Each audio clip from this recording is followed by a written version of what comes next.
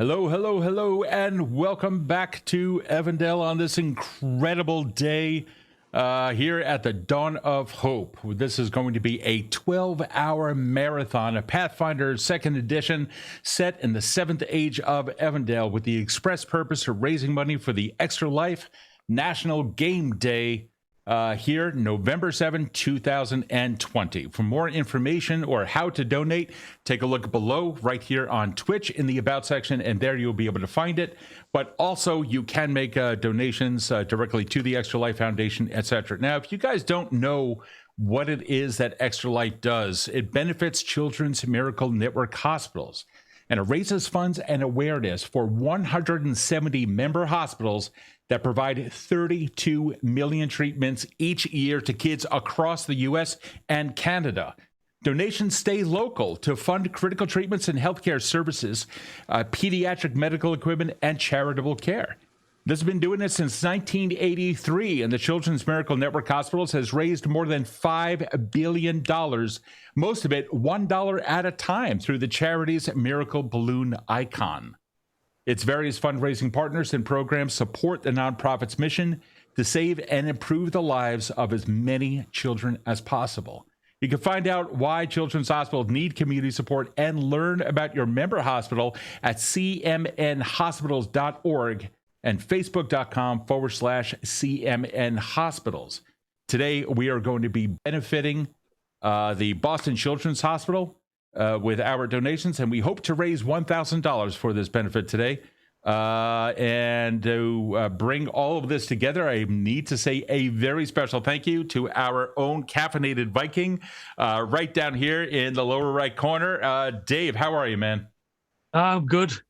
Fantastic. Nervous, but good. Let's do nervous? it. Why are you nervous, man? This is awesome. Yeah, but it's going to be a big day, so...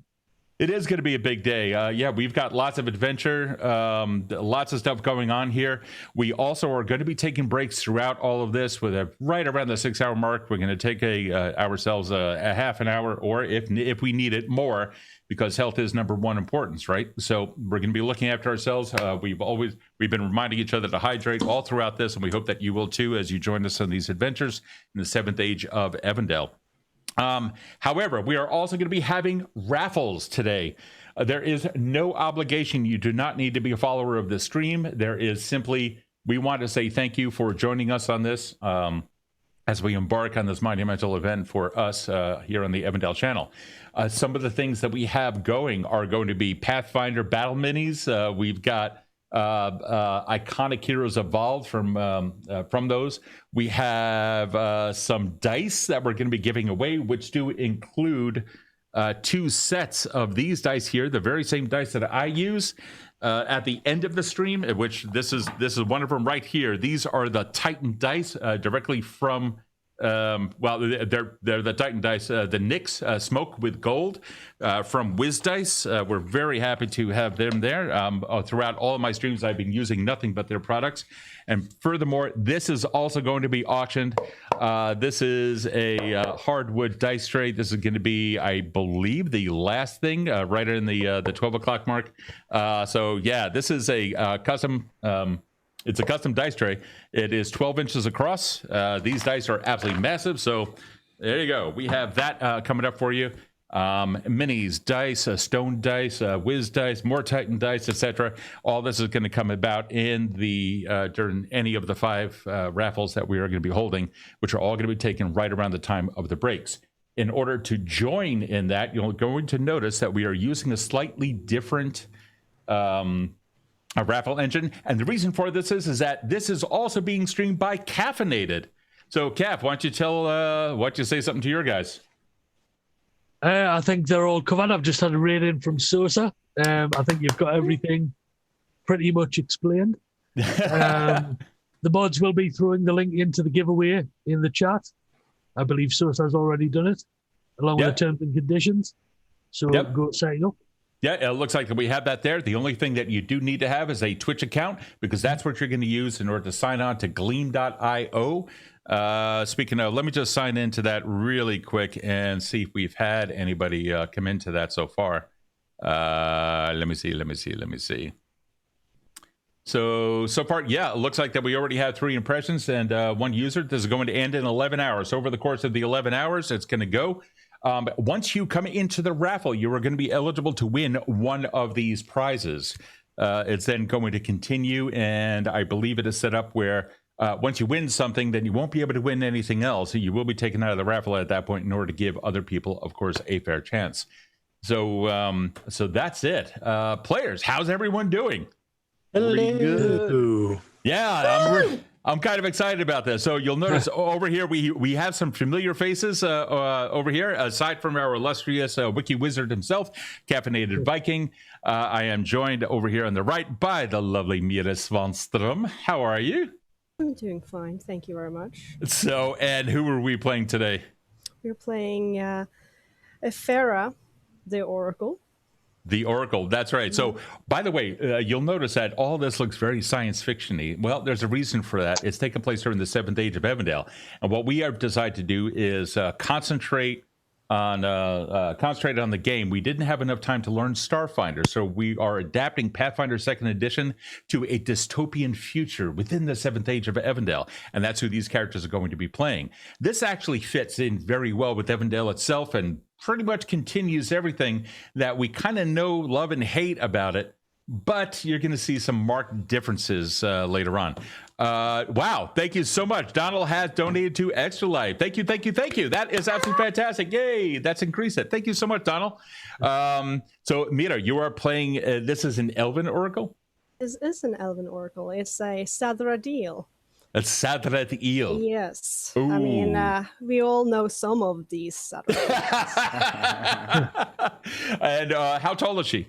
She is, she's not very tall. She's only like 5'11". Only 5'11", so she's actually rather short for that ancestry. Yeah. Okay, all right, that's fine. And directly beneath her, we have down here Mr. Maphis. How are you, sir? Hey, I'm doing great. It feels like a while since I've seen you, my friend. Yeah, it's been at least a week, right? At least a week. Something like that. Why don't you tell us who you are playing today? I'm playing Professor Samuel Miles. He is a gnome alchemist, and he's like the doctor around here. Everybody calls him Smiles because on his little name tag it just says S Miles. That's fantastic. And right down here, of course, we have Battle Pixie, who, along with Mira, is also a streamer here on Twitch. Along with Mira and Caffeinated, is also a streamer here on Twitch. How are you, Pixie? Doing great. I am so excited. Yeah, I know. And you look absolutely fantastic. Who are you playing today? I'm playing Celeste, the tiefling investigator. There is going to be no crevice unchecked. That's her. No, oh God. Moving on. Caffeinated. How are you, buddy? I'm good. Yeah. Are you feeling better? I'll get there. Yeah, well, we got it going. We got the whole stream going. It all came together. So congratulations! I'm so happy that you pitched this. I'm so happy that that your folks on your stream are also assisting with this. And me personally, I'm happy to join forces with you in order to donate to this incredible cause. Who are you playing today? I am playing Guruk, an orc fighter. That's right. Yeah. This may be. I think you're the only frontline one here, aren't you? Yeah, just push me out ahead and I'll take care of the rest.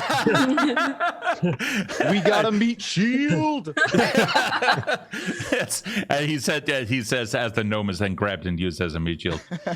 And then over here, you may recognize him from Rebels of Rasic. What's up, Dan? Hey, what's going on? How you doing, Steve? Who are you playing, man? We're playing Ronnie Squeaks, the Ratkin Druid. A druid of all things. So He's got a little monk in there too, but mostly druid. Oh, dude, that is absolutely fantastic. Wow, we just received another $50 donation, Extra Life, courtesy of Laurel. Thank you so much. Yay, baby. And let's see here. So we also have some things to tell you about the 7th Age of Evindale. Most of us are so accustomed to playing in the 4th Age. This is a time of dark fantasy. Well, the world of Evindale remains as dark fantasy pretty much all throughout its ages, including the 7th one. where after the guilds in the Sixth Age had started turning into companies, and then all these companies started coming together into a giant conglomerate collectively known as the Syndicate. The Syndicate itself had launched space programs and sent all ancestries into space.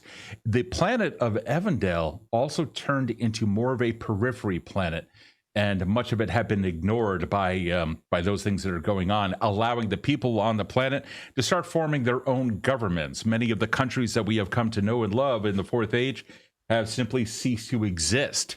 Well, when those governments started to come back, well, when any kind of a government started to come back and the Syndicate had heard about it, they began to launch wars on the periphery planets, eradicating any kind of resource or anything like that, cutting off trade caravans, and stopping supplies from coming in. The planet itself was ravaged. The landscape now forever changed. Meanwhile, the gods themselves had disappeared through as science had come through. Religion now replaced by disbelief. The only belief you were ever able to have is that of the Syndicate themselves.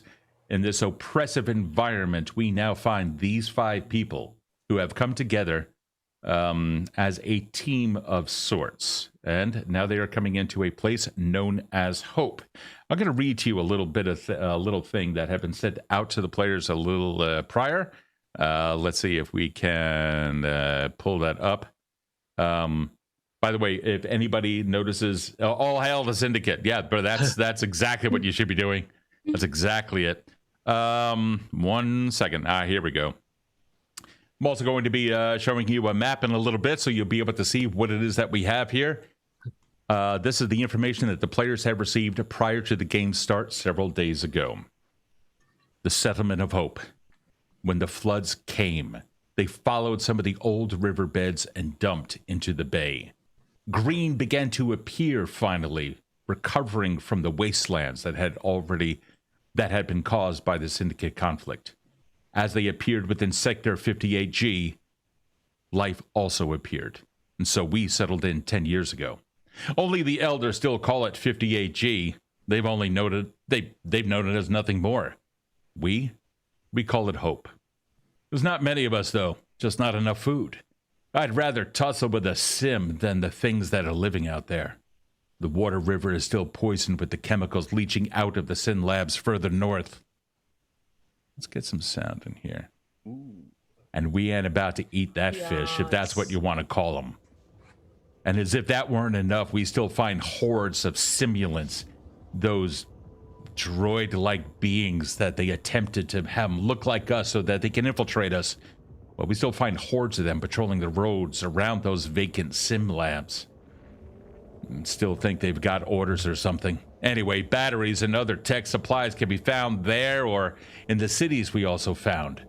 And we're beginning to run low. All supplies are. Purifiers, torch batteries, and other power packs and meds. Those damn labs are the only place where we can find any of it. We have our elders and our kids dying.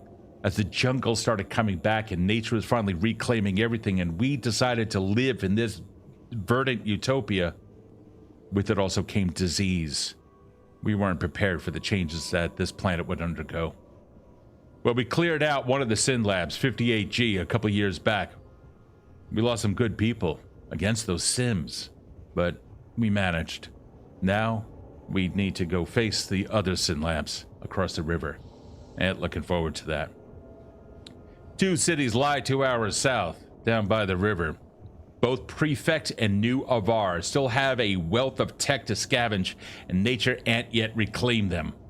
Well, I wouldn't call the things that live there part of nature. Tons of Sims as expected, but the things that live there? No, not good. Some fly, some burrow, some say that they used to be dogs, others say that they were a Syndicate creation. I once heard an elder say that they ain't from here, like from another planet the Syndicate owned, or maybe even created. I had never seen one, but I heard them, and that sound just ain't right on many levels. Because that's when they tell the others that they found some food. And that would be you.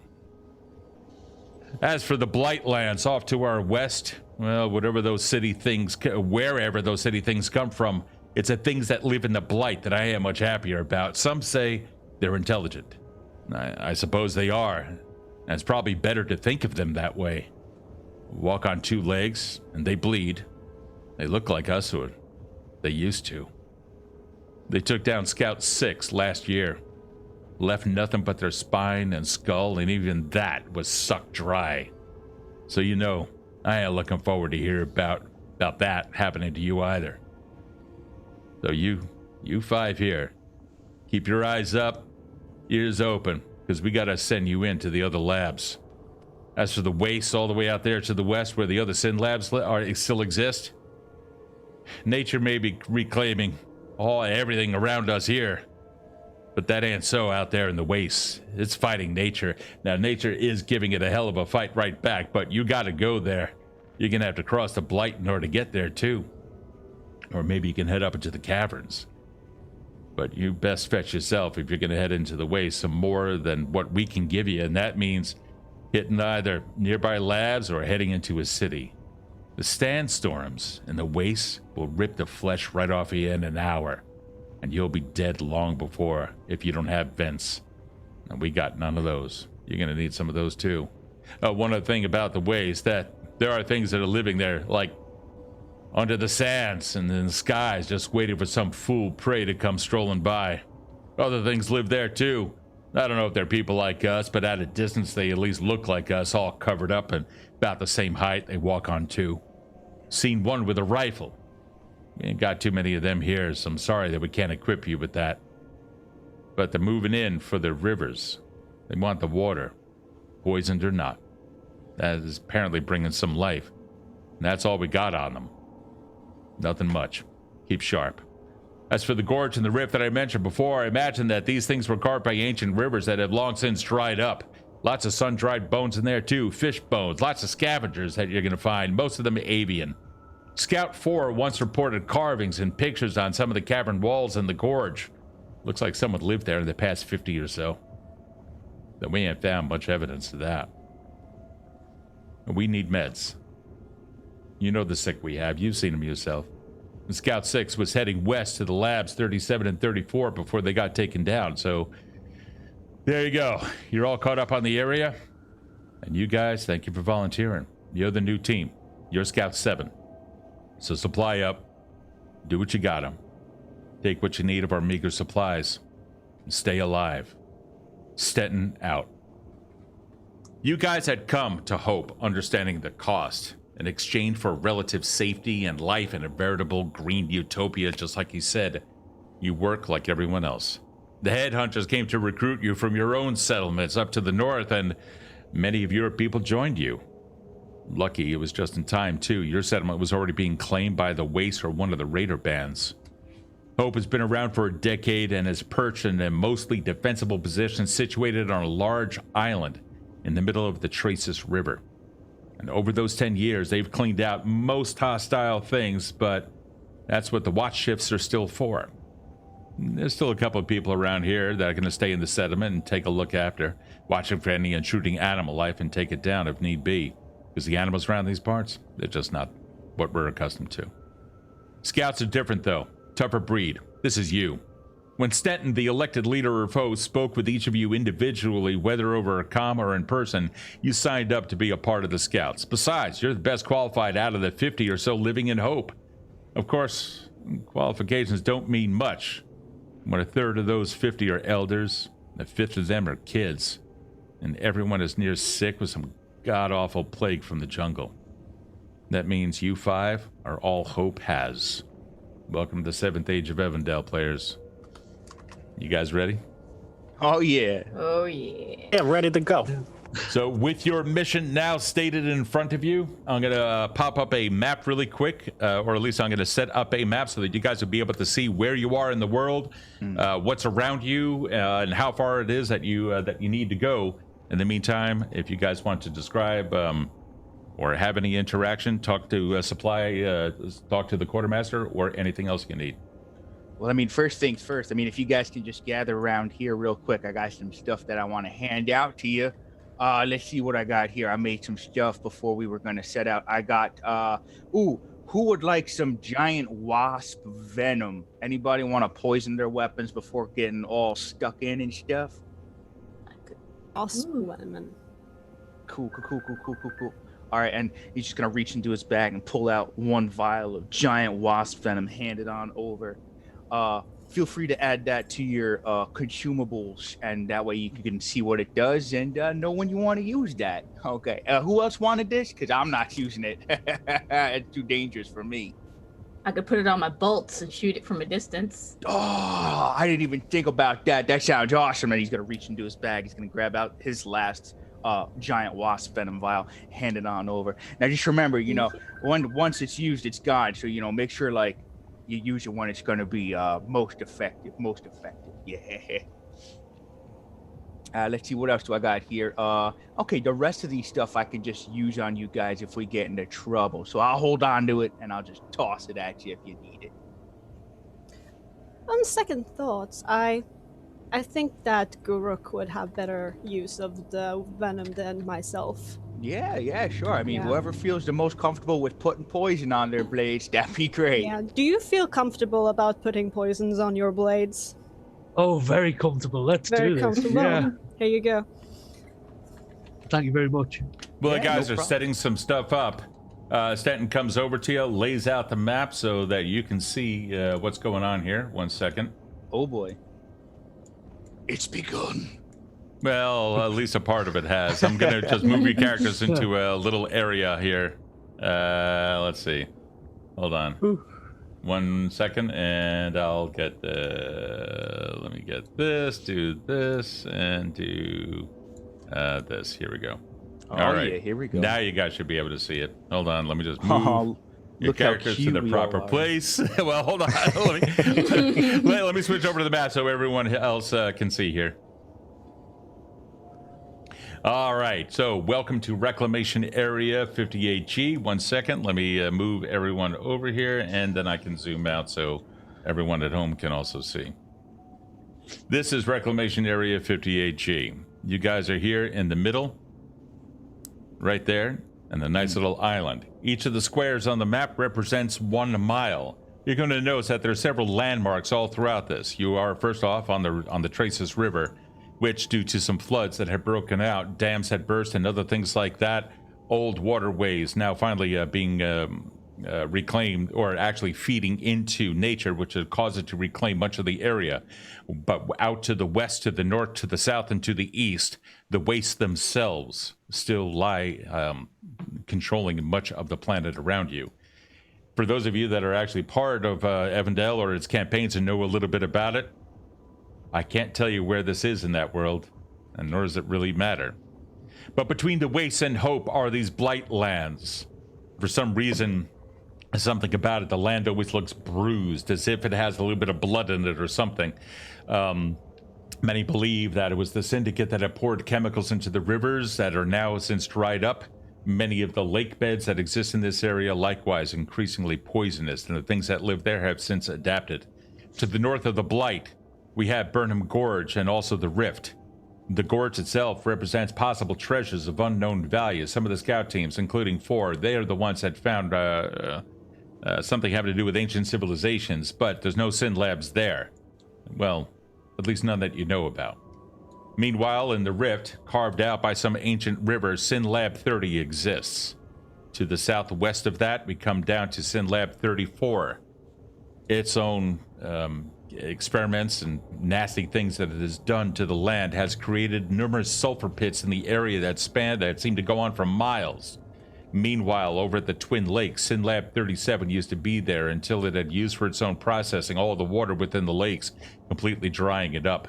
Some believe that it was Sin Lab 37 that was responsible for creating the local waste and even perhaps the blight. The things that live in these areas, not your friends.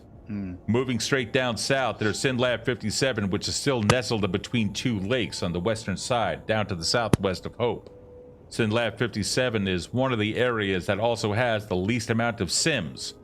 Stanton points out that the dotted lines around these areas represent those areas that are under simulant control, those android-like beings. To the east of that and across a portion of the bay is Prefect City, which now lies in ruins. Nature hasn't yet reclaimed the city, although you can already start seeing a couple of trees here and there poking through roofs as wooden structures begin to break down. But the steel that's there still remains, and so are some of the vehicles and other things that used to be there from all the war within the past 200 years. The bay itself is, of course, rather large, and what lies south of that, no one knows. Except one thing. On a peninsula off to the east of the bay, New Avar, one of the largest of the cities. Possible, an absolute treasure trove of technology, supplies, armor, guns. You know that there were military installations there. And where there's a military installation, that means that there are Sims and other things that are still probably claiming that area. So with great reward comes great peril. Synlab 58G was nestled just north to the east, north of a lake off to the east of Hope. 58G represents a place that, while the scouts had taken down most of the things that are there, somehow reports have come in that the Sims are still there. So are other creatures. There's also something else about that area. Maybe Synlab 58G, while you shouldn't have to go there, is about this, or conducted some of the same experiments that led to the Blight, where the land around the lake is also reddish and rusty in color. Unknown experiments have completely corrupted the land. Other things also belong here in this immediate area. Emperor Lake, a dry lake. There's something about this. Whenever the waters do come into this area, it does flood over it does fill up and flood every now and then. This entire floodplain turns into something that seems to feed whatever disease creatures are in this area. But for the other 10 months of the year, Emperor Lake completely dries up. Wherever that water goes seems to go into the earth. And directly north of that, the Scar. This may be the most horrible of places in the immediate area. Creatures seem to come out of a mutated variety.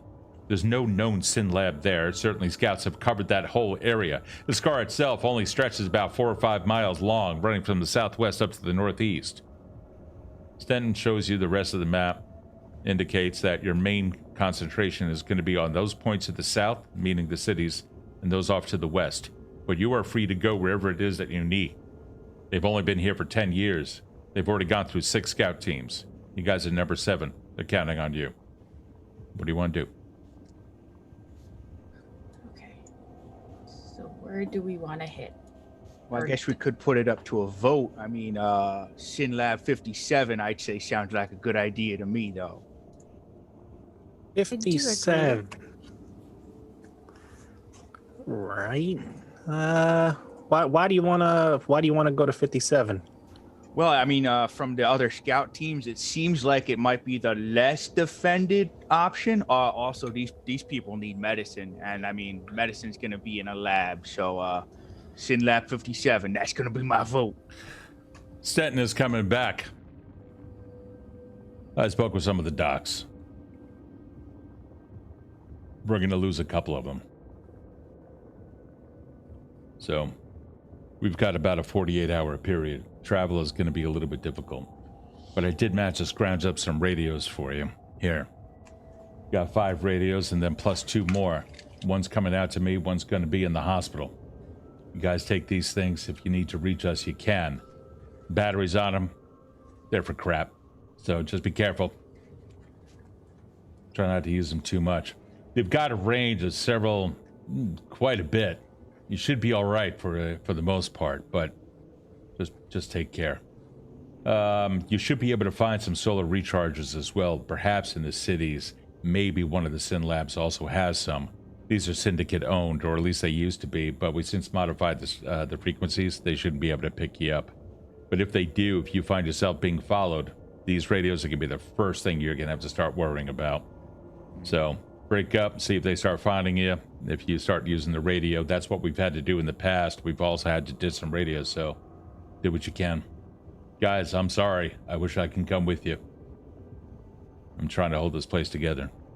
You got this. Listen, I'm kind of on board with the medicine. I mean, low hanging fruit. That's gonna be my vote. That's me in Sim Lab 57. I mean, yeah, I mean, the labs would have medication. And I mean, also, best case scenario, if we hit Sin Lab 57 and then we're feeling confident, we can also hit the prefect city on the way back to drop off the medicine, maybe find some technology and stuff. If you got the time. Yeah. We don't want to lose too many people. No, that's true. That's true. That's true. If it sounds like we'll radio in before making that decision, and if they need the meds now rather than later, yeah, we got to get them meds there. Do we all agree? Is it union vote? Sin Lab 57? Sounds good. All right. I'm in. Let's go. All right. As you guys pack up your gear and start putting on your backpacks, making sure that everything is nice and secure, you step out. The city, or the settlement of Hope, sitting on a nice little hill. You can look out. You can see the river on both sides in the distance, left and right, or east and west, rather. Looking straight down, you can see the pathway that comes out of the settlement. Stenton comes over. Pathway's going to go down to the south. It's going to start bearing off west. Over there, you'll be able to find a ferry. It's nothing special. It's just going to be a raft. You're going to have a rope. You can pull yourself across. You should be all right. There's going to be a return rope, so don't worry about sending it back. Anybody can just use the winch that you'll see on both sides to bring it back. Anything else I can get you? All right. Nope, I We think we're good? good. Hey, hold on for 1 second. Come on. It's all right. You can see two children. They come over to you, age about 8 and 9. One boy, one girl. You see other kids hovering in the doorway from which they just came. You recognize that doorway as the one belonging to the hospital, or to the med unit. And the kids come over and very shyly hold up their hands. Thank you. Aw, you're very welcome, kiddos. We're gonna be back real soon. The boy tackles the gnome. Oh, God. Running over, just completely tackles him. The little girl looks up at Horns. She's never seen him. This little human child, she shyly stands behind Stenton's back and waves. Want to touch them? Oh, sorry. See, they're hard. Stenton takes and puts his hand on the back of the girl's head and nudges her forward just a little bit. It's all right. Go ahead. And she leans forward and touches them and then begins to pet them. See, they're just like really fancy head accessories that are always on my head. She looks up at Stenton. Go on.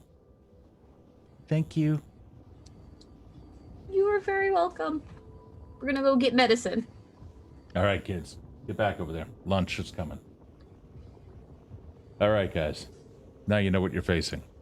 Good luck out there. If you need anything, give us a call. And with that, you see several adults stop working, many of them busying themselves, several botanists and what have you. They stop what they're doing, raking and what have you, and begin waving. You kind of get the feeling that they've done this before, at least 6 times.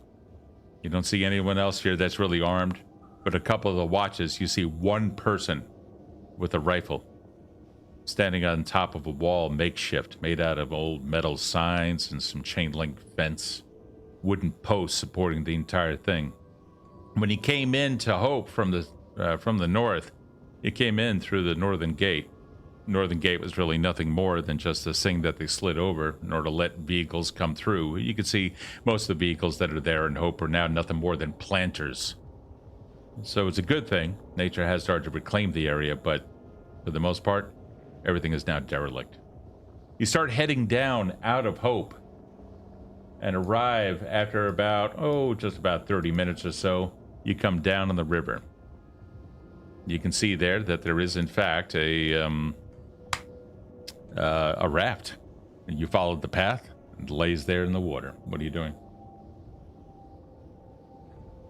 Oh, by the way, you guys did get an urchin, by the way, apparently. Oh, wow. Yes. So, yes, good for you. Who wants to go first? Oh, is it one of those kinds of rafts? Like there's only enough room for one at a time? No. All of you would be able to do this. That's not going to be good. a problem. Yeah. I thought it was gonna be like one of those riddles. Like, all right, Yeah. so who do you send on the other side first? I just assumed that it was. I'm so tempted to just go. And then you see a tall skeletal creature, a face completely hooded. Yeah, no. Yeah. Yeah, I'll hop on the raft and get ready to get this thing going. Okay. I rescind my last statement, and we should probably all go at once. Yes. I say we have Garuk pull the rope because he looks like he is super strong. Sounds like a plan. All right. In just a little bit of time, you all managed to step onto the. By the way, the urchin enchanted dice would like to let Pixie. This is apparently he cast it out for Azra.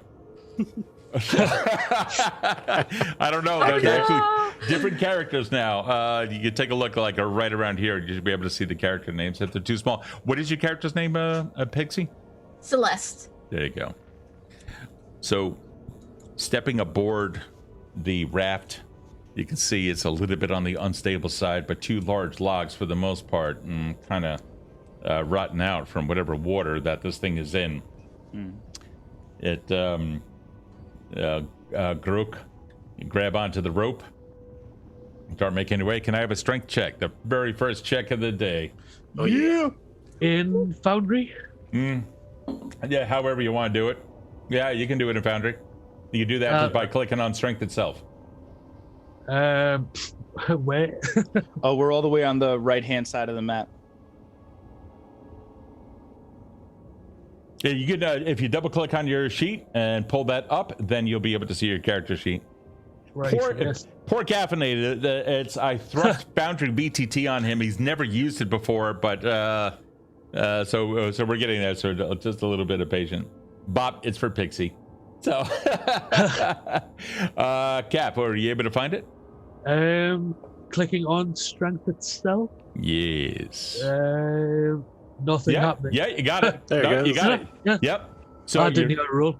yeah, no, that's no problem. Yeah, it actually shows up. If you take a look in the upper right, on the leftmost icon, you will see a little chat bubbles. If you click on that, then you'll be able to see your rolls. You rolled it actually twice. So here you have a 1d20 plus 4 for a 16.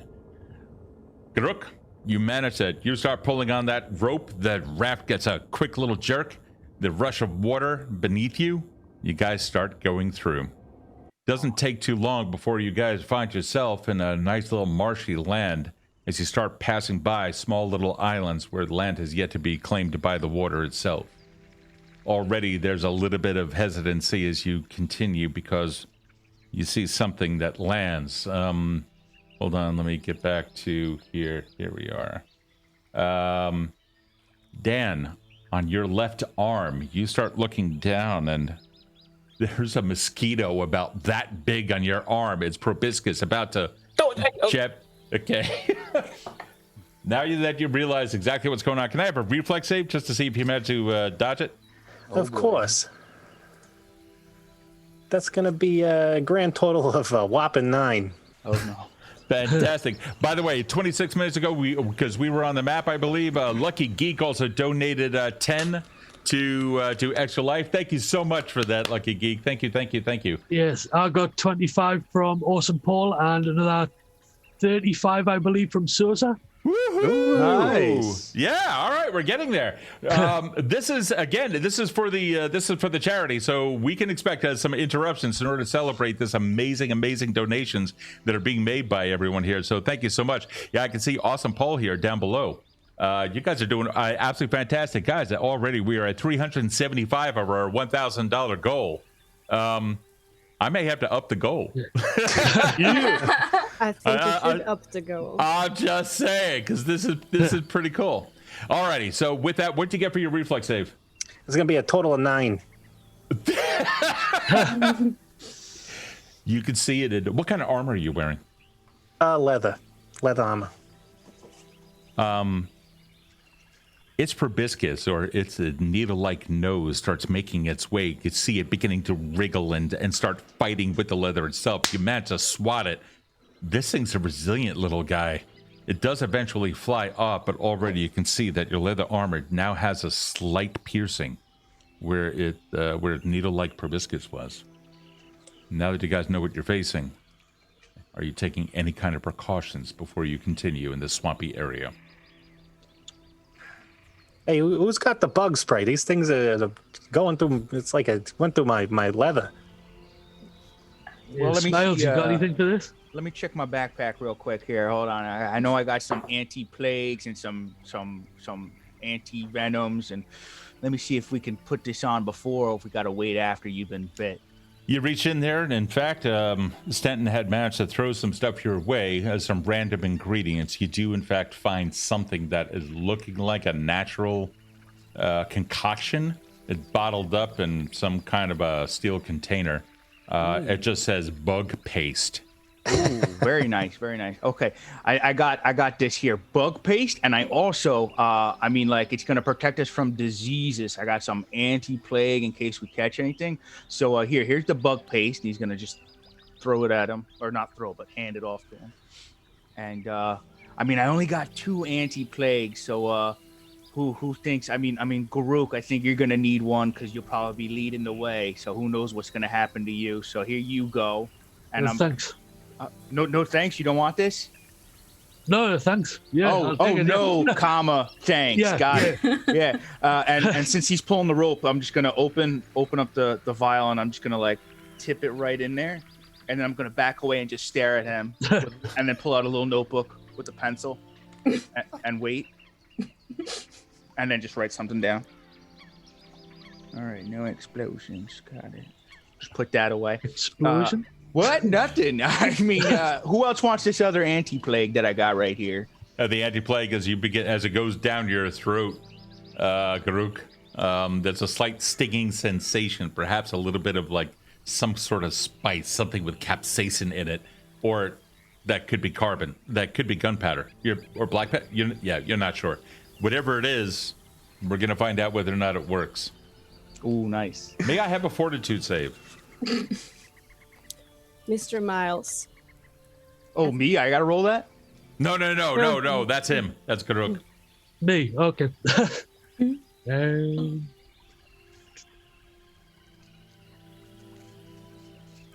How much paste we got here? Is it enough for everybody, or?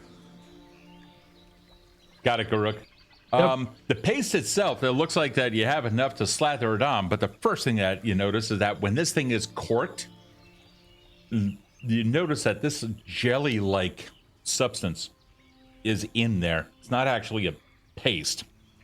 It's more like a goo. You can even see one little bug leg sticking out of it. Something with sense. A little bit of horns on it and what have you. I would like to use my knowledge of nature to try and figure out what's in this bad boy. Yes, absolutely. Yeah, you do. I just rolled for you. By the way, Garuk, you didn't vomit from it, and so far you're still alive. Your heart rate is increasing just a little bit, but you seem to be doing okay. Dan, what's the name of your character again? Actually, hold on, guys, 1 second. This is the one thing. I am such a horrible GM. If all of you in the conference meeting change your name tag to your character's name, that would be very helpful. Maya, thank you so much for your $25 donation to Extra Life. Yay, guys, we're at 400 already. Wow. We're at 40% of our goal. That is amazing. We're not Steve, even an hour in. What's up, man? Also, just side note, so my Foundry VTT was showing everything matching Hero Lab, then it refreshed the screen, and now it doesn't apply all my character levels to everything for some reason. Oh, But that's kind of weird. Hold on, let me take a look here. I just got 25 on my side as well from Diane. Holy yeah. crap! That is fantastic, guys. You guys are doing absolutely amazing. This is incredible. Listen, we're playing till we get to 25 grand, and that's it. That's fantastic. Squeaks, I'm going to pull up your character sheet. Let's see what I have here. Things are running a little bit slow over here. Let's take a look. Can you tell me where on your character sheet that you're seeing discrepancies? All of it. So it was matching before. So on Hero Lab, like AC's 23, all my skills, like nature should be 17. Everything should be a minimum of +7 because I took a couple feats. Let me see and here. it was matching, but Okay, so if those. Oh yeah, hey, look at that. That is kind of Another weird. 25 from Maya as well. That last one as well was Joy saying the secret's out. So there we go. Thank you very much. Seriously, Super. thank you. I just refreshed Foundry, so double check your stuff now after you refresh by pressing F5. Yep, refresh. Real quick. Nope. Still, oh, it is still down there? It's Yeah, still so low? even if you just go like an example, go to armor class and modifiers, it's not adding our levels to anything. Well, on mine anyway. Okay, this is kind of weird. All right, so in which case are your hit points on the map correct? Yeah, so hit point's going to be good. So I'll use that for hit point calculation. I can just use Hero Lab for other numbers. Okay, if you guys find that to be the case, feel free to do whatever it is that you need to do in order for you to be able to enjoy the game. Beautiful. All right. Yeah, no big deal. We're all off and running again. Players. Let me see here. So we have. I'm gonna jot this all down right now. We're gonna take a brief break here. I'm gonna write down all your characters' names. I forgot to do this. I'm usually pretty good with this. It's also brand new. It's been a rough morning. It's a rough morning. It has been. We've had all sort. I mean, it's the Evindale channel, so of course I'm gonna run into some issues here. Celeste, what is your perception modifier, please? That is a +9. Ooh, and what is your stealth? Let me check my skills for that. And- Stealth is +3. +3, great. And Ephra, what is your perception and stealth? +7 on perception and +4 on stealth. Okay, great. Gruk, perception Where you'll am find I? on the left.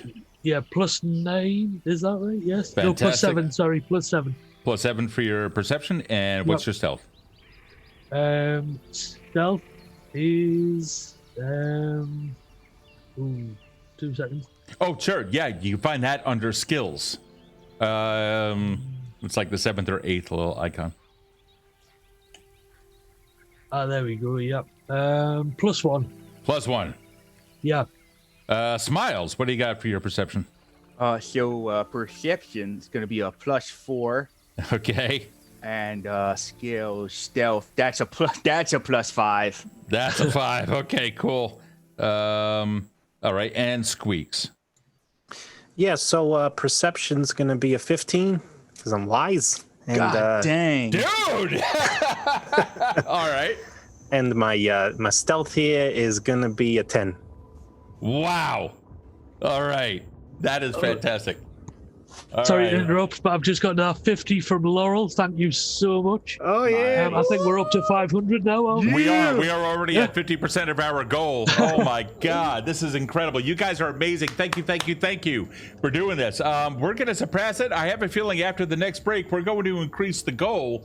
If we can hit 1,000 by the first break, which will be in about, I don't know, in an hour or two, whenever it is. And then we'll conduct the first raffle. Then we will increase it. Alrighty. Having said that, it's a typical Evindale, says Tony. Let me get this going. Okay. Within the marshlands, as you guys come across, Gruk, you're noticing that the bugs are beginning to pick up as your attention is more on your destination. Up ahead, you can see a black cloud rise up, almost like a mist, rise up out of some trees across the river about 200 feet away. His gaze looking up into the trees, you can all see that as well. And then it begins to pass by. You can see that this black cloud is actually made up of thousands, if not tens of thousands, of those things that had landed on Squeak's arm. You see a couple of them beginning to drift off and pass and start whizzing by you. And then you can see the tree shake as if something large is within its upper limbs. Now about 150 feet away, I'm going to roll your perceptions. Oh God. Oh, I don't want to play. Oh, never mind. We're good. Ephra and Squeaks.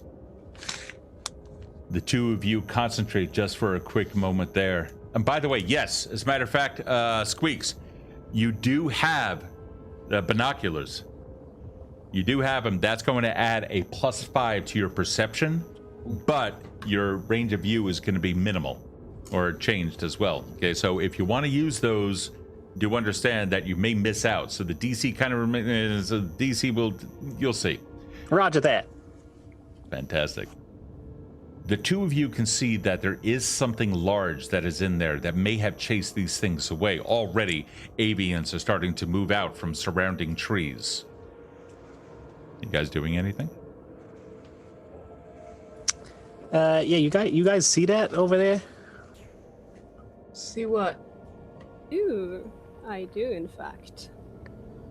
There's like I don't know. I assume a giant monster in a tree over there that's making everything fly away. So we probably don't want to go over there. Okay. Whoa. All right. What other directions we got here? Because where we headed? Where are we gonna go? Let me see if let me get a better idea of what's going on over there. I'm gonna use my binoculars to see if I could see what's over making all that racket. You begin to focus in, and at first you focus in on a section of the trees that is a little bit off. You start moving over, and then you can in fact see a large something moving around within the boughs above. You guys are now about 100 feet away. It's hard to make out. I can't really see what it is, but it's something. We're still on the raft, right? Yeah, you're still about 100 feet away from the shores. Okay, and I'm supposing since we're using a rope to pull us in, we can only go straight. That is correct. Yeah, if you stop, the current will try to pull you further down river, but of course the rope is then just going to get taut, and Garuk will, of course, hold on to it. If you decide to stop, though, you have to let me know. You know, because just in case. I'm gonna start. What is it called? I want to say jury rig, but that's not the right term for it. Inventive offensive. I'm gonna take out my crossbow, and I'm just gonna start tinkering with it. Yeah. In preparation for defending ourselves. Yeah. Tinkering with it in what way? So this is called inventive offensive, and I can either add deadly D6, disarm, non-lethal, which why would I do that? Shove, trip, or make it do different damage types. So I'm gonna add a trip to it. So I'm basically just adding like a bunch of string to the shooting mechanism, so that when it shoots out, it's like a bolo, and it's just gonna trip up the enemy as well. Oh, dude. So that if we have to shoot something, hopefully it trips it up, and we can get the heck out of there. Okay. Garuk, or do you continue across the river? Yes, yeah. All right, fantastic. As you begin getting closer, you start hearing more and more the marshland creatures start coming more and more alive. Those things that exist, you see frogs that are about the length of your arm on the shores. Some of them with odd protrusions coming out from their upper jaws. Others from their heads like horns. Tusks begin taking over, many of them calling and notifying each other as you begin to approach. You are now about 75 feet away. You can estimate about a dozen of them on the shorelines, some of them already beginning to clear out of the way. Could we also make sure that we don't mess with the rhinoceros frogs or anything? I mean, like, I just hope they're more afraid of us than we are of them. That's my hope right now. We just got raided by Space Viking with a party of 6. Space Viking, thank you so much, and welcome everyone else to the 7th Age of Evindale and this Extra Life charity stream. Feel free to join us in for a great story. No, but you, hi, hello. All right, you guys start getting a little bit closer.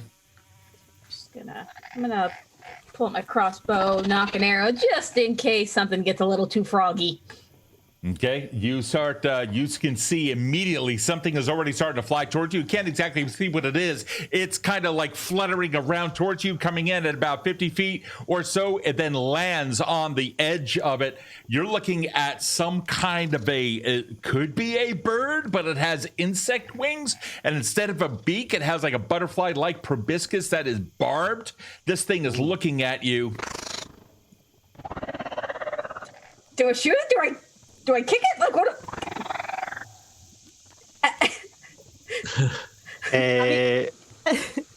Can we do a recall knowledge if you have any Yes, idea you what this can. is? Yeah, This would be yeah. a nature recall knowledge, A please. nature recall knowledge game, yes. What do you know? My specialty. And what'd you guys get? Okay. Oh, I see it here. Feel free to call out your numbers as you see them. 19. 9. Oh, okay. Sorry. All right. Maybe that wasn't the right thing to do. Celeste, what'd you get? 12. You got a 12. Okay. I can try that as well. Oh, Karok, you got a 12 as well? Ephra? 9. Oh, 11 on that, Karok? Okay. Yep, you got it. Ephra, you got 9? Yes. Okay, Smiles. 12. Alrighty, and Squeaks. Yeah, follow the master. It's a 19.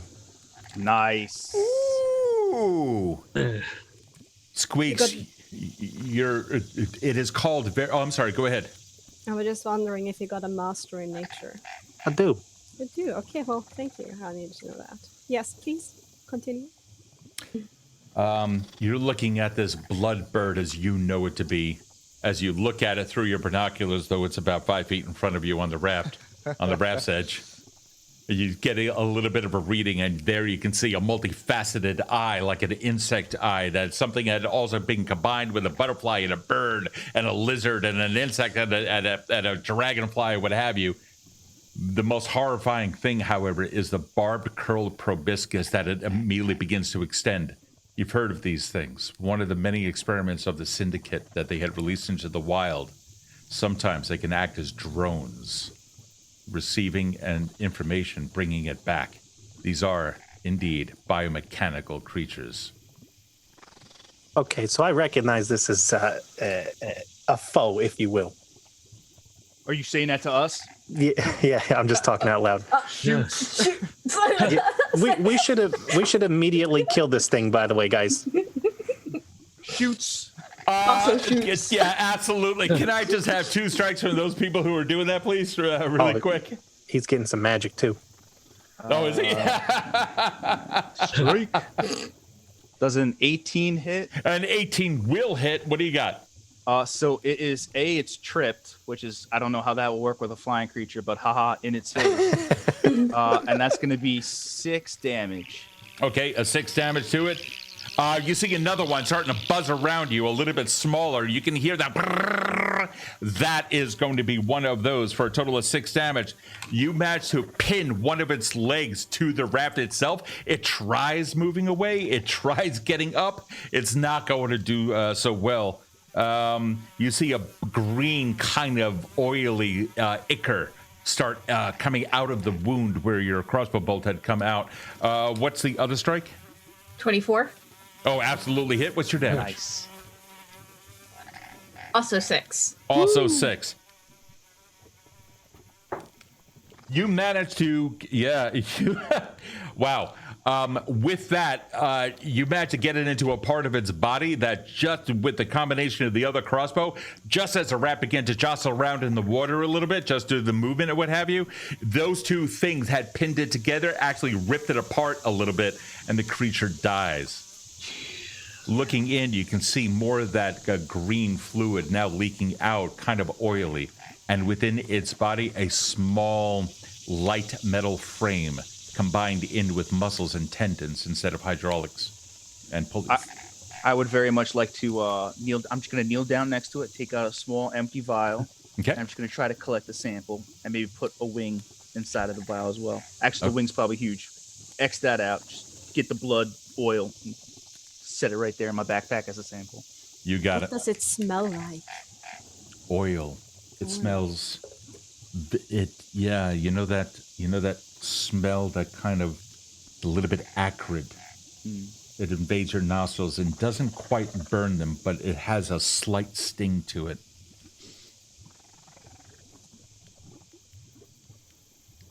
Good job, guys. Yep. And I'm gonna reload, baby.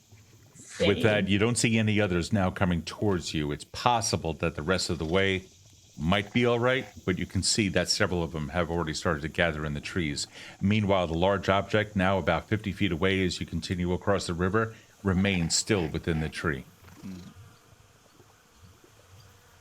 Boy, that wasn't even the large one. I was assuming that was the large one. Yeah, we should probably stay away from the tree, though, by the way, guys. Like, if you want to, loop-de-doo. Well, we know that it can die, and that's really everything we need to know. Yeah, but this one's bigger, and I don't want to be dinner. I don't think you're gonna be dinner. I think we got this. Let's And also- continue. Also, everything is really big to you, so it might not be that big. I mean, touche. How tall are you, Squeaks? About 4 foot tall. There you go. And just for my knowledge, how far away is that tree from the shoreline? The tree itself is about 15, 20 feet away. Ooh, So- not much of a head start for us. Yeah, Okay. exactly. When you guys arrive, because you're not on a free floating raft crossing this river, you're on a roped passage. As you pull yourself across, you can see that it is about 25, 30 feet, which means if this thing is big, it could probably get to you in a rapid amount of time. Immediately, boom, bug starts swirling by your face and start flitting off. You watch it. I'm gonna tinker with my crossbow again. Takes about 12 seconds. Do-do-do. Okay? I'm taking out my sling. Okay. You guys are now about 25 feet away from the shore, about 50 feet away from that tree. You guys doing anything more, or do you want to go to the shore? We got to get off this boat. Yeah. I'm cool with going to the shore, yeah. I am not comfortable on this raft, so yes, please. Sure. Okay. Because I'm just waiting for something to pop out of the water. Just like, haha, you thought you were safe. Psych! Surprise. Well, as you look in the water, Why did I say that? let me see something here. Dr. Miles, you just had to. Garuk, well, I mean, come on. If I see an opening, I'm going to take it. Garuk is started pulling himself across, is moving as fast as he can. The resistance of the log ends of this raft are causing a little. They didn't exactly make him hydrodynamic. Garuk, you're focusing on the distant shore. You can see now you're getting in about 15 feet or so. But in the meantime, Smiles, I want to say S-Miles. I don't know why, but it is Smiles. Smiles, yeah, you look down at the water and you can see large fish that Senton was talking about. Oh, yeah. These fish are swimming around, passing underneath. They look completely harmless. And then you can see just a shadow move across the bottom. And this large fish comes in underneath the raft. Your eyes naturally follow its progress, expecting it to come out on the other side. There's an immediate splash of water, and you see just a claw come out, Magic grab the fish and drag it back under, the entire thing flapping around the water itself. The entire raft gets a little bit of a bump with about 10 feet to go before you hit the shoreline. May I have a reflex save, please? Oh, God. From all of us, or just from Garuk? Everyone on the raft, yeah. Did it roll it? Oh, it did. Yeah. Okay. Yeah, Ooh, I see 22. it appear here. Yeah, 22, 9. Squeaks got hold on. Squeaks, you only have to roll it once. Let me get rid of your second one here. Is this one of those things that people can follow an expert on? No, unfortunately Damn. not. No. It's it's everyone's individual reaction to it. Yeah. Squeaks and Ephra, the two of you are not doing too well. So the DC was a 15. This thing had really bumped it. It's not looking good for you guys. Do you want to use anything akin to a urchin? I just checked Foundry. So in Foundry, I'm only at a +7, but in Hero Lab, I'm at a +14. So Okay. All right, then what? All right, so it's a 14?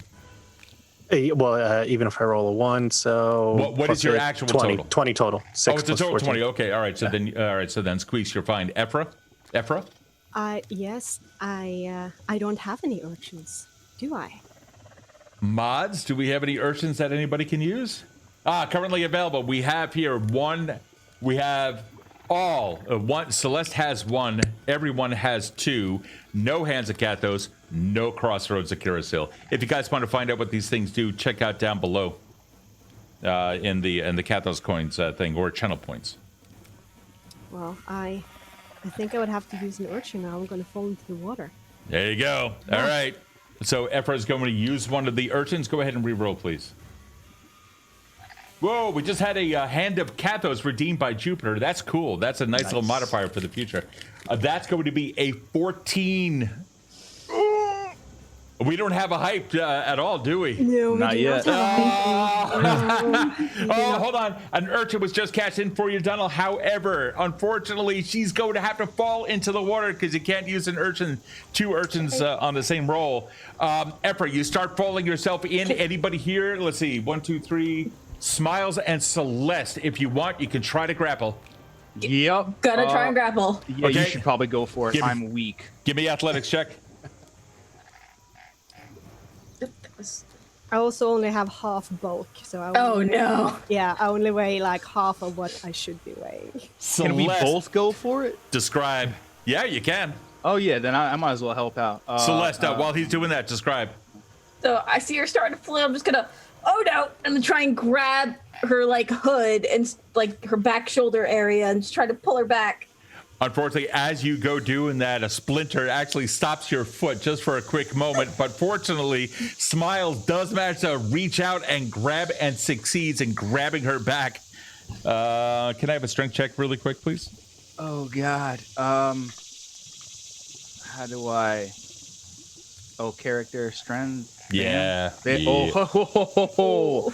That's a 2. That's all I'm right. super weak. It's just going to take a little bit of time, but you do manage to stop her. You just can't immediately pull her back. Ephra, you will be able to regain in just a little bit. Oh, I'm wet. Yeah, 1 foot kind of fell in. Things are not looking good. Other people then finally in time managed to get you. Oh, you're gonna have wet socks now. You're just gonna be walking. It's gonna be like squeak, squeak, squeak. It's gonna be awful. I'm so sorry. Let me just check something here really quick. Hold on. Where's my who's and what's this? You guys can hear music and stuff, right? Now we can. Yeah, Now we can. Okay, now you can. Can you also hear this? Come on. I heard some sort of growl. Something in the distance howls out, unsure where it is. The large thing in the tree itself begins to shudder. You guys have now arrived 25 feet away from you, the large tree up to your northwest, so diagonal. What do you want to do? Probably try to make our way to the synth lab as quickly as possible. Maybe keep an eye on that tree while we back out of here. You guys know that you are quite some distance away from that. And right now, your immediate joy. I was looking at the chat. Yeah, you should be able to redeem. You should be able to. Right, your immediate concern is, of course, the tree, which is right there, and a large object in it. Are you guys going to try to stealth around it? How do you want to do this? I think we can sneak past it. Yeah, right. Yes, I mean, except for my squeaky shoes. Because I mean, it's hiding, so it's either hiding to attack or hiding from something worse. In which case, let's try to sneak by it, and hopefully, it won't notice us. I'm rolling out your stealth right now. This is going against the creatures. Another one of those things starts flying towards you. It just peacefully moves on, only inspecting, it seems. All right. Ephra. Your waterlogged boots are making a slight squeaky sound that the others can pick up on. I'm gonna take them off. I'm gonna walk barefoot. Whoa. I wouldn't walk barefoot. I mean, you don't know what's out here. You're going to It's step just- on something. It's just for a short while we get past this. All right, well, at least drink this. And he hands her a vial. It'll help in case you step on something that's, not so nice, and that'll help you protect yourself from any sort of, Okay. gross stuff. Should I drink it now, or should I wait until after I step on something? Yeah, you can drink it. It should last 24 hours, and it doesn't look like it has any adverse effects. And he's looking at Garuk as he says this, and he looks right back at her. So, all good. Well, I trust you, Doctor. P.S. Those things will give you guys a +3 bonus to fortitude checks against. Let me just look this up real quick. Against diseases.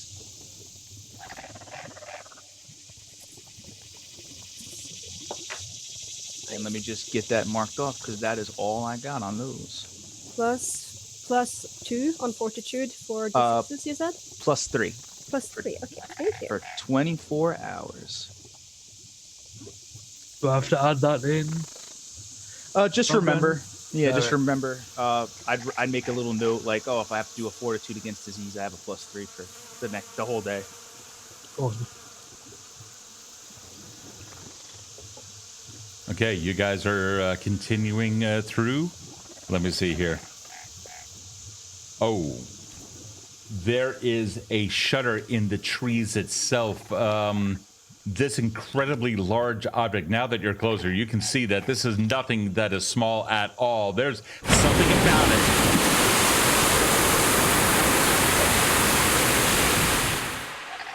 So that was much louder than I anticipated. Sorry about that.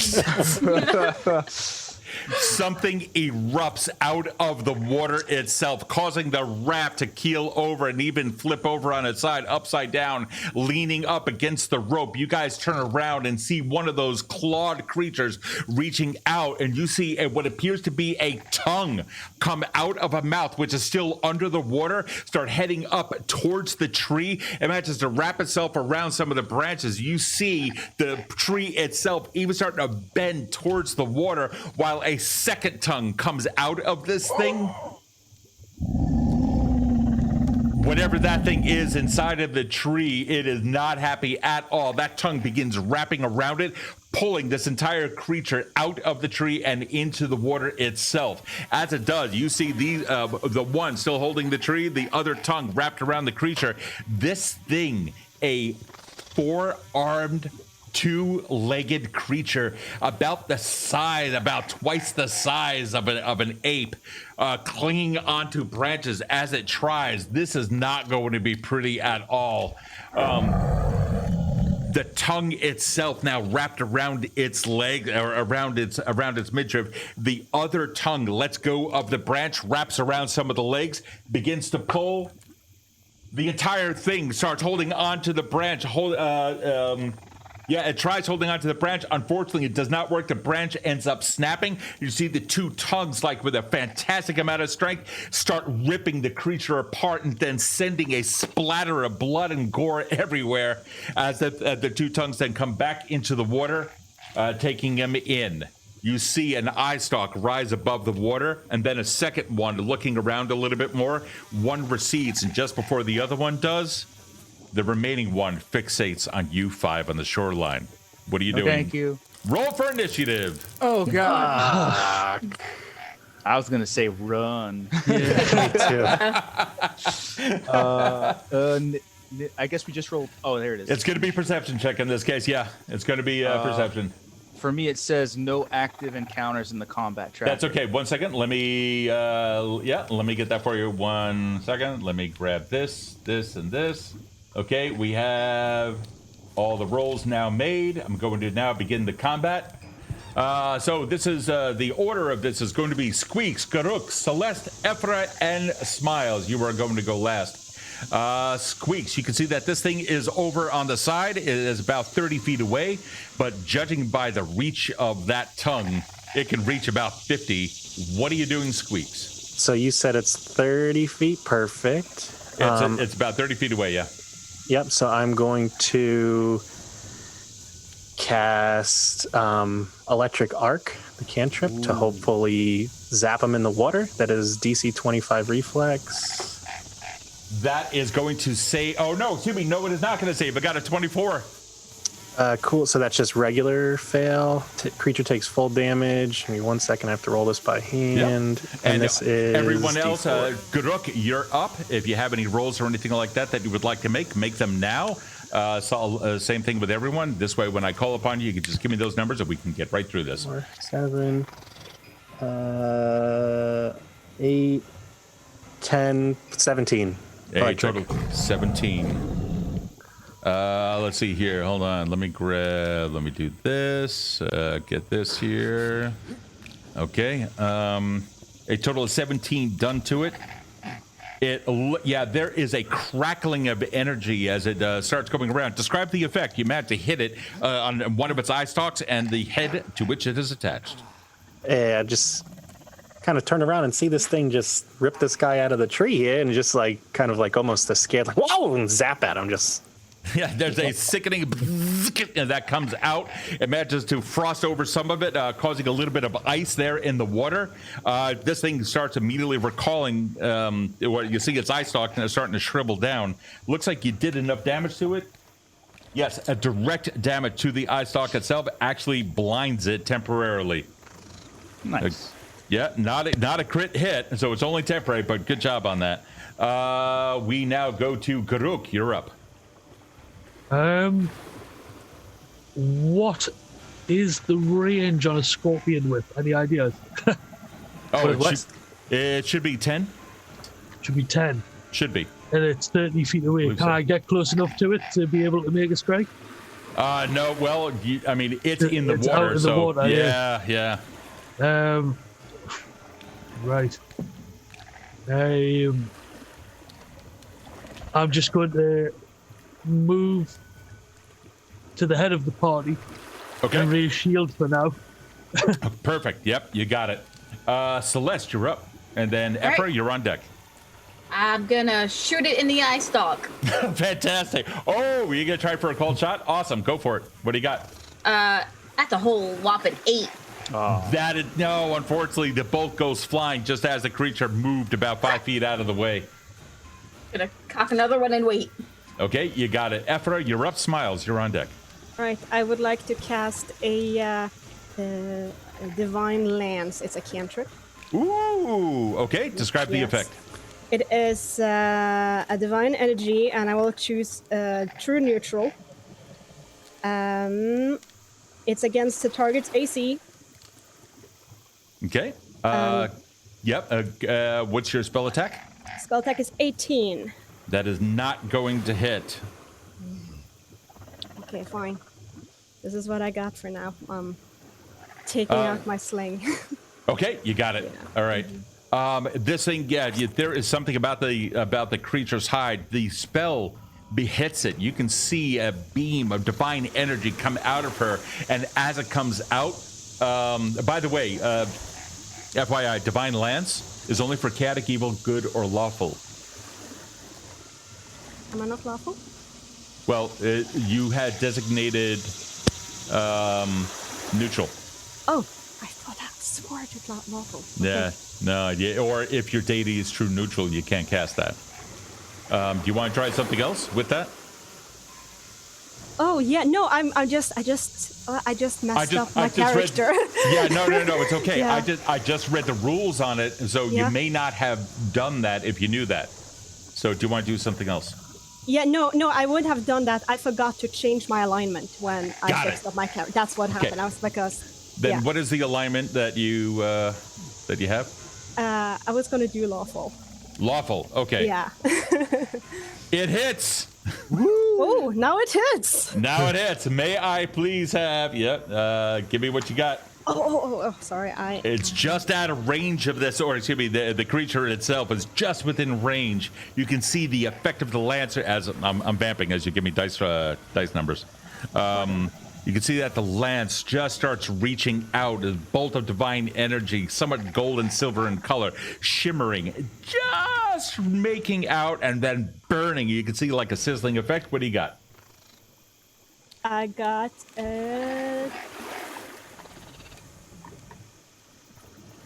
whoa! I did a lot of damage here. Okay, pick the first one. What's I the don't. number? 15. 15. A total of 15 points. Yes, is that correct? Well, I also don't know if you're.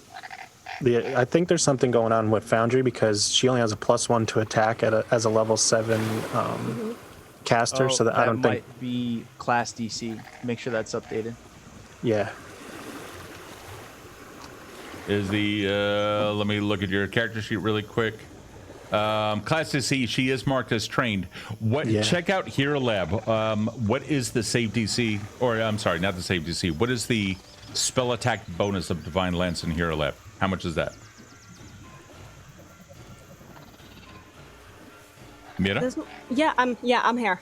Okay, I'm sorry, I didn't know if you heard me. Yes. My DC is 18. Okay, yeah. and what does it say in Foundry? And in Foundry, it doesn't say. I know and don't know where to look at it in Foundry. I don't know where to find it in Foundry. Oh, it should be under the spells. If anyone has, sounds like someone has Skype or something like that, you may have to turn that off, guys. Okay, let me just take a look at this really quick. That's not me, is it? No, it's me. It's my family trying to call me. Ah, okay. Yeah, and I can't take it off. Understood. I'm just hanging up.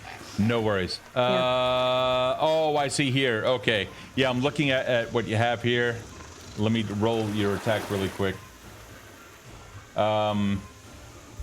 Okay, so yeah, I see what's going on here. Something weird is because her proficiency above is untrained. 1 second. There we go. And what's the spell DC? Or I'm sorry, what's your attack spell attack? Plus what? My DC is 18. Totally 18. Okay, one second. And your spell attack modifier is a plus what? The modifier, the damage is 2d4. No. The spell attack modifier. Spell attack modifier. Mm-hmm. I am sorry. I need to be talked to like I am 5. No, I don't mean to do that. I hope.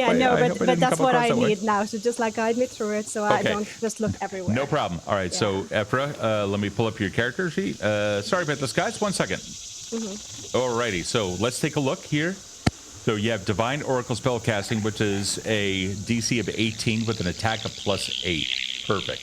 Okay. So there we go. Okay. Yes. Okay. So your spell attack bonus is a +8. Mm-hmm. Let me modify your sheet here. Okay. All right. I'm just going to leave it as what it is in Foundry.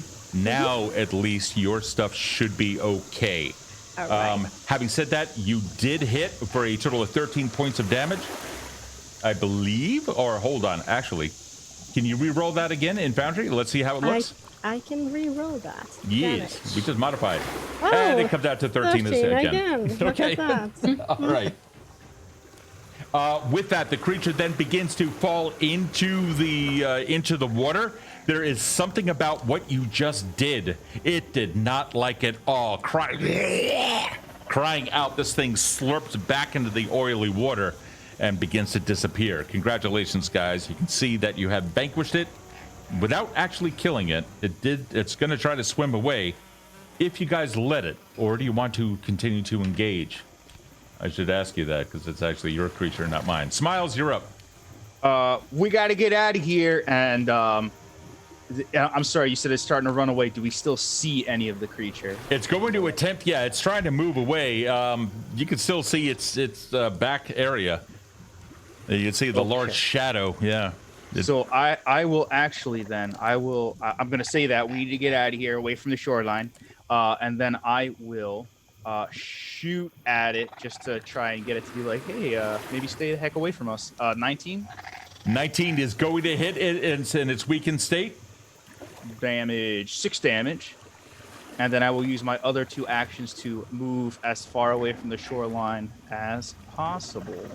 Fantastic. You do. There is this thing starts coming out of the water, flapping around all over the place. You see the wounds that you guys have caused. There is something about what you're doing that finally affected it to the point of it stops fluttering around. Now its nerves just doing little death throes here and there. The creature lies still in the water. Congratulations. You say congratulations. I say it's waiting for us to check up on it, and then it's going to kill us. Surprise! Hold on. Oh, God. Why do I keep talking? Well, Smiles. You see it laying there, a portion of its belly exposed. Tentacles in the, or its tongues hanging out of its mouth somewhere in the distance, some like 40 feet away. The closest part of its body is still about 30 feet close to you. You're realizing the length of this thing. It's taking up quite a bit of space within the river. However, of course, the river is also like a mile or so wide. It's laying there within reach. Its tail, it looks completely harmless. Yeah. So does a bear trap until you step on it. No, I've already made my decision to move as far away from the shoreline and get to that lab. So I'm gonna stick to those actions. Hey, Squeaks. Yeah. As Smile starts walking away, you can see one of its tongues starting to move back into its mouth very slowly. And well, oh, my screen just flashed. And how far away did you say that was? Its rear is about 30 feet from you. Its head, where the tongues are now coming back into, is about 50 feet away. Hey guys, this thing is looking still alive. So if you want to run real fast, or do you want to just kind of try and shoot it while it's pretending it's dead? It's up to you. But we got to get out of here. Tongue is halfway in. Let's go. Let's just. Yeah, let's move. Okay, you guys then. All right, and so you do. Within a short amount of time, you guys are now out of reach of the river itself. The marshlands still making themselves known. Hold on, why is this happening? Here we go. Here you are. The bugs themselves. Oh, nope, get rid of that.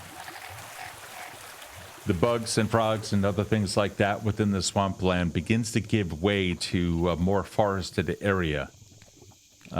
Still a couple of smushy patches of water here and there. Bugs themselves, or excuse me, the frogs themselves, still perched on rocks that are heated up by the midday sun. You guys have spent a little bit of time now out here in the wilderness outside of Hope, about an actual hour or so. Moving forward, you estimate somewhere in the distance off to your west are the Blightlands, but you're exactly unsure where you might be. Anyone here want to give me a survival? Yeah. I'd love to. Why, thank you. There he is. Hey guys, follow the expert, would you? Oh yeah, we'll do that. Yeah. Because I don't think I'm an expert. So I'm 20, 25. Yep, you know that you are now heading west, and you estimate that you're about 3 miles away from the Blightlands. If you guys want to go through get out to Sin Lab 57, you're going to have to go directly towards that. However, just a mere 1, 2, 3, 4, 5, 6, 7. Yep, you look down to your southwest, and you can see just over a hill what appears to be the top of a very tall building.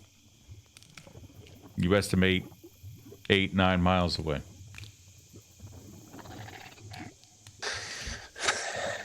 Well, boy, I don't know how to go about this guy. You guys see that building over there?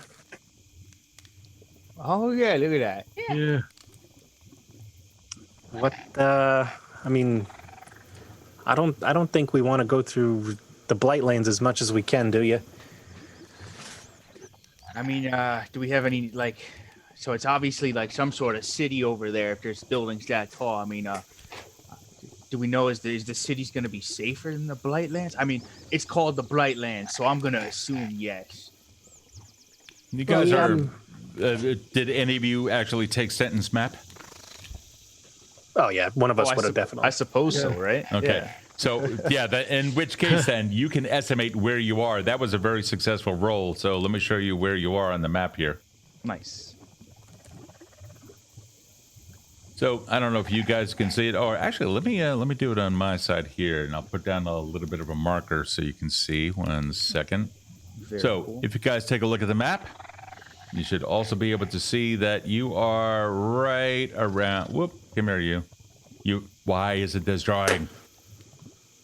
You estimate you guys are right around here. Oh, wow.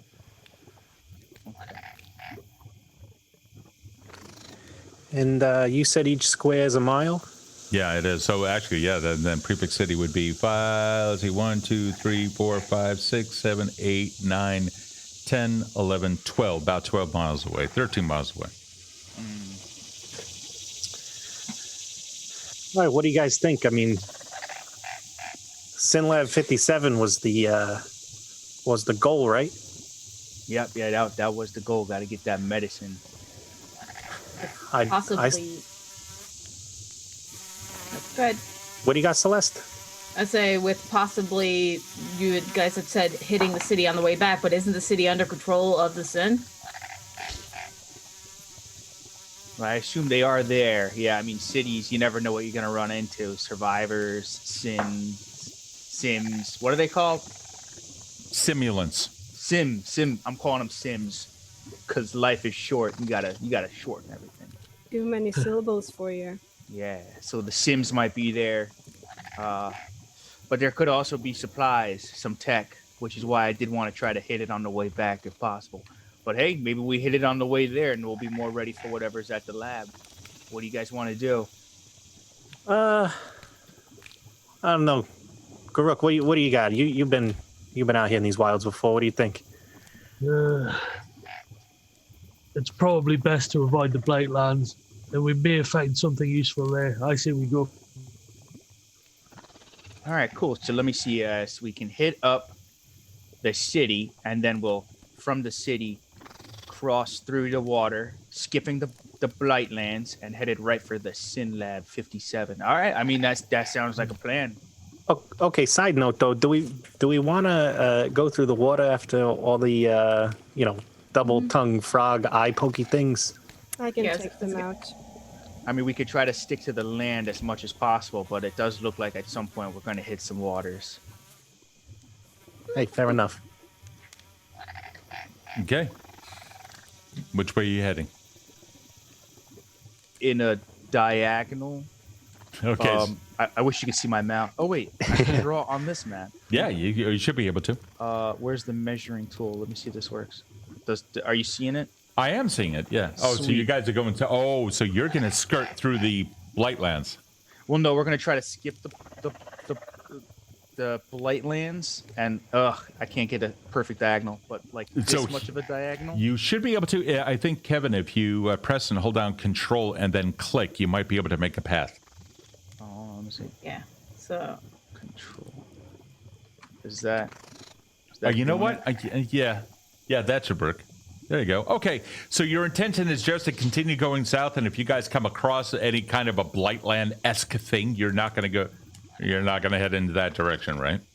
Right. We're gonna try and skirt around it and head along Yeah. the shoreline as much as possible. Perfect. All right, Kathy, it sounds good. All right, who's leading the charge here? I vote Garuk. So do I. I vote. Yeah, he's already got anti-plague flowing through his veins. Yeah. All right, Garuk with you can see one of these things lands on your leather jacket. One of these nasty buzzing things. I'll swat him for him. You see multiple hands start coming out towards your arm. All right, Garuk, you start going down the way. Start leading them. Make a survival check for me, please. Right. Survival, that is. Where am I? I'm not certain. Oh, all the way on the right side of the map.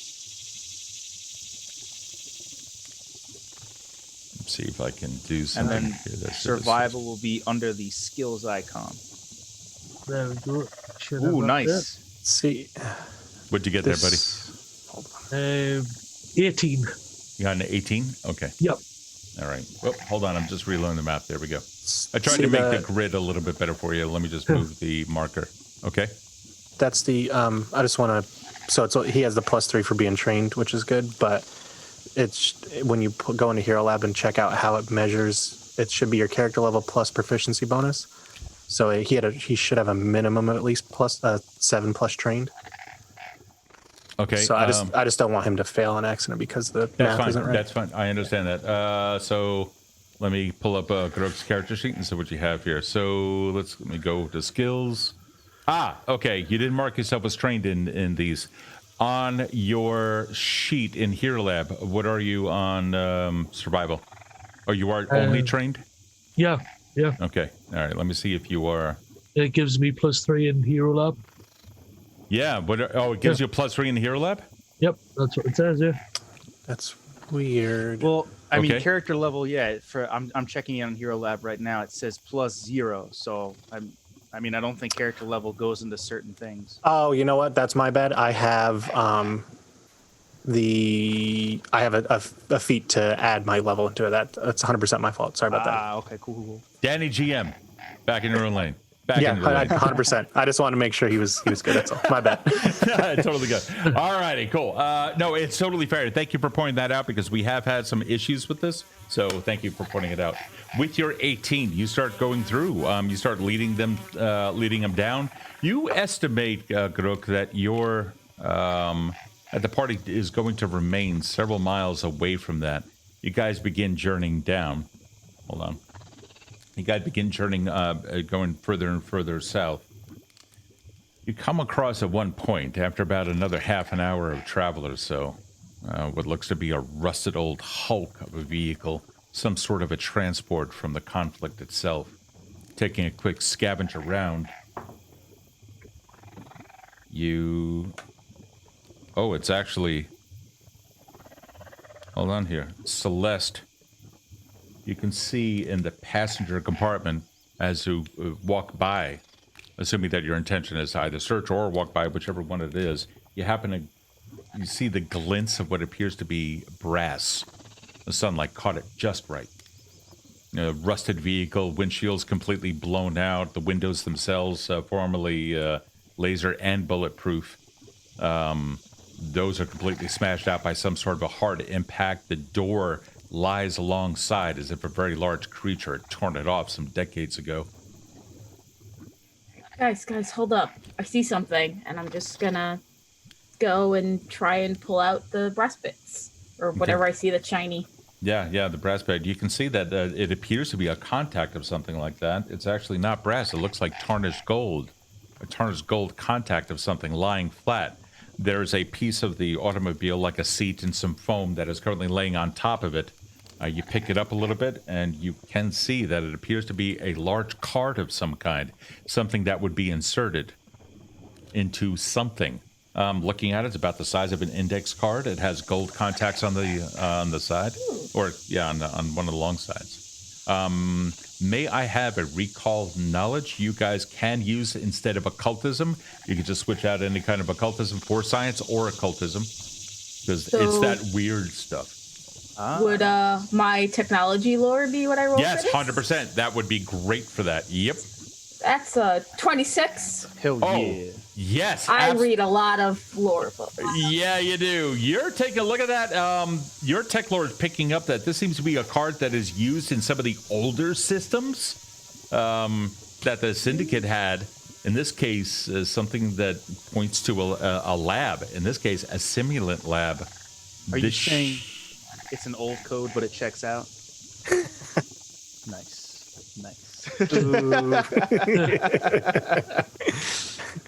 These kinds of memory devices can hold just tons of petabytes. There is a ton of information on there, provided you can actually scrape it off. The information on here, why would it be so readily available? Just given its location in the front seat or on the front floor of the passenger seat, probably indicates that it's not of much value. But maybe if you can find a system to plug it in, you might be able to read the device. Okay. Guys, this is an old world. This goes... how do I put this? Sorry, you don't see things like this super often. This is a card with information on it. Probably for one of the older labs by looking at it. So if we can get it plugged into a system, there might be some useful information, maybe not. They don't usually have high priority things like this just laying around. So, but when we get to the lab, I can try plugging it and see what we find. Nice. Okay.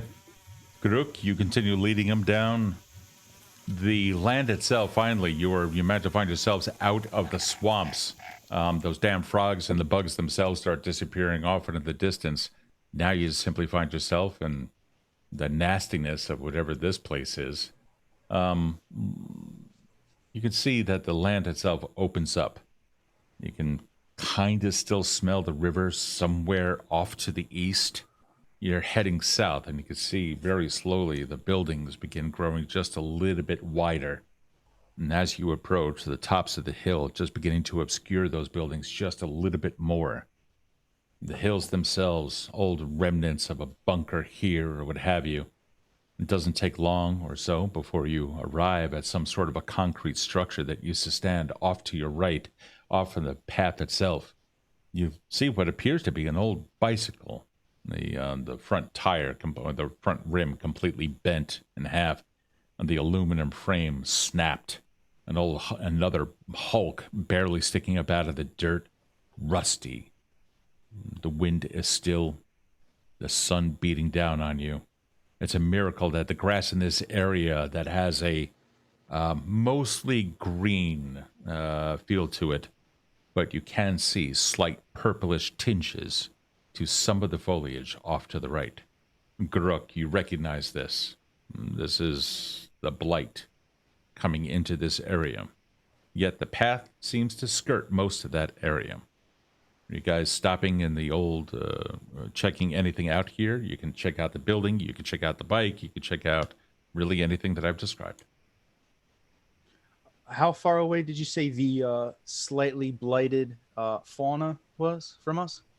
It's a good distance away. Girk points it out. It's about 50 feet or 75 feet away. It's just an odd kind of purplish flower that just looks like it doesn't belong here.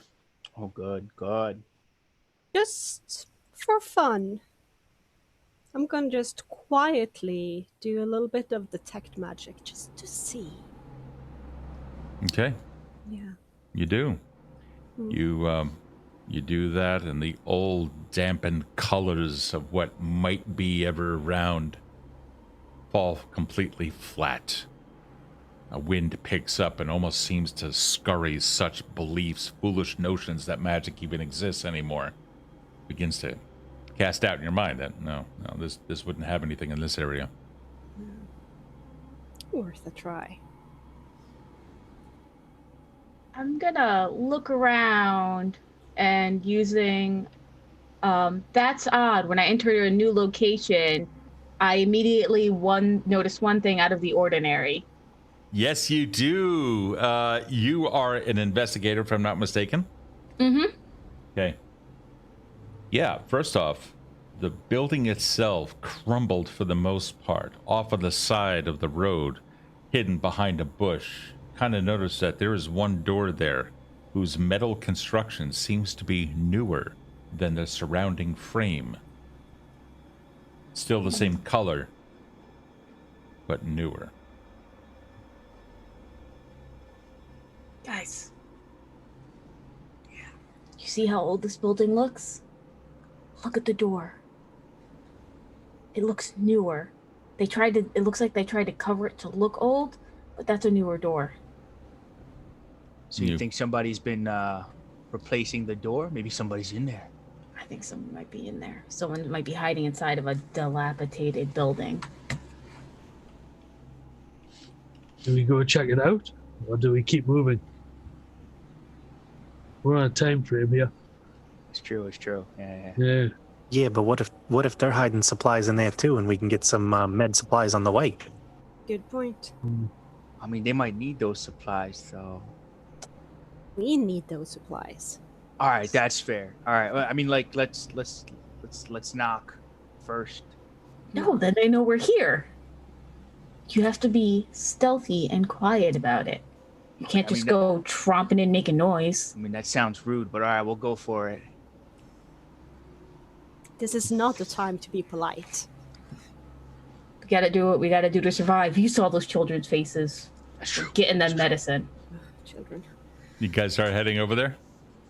Now, between the pathway, which seems to be an overgrown road that nature is beginning to reclaim some of what used to be pavement, you can still see that asphalt every now and then lies bare.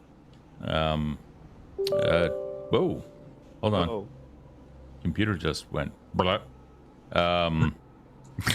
It's hold on. Okay. All right. Good. Whew. All right. Everything's coming back. I don't know what that was, but it was really scary, and I don't like that. Anyway, you can see that there's the dust and the debris, the dirt is already trying to reclaim the road. But between the road and it lies, the door lies some brush, some underbrush. You're gonna have to get through that. Shouldn't be too much of a problem. How quiet are you trying to be? I would like to be quiet, but also, I mean, if they're already replacing the defenses, aka the door, I'd like to check for traps in case they're expecting visitors and don't like them. Sure. What's your thievery? I think it's a +7. Let me double check that for you right quick. Yes, +7. You get over to the door, or excuse me, you get over to, off the side of the road, and you start focusing your eyes on the area, start looking for anything weird. And that's when you see some effort was taken to put some old dried leaves and whatnot over an area. That was your clue. You see dried leaves forming a line going across the ground, and the only convenient passageway to the door in between two bushes.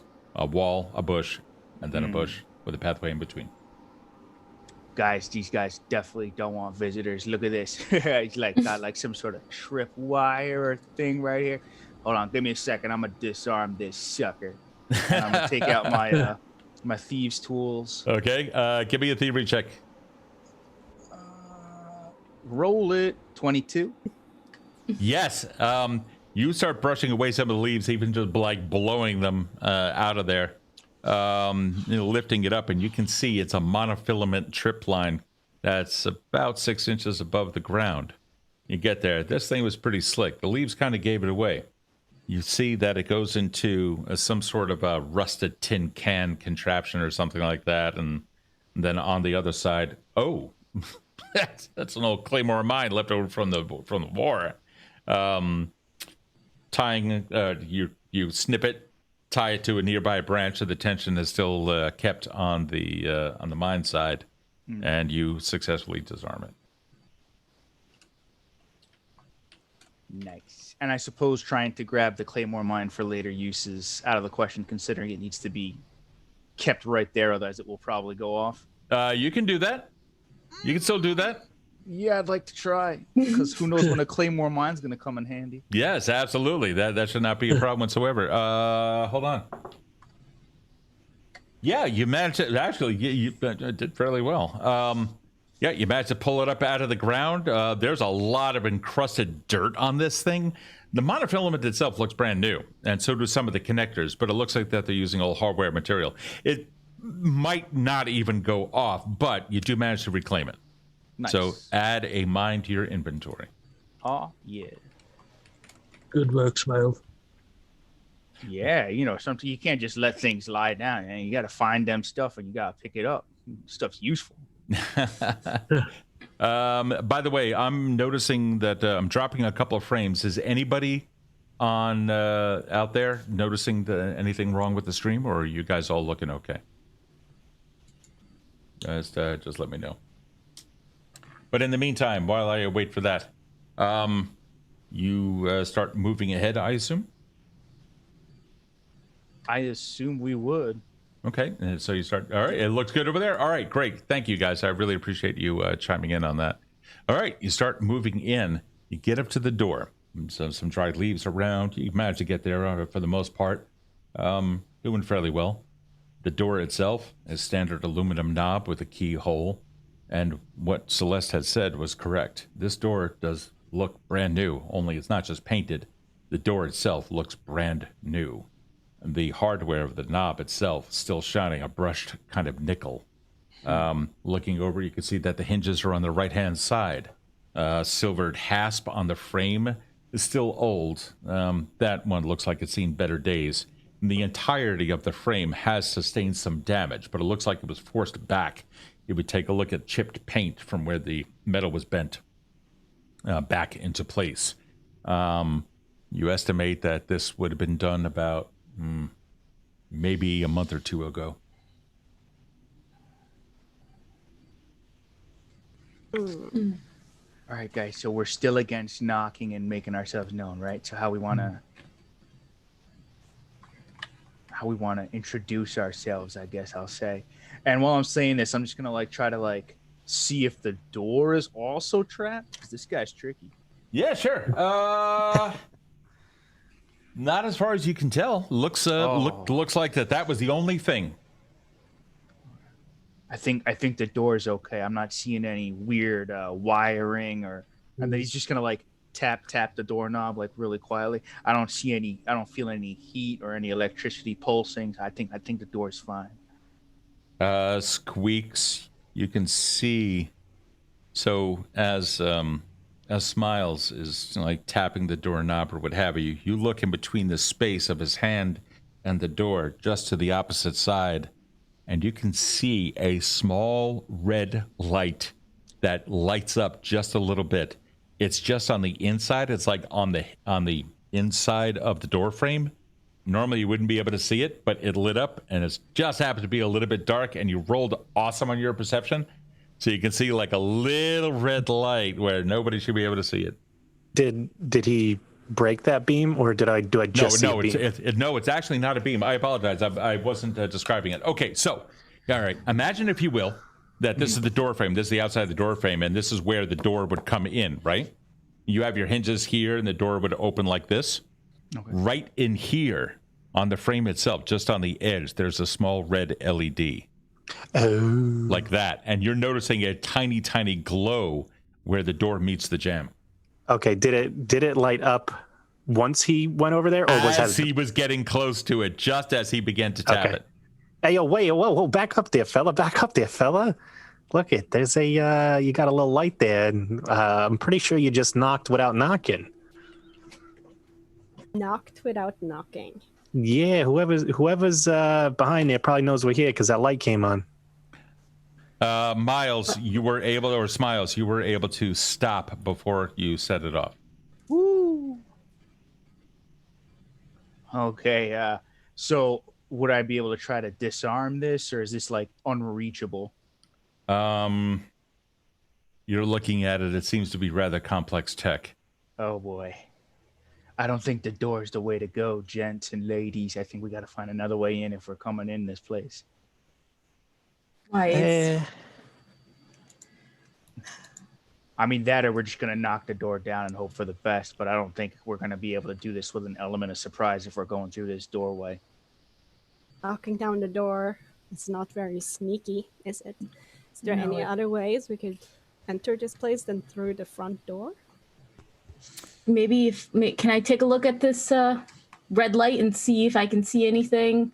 See if maybe I can jog my memory of how to disarm something like this? Yeah, can I have a lore from you? Yes, you can. Anybody with a tech lore can also do this. That's a 14. Yeah. Okay. You're looking at it, you know it to be a proximity security system. If there is a bodily presence that is near the door, chances are if anyone's inside, they already know about it. Oh boy. Okay. All right, guys. Smiles, with a little bit of paranoia now instilled in you, you also begin to take a look around. Garuk, you also confirm this. You guys start looking around. Upon Celeste role-playing and delivering information, I'll give you guys a little bit of something. Okay, guys. So I think Squeaks was right. I think they might know we're here already. That we're not going to be able to get into the store, but I wouldn't be shocked if there was something happening for them to defend themselves. Celeste looks up, Garuk, and Smiles. The two of you also start looking around, and you can see the corner of the building. There's a small rectangular device attached to it. From that device, a little wire going back. a glass lens on the front of it, looking down at you.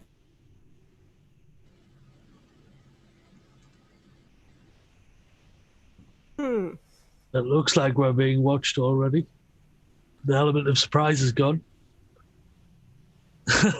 Squeaks. There is a shuffling of a foot that was barely discernible from behind you on roadside. I'm giving you 5. Yeah, we got guys behind us there, guys. There's somebody behind us. Boom, you guys turn around and you see. And we're going to take a quick 10-minute break right here. Guy, do me a favor. And by the way, you see someone who is completely clad in some kind of a cloth. You see a complete goggles going across. You cannot tell who they are, what they are. You see a long-ass rifle pointing at you guys. We're going to take a quick break. When we come back, we're going to find out a little bit more about what it is that we're doing here today, and also call in one of the first raffles. So during the next 10 minutes or so, players, go hydrate, do whatever it is that you got to do, and we'll be back in about 10 minutes, guys. Hey, everyone, and we are back. Welcome back to Evindale and today's 12-hour marathon of Dawn of Hope, an adventure Pathfinder 2E, or 2nd edition. Adventure set in the 7th Age of Evindale, which will be a horrible, horrible dystopian future. But today we are hoping to bring a lot of bright light to many people. For today, we are benefiting the children's hospitals, and in particular Boston's Children's Hospital, through the Extra Life National Game Day, which is what we're doing. And all of your donations are made directly to them. And to help say thank you for this, we are also conducting raffles. You guys should be able to see everything that's going on here. You can see that it is a charity stream day.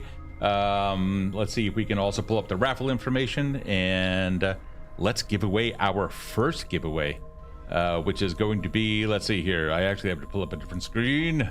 Let's see here. Can we have the raffle info in the chat, please? Let's see what we have here. So the very first thing that's going to be given away at this raffle, this is going to be a set of Nick's dice. This is going to be a smoke with gold. This is these are the same dice that I use, the same ones that get the players and the creatures here in trouble. These things are absolutely giant for my big hands. They are absolutely awesome. So yeah, Potrad, hey buddy, what's up, man? Love you. Feel free to enter the raffle. There is no obligation to do this. We will simply ship it out to you. But be advised, if you are in a country, if you are outside of the United States, you may have to pay some VAT or custom fees or custom taxes or what have you. But if you are within, then you won't have to. But either way, we will send these out to you. We will pay for shipping and handling and everything else. Let's see here. We currently have... let me get over to the gateway. All right now we currently have there are 5 winners. Oh, excuse me, there are now 9. Yeah, awesome. You guys can click on the link. It begins with gleam.io, and then you'll be able to enter it. I just want to give you guys just a little bit more opportunity. See if anyone comes in. Gonna give you about another 10 seconds or so. You just need to have a Twitch account. That's the only thing. This way they can contact you. So it's going to be in 10, 9, 8, 7, 6, 5, 4, 3, 2, 1. I'm now going to draw. Let me just, okay, this is good. Our first winner, who's going to be picking the dice. Let's see here. This is going to be, this is this one right here. I'm going to draw 1. Drawing, the winner is, let's find out. I'm just waiting for Gleam to tell me who it is. It's spinning around. This is Jupiter. This is Jupiter. Yes, absolutely. You've entered using Twitch. I have you here. You have congratulations. You've just won a 7-piece set of the Nick's Dice, Smoke with Gold from Wiz Dice, our friends over at Wiz Dice. This is for you. So congratulations. Yeah, recount.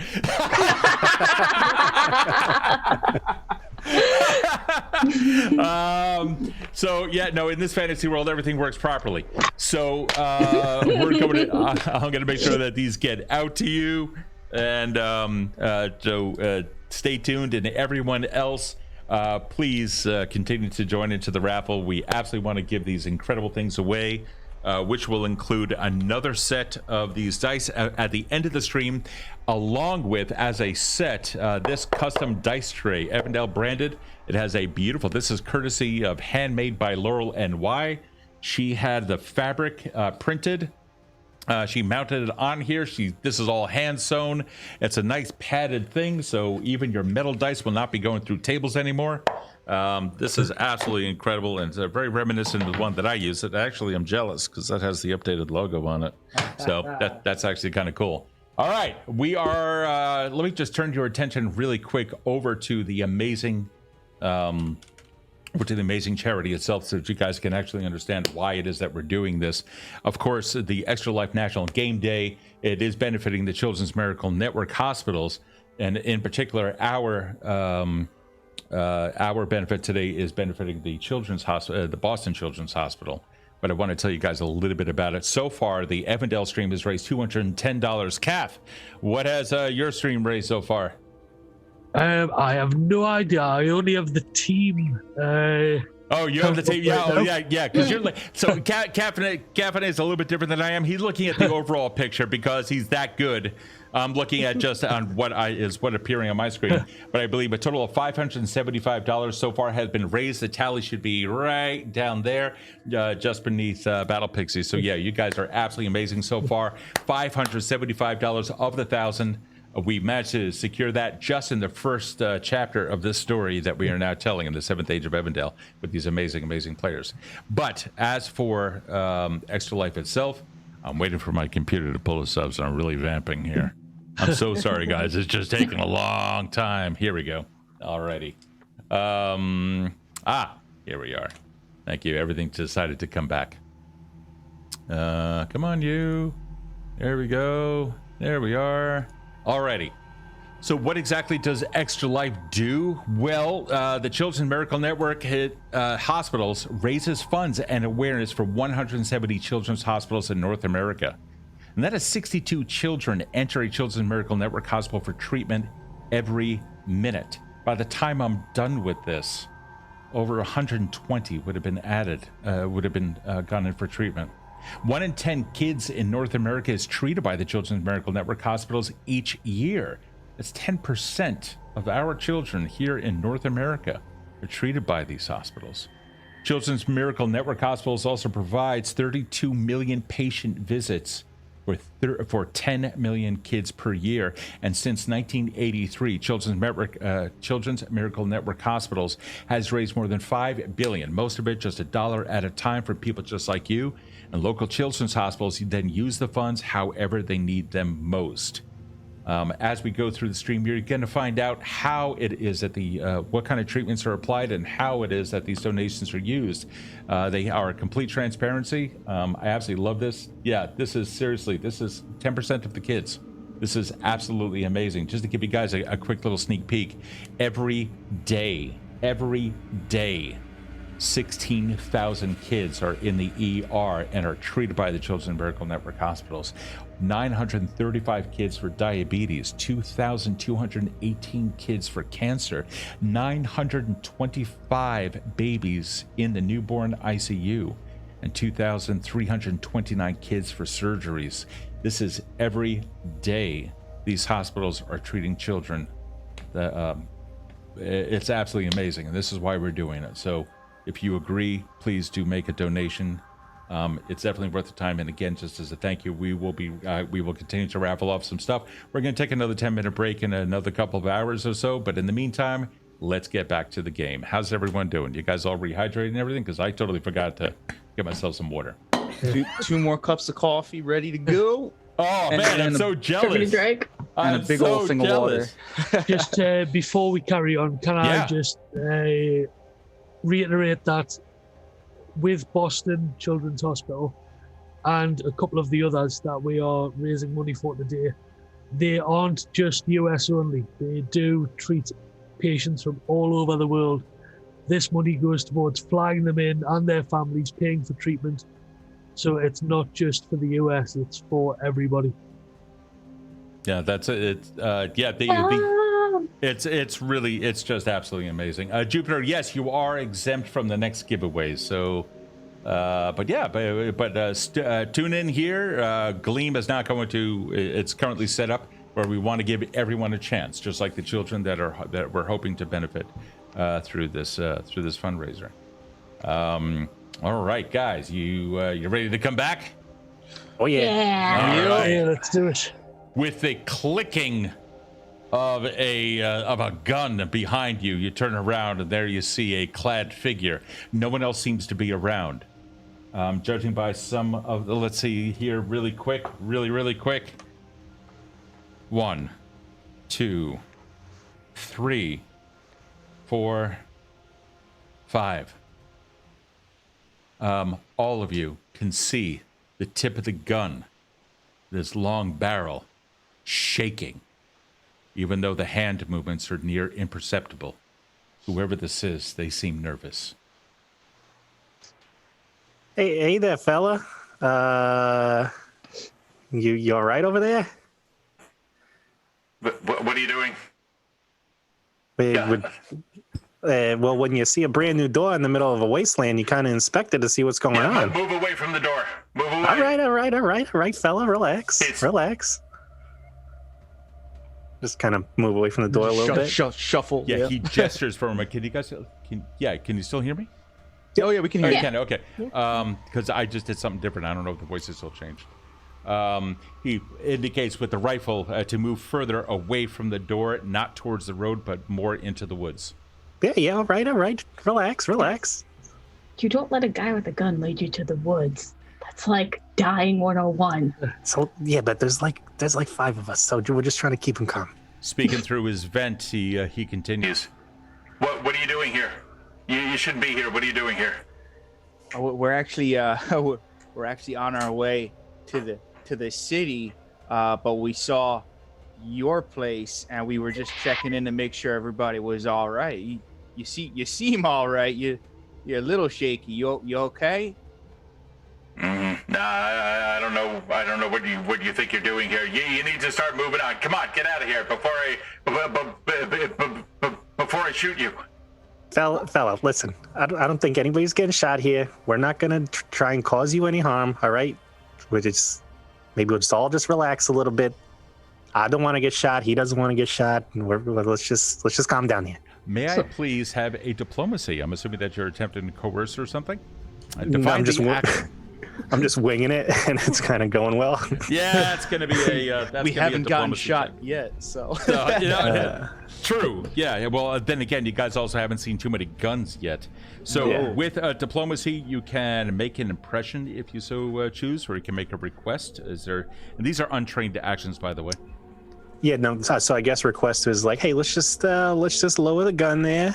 So it's a 12. Oh. Hey Steve, real quick too. What's up, man? Would I be able to use my engineer lore to see what kind of weapon this guy's got?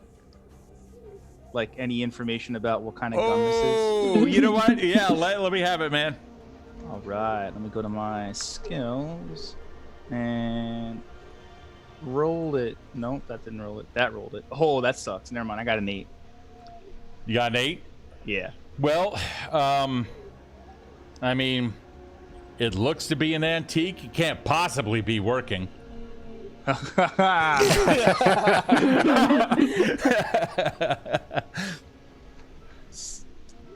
Oh, you want to finish that thing you were doing? So yes. So you are attempting to make an impression, I'm assuming, with your 12. All right. I'm not so sure about this. Yeah, all right. Okay. All right. Fine. He lifts the barrel of his gun and points it closer to the side, lowering it just for a little bit. So what are you doing here then? Well, Get him, Smiles. Yeah, we were on our way to the city, and we saw your place here. A very nice place, by the way. We saw your place here, and we literally just wanted to check up, see if anybody was still in the area, or if they're injured and hiding out. You seem okay. Are you okay? No, we're trying to be okay here, but they got the scavengers, and they're coming around. We're not so sure that. I'm alone. I'm not so sure that you guys should be here at all. Why don't you step away from the door a little bit? He raises it back up. Oh, sorry. He raises it back up, and then indicates out to the side. Laurel, thank you so much for your $50 donation. Yay! Thank you. So you guys will notice Smiles has put his hands down, like he's no longer like this, and he just goes, that's a nice piece you got there. It's like pretty old model. You still find ammo for that? He looks down at the gun, looks back up at you. You can't tell the expression of the face, or can you? No. You can't tell the expression underneath it all, but you can see he's looking nervously around. Now you're starting getting the impression that he's absolutely nervous. No, I've got plenty of ammo. It's all in the gun. Oh, that makes sense. That's a good place for it. If you want, you said you're alone here, and if you really need someone to protect you and all that, I can take a look at that gun and make sure that it's working at tip-top capabilities there. Stay back. Oh, yeah. Oh, okay, sure. And then I'm just going to turn to Squeaks. Do we need anything from this guy, or do you want to just move forward? Because I kind of feel bad, man. He needs whatever stuff he's got. You know what I'm saying? Before Squeaks answers, Celeste, what's up? You had your hand raised. So I've been holding my crossbow up this whole time, and I'm just pointing at this point. All right, buddy. I'm sick of it. Put the gun down. Don't point a gun at us. So let's do an intimidation check, please. Yes. Oh man, we're going into the standoff now. Yeah, it looks like that. No! Wait, can I use my Do you have an urchin? Yeah, there are two urchins there. There's actually one specifically for you, so yeah. Yeah, I'm gonna use that one specific to me. Yankee girl, you are absolutely amazing. Thank you again for that. Thank you, hon. Yes, thank you. So that's a 19. That Nice. is going to be a lot better on your demoralize action. He's not looking to. Hold on, let me pull up this really quick. Let's just see here. Okay. Oh. He looks at you nervously, and you see the barrel of the gun like moving back and forth between you and everyone else. Like even a slight shift is causing him to immediately put the barrel over there. You're gonna want to put that thing down before I put a hole in you, because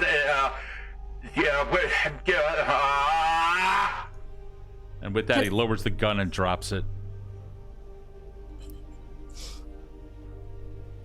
Looking What's at up, you. Verifa? You see him standing, kind of shifting around. All right. He starts seeing that no one doing anything. He starts reaching down for the gun. Don't pick it up.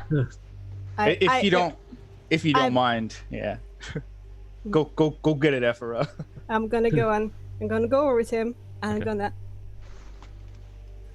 pick up the gun. careful with that thing. It's loaded. I'm sure it is. I'll be careful with it. How about you show us around, would you? Ephra, you take a look at the gun. Mm-hmm. It's actually a really... Oh, wait a second. Dr. Miles, you need to wait. Okay, I'm very excited though. I know you are. Be in control of your emotions. Okay. Yeah. Breathe in. Breathe in. Yes, you said divine voice in my head. Ephra, do you happen to have society? I do have a little bit of society. Or crafting? Ooh. I do not have crafting, but I do have society. Okay, may I have society, please? Yes, let's see. I just need to get in here. You are going to be doing a recall knowledge on this. And are you trained in that, by the way? I am trained in society. I just need to find it. There we go. I rolled it. Okay, so you got a 15. Mm-hmm. You're looking at it, and yeah, this thing is a gun. Wait a minute. You're looking at the stock, and then you see on the back portion of it, and you see a pocket screw going in. That's kind of an odd type of construction for a stock. And then you realize the wooden part of it looks like an old table leg that has been whittled down to look like the wooden part of a rifle. And then a pipe was stuck on the top, and then odd metal bits on top of that. This thing isn't even a gun, it's a prop. Huh. I do like a good prop, though. Dr. Miles, and I just toss it over to you. Catch! Ha! Oh. All yours. It's all yours. I turn over to the guard, and I'm going to use my diplomacy and my charm. And I'm going to look down on him, but I think am I taller than him? Oh, yeah. What are you? You are, what? How tall? 5'11". Oh, yeah, you're taller by a couple of inches. Yeah. So I look at him and say, how about you show us around? We're your guests now. Why would I do that? We are your guests. I'm going to use my diplomacy. Can I do that? Yeah, of course you can. Yes. Where's my diplomacy? Here we go. 21. Oh, that's going to go against his will DC.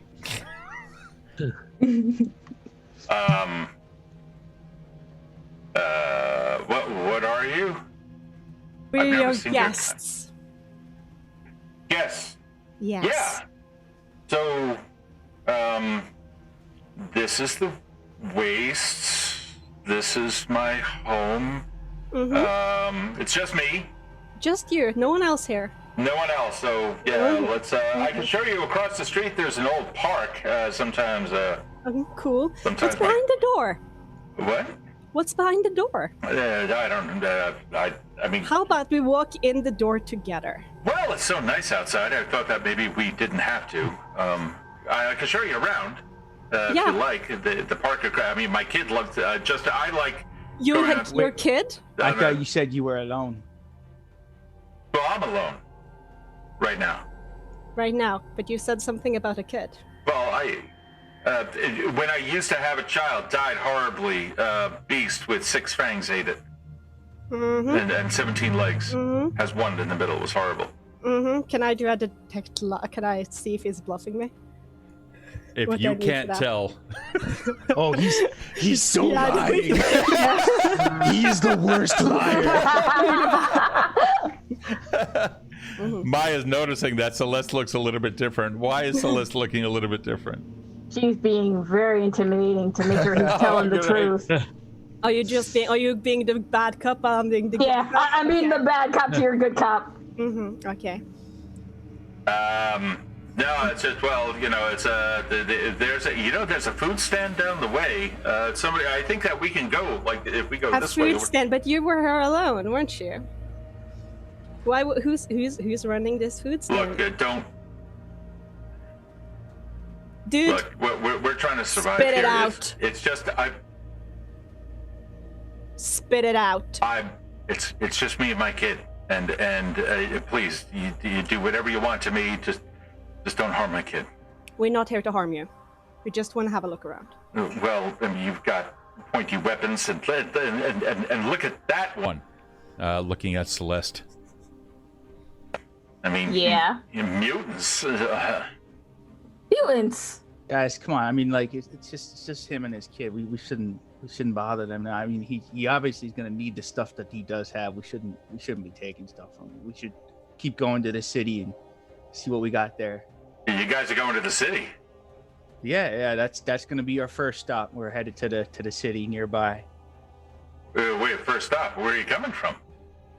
Well, I mean, we're coming from our settlement, and then we're headed to the city. We're gonna check for some supplies there. Hold on. There's a settlement around here? Wait a minute, Yes. there's more? There's more of you? How about this? How about this, my friend? We are not here to harm you. We're just here to investigate what's in the area. If you would like to be our friends, we will do our research around in the area, and on our way back, we stop by here and bring you and your child with us home, and you can be part of the settlement. How about that? That will give you time to wrap up whatever you need to do. And you just wait, and we'll pick you up tomorrow. Yeah. Is that our radio? What is that? I've got a radio. So the kid, so he knows if I'm alive or dead. Yeah, I mean, because on our way back we can come pick you up. Because I don't want to tell you to head over there right now. It was dangerous us just coming down here. But on our way back, we can stop by, come get you guys, and we can all head back to the settlement together. Do you mind if I put my hands down? Oh yeah. Go ahead. Yeah, you're fine. All right. I mean, you guys, you seem okay. Are you irradiated at all? You have the plague? God, I hope you're not. And he's gonna just like hand him back the prop gun, because at least he should have that. Oh, thanks. Hey, Doc, you might want to give him his bomb back too. What? I know what you're talking about. What are you talking about, bombs? You're silly, silly goose. He starts looking around on the ground, is like, and just shrugs. He doesn't know, doesn't give the indication that he understands. Listen, I'm gonna feel kind of terrible if we come back and this guy's all dead because his bomb didn't go off that he thought was there. Did you know, by the way, that there's you had a little trap set up? I just want to make sure you knew about it. Oh, yeah. No, you found that too, huh? Yeah, we did. He's gonna reach into his backpack, and he's gonna. I'm gonna have to really improve this. Well, I mean, you could have killed me by now, right? I mean, like we could have, yeah, probably.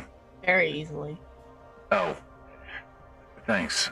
All right. Well, do you mind? I mean, I could at least give you guys some fresh water for at least saving my life, but well, hell. All right. Well, come on in, but please don't. I don't have much, if you don't mind. We're not here to take anything. Nope. He starts making a way towards the door. All right. Fiddling around some belt pouches, he pulls out a small ring of keys, most of which just look completely tarnished and more antique collecting than anything, until he finds one that does indeed fit the door. Sticking it in there, he opens it up and screams down, James, we're going to be coming down. Don't shoot. These guys are all right. He turns around for a second. What are your names? I'm Sam. You call me Smiles. Yeah. My name is Ephra. Ephra. Okay. And this is my friend Celeste. This is Squeaks over here, and the big guy is Guruk. Nice to meet you all, Jasper. Come on. Yeah, come on down. Jasper. He starts walking down the steps, holding his hands up and then pausing one way. Stand here for 1 second, please. Reaches in around a corner. You can see that this is a concrete staircase going down a metal hand railing that is somewhat loose from the loosened on the left side. The hallway opens up just a little bit, the walls just go out for about another 6 inches as the hallway widens just as he continues. He reaches around the side, and you can hear the punching in of a key code. For those of you looking back, you can see that the little red light that was shining through in between the door and the jam before goes out. It continues down the way. When he arrives down at the bottom, he seems to be waiting, paused at another keypad nearby. Waiting for you all to pass by. So yeah, I'm gonna go by. Okay. All right. Just wait here. I'm going to rearm this, if you don't mind, unless you guys... do you mind if I rearm it? Is it okay if I really should be asking you people with the weapons? Is it all right if I rearm it? I mean, you gotta do what you gotta do. Yeah. All right. Yeah, hold on.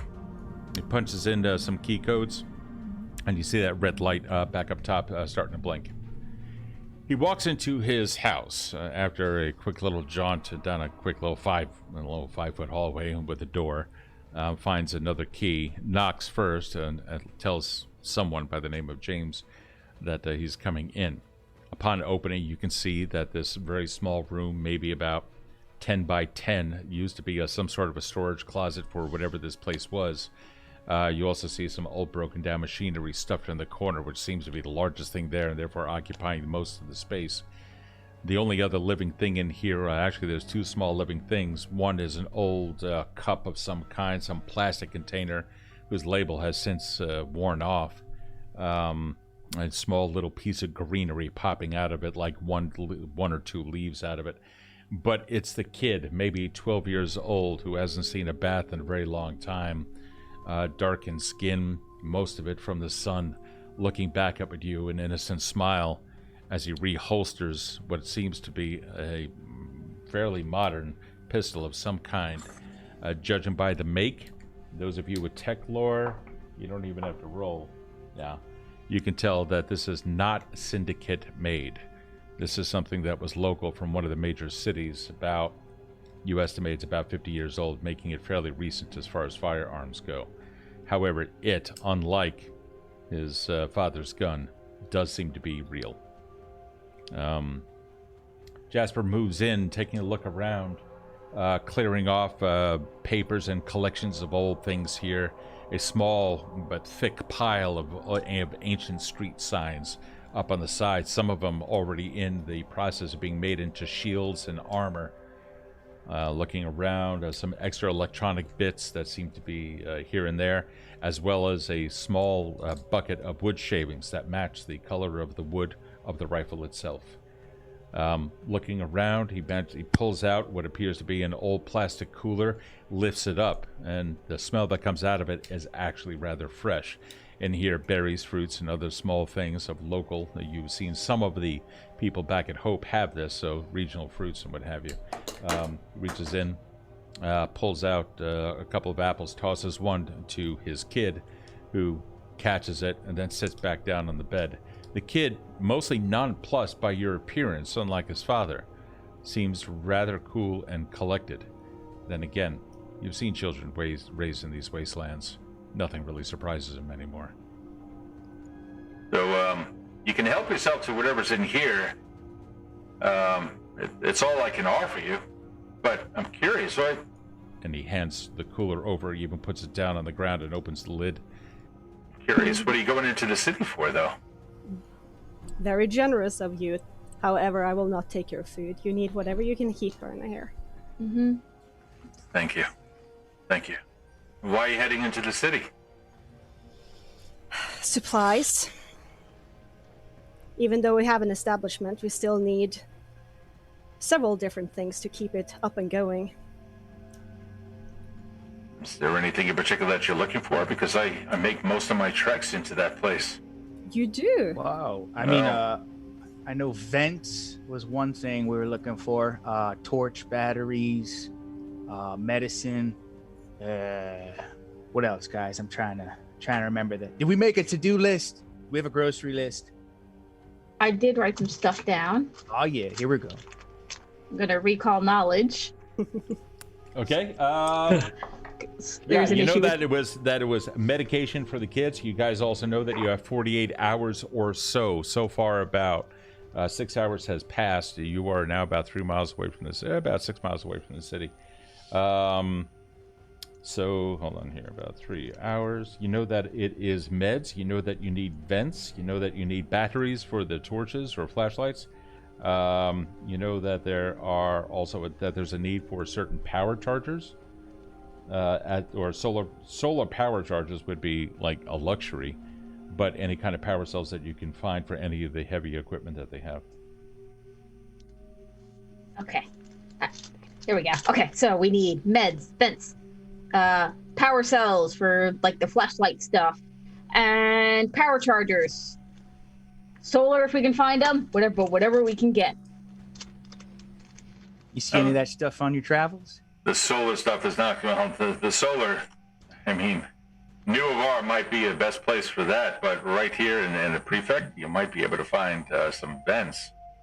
I don't really know anybody in there. Most everyone who lives there is kind of hostile, and there's really not too many who look like you, certainly, so you're going to stand out. I will say that there's... I did see a couple of people in there about 3 weeks back. And they all had vents on. I don't know if that's going to be something that you're going to want to that you'll want to check out. I don't think they're going to give them up willingly, though, but you should be able to find them. If you start seeing an X on the building with a dot in each of the vertices, then you'll know that you're in their territory, which kind of makes me wonder who else is there that they need to identify their territory. Mm-hmm. Like that. Oop. Come on. White balance. Oop. There's dots in between. Yeah, that's it right there. God, even seeing it. They're not particularly well armed, but they're kind of touched. Whatever radiation is coming out of that place. I've seen some green plumes every now and then. And off in the distance, sometimes you can hear a loud bang. I don't know what they're doing in that city, but sometimes there are explosions. You don't see too much smoke, so I'm kind of curious of what's going on, but... Okay. Any ideas on how many are in there? James, how many do you see there? How many have you seen? James holds his hand up, counts out on his hands in a very rudimentary fashion, as if to recite the numbers in order to impress a little. And he holds up 7. It's actually, James, kid, you gotta raise the other. It's 1, 2, and then that. There's about a dozen over there. All right. Cool. All right. I mean, so what do you think, guys? Still planning for the city first, and then we'll head to the lab. Yeah, I mean, haven't really heard nothing to change our minds. We know there's going to be a bunch of stuff in there, but at least we know how many of them. You ever been out to the lab out there, fella? Labs? You mean the Sin Labs? Yeah. No, I've never been. I mean, I've met somebody about, I don't know. Met somebody about 2 years ago who did. Now, you guys are, you guys have made the trek to the city a bunch of times, right? Is there any specific way we should go to avoid some stuff? That's a good question. Any of the trails that we just walk straight in. There's a couple of different ways in. You're going to hit the main roads. Well, they're going to be looking for anybody coming in there. Usually whatever's coming in off of the Blight is going to go in through the easiest way. Those things aren't too smart. But you start hitting some of those side roads, they're not looking for many people there. You're going to look for the 2 old guard towers just outside of the penitentiary. You walk in between those guard towers, you should be able to get in, but you're going to have to climb a wall in order to get into the main city. But the outer penitentiary wall's already been broken down. Get in through there, you won't be able to find them. Or they won't be able to find you immediately. One word of caution. I know that I've said that there's only about a dozen of them, but again, I remind you. If they're putting up gang signs or something like that, or whatever, symbols of territory, I have a feeling that there's more. James even came across a knife the other day with some color, with like a different kind of symbol on it. More like a circle with an X in it. I don't know what that is, but that's the kind of stuff that people do to identify their equipment. Rival gang steals, they find it on them, then they know to kill them, without question. You guys, you seem pretty well versed in all this. Do you want to wait for us to come back, or do you want to try and, make your way over to the settlement on your own? It's up to you. I really appreciate your offer, but I don't know where it is that you're talking. That's true. Hey, yeah. Who's got the map? We'll show them on the map. You pull out the map. Okay. Yeah, Yeah, right there. You see it? Yeah, you point at the island in the middle of the river, the one that is labeled Hope. He takes a look at it. I have to admit, I haven't been there. I haven't crossed the river. How long have you guys been there? Say about like 10 years, give or take. He looks down at his son. His son looks up with a slight worried look. Huh. How long have you guys been surviving out here by yourself? Well, he's 12. His mom died a year after he was born. I've seen a couple of seasons go by, so it had to be I mean, we've been here for about 11 years now. Most of the... Yeah. Go I ahead.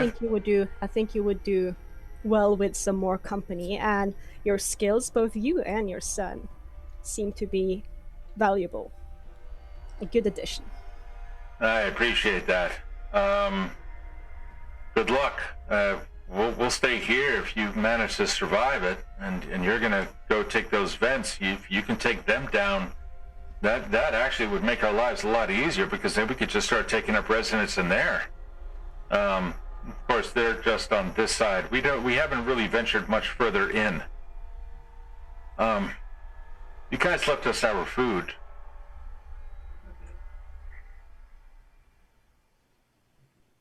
All right.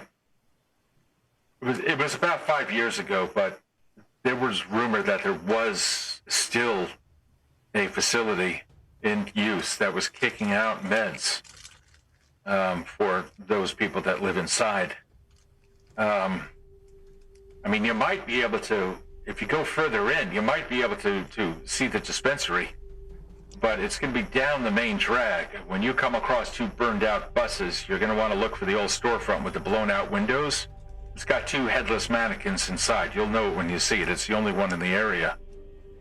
In there used to be the dispensary. If you head back into the storeroom, you're going to find just go out of the storeroom.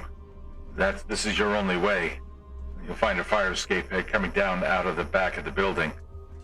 Go down, and you'll see the alley. It'll be very clear. You'll see it looks like a staff with a snake wrapped around it and some wings. Been spray painted. Maybe they can help you, but I'm sure it's going to cost you. You guys got that? You guys write that down? All right, so I two got bird it. buses, storefront, two mannequins, fire escape, alley, medical symbol. That's right. Yeah, that's exactly what you're going to want to find. This was 5 years ago. If they're even alive still, and even if there's any meds there. But you left us our food, so it's the least I can do. Could you like point it out on the map a little bit? Maybe how far in you went when you saw it? Oh, well, yeah. I mean, the map itself is only going to show. Let's see. This map, your map. Yeah. Like because like it's a city, and maybe if we go left or right, or maybe we got a big ballpark over here. Well, yeah, sure. I mean, you've got. Hold on. Problems occurred. Problems occurred. 1 second. Wait a minute. I mean, your map is kind of showing like the splotch where the city is. Yeah, I don't know if we got like a good enough map to really do a designated location inside the city. Yeah, I mean, I can show you that it's a little bit closer to the river here. Let me see. If I take a look down here.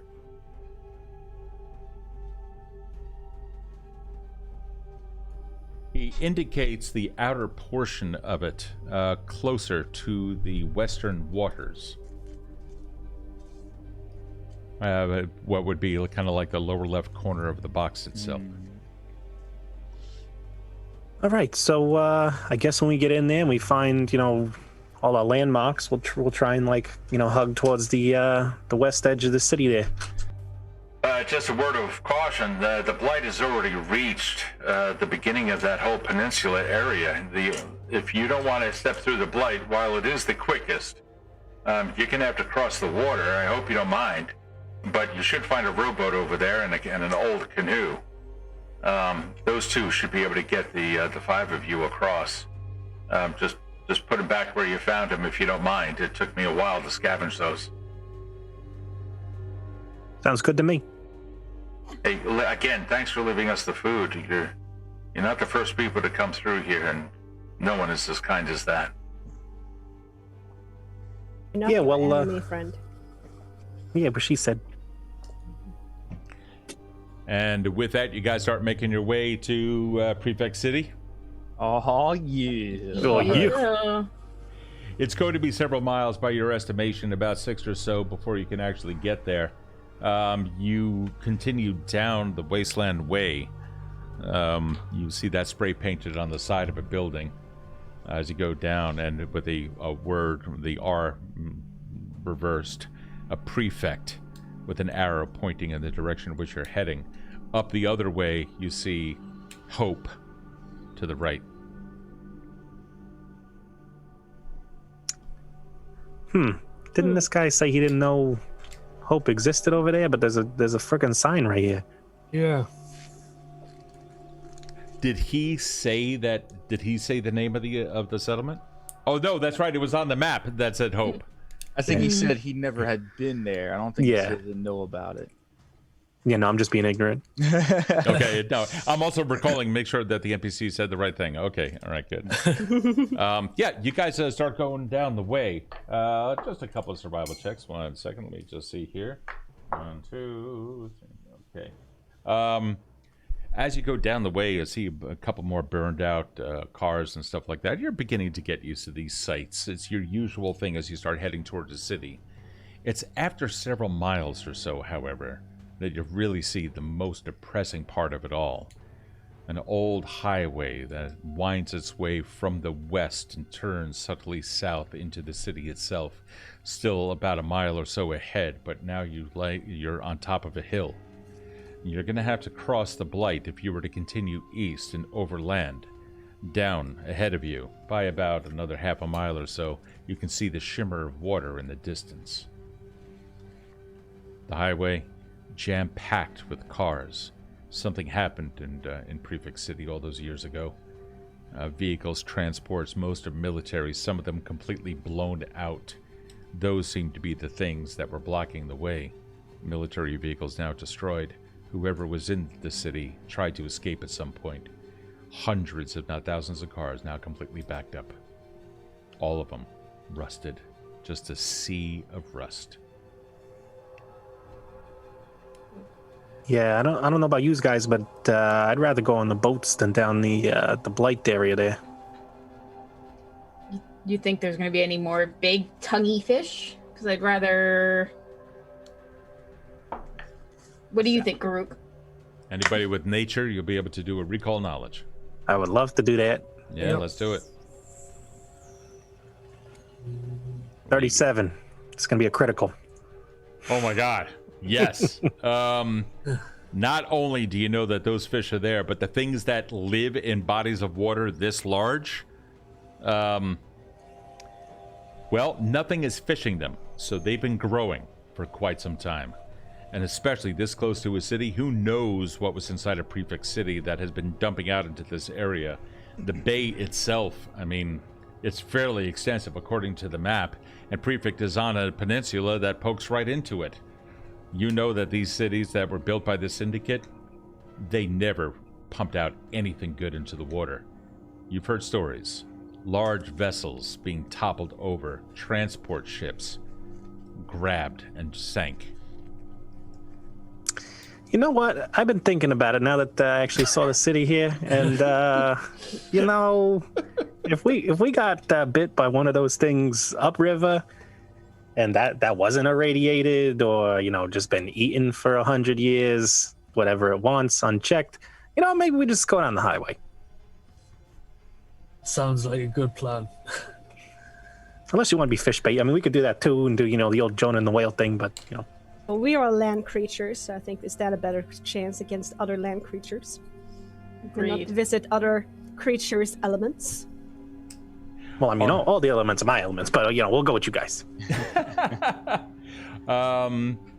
So I just want to make sure that I'm clear on this. You guys are going through the Blight? I would like to skirt the Blight the best we possibly can without turning into a bobber in the water. So Yeah. if you take a look at the map, you'll see that there's a little bit of purplish area there. Hold on, let me switch back to the map for everyone so we can all see this here.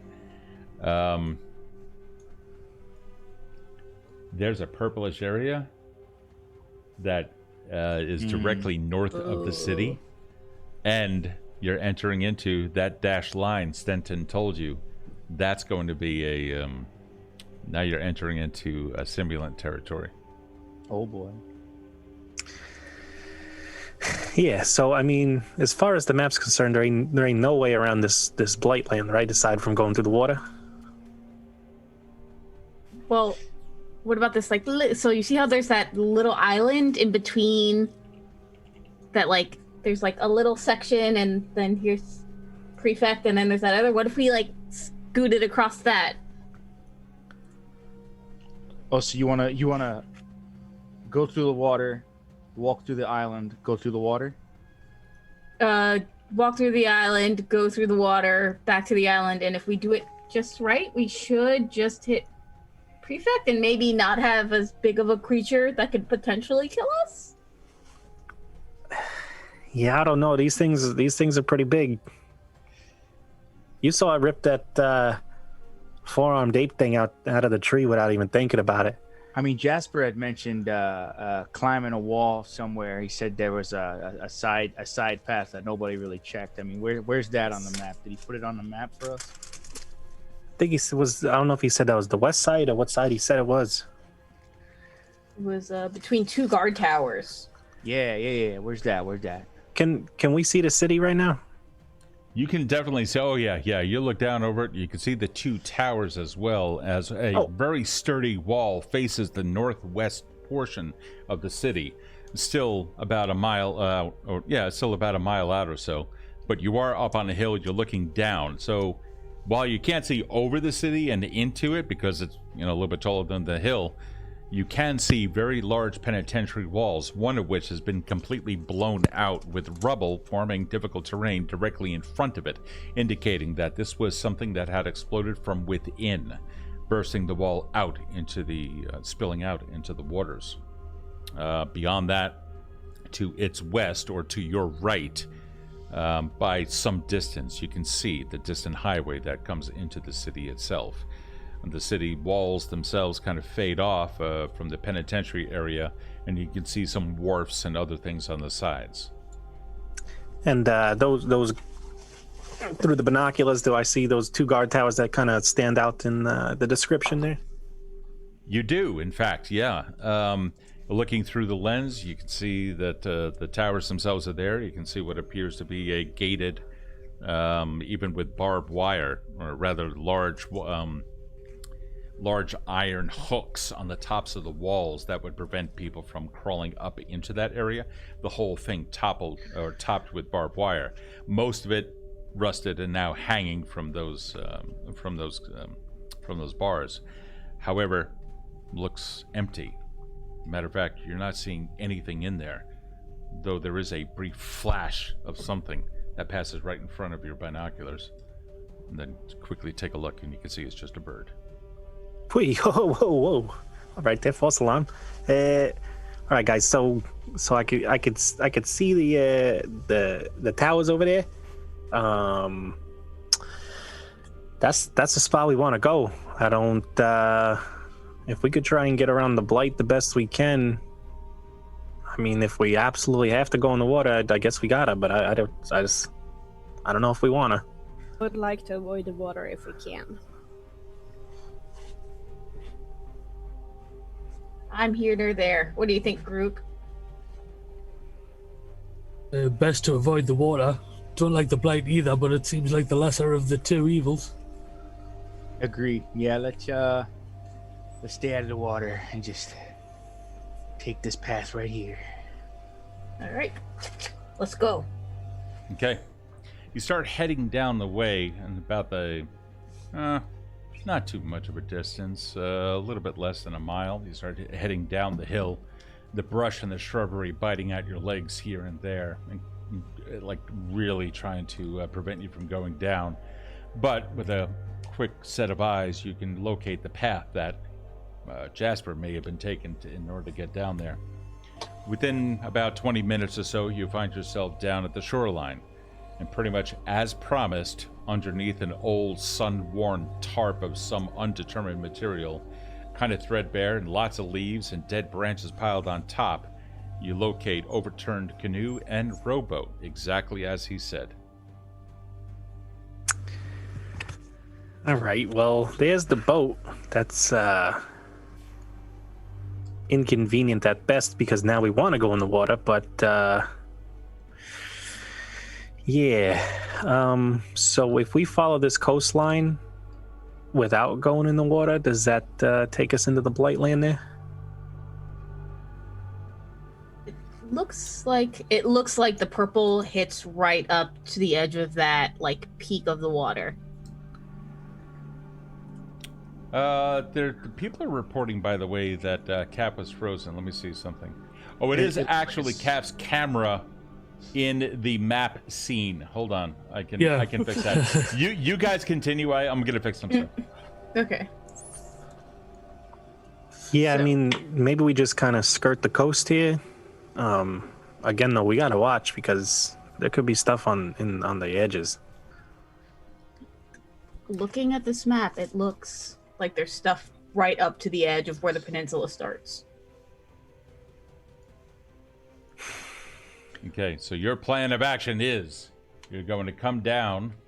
I don't know if you can. I know that there's like a 4-second delay on the stream, but if you were to come down the map, you can skirt around the small little peninsula, kind of hit the Blight. You know, I Right. mean, each of these are a mile, so you're only going to be 100 feet or so in, and so there may not be an issue. And then from there, you can kind of get in.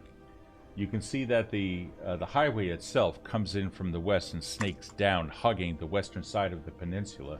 So you estimate that to be about 2.5-3 miles away from where about you are right now. So you can skirt it down and then walk into the city. You can see if you do, it's going to be about 1,000 feet or so before you actually hit the penitentiary walls, which are just, you see how to the right of the dotted circle, how there is a flattened out part of the waterway with an island right there? Yep. Okay. So just to the left of that, where the dotted line is, if you follow that dotted line and that coastline down about 1,000 feet or so, which is about, like roughly a little bit more than 20% of any one of those squares, then you'll hit the penitentiary walls. And that's kind of by where those guard towers were. I'm a dumbass. So, because I can do, for crying out loud, hold on. Wait a second. I'm trying to how do I change the color of this thing? There we go. Yeah, you were looking right. Oh, come on, you. There we go. This would be the wall where the penitentiary is. Granted, it's not a mile wide, but Yeah. it's right there. Alrighty. Yeah, so we're gonna aim for that, skirting the coastline while trying to get to those, in between the guard towers. All right, sounds good. Start getting down the way. Let me make a couple of rolls for you here. See if anything happens to notice you or you happen to notice them.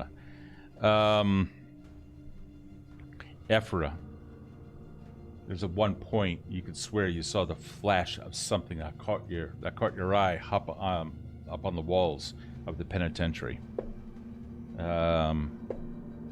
Guruk, no. Smiles, no. Squeaks, no. Celeste, no. Whatever, there was a brief flash of exceedingly bright light, as if the reflection of something shiny of the sun's rays. I stop. I want to see if I can see it when I move. So, just walk back and forth. I want to see if it was real.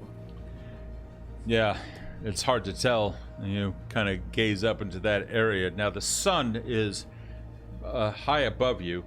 Well, hopefully high above you, otherwise you're all dead. High above you and behind you on your left side. So you're looking at a wall. Fortunately, the sun is at your back. You look up at the wall. You don't see anything there. Twigs, Yeah. these fabulous binoculars, do you not? Yeah, I got something. Could you have a look at the wall? I swear I saw something. Where at? Over there? Yeah, up, all the way up the wall. I saw something reflect the light. Trying to follow your fingers here. It's kind of tough. Just Unfortunately, there's nothing that you're able to see. You can see the top of the wall where she's indicating, but nothing. Yeah, no, I don't see nothing up there. all right. Well, it might just be my imagination. Thank Yeah, you for. probably not your imagination, but we'll find out soon enough. Okay. All right, you guys start heading in. You are now about 500 feet away from the wall, and already you can see the signs of decay. when you first entered into it, you knew that you were coming into the city just owing by the small settlements that were outside of it. Wooden houses had given way to more concrete structures, things that are not really like just poured concrete. Just the plethora of them are dotting the landscape, so many of them completely obliterated by bombs that have been dropped in this area from the Syndicate. You know from one of their orbital satellites that there have been, or at least tales of, all those years ago, just giant beams of light that shone down in this area and carved swaths of destruction. This is probably one of the results of that. Prefix City, according to history, was one of the last places to fall, New Avar being one of them that fell first in this area. Or at least, according, that's what you've heard.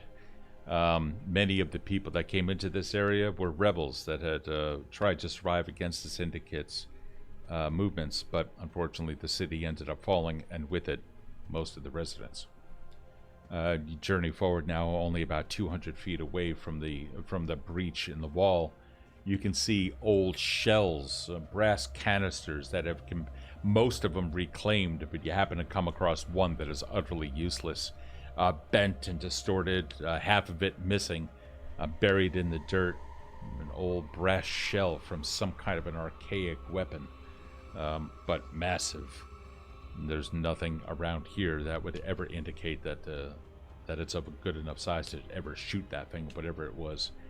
Moving down the way, now about 100 feet or so, the scurry of something just off to your right. It's just a rat, however. Nothing much, but the rat just happens to be of an unusual size. So, scurrying something looks like a person bent over in rat shape. Doesn't look right. And they scurry and they move off, going into the city. Look a little bit like Squeaks, does it? Much more primal. But, yeah, Squeaks has a sense of dignity about him, I would imagine. Squeaks? Yeah, that's right. Yeah, that's right. I'm not saying this out loud, by the way. We're not offending anyone with rat faces. Yeah, we don't want to offend them. No, I'm just thinking in my head. I like the finer things, like, you know, garbage outside of the good restaurants. All right, fair enough. The best. You start heading into the city, and the first thing, of course, is the giant pile of rubble that is all over the place, giving you a hell of a challenge. You guys are going to have to make athletics checks in order to get through this area. I'm going to need 3 in total. If you fail, now the DCs for this it's just a nice, easy 15 at worst and 10 at best. The very first sections of it is going to be a DC 10. You're going to get 1 of those, then 2 15s. If you fail, you may result in something. It could be a sprained ankle. It could be that you just lost your step. It could be even a broken leg if you happen to fall into a small crevice. So let's see what you got. Is there a follow-on expert on this thing over here? I really need a follow the expert on this. Listen, guys, really? guys, listen, I'm good, but I'm not that good. I mean, I am an expert, but I only got like a +2 in it because I'm so weak. Okay. What is your strength, dude? My strength is a 9, I want to say. Hold on. Okay. No, All it's right. an 8. It's an 8, baby. Oh, it's an 8? Oh, wow. Yeah. All right. So just as a quick reminder to everyone, follow the expert in Pathfinder 2nd Edition means that you're going to choose an ally attempting a recurring skill check while exploring, such as climbing, which this totally fits in, or performing a different exploration tactic that requires a skill check, like avoiding notice. In this case, it's going to be athletics and your climb. The ally must be at least an expert in that skill. So who here's an expert in it? There you go. Correct. And must be willing to provide assistance. Are you willing to provide assistance? You're going to just let everyone screw. Okay, good. Okay. While following yeah, go ahead.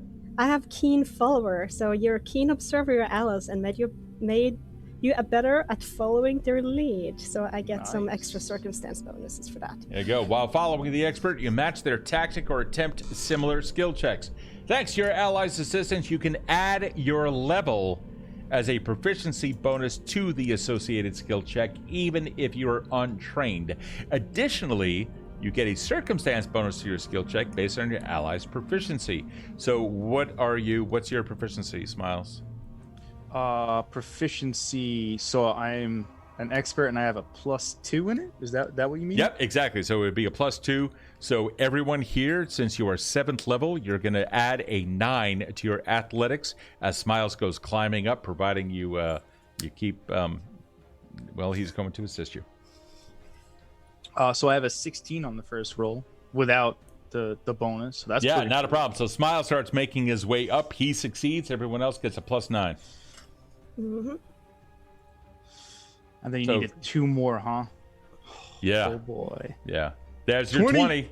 That's a 20. Yep, you got that. Oh, then a 10. Oh, wait a second.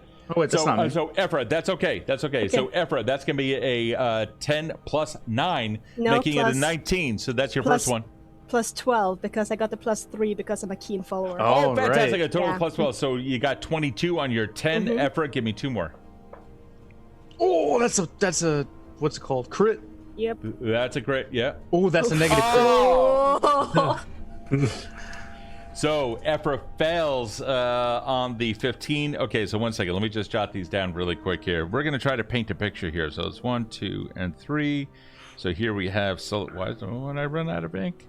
Here we have Celeste. We have Ephra, Guruk. Is it Guruk or Guruk? Guruk. Guruk. Nice. Okay, Yeah. cool. Smiles and then Squeaks. Okay. So we have here Smiles. You did check, check, check. Ephra, you did check, check, no. You want to use an urchin for that? I got an urchin, don't I? Well, everyone has an urchin at this point, Okay, yeah. let's use the urchin. This All one right. therefore, Oh, yeah. boy. Yeah. Meanwhile, can I have 3 rolls from the next person? First person to roll. Yes. Celeste. There you go. There's 1. There's 2. There's 3. So with a 17 on that last one, because of a +9, Celeste, you managed to get over all of them. No problem. Can I have Guruk? Or Guruk?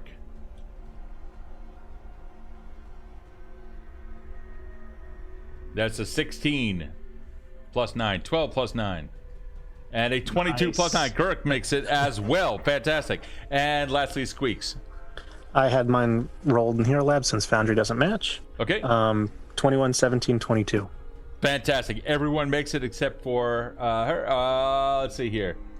Okay, yeah, let's cash in an urchin. Go ahead and re-roll, please. 8 plus 12 should be okay. That is a 20. Yes, you are now okay. You managed to get through. Yes. Whew. All right. Keen follower is one of the best things I've picked. Right? So, good job, guys.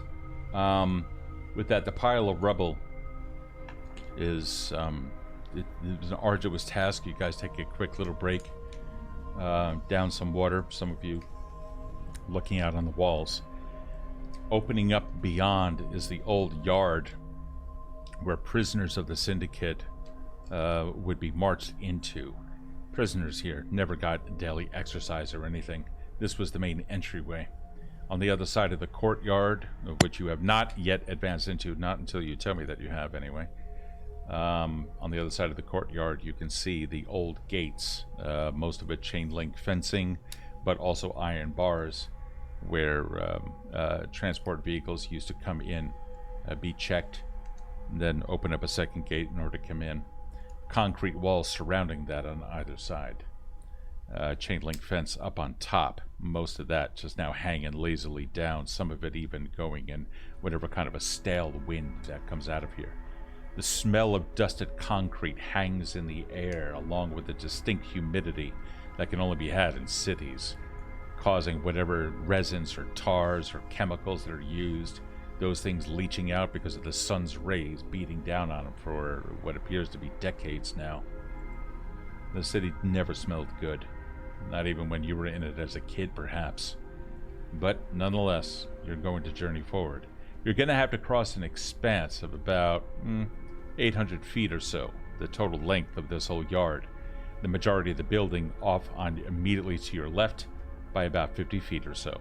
To your right, the inner wall that you're now going to pass between. All right, guys. Let's take a second before we enter this this trash heap here, and let's just look around, see if you can see any footprints or anything like that, real quick. Last thing we need to do is run into a trap because I don't like the way this looks. All right. Oh, we are currently and technically in a new area, so I'm looking for anything odd. Okay. Yeah, you're looking around. Let's see here. I love the investigator. It's Yeah, it's so good. It's such an interesting class, yeah. I'm so Yeah. glad I got one on the team. Yeah, no joke. Yeah, Seriously. so glad. So Celeste, you're looking around. You're really scanning the area, making sure that no one steps into a dangerous area. And the first thing that you notice is that there's a carcass of some kind of a possum over there. A possum that seems to have like some twisted limb growing out of its back, but 4 legs otherwise. The tail gnarled and knotted in some places, or bulbous, as if there's cancerous growths on it. Looks like that it died there some time ago, just now a desiccated corpse. Looking around, however, the yard seems remarkably clean. Very clean. I think someone's upkeeping this area. Like, it's unusually tidy for something that should be decaying, and like, yeah, there's a dead thing, but like, if you look around, it's just, there's little less dust. Like, it doesn't look gross. So someone might be here. Can I look around to see if I see the symbol on any of the walls? One of the 2 symbols? Sure, absolutely. Yeah, you look around, and absolutely, there's nothing here that would indicate that anybody's laid claim to the area. Do these do the Sims, did they end up cleaning, keep everything in order as like, as like a protocol or something like that? You guys have never known that to happen. No, the simulants that were created by the Syndicate served one purpose and one purpose only: eradicate life. Anyone that dared to resist. If you were not on the side of the Syndicate, the Sims would completely take you out. Of course, initially that was very difficult. They looked like you. Then as time wore on and the sun beat down, you guys have each seen a Sim at one point or another. Thankfully, it was dead. The skin is simply not yours. It's different. It's bio, but it's not yours. And it cannot withstand the beating down of the sun if it is disabled. And so you would find leathery covered, or leather, kind of like a corpse, but as opposed to a bone skeleton, you would see everything else, their innards. I don't know. We only got one way to go, but I don't like it. Especially it's so clean. I don't like clean things. I'll check for landmines. I mean, that's the only thing I can feel that we should worry about in such a clean field like this. Sure. You look through. You don't see any kind of a disturbance in the scrub. It's mainly dirt. Fine. There's plenty of sun beating down in this area, but there does not seem to be enough water. I mean, even though it's just on the other side of the wall, there doesn't seem to be any really coming into this area to support grass growth. So fortunately for you, it's flat. You're looking out over the expanse about 800 feet. It's about 200 feet wide. You don't see much of anything. No disturbances there.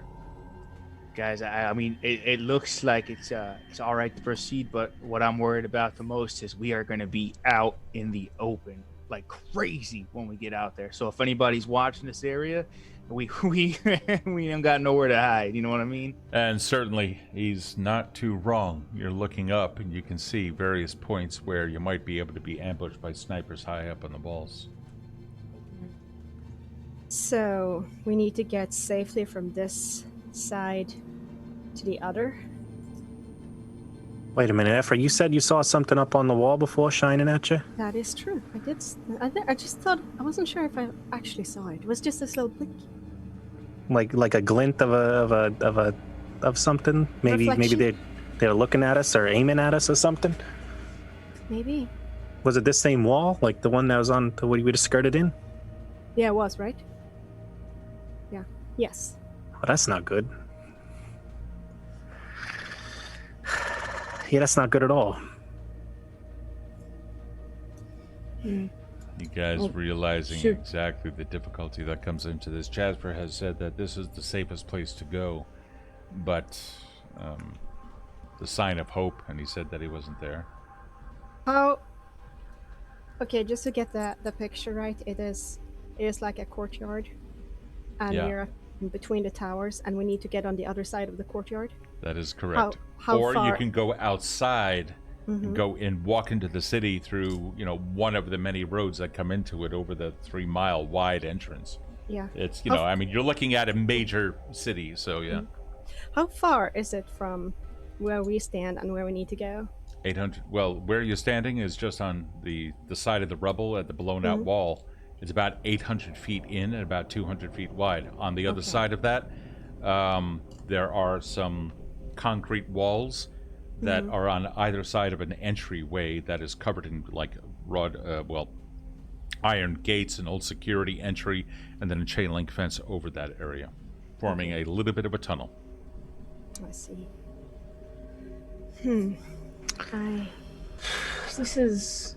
It's never as easy as they make it sound.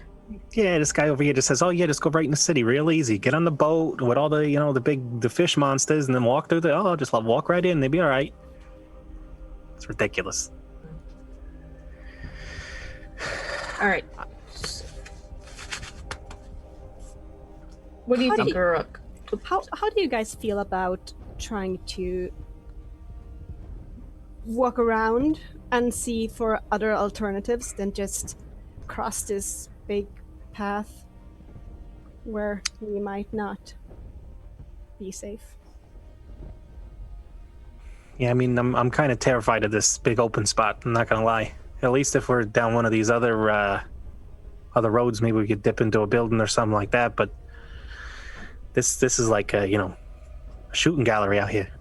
Yeah, it's definitely like shooting fish in a barrel. All right, we'll take a highway, and that way, at least if somebody starts shooting at us, we can duck behind something on the way in. Maybe what we do is we just kind of, where we came through the wall, we'll just follow the wall until we find the first little entrance. Yeah. All right, then let's Sounds get back good, up the yeah. wall. Okay, so you are now exiting out and then going around? Yeah, we're gonna skirt the edge of the wall to try and keep our shoulders on the wall. Okay. All right, not a problem. You do. May I have 3 perception checks from those people that are doing it? This is going to be, well, I'm not going to tell you what the DCs are, but then I will go around and start asking you. Wait. Now, I told the players that this is going to be pretty much kind of like a sandbox game. I have maps for everything. Give me a second. I'm going to load them up. You had something to say? I was gonna say, can they follow the master for perception? Yeah. Well, I mean, no, not really. It's going to... Darn. No, yeah, look there, sure. I mean, if there's a good case and some good roleplay, I'll allow it. All right. So, guys, all right, we got to make sure we keep our eyes really open. You, Smiles, look that way. Ephra, look that way, because you seem to have got vision with the glasses. Hopefully, you don't see as much sun. Squeaks, you take the low ground. Grook, help me look the last. Okay, so you take the right, and then I'm gonna take like the side peripheries. We cover all of our bases. We can't miss a thing. How Okay. high are the walls? In this area, Yeah. it's like 60 feet, 70 feet high. Shame. If they were like half the size, I would have been able to smell them.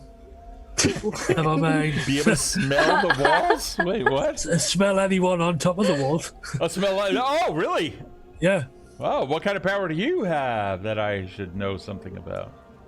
I have scent. It should give me 2 seconds. I'll pull it up just to double check. Imprecise scent at 30 feet. Sense creatures or objects by smell. Okay, yeah. Yep. All right, cool. All right, give me a second here. Let's set this up. All righty, you guys made your checks? Yeah. Yeah. Oh, Smiles. Sorry, do I need what perception check? Yeah, it's going to be a perception check. If you guys are following her lead and you are untrained, Well, actually, even if you're not untrained, you guys are going to get your level plus a what's your proficiency bonus in your perception? +9. Okay, that's all right. That's not your proficiency bonus. That's your total bonus. What level are you at? Trained, master, expert?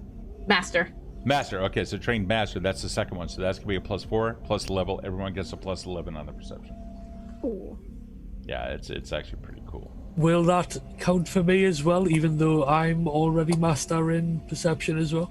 If you're going to be Oh, well, following it their is- lead, then it's going to be yeah. considered. I mean, yeah, I have no problem with that if you guys want to do that. Sure. All right, when you guys are coming through this area, let me see here really quick. All right. Oh boy, this is gonna be fun. 1 second, I'm gonna configure the map. Did you roll yet, Garuk? Yep. Okay, all right, great. So you have here, let's see, I got it. All right. So Garuk, you had a base of 19. Celeste, you have a 27. Good God. Smiles a 14. What was that initial 5? Oh, I thought we had to roll 3 perception checks. Oh, I did say 3. I did say Yeah. 3. No, you are correct. That's 1. So I 2, gotta- Oh Yeah. shit. That's okay. You guys go continue to do that. Ephra, fantastic, great. Smiles, great. Celeste, 1, 2, 3, fantastic. I'll let you guys know what the results are in a second. Guruk just rolled twice more. And Danny, are you gonna roll for Squeaks? Yeah, I'm just doing it. 31. And Guruk, thank Yep. you so much for that. Okay. All right, everyone. What'd you get, Squeaks? The first one was with the bonus is a 27. The second one was a crit at a 40, and the last one was a 31. Okay. Everyone is doing exceptionally well here. You are so vigilant and so nervous. This is a very good thing. The very first thing that you notice when you come in is the expansiveness. It's, I mean, you're coming into a city, so you're walking along a roadway. You're coming into an area that has tons of cars on one side and none on the other, the part that actually goes into the city. You do see a couple of cars that have tried hopping the railing. You do also see that there were areas within the road that were apparently detonated, as if that mines have been planted within this. Strategically, too. Holes, very large potholes. You see tires and old car frames off on the side of the road that look like that they've been pushed off by almost like a bulldozer-like thing moving through in order to clear a way into the city. The further in you go, you see that there's areas where there are indeed fires, some of them in 55-gallon drums next to burnt-out husks of old tanker trucks or what have you. A very large grease fire continues to burn in one area with pallets of wood in the distance. This is still about 150 feet or so away. I'm going to place you guys just on the corner of a building, giving you some cover, so this way I don't put you out in the open. But in the middle of that street, also about 150 feet away, is what appears to be a large scaffolded structure surrounded by a partial low-lying wall. A scaffolded structure that could be a watchtower. You do not see anybody out in the street, but you do see plenty of I-beams from dilapidated buildings that have been twisted into more like barricades. What are you guys doing? You guys see them buses yet or anything? Well, I forgot what we were looking for with where the medical supplies are at. Yeah, we're looking for 2 burnt buses. In this Right, case, I mean- yeah, you see okay. tanker trucks. You don't see any buses here. I was about to say, yeah, he said they were going to be almost on the other side of the city. So I mean, we got some moving to do to get to that side, and then we should look out for the buses. Right now, we got to make our way safely through this city, though. Yeah, so watch out for the watchtower, whatever that thing looks like. It's a bit. You might be some guys looking around or something. Your binoculars. See if you can see someone up there. Oh yeah, let's see what we got here. Okay. One. No, it seems to be clear. Now, you do notice that you can't see into it. Judging by the sun, which is hitting the top of the tower. First off, there's a low-lying wall of what you estimate to be above the floor of the tower. A low-lying wall, all right, fine, wouldn't be able to see through that. But above that, the area that would normally expose the upper torso, the only thing you can make out is some kind of a fine mesh, wavering ever so slightly in the sun. Unlike everything else, the mesh seems to be upkept. The nature of this would prevent somebody from being seen if they were actually in the tower. Yeah, I can see up there, but they got some kind of camouflage or something. I think we really need to get skirted around this thing. I don't think we should go near it because we should try and keep it as hidden to us as possible. I think. You mean we should stay hidden from it? Yeah. Try and keep a bunch of stuff in between us and it because somebody's up there and they got peepers for sure because they got like I said, little camouflage nets and stuff looks pretty new. All right. Looking around, however, you realize that you can skirt around the entire city as much as you want. You're probably going to come across stuff like this no matter where you go. Yeah, so if we could like hop between cars or something like that, I don't know, something like that. What if we just... Sorry, go ahead. I was just going to say, tell me precisely what kind of action you guys are going to take. I can read into your inferences, but I don't know if that's actually what you're doing, so I don't want to make moves for your Yeah, it characters. sounds like we want to try to stealthily / put as much cover between us and the tower as possible as we make our way inside the city. Okay, great. Thank you so much for explaining that. I'm dense. I did not get much sleep, so... All good. Right. Hold on. Alrighty. Celeste, you begin looking around, lifting your eyes, gazing out, looking for anything. You move quickly and closely, staying close to the walls, darting between here and there, coming over to a car. Everyone else behind, she seems to be doing an okay job. Ephra, likewise, you first take a look around, see if you can see anything. You don't see anything immediately, and you try moving forward with your stealth. You also, according to everyone else, seem to be okay. Garuk, you start moving forward. You can tell that there is something out there. You know that there's something out there. You just heard the sound of something off in the distance, but you can't exactly locate it. You try moving forward. You had put your foot into a small oil puddle, causing you to go a little bit off balance just for a second. Can I please have a reflex save? See if you fall over. And read your number out loud. 27. You find yourself balancing, lifting that foot up, and almost as if like you're going to fall backwards as the weight gives out from under you. You manage to recapture it. You find a little bit of like a pile of debris, that mostly organic material, but very fine, like a dust and what have you. You see eventually that it's actually a nest of some kind that has long since been abandoned. You start rubbing your foot against it in order to get some of the oil off, and you continue. You're okay for now. Smiles, you start moving forward, your eyes vigilantly looking up, around the hall, around the walls, up around, looking over across old abandoned storefronts and residential buildings piled on top of them, many of them about 8 to 10 stories tall. This city was crammed with people. Any one of those windows up there could be a potential sniper point, and they're all looking down on no matter where you are. But so far, you don't see anything there that would give the indication that somebody is watching. You also begin to move forward with yourself. As far as you can tell, and anybody else, you guys seem to be okay. Sticking close to the shadows, the rest of you continue moving forward. Squeaks, you likewise. With that fantastic perception of yours, you also begin looking around. You don't see anything except another one of those creatures off in the distance manages to flit between a corner of a building and a car directly ahead of you. It looks like it could have been one of those things. Your eyes then follow its possible path behind those cars, and then you can see, no, it's just running across the street, stopping, smelling something, and continuing. Whatever this thing is, it's in its natural habitat, looking for food, nothing more. You begin moving forward, and likewise, no one can hear you move. You guys so far have done well and have crossed about half that distance, a total of 75 feet. You now have 75 feet more to go you can retain these rolls, you should be okay. I'm not rolling. Yeah, well, I would like to opt to retain those then. Yeah, you guys have actually done extremely well.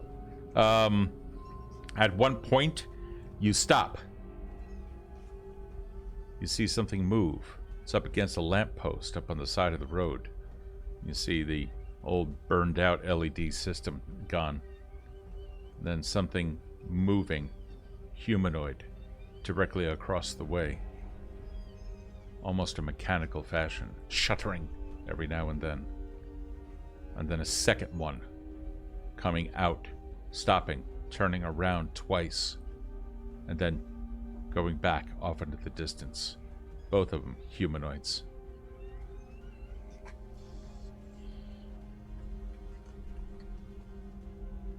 Do we all see that? Yep. Got some company. I think those are Sims, yo. Yeah, Looks like it. definitely. I want to do a recall knowledge. Are they Sims? Based on what you know, they could be. Hard to tell until you get closer. You're going to want to look at their eyes. Amber, non-violent. Red, violent. All right, okay. Are these things in the way of where we gotta go? They're in the street, and you're walking down that street. That's what I thought. So we either try to be stealthy, or we just straight up murder them. I kind of like how we're going this way. If we can get across the street, I think we're doing pretty good. Violence is a risk of attracting more of them. That's correct. That is correct. Yeah. All right. So are we going? We're gonna sneak past them then. That's what we're doing. Yeah. All right. All right, you guys start moving forward. Anybody Hopefully we doing don't have anything before you move forward?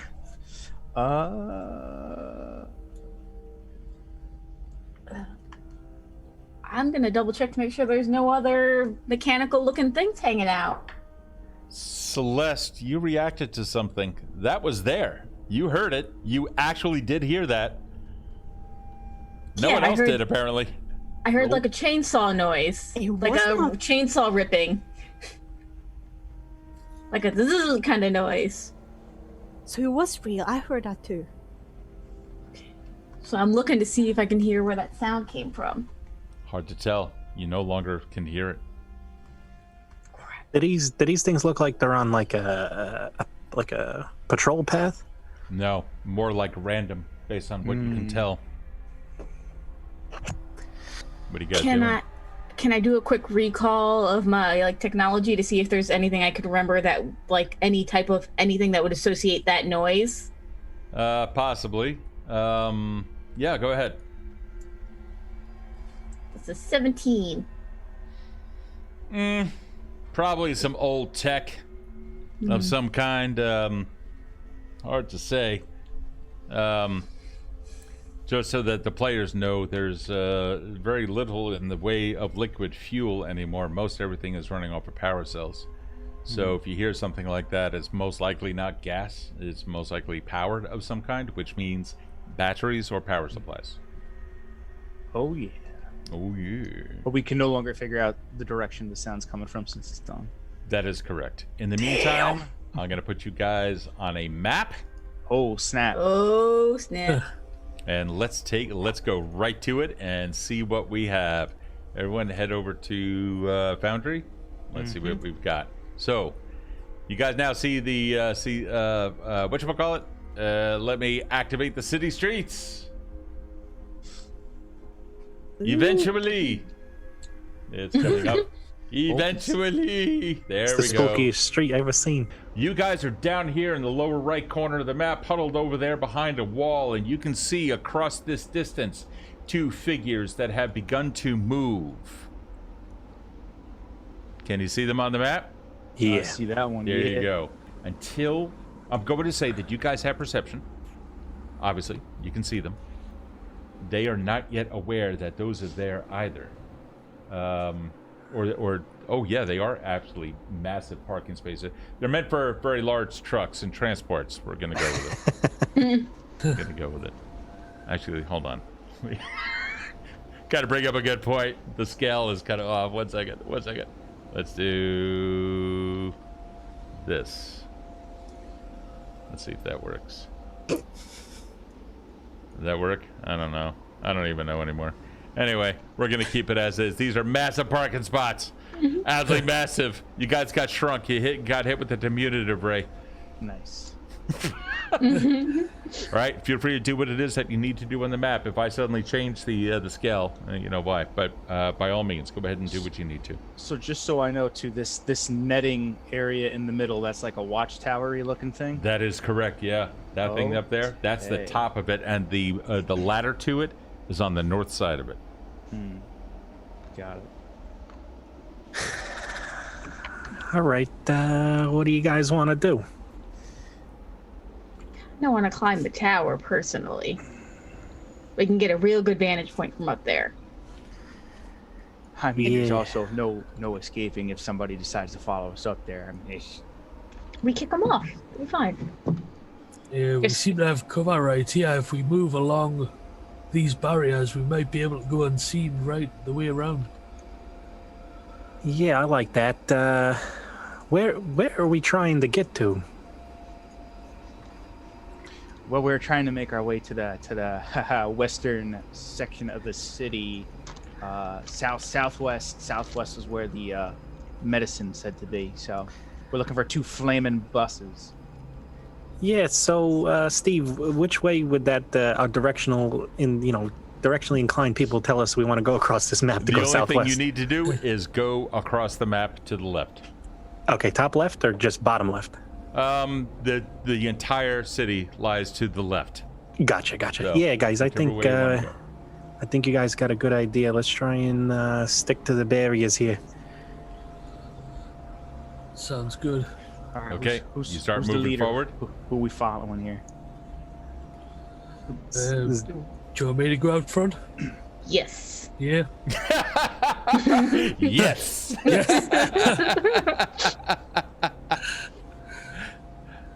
I just Yeah. moved? No. Yeah, Nothing? no, go ahead. I'll call for it when, if a fight breaks out. The whole thing here is whether or not they will notice you. So a lot of this is going to come down to stealth. So yeah, you're going to start making some stealth checks and whatnot. I already have that all set up on my side. But as soon as you got there, you go. Now you're starting to move. All right, now that everyone has moved, stand by. Let's see something here. This is here. Oh boy. Will that one see you? May I have? Yep, from everyone. Make stealth checks, please.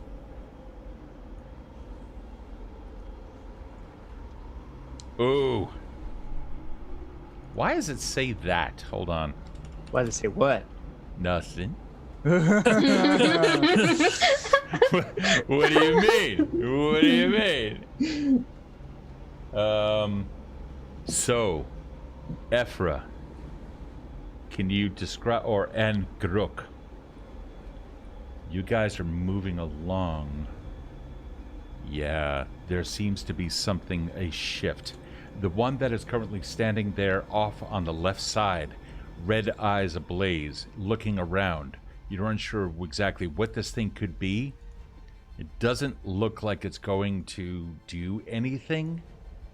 But then as Garuk and Ephra, and as the team comes up, you guys start huddling. It then begins to turn its attention towards you. Taking a step forward, it turns around a little bit more, coming down, turning, looking. And then you see it move at a very rapid pace, coming straight across. What are you guys doing? How tall is this wall that we're behind right now? It's about 6 feet tall. Oh, okay. All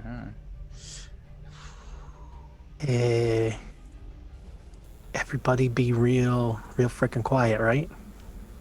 Yes, I think we gotta wait this out, because if we try to move to another barrier now, he's definitely gonna see us. Yeah, Nah. that's what I'm thinking. And All right. cock a bolt and just wait. Yep. Okay, and so you do. Ooh, what was that? Moving what? I'm gonna make it so that my weapon is super tinkered. All right. Can you hear my normal voice? Yes. Yes. Thankfully. Do you hear this? You also hear this? Not yet. No. Good. Okay. All right. Well, keep going. Do we give it a minute, see if it passes by? Or... It is currently standing there as if it's just ignoring, perhaps. Great. Try to maybe try some distractive maneuver. Yeah, somebody like take a rock or something and throw it the other way. Yeah, somebody who's good at throwing stuff. So you do?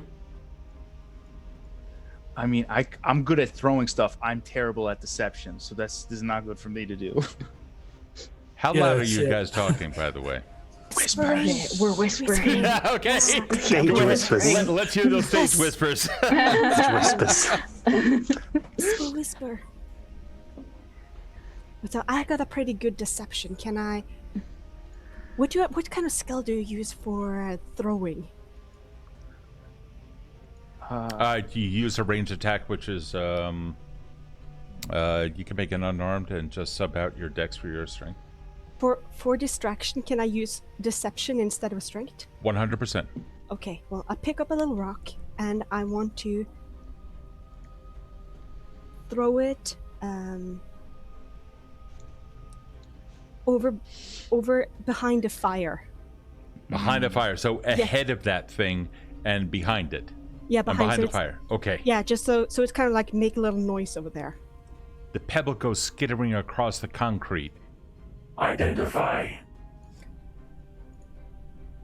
And immediately it begins to move forward.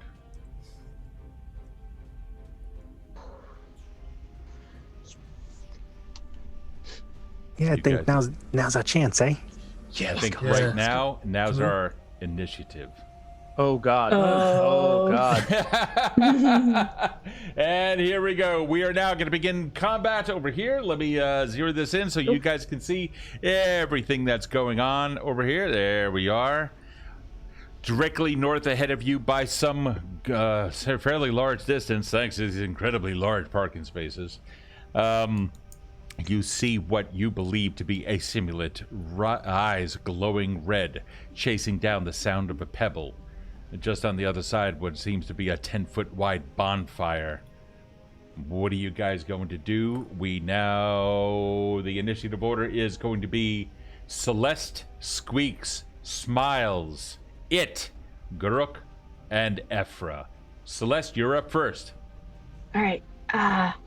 So I'm gonna just try and skitter across quietly to the next barricade. You got it. Give me a stealth check, and then you can move. Give me a stealth so check. Yeah, give me a stealth 18. check first. 18. Mm-hmm. Okay. You see it turn its head as you move. Go ahead and move your figure. So, Apparently, it has right? detected your action, and you can see that it has. Celeste, are you taking any other actions? 10, 15. So that was 2. Yeah, I'm just gonna sit here and wait You got with it, my Squeak. crossbow. You got it, Squeaks. You're up. Smiles, you're on deck. Do I notice that she got spotted? How would you do that? The wall is 6 feet high. Yeah. Okay. Yeah. So it didn't say anything, right? Yeah. So I'm gonna do the same thing. I'm gonna Scooby Doop over here. You wanted a stealth. That's give me gonna a be a 25, and Okay. that's 2 actions. I kind of think I'm hidden. Don't realize she saw, so I'm gonna stay here. Okay, you got it. Smiles, you're up, and then it goes. So we noticed that it noticed them, so I'm going to just move right here to try and flank it if it decides to come this way. Okay. And I am what's it called when you wait your turn and do something if something happens? Ready? Yeah, I'd like to ready an action, which is to shoot it in the back if it comes this way. Okay, you got it. Let me just double check its movement here. Okay. It is definitely going to make a move. This is not going to be a pretty thing. You see, it turns its head in an unnatural fashion. It makes a beeline straight down to here, straight down towards her, comes directly over here as part of its third action. It cannot do anything more than that. Grook, you're up. As it begins to approach, you can hear some gears whirring and other things. It does not sound like it has been maintained at all. There is definitely some squeaky joints, and it is also gibbering somehow, some kind of mad, maniacal language deep under its breath. The syndicate we need to kill the syndicate. You go, Garuk. Right, I'll take a move towards it. Okay. Will that? I don't know. Will that count as 2? I don't know. How many feet did you move? I've got no idea. oh, okay. No, that's absolutely fine. Hold on. Here's what we can do. Where were you? You were back here? Yeah, I've got 30-foot movement. Great. So. Okay, so here's what you can do. Press and hold down Control on your keyboard. Okay. Right. And then click and drag your guy. And you'll see that to there it's 40. When you let go, you'll notice that it stays there. Here's the cool part. Press the space bar. Right. And then you move there, all right? So there you go. That is 40. Since your move is 30, that's going to eat into your second action, leaving you with 1 action. What do you want to do? Yeah. From there, where's my attacks? Let's have a look. Where am I? Oh, you're going to attack. Awesome. Yeah. Oh, yeah, right on its back. Yep. I'll take a swing at it with my axe. Okay. Do I... Is that in actions? I go onto my weapon and hit the strike, is that right? That's exactly correct, yeah. If you had multiple strikes, then you hit it. You see where it says like -4, -8, or -5, -10 after that? Yeah. Okay, so that would be your second and your third attack. Any other attacks, if for whatever reason you happen to have them, you would continue to use that third button. But that first one, use the strike with whatever plus it says. There we go, that's a 10. A total of 10? That's what it says, yeah. You have a +6 to your strike? Yep. Yep. Oh, unfortunately, you have rolled a 4. That is going to critically fail. Oh, that's not going to be good. Do you want to use an urchin? If there's one available, yeah. It's I think that there might be one. At least I hope there is. There should be. Let's see here. Let's find out if there's anything here. Deborah, thank you so much that you donated. I see here that you donated 9 minutes ago and 11 minutes ago that you had donated to Extra Life. Thank you so much for that. Let's see, mods. Yes, there is one. Yep, there are 2 urchins that anybody can use. Let's do it then. Okay. Will that go on the... All you're going to do is roll again. Just roll again the first one, the strike. Yeah, exactly. Yep, that is correct. That's an 18. That is no longer a critical fail, but it is still a fail. You bring that axe down upon its back. You hear the clinking of armor, just metal against metal, and you realize you have barely scratched it at all. Yeah. I just want to make sure. Can you double check your stats in Hero Lab? Let's make sure that your character sheet in Foundry is correct. Do you have a +6 to hit? Yeah, because I'm a druid. It might be wrong because I have a mastery in the axes. So I'll double check. Okay, yeah. Let me just make sure here because I don't want you missing out on anything. So you should have a. With that, you should have a total of a +10. And I see here that you're only rolling with a +6, which is to strengthen the train. So it's actually not picking up the neck splitter and stuff. Something weird is going on here, guys. Yeah. I'm not too certain exactly what. Let me go into your sheet here for a moment.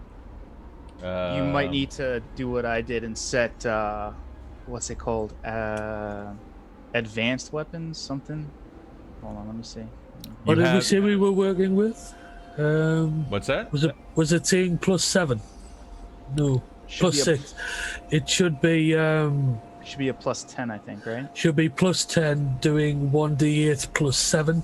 Go to the skull splitter, and what weapon type does it say? Does it say like advanced weapon, martial weapon?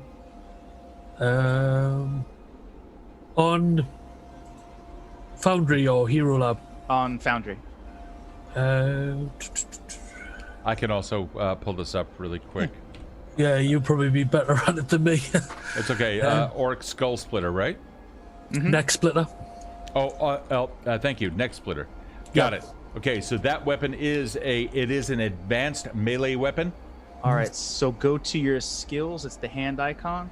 Scroll all the way down to your martial proficiency and make sure that your advanced weapons is set to the right training. And that martial weapons is set at expert. No, what's advanced weapons set to? Advanced master. I just set it to master. Master. So now, Yeah, if you it's take that a one. look at it, if you take a look at it, go ahead and roll again to hit, and now we should see a much larger Right. difference. Yeah. There we go. Oh no.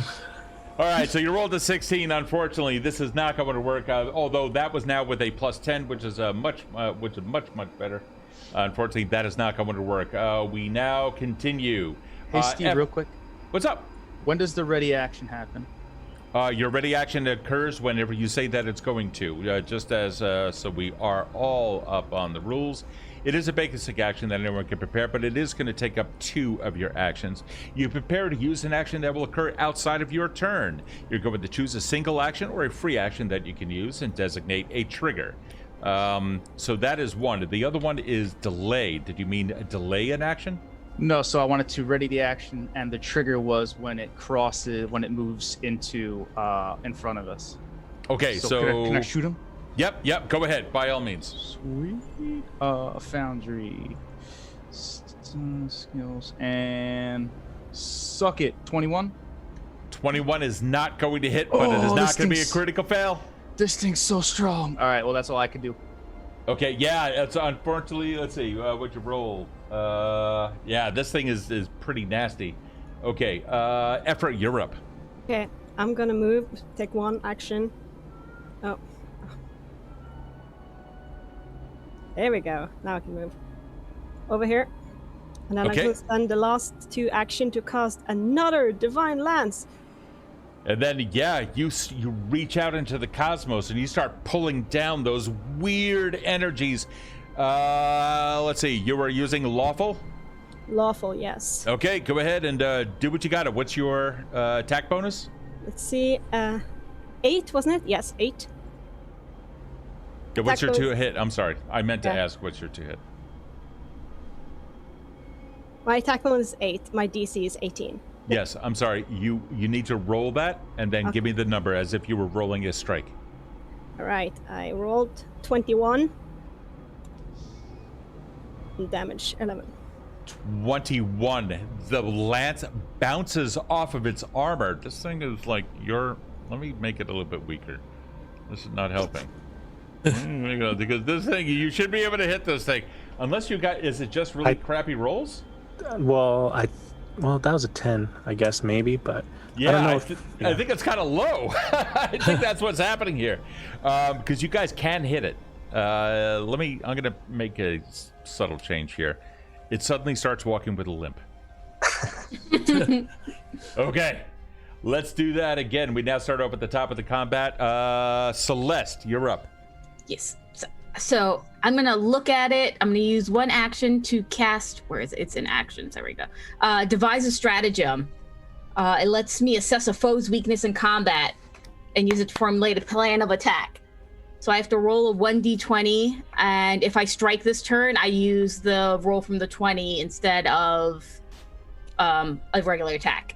All right, fantastic. Do you have that? Do you have any ability that then allows you to share that information with anyone else, and then they then get modifiers or bonuses to their attacks? I do. I have Clue In, so I can share the information with the triggering creature. Fantastic. There you go. All righty, go ahead. Do what you gotta. All right. So. Oh no! Okay. Well, wait a second. That was a D20. That's just a flat D20. Yeah. Oh, and you rolled a 9. Yes. Oh, and when I make the substitution, I add my intelligence modifier to the attack roll instead of my Okay, so- strength or dexterity modifier. Okay. So what's your int? It is +4. So that's if I was going to attack it. That's Yeah. I have to use that roll.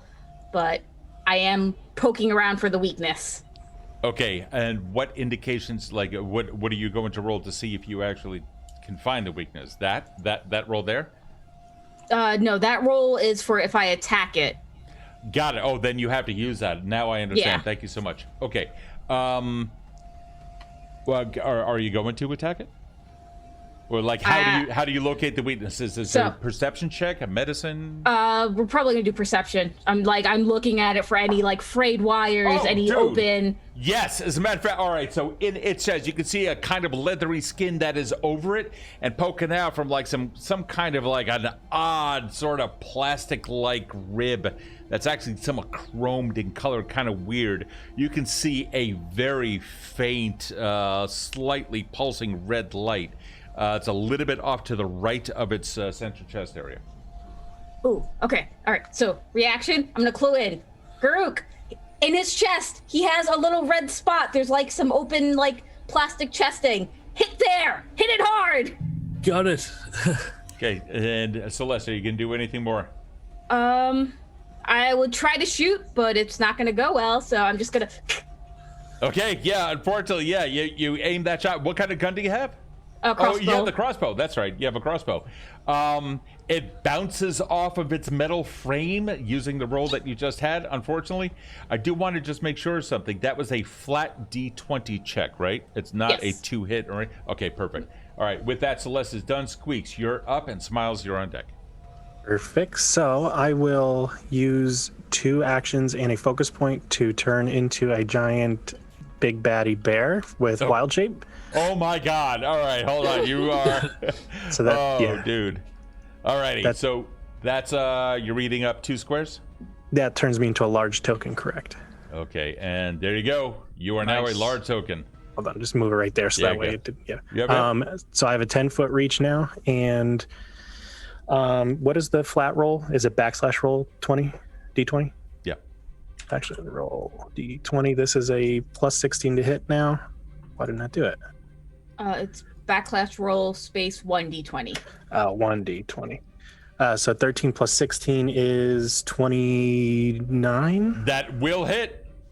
And then 2d8s. I'm just gonna. Yeah, if you wanna, that's gonna be my last attack, but I just have to get dice because it's gonna take longer to do this. Okay, So what do you have for the? You're 2d8, all right. You're gonna do your 9. own dice. Yep, 9 plus 9, 18. A total of 18 points of damage. Yep. Okay, there is a. It stops, looks up at you. Describe your attack. So it comes in, does its little deal, and I go, "Not today, fella!" And I just like roll up into a giant bear, and I reach over Celeste and do this big raking claw across it. Like, You do. It comes across its face, and some of those claws of yours begin dragging some of the leather-like skin, some of that dried horribleness that is over its frame. This is a violation of Syndicate property. You shall now be destroyed. With that, are you done with your attack? that's it. That's all 3. Okay, and that was a total of 12 hit points, right? No, 18. 9 and 18 9. points. Sorry. Okay, you got it. All right, with that done and some damage now done to it, we move over to Smiles. You're up. Cool. I will first move over here. I will reload and I will take another shot at it. Okay, you got it. Now that's a 14. No, unfortunately, that's going to be a critical fail. Its its AC is 24. Cool. What happens? Well, I'm going to pull out a card on your crit fail, unless you want to have if you want to spend a hero point, or if you want to use an urchin. Yeah, I'll use an urchin. I'll save Okay. crit fails for when I actually get a 1.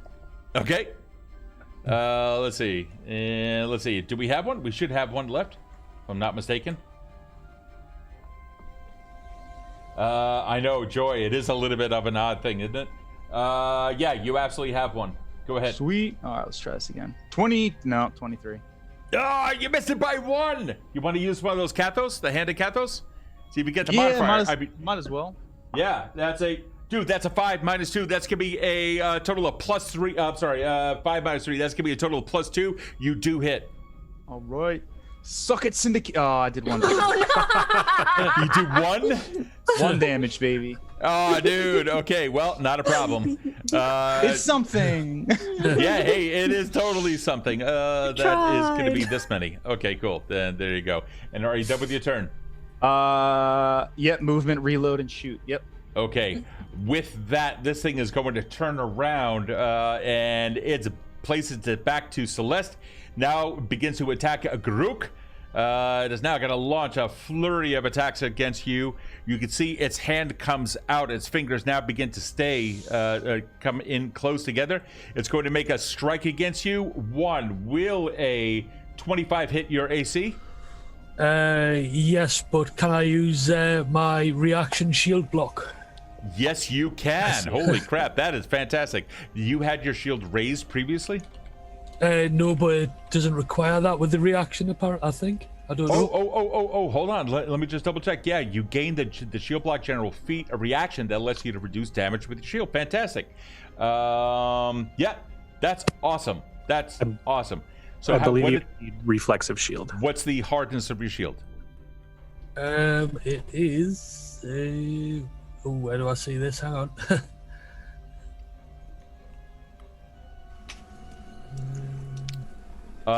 You're probably going to have to go into Hero Lab for that. Is it steel shield? Yes, yeah. I believe it's 5 and then 20 HP, but let me just double check for you.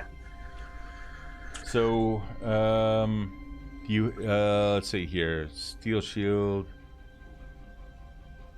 Hardness 5, HP 20. Okay, so all right, so then it's going to reduce. Fantastic. It does a total of 17 points of damage, which is going to reduce it down to 12 against you. So let me change that really quick. Let's see if I can change that. No, I did not want to damage it by that many. Yeah, you do. No. I want to damage him by that many. That is going to be this. And then Garuk, I will add in the 5. Okay, with that, Garuk, this thing comes at you and slashes straight across your chest. You raise your shield. It cuts through a portion of the shield, reducing it. It has taken 5 points of damage to the shield, so just keep track of that separately, but also 12 points of damage to you. It has taken 1, 2. It's now going to attempt a second one. Oh my god, what is your AC? 17. It hits with a 29. That is going to be a critical hit. Let me see here. Oh man. That is going to be this is a slashing triple damage, my friend. Jesus. Oh no! This thing sliced right through as the last of its attacks, right into your abdominal cavity. It came through, then came through with a backhand with a knife-like edge to its hand, doing triple damage, which is going to be. Oh man, that's times 2. That's 32 plus an additional 16. That is going to be 48 points of damage. Let's see here.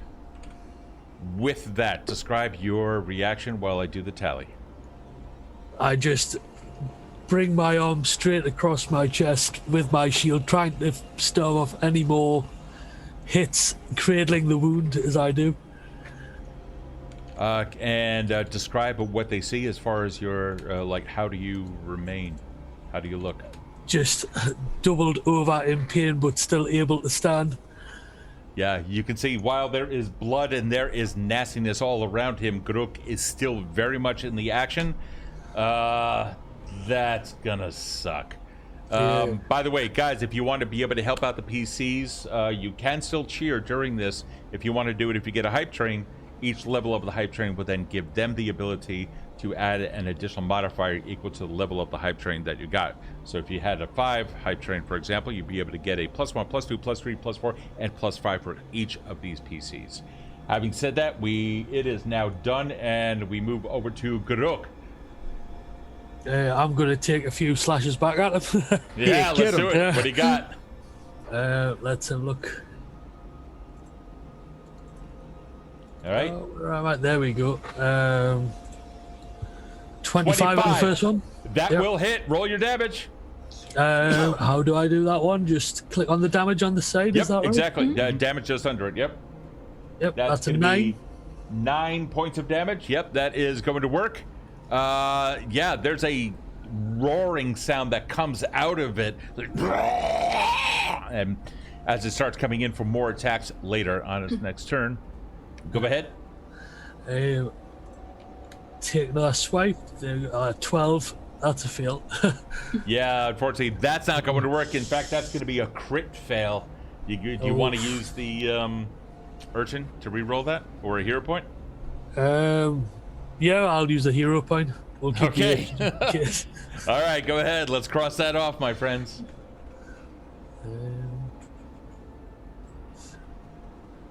And do that same attack again with the -5, yeah? Yep. Yep. Oh my god. 12 again. Wait. Why does it say +3 instead of +5? Oh, use the scorpion whip this time. How'd that happen? Sorry, wrong one. My bad. 23. There we go. Oh, How much did you get? 23. 23. You were Yeah. off by 1. Do you, guys, do we have any more Kathos? Hands of Kathos? Let's see. If we have any Kathos. Actually, can I have a tally, mods, of what we have? We do. So there is 1 Kathos. There is 1 urchin. He just used the urchin in order to reroll.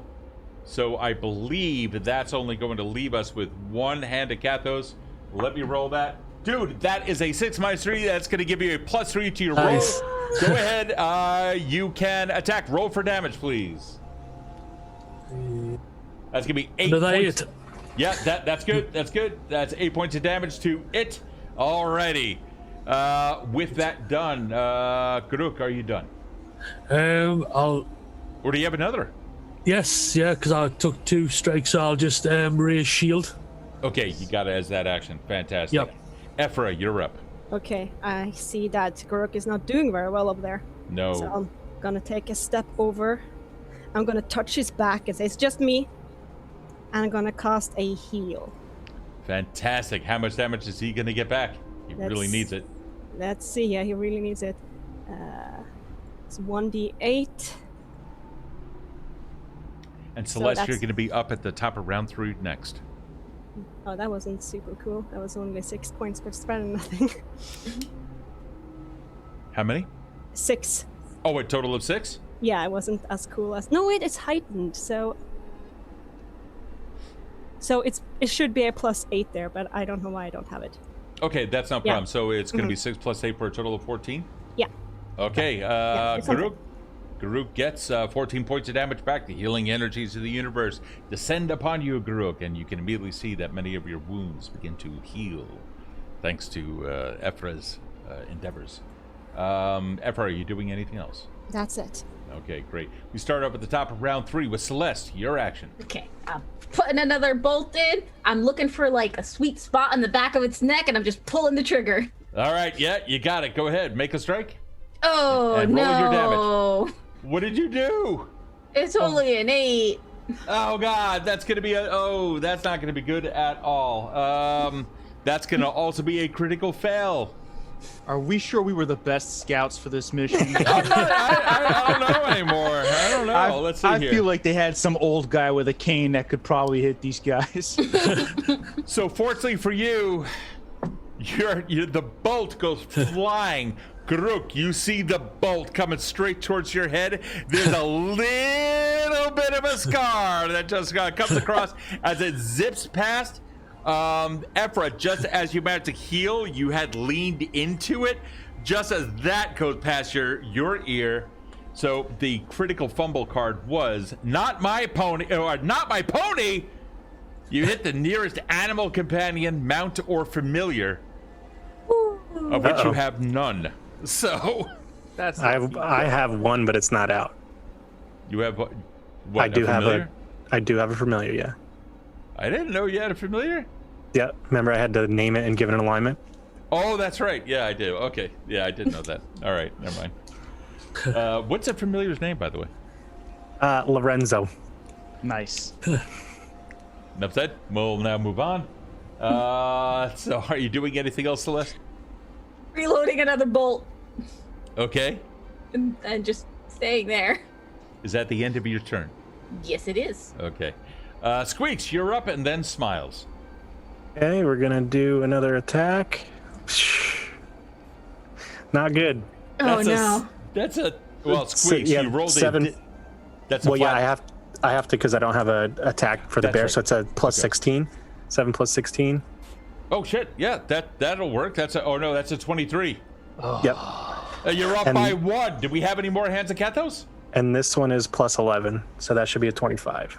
Hey, all right. Daddy, yeah, he got switched. Anna, he's now a giant bear. No Kathos. Alrighty, here we go. First one missed. Second one hit. Okay, and what's the damage to that? 13 plus 9. 13 plus 9. Okay, so that's gonna be 21. 13 plus 9, 21 points. 13 plus 9 is 22.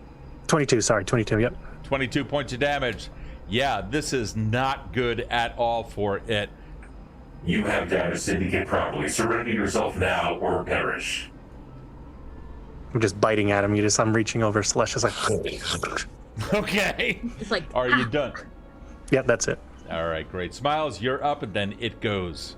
Sure. First action, I'm going to use Healing Bomb to literally chuck a gourd of healing elixir at Garuk.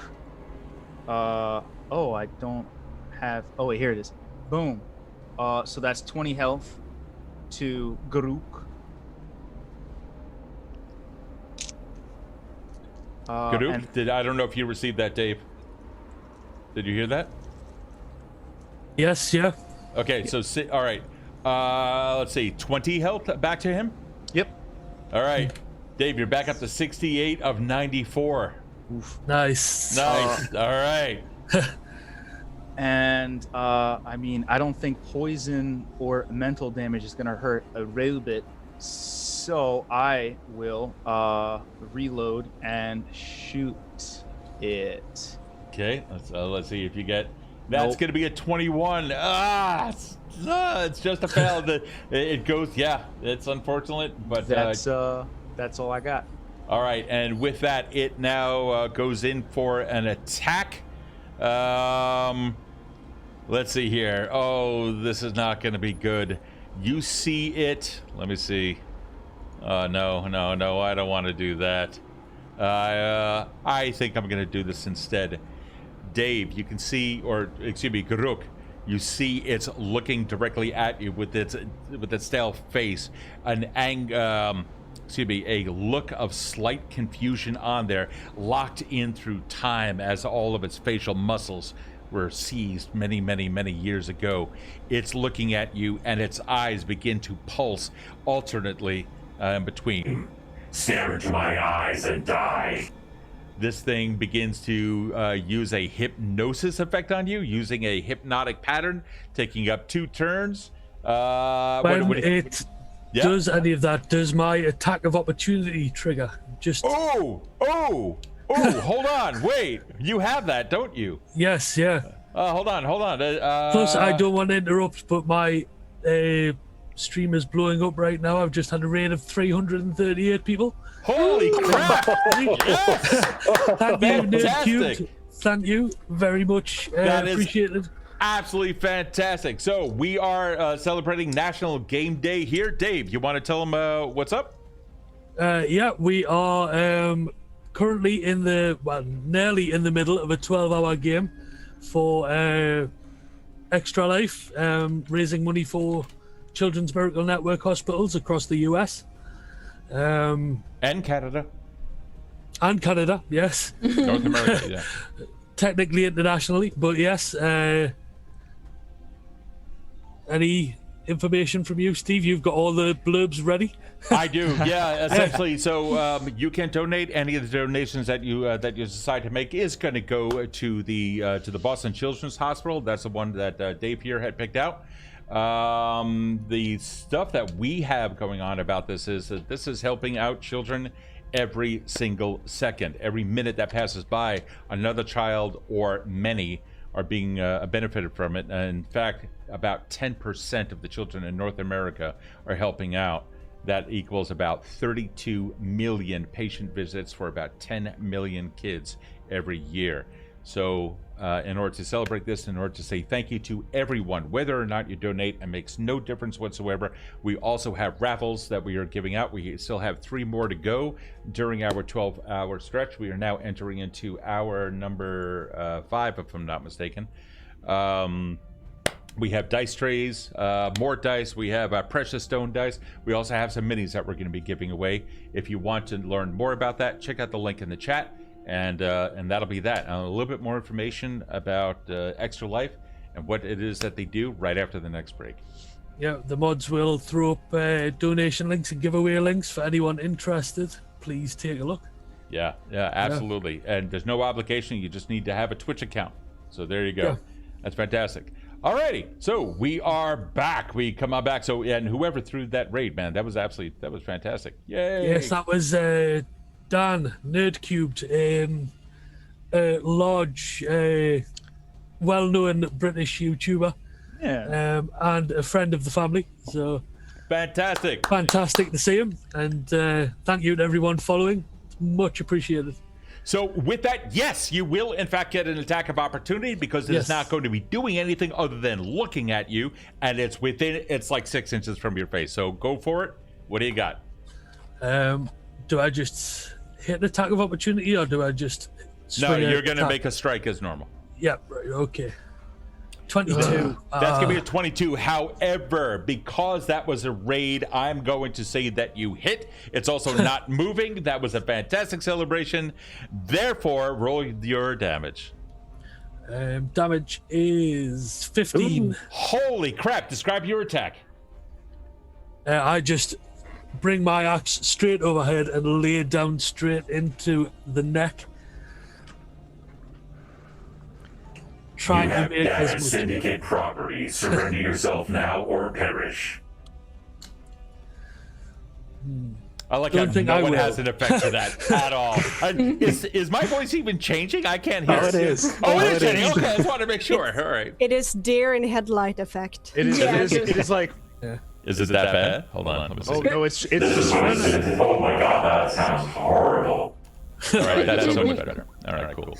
I actually, there's a little control. I actually have to click on it in order to be able to hear myself, but there's a slight delay. Anyway, so with that, you rip into it, and it also begins to groan a little bit underneath it. You manage to slice open its chest, causing some of its synthetic ribs to separate some, giving you a little bit more access. For anybody that is facing its front torso, you guys will now have a +2 to attack against it, or actually, I'm just going to lower its AC. So you guys can continue doing what it is that you do. I'll reduce the math on my side.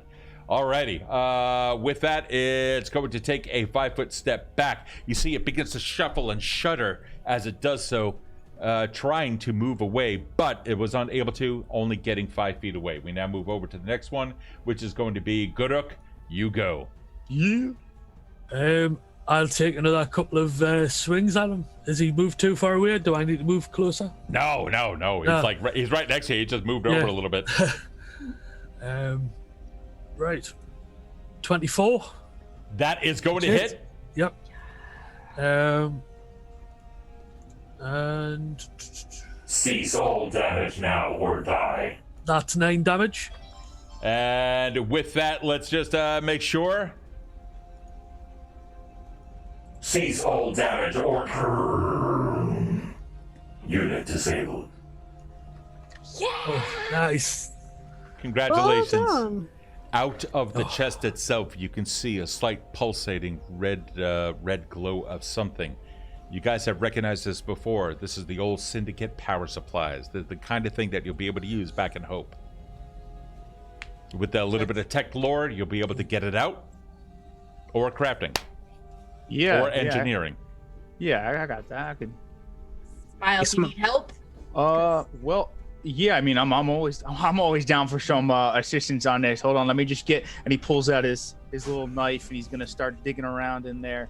What kind of check did you need? Engineering. Engineering or crafting? I'll use crafting. Yep. Go ahead. What do you got? Oh, that's 22. easy. Yeah, but that 22, you reach in there, you say, "Oh, this is actually rather simplistic." it's meant to be replaced. The entire rib cage you see has hinges on it, a couple of locks on the sides. You do the whole thing, take it, and you take it right out. Congratulations, you guys managed to get a power supply. Woo! We crossed it off the list. Next thing. Got it. So let's And- look at the list. Power supply. Should we get more than one? We didn't. We really probably should. We probably should. All right, I'll put a little tally. Let's aim for like 3 on the good end. On the good end, okay. What do you guys? Well, now we know that these guys actually keep power supplies in their body. Yeah, you guys are now learning a little bit about the Syndicate's defenses and what it is that the Sims were able to do. You can see they can withstand a tremendous amount of damage. However, my friends, it is still not over. You have one left in the street if you choose to take it out. So far, it has not reacted to it, and it is way up here. What do you guys want to do? Steve, quick question too. What's up, while man? I'm digging around in this guy's guts, judging from how this thing is built, Yeah. I know that the bombs I create deal with mental damage using fear gas and poison damage. I'm assuming I can see that they are immune to these types of damages. They are not immune. Well, let's see here. They are. Let me see where this little dude is. It is not immune to anything you guys have presented to it so far. Cool. It Alright, just good to know. had a really tough skeleton. Nice. What's up, All right. Dave? I think we Just have some wonder- good news, don't we? Yes, we've had another $80 in donations on my side, bringing us up to the 800 mark. Nice. Yes. Yes, How much in total? fantastic. 800, I believe. It's 800 directly. Hold on. Let me. Wow, Oh, that is There's fantastic. another 18. Thank you very much. Thank you so much for this. Yes. It is all very much Wow. appreciated. 802 of 1,000. The Evindale team itself has raised 357, but Caffeinated Viking in total, also bringing it up to 802. Whoa, who is doing Gotta that? backfeed. Oh, I see why.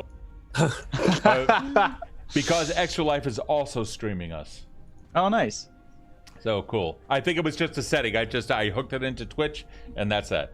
Alrighty, with that, with 802 over $1,000 goal, I have a feeling we're gonna hit it after the break. I may have to up it a little bit. Let's give those kids a little bit more oomph. Alrighty, with that, we now return.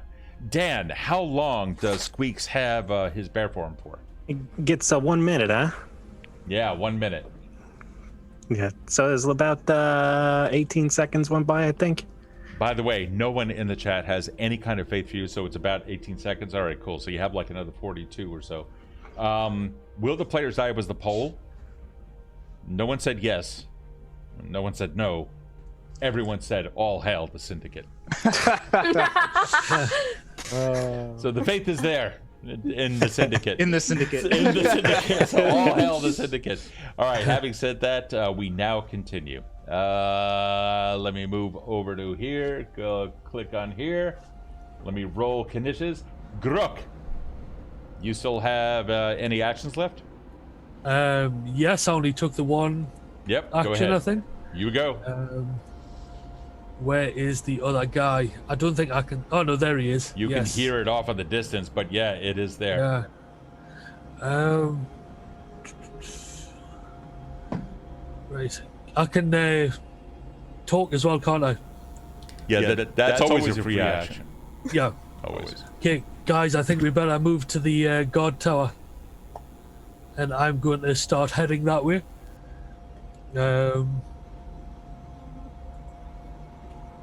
And I drag, yes. Yeah. Simulant Bravo, locate. Simulant Bravo, locate. Simulant Sounds Bravo, locate. Simulant I'm Bravo, going to locate. move with my last two actions 45 feet to there. Okay, you got I believe it's behind the wall. Is that right? You That is actually behind a wall, and that wall is a half wall, but it is there. It's about 4 feet tall. Okay, so you'll be able to crouch down, no problem, and also receive cover. With that, you are done. Ephra, you're up. Right. All right. Well, we're falling.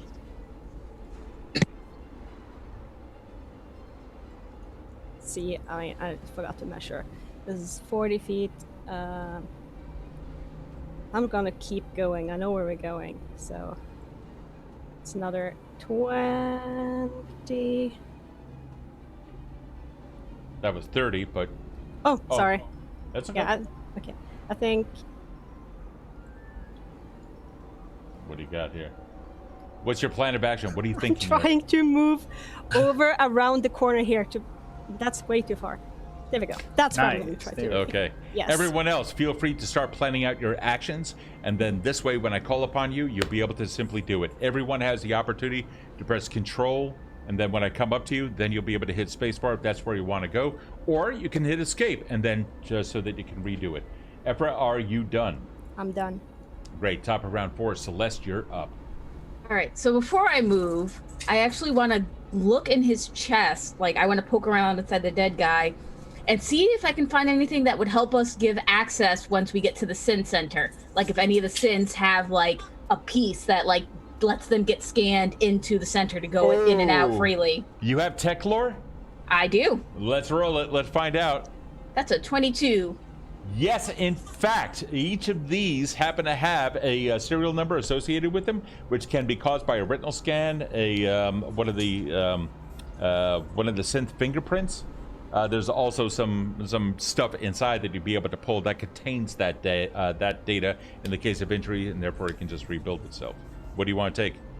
I'll take a finger because that'll probably be the quickest to like chop and go. Okay, so I'm going to use up your entire turn in order to do that. Okay. Okay, and Squeaks, you're up, and then Smiles, you're on deck. Gonna move over here real quick and just kind of do a little cover. Okay, you got it. Sounds That's good. it. Okay.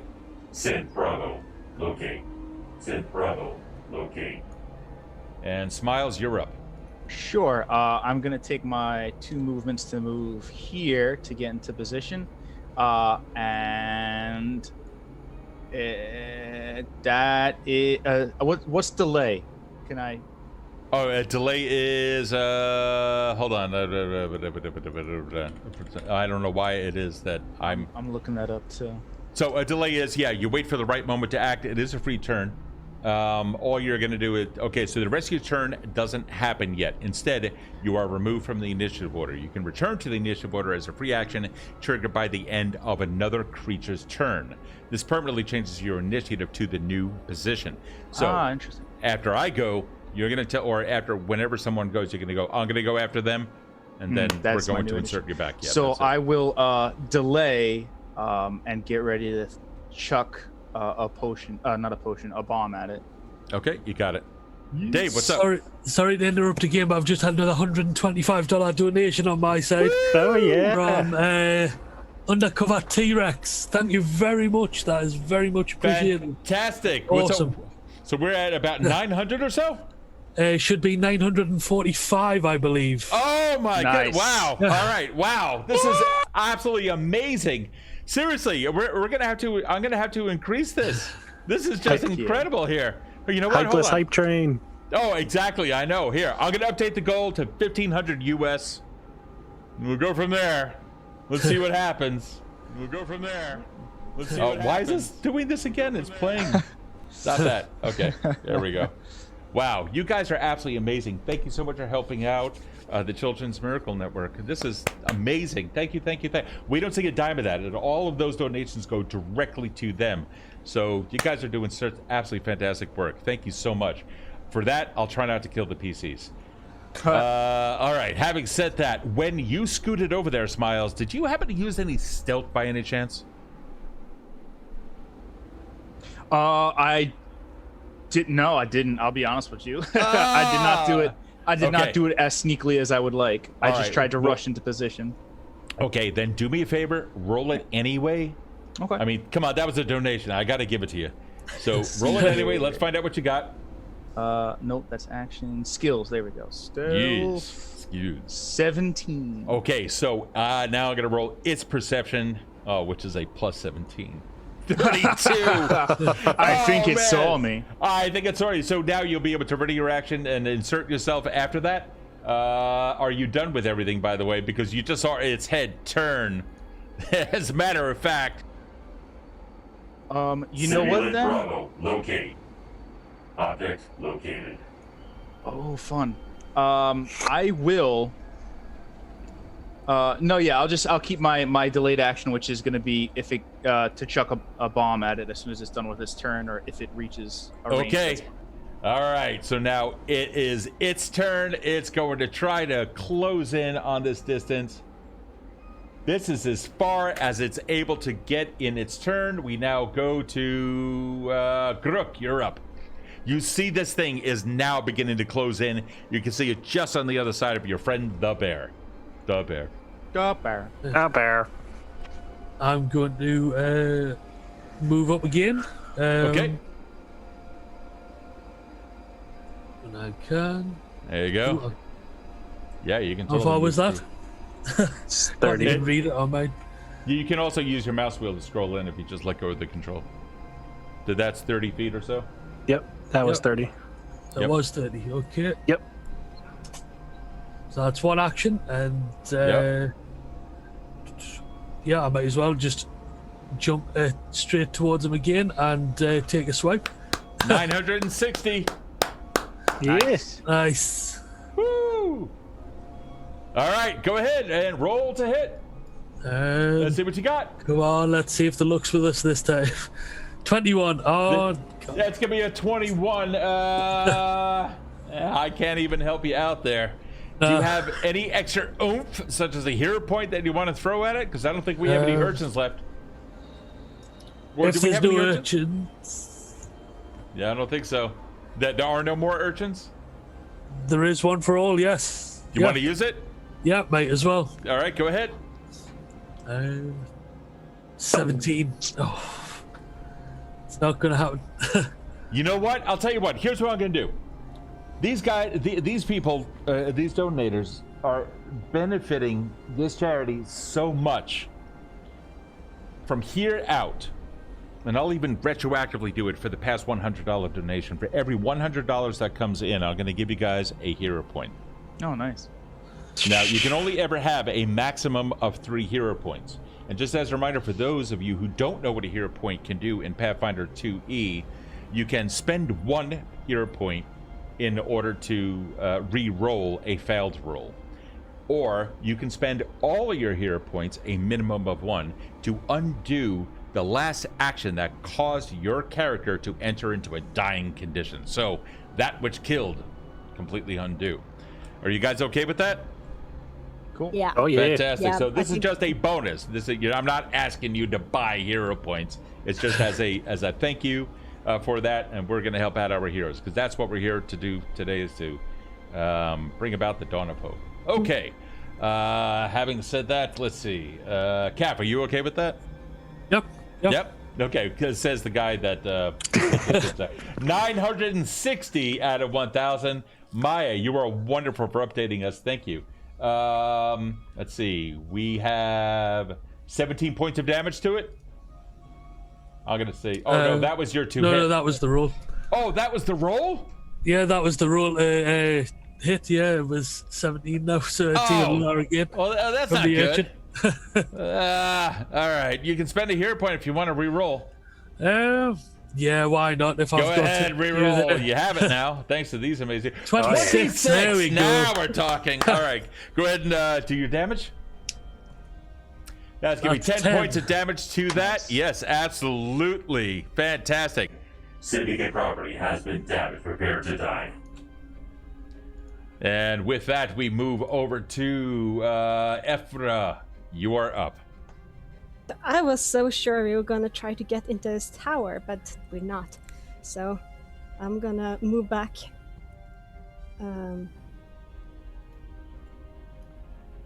You guys are doing extraordinarily well, so thank you, thank you, thank you. This is I fun. have a very tiny screen here.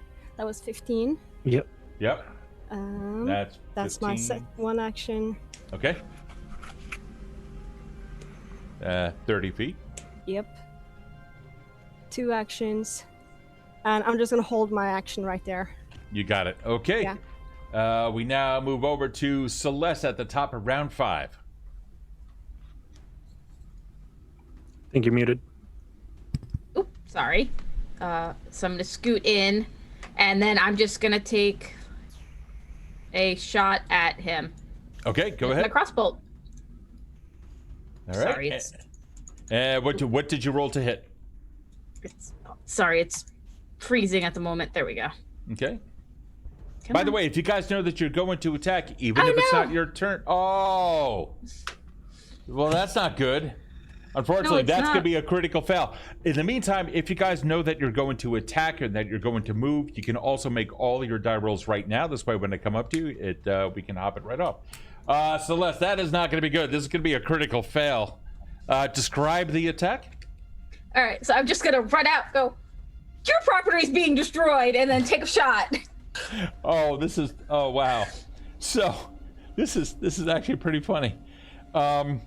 Celeste, the string on your bow, the synthetic, it snaps, comes across, manages to get a gash right above your eye. There is blood everywhere. The pain riddles through your head, sends you into a state of shock. You are going to be sickened 3. Oh wow. Oh crap!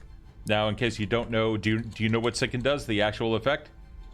I not sick in 3. No, it's okay. It's absolutely fine. So, you immediately feel ill. This is not going to be good. You are going to take a -3 status penalty on all of your checks and DCs. Now, and you can't willingly ingest anything. It's the sight of the blood. This completely took you by surprise. Your body entered into just a quick little bit of shock. However, you can spend a single action attempting to retch if you make a fortitude save against the DC of the effect. Okay. So, do you wanna- Go ahead, make a fortitude save. Hopefully you'll be able to do it fairly well. That's an 11. Unfortunately, that is not going to work. I'm going to set the DC. Actually, hold on. No, we're going to set the DC to 10. So that's going to reduce it by 1.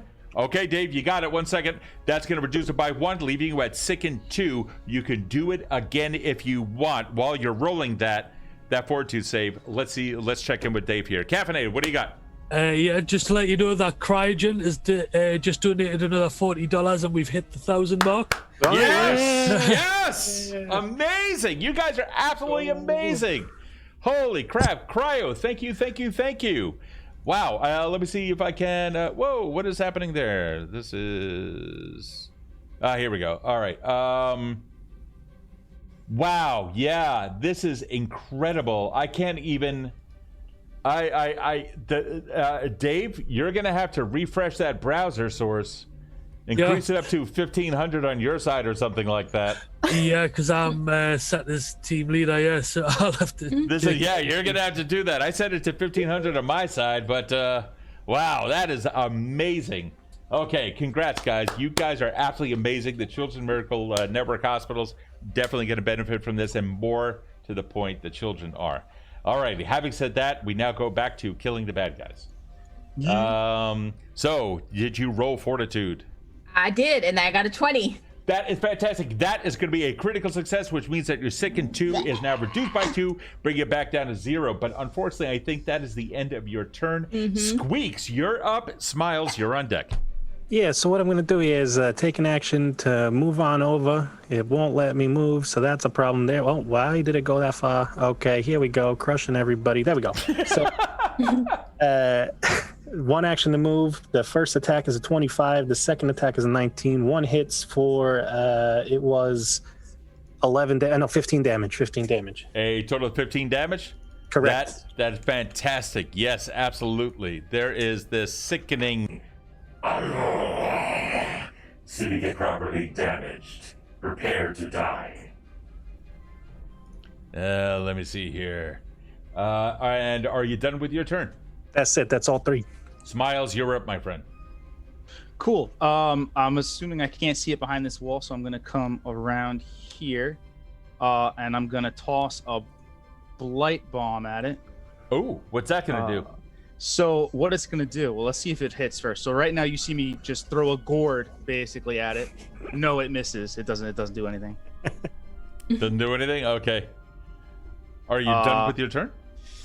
You know what? I can throw another one at it, but 27. Yeah, that will hit. All right, cool. Let's roll that damage. So that is, and it's actually going to be +2 damage because of my super splash abilities. So that's going to be 12 damage. And I'm going to focus the splash only on the robot so no one else gets splashed. Okay, you got it. All right, the damage has been applied. 12 damage to the sim. And that is it. Yeah, that's you're all I can done. do. Okay. Looking at you, it begins to assess its eyes, looking around, its head beginning to turn on a creaky robotic neck, looking around. Violators discovered. Prepare to die. It's actually getting... Whoever wrote their scripts are horrible. They're so lame. All right, having said that, it's going to now attack the greatest threat that is there. He turns to face our friend, the rat bear. That's going to be a strike for a total of 3. 24, 26, 25. 26, Dave, hold 25 on, hit. Hold. We have an emergency stop. Dave? Muted. Dave, you're muted. Muted. What do you got? Sorry. Just to check, when he moved, I have reactions of attack of opportunity and of reactive shield for the person adjacent to me. Will either of them do it or both? No. All he did was just switch targets. That's it. That does not provoke. Yeah, but he went to he attacked, didn't he? Yeah, he attacked, but an attack of opportunity is not provoked by an attack against an ally. Right. So then, can I use Shield Warden at least to mitigate the damage of that hit for the first one? Oh yeah, that's Shield Warden. Yep. Yes, absolutely. Yeah, you should be able to. Yeah, you use your shield to protect your allies. When you have your shield raised, is that what you did as your last action? Okay. Well, it's a reaction. You don't have to. I think it works off shield block, but you can use it on allies. When you have your shield raised, which is an actual action that you do have to take, you can use your shield block reaction when attack is made against an ally adjacent to you. I did have it raised, and that was my last action. Yeah. You did. Okay, then then you're totally fine. If you do, the shield prevents that ally from taking damage instead of preventing you from taking damage. So there you go, and that is going to take 5 damage away. Apply that 5 damage to the shield. That is going to be for its first attack against our friend. So I still haven't rolled that damage, but that's that. All right. So having said that, which of those attacks hit you? 24 Squeaks? misses, 26, 25 hit. All right. So that's going to be 2 attacks. So on the first one, let's see here. This is going to be this one. A total of 16, or in this case, 11 points of damage, and then another one at a 10. And so that's gonna be I have 15 temporary HP I couldn't add to my character from when I turned into the bear. Yeah, actually, there's a temp there, so you have 15. So that's gonna be a total of 21. So your temp HP is now down to 0, not 150, Steve. There you go. And your that's going to be 6 points of damage applied to your character. Can you take care of that? Yep, got it. You got it. Sweet. All right. Yeah, he bangs against the shield. Much of that taking, some of that damage being absorbed by your shield, even deflected a little bit. However, the subsequent attack did manage to get through, causing some damage there. It is now done, and we move over to Gudruk. Yeah, I'll take another 2 strikes. Let's do it. 22. That's going to hit? Yep. Yeah, with your 22, go ahead. That's 11 points of damage. Oh, that's 11. Oh, thank God, that's not a... Yeah. I thought that was to hit. All right, go ahead. It is damaged. Next one is 20. Oh, you miss it by 2. Oh. Oh, then unfortunately, I don't think that is going to work. And what are you gonna do for your third action? Third, well, I'll take a free action. No, I can't. No, sorry. No, never mind. I'll raise shield again. Okay, you got Yep. it. Ephra, you're up at the bottom of round 5. Okay, how does this creature look? Well, its status not looking too good. You can see Okay. that many of the wounds that have been done to it have already started to expose some vital systems. It looks like its neck had also been attacked at one point. You can see like just a couple of wires have already begun to hang out. Its power supply, in this case, glowing pretty bright red, and some sparks arcing between those wires. All right, we're gonna do a. I'm gonna step over here so I can have a good view, Okay. and I'm gonna do another divine lance, but this time I will aim for a weak spot. Okay. All right. Let's see. Oh boy. Ooh. Do you have a feat or anything like that that allows you to do that? Her nat Can 20. I just like Well, wing what's the first off? Identify the weak spot. like into its heart or one where it's already wounded? Okay. Yeah. So, all right. These have been fairly vicious attacks. I'm going to say that it's AC for these. I'm going to use Pathfinder 1 rules. Pathfinder 2 does not actually have any called shots anymore. So it used to be a +2 for if you're aiming for just the torso, a +4 to its AC if you were trying to aim for like a limb or something like that, or a head, or a +6 if you're trying to aim for something the size of an eye. If it's getting complicated, just let me do a normal. No, attack. it's not complicated. I want you to tell me where you want to go, and I'll tell you what the AC is. To the torso. To the torso. Okay, so Yeah. that's just going to increase it just a little bit, and I'll make you a deal. If you hit on a crit, something special may happen. Let's find out. I did roll the attack, and I got a 29. That's going to hit. I rolled a 20. I'm sorry, wait, what? Nat 20. Nat 20. Oh shit! You rolled a 20. Oh fuck! Yeah. Oh yeah. Whoop! Sorry. Whoop! I just dropped the F-bomb. Benefiting children's hospitals. No F-bombs allowed. So we take. I knew that it was gonna be me. I knew it was gonna be me. I think hitting the 1,000 gives her a pass at least once. Yeah. Thank you. Sorry. One- Actually, I didn't mean to drop the F-bomb. One Alrighty. F-bomb per $1,000.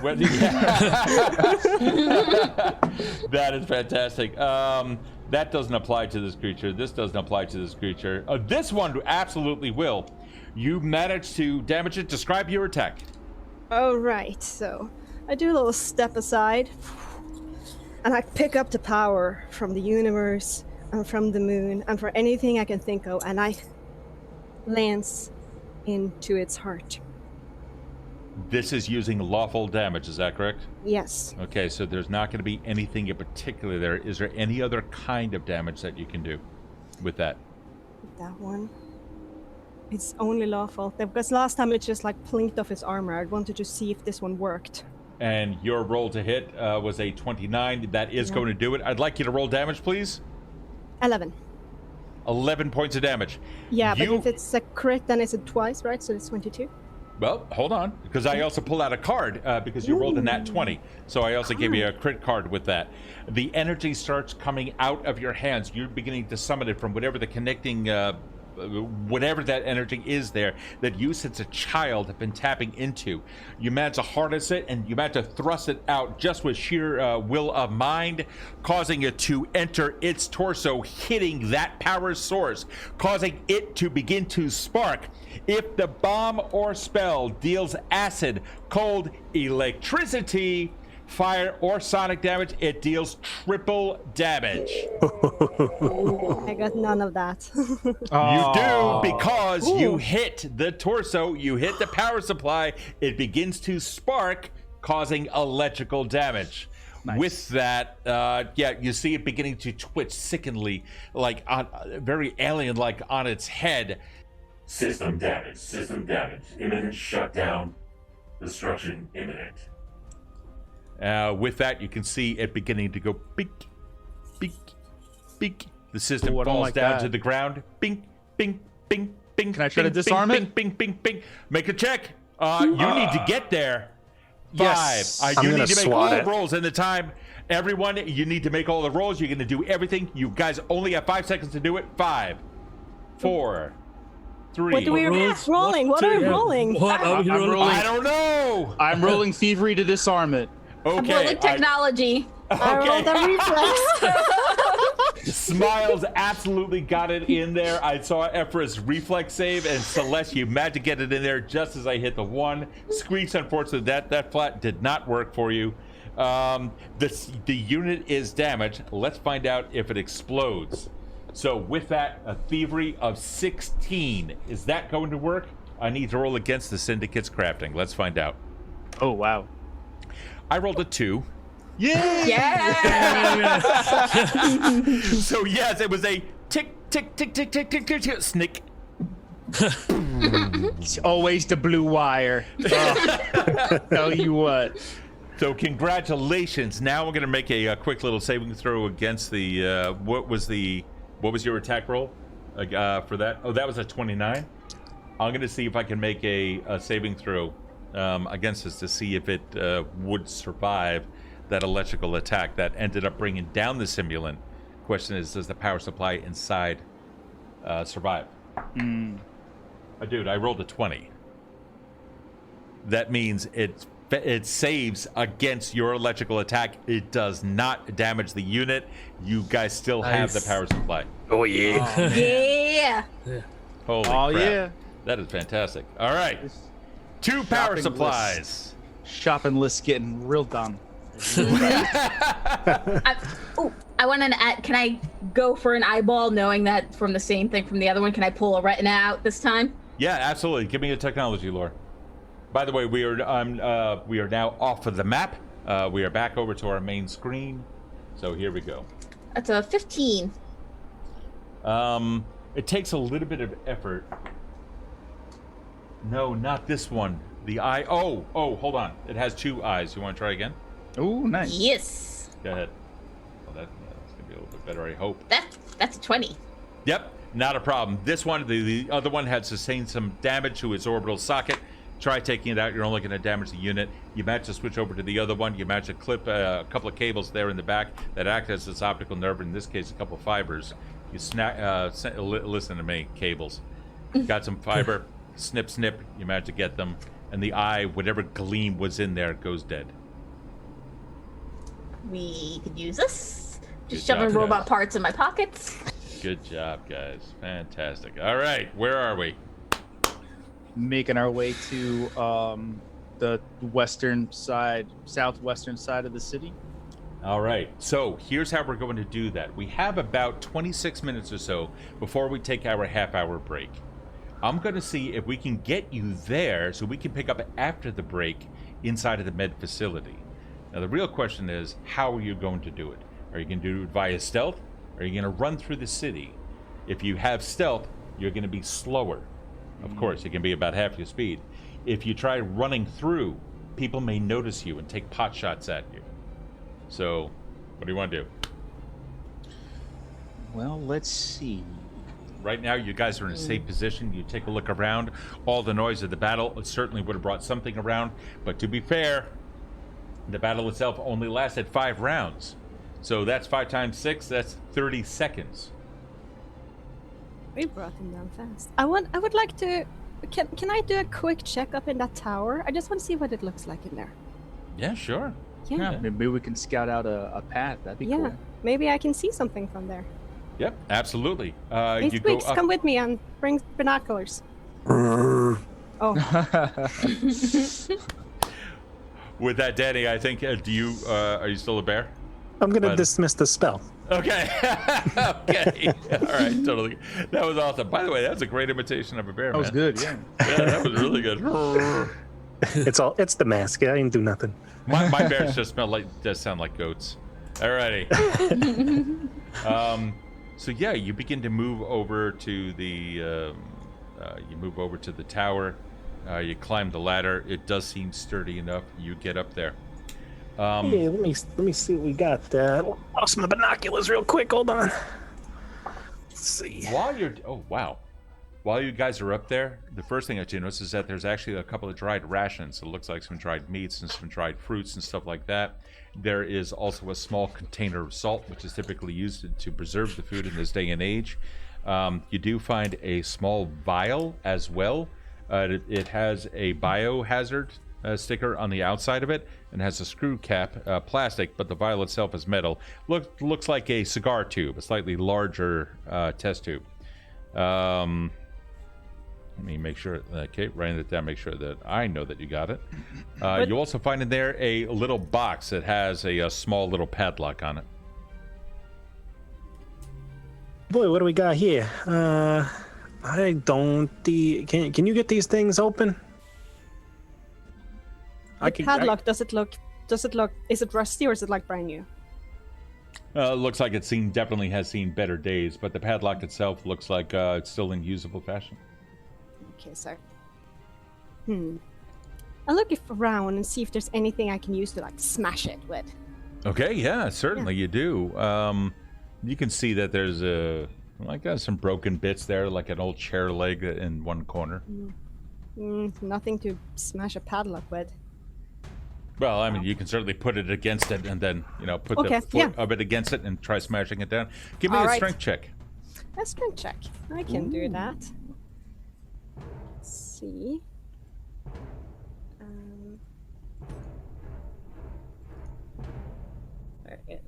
What do you got? I am not used to using Foundry, so... Oh, here we go. Here it is. Well... I know I almost had a panic attack when they started counting down. I was like, where are my skills? Yeah, like I'm trying to find where I roll strength. Those icons up top are really kind of... Oh, God. Okay. Oh, damn. I'm just going to roll it in Hero Lab for the sake of... That's fine. That's absolutely fine. Yeah. So, 6. Not... 6? Okay. Yeah, I got 6. Okay. It's not going to work using that. Apparently, you are just much too strong, or the wood is too weak. But whatever it is, unfortunately, you're not able to open up the padlock. By the way, I just want to remind everyone that repair is an actual crafting skill action where you can take, if you have a repair kit. Anybody here have a repair kit? No, I don't. No repair kits. So moving on. No, yeah. I could craft, but I can't repair nothing. Well, do you see anything, Squeaks? Apparently, repair kits have totally different tools in them than a crafting kit. I don't know. Maybe it's like the shape of the needle nose pliers or something. It's duct tape comes in the repair kit. And, See, duct tape, a pack of bubble gum, some paper clips. Ain't no zip ties in these ones, you know? And no zip ties. Yeah, that's right. You guys need help up there? What's going on? Hey, let me see that box. Okay, yeah, here. I'm just gonna the box out the top of the... Incoming! What if there's something fragile in there? Bing, watch out, it might blow up. Down on the ground, the thing smashes open. Hold on. Yeah, no, it totally smashes open. I rolled a 3. The thing smashes open. You can see some credits pour out, small little plastic card with a transparent, non-counterfeitable section on it. You can see some credits, about 26 of them. You also see in there what appear to be small metal capped. They almost look like fuses, like the old school fuses. They're like cylinders. In this case, it looks like a blue piece of glass along with 2 metal caps on the other side. Like a vacuum tube type deal? Yeah, kind of, but not. I mean, obviously not that delicate because it didn't smash. But yeah. Ah, cool. Yeah, I'll shove those in my backpack since it's on the floor. Okay, so then you have 3 of those as well. 3 blue capsule things. Yeah, 3. I'm gonna look up at Ephra and be like, hey, good news, it didn't blow up. I'm gonna keep looking around and see what's out in the distance for a good path to where we gotta go. You can see that there are a couple of simulants down the way, but the one simulant that you saw was annihilate, just like running after like a giant rat or something like that. So far, it looks okay. However, can I have you make a perception check for me? I would love to make this perception check for you. Well, let's see what you got. That is going to be a 30. A total of 30? Ooh, nice. Correct. That's fantastic. you absolutely get the feeling that you are being watched. Yeah, I don't like it up here. For we got to get down. Somebody's watching us. I got the creepy crawlies. You know what I'm saying? All right. I'm grabbing all the things I found except the box, and just get down the ladder. Sosa, hold on. All right, you start going down. Maya and Sosa are painting a really, really bad picture of your illustrious GM. The viewers who have anxiety and feel for the players. Adam is like, exterminate. Meanwhile, Maya's totally agreeing with Sosa, saying, and anybody in general, sure. And Steve just like stressing people out. Maya's whistling innocently. All right, you know what? I'm not going to stress you out anymore. It's just going to be, hold on. Liar. Meanwhile, there's going to be like a big cliffhanger in about 15 minutes. No. I don't really engage in cliffhangers anymore. So, here, hold on. Let's see if we can do this. In a little bit, you should be able to hear something. Gonna be a spaceship docking. No. Hold on. I'm gonna give you. There, some woodpeckers are working, and some happy little birdies are whistling in the distance. And then something comes out and snatches them out, and just you see your feathers. Okay. Hey, we got to go. There's some Tom and Jerry stuff going on down the road here. Alrighty. You're looking down the way, and while you know for a fact that there are Sims out there, and you know that something else is watching you, visually, you're not noticing anything else. Yeah, let's get down. I'm gonna follow Effort down and kind of relay to everybody. Listen, I don't know. I didn't see nobody, but you get that feeling of being watched. Well, yeah, that was happening. So somewhere off on the right side, my stomach growls. That was a good joke, guys. Oh, all right. Anyway, so you start making your way down. You're heading further south into the city, trying to get to the other side, sticking to the sides or moving about however it is that you want. 1, 2, 3, 4, and 5. I love these dice. You're going to want these dice. You guys make it down the way. It doesn't take you too long before you're able to cover a good distance. But you do hear at one point, as you begin to get a little bit further into the city, roads begin to turn. Roads also begin to fork. At one point, you see one goes straight. You see some destruction as one entire building now laying on its side. Just a swath of destruction had occurred in that area. You take the right fork and start heading that way. That way would also head west for you. Remember, you are heading in a southerly direction. Mm-hmm. You hear these sounds all coming from that right side, and even as you make that right turn, you continue to hear them from deep within the buildings themselves. Something inside those buildings. And this sounds loud. This doesn't sound like it's distant, but there is definitely something inside of those buildings. As you continue, which of you has nature? I do. I do as well. If you have nature checks, go ahead and roll. Oh, wait, that's survival. Do I have nature? Oh, I do. 23. Also 23. 12. 23, great. What else you guys have? Also 23. Fantastic, all right. Smiles, what'd you get? I got a 12. A 12, okay. So you recognize it for what it is. Vines, as you continue down the way, leaving those sounds hopefully behind. You can see that there are other buildings that also, or that have something in common with the first building from which you heard those noises. Vines. Now, Smiles, to you, these are vines. Nature has been reclaiming much of this entire area, which is why Hope moved here. However, the rest of you begin noticing that these vines moving on the building themselves, slithering up around poles and whatnot, and you can even see in the distance something large moving within the buildings. From the blown out glass windows, you can see large thing kind of slurping along like this. You see vines come out of a window and begin pulling it forward.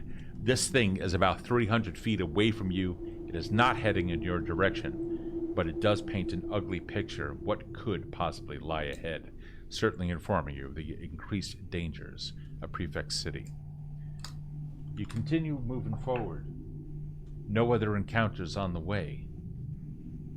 Finally, ahead, by about 100 feet or so, out on an open road, while you're still trying to stay out of sight, you could see one bus. As you approach, about 75 feet now, closer. You close in by about another 25 feet or so. You change your angle a little bit, and there you can see something. I don't know what just happened to the sounds here. Hold on. That was kind of weird. No. Damn sound. Sorry about that. Either way, wow, that was just kind of... Okay, hold on. Let me do this. This should be better. Okay, sorry about that. As you get closer, you move in by about 25 feet, change your angle a little bit, and start looking down the way. And you can see just on the other side of that, another bus. What do you guys start doing? The buses. Yeah, what was the next step after the buses? The storefront. With Two mannequins. The two headless mannequins? Mm-hmm. All right. And do we sure see enough, that? yeah, you start looking around, and you can see just adjacent on a corner, about 150 feet away, there is in fact a storefront there with blown out glass windows and two headless mannequins within. Alright. So there should be a fire escape in there. That'll bring us down to an alley, and then we'll see the sign. All right, well, what are we waiting for? I said we do it. All right, let's do this. Okay, you start moving forward and sneaking across. I can tell by your whispered tones. Let me see here. Whispers automatically stealth checks. That's exactly what it's going to come out to be. Yeah, if I know that you're moving and I hear whispers, that's exactly what it is. And then I'll just roll those. You guys start moving forward. At one point, one of you ends up stepping on a piece of glass.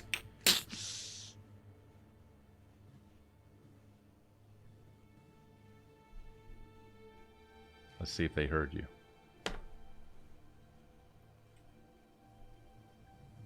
There does not seem to be a reaction.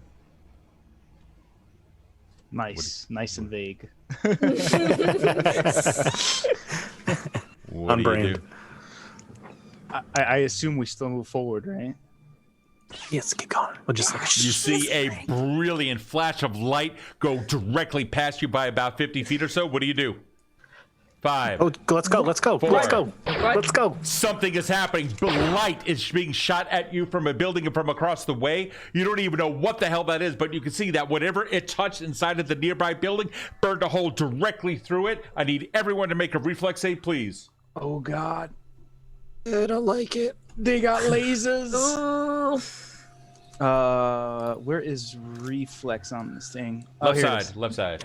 All All right. Let's see. I'm going to call it out here. Ephra, what you got? I got 9. You're 9. Oh, Ephra, that's not going to be good. Let's see. Smiles, what you get? 23. That's going to be better. Celeste. 11. Oh. That's not going to be good. Dave, caffeinated. 25. Correct. 25. Much better. You, the guy with the 3 names. That's awesome. And then Bear Rat Boy. Yeah, 32. Do the duck and roll. 32. Apparently totally doing a duck and roll. Ephron, unfortunately, you and Celeste both do not. Well, let's just say that some of those lasers had hit weakened parts of the building. Some of that now begins to fall down on you. Let me see here really quick. Each of you are going to take Ephra, you take 6, 7, 8 points of damage as a piece of concrete lands on you. 5. That's 6, and another 6 for a total of 17 on Celeste as you get hit by some concrete, but you all manage to make it inside of the building. How much damage did I take? What was it? I didn't write it down. I want to say 8. It was a 5, a 2, and a 1. So yeah, 8 points. 8. Okay. There you go. Thank I you. think that's what it was. Yeah. All right. Now that you're inside the building, you can see yourself. Mind you, there are still people outside who are very aware that you are there. So having said that, I'll keep the description short. You're inside of a building. It looks like it used to be an old storefront, just judging by the windows. You can see some counter space. However, there are no goods. Plenty of debris, a couple of rat nests, and the bones of some creatures of dubious nature. In the back, you do see a door. What are you guys doing? We got to find that fire escape. We got no time to mess around here, guys. Let's run for that door. Meanwhile, you just see Smiles with the Claymore mine. Oh, we don't have time to mess around. Oh, okay, and he puts it away, and then. Oh God! All right, Celeste, you said that you were heading towards the back door. You go through the door. You quickly take a look around. The hallway splits left and right. To the right, it looks like an old break room. To the left, it looks like a storage room. Oh crap! What did he say? Can I go for a recall knowledge to see which? Oh, because I remember he said one room. I just forgot to write it down. I feel like it was storage. Storage sounds more likely. But Yeah, you honestly don't recall. all right, left to the storage. Okay, you find yourself in the storage. There you see a whole bunch of boxes that are overturned, many of them just plastic crates and whatnot. You don't see a lot of anything, but you do see one door in the back of that room. Rip the door open. No, you don't, my friend. It's locked. Watch out, I got it. First, I'd like to check to see if anybody's trapping this door. Okay, I'll roll your perception for you. As far as you can tell, there is nothing wrong with this door. It actually looks rather wonderful. Nice and peaceful, hardly destructive. Oh, that's I don't like the way you said that, but you know what? Well, I'm being accused of stressing you, so I want to make sure I live up to my... I'm gonna trust my perception check on that, and I got natural 20 for the thievery to unlock. And sure enough, with a quick little turn of some of those picks and tools, your your sonic screwdriver does his trick, and with that, you manage to unlock the door. Yeah. All right. With the door, well, actually, you haven't said that you opened it yet. Oh yeah. I'm gonna open it and then just point the way so that they can go first. Guruk, you can go first. Just on the other side of that, you hear the clanging of metal of some kind. Yeah, I'll take the first step through. Okay, you do, and you can see that as you do that, you see the last of the ladders that are going down. This is the outside of the building. This is a fire escape going straight down. We did it! Yay! Okay, and so you do. You manage to make it all the way down there, down the fire escape. You now find yourself in an alley. All right, you said something about staff with the snakes and the wings. Yeah. Anybody seen that? Okay, you guys start looking around for that. Let's find out. No. Oh no. Yes. Squeaks down the hallway, or down the alley. You can see that there are several doors. Leaning over, back up against the opposite wall of those doors, you see something that looks like it could be a red and white sigil of some kind.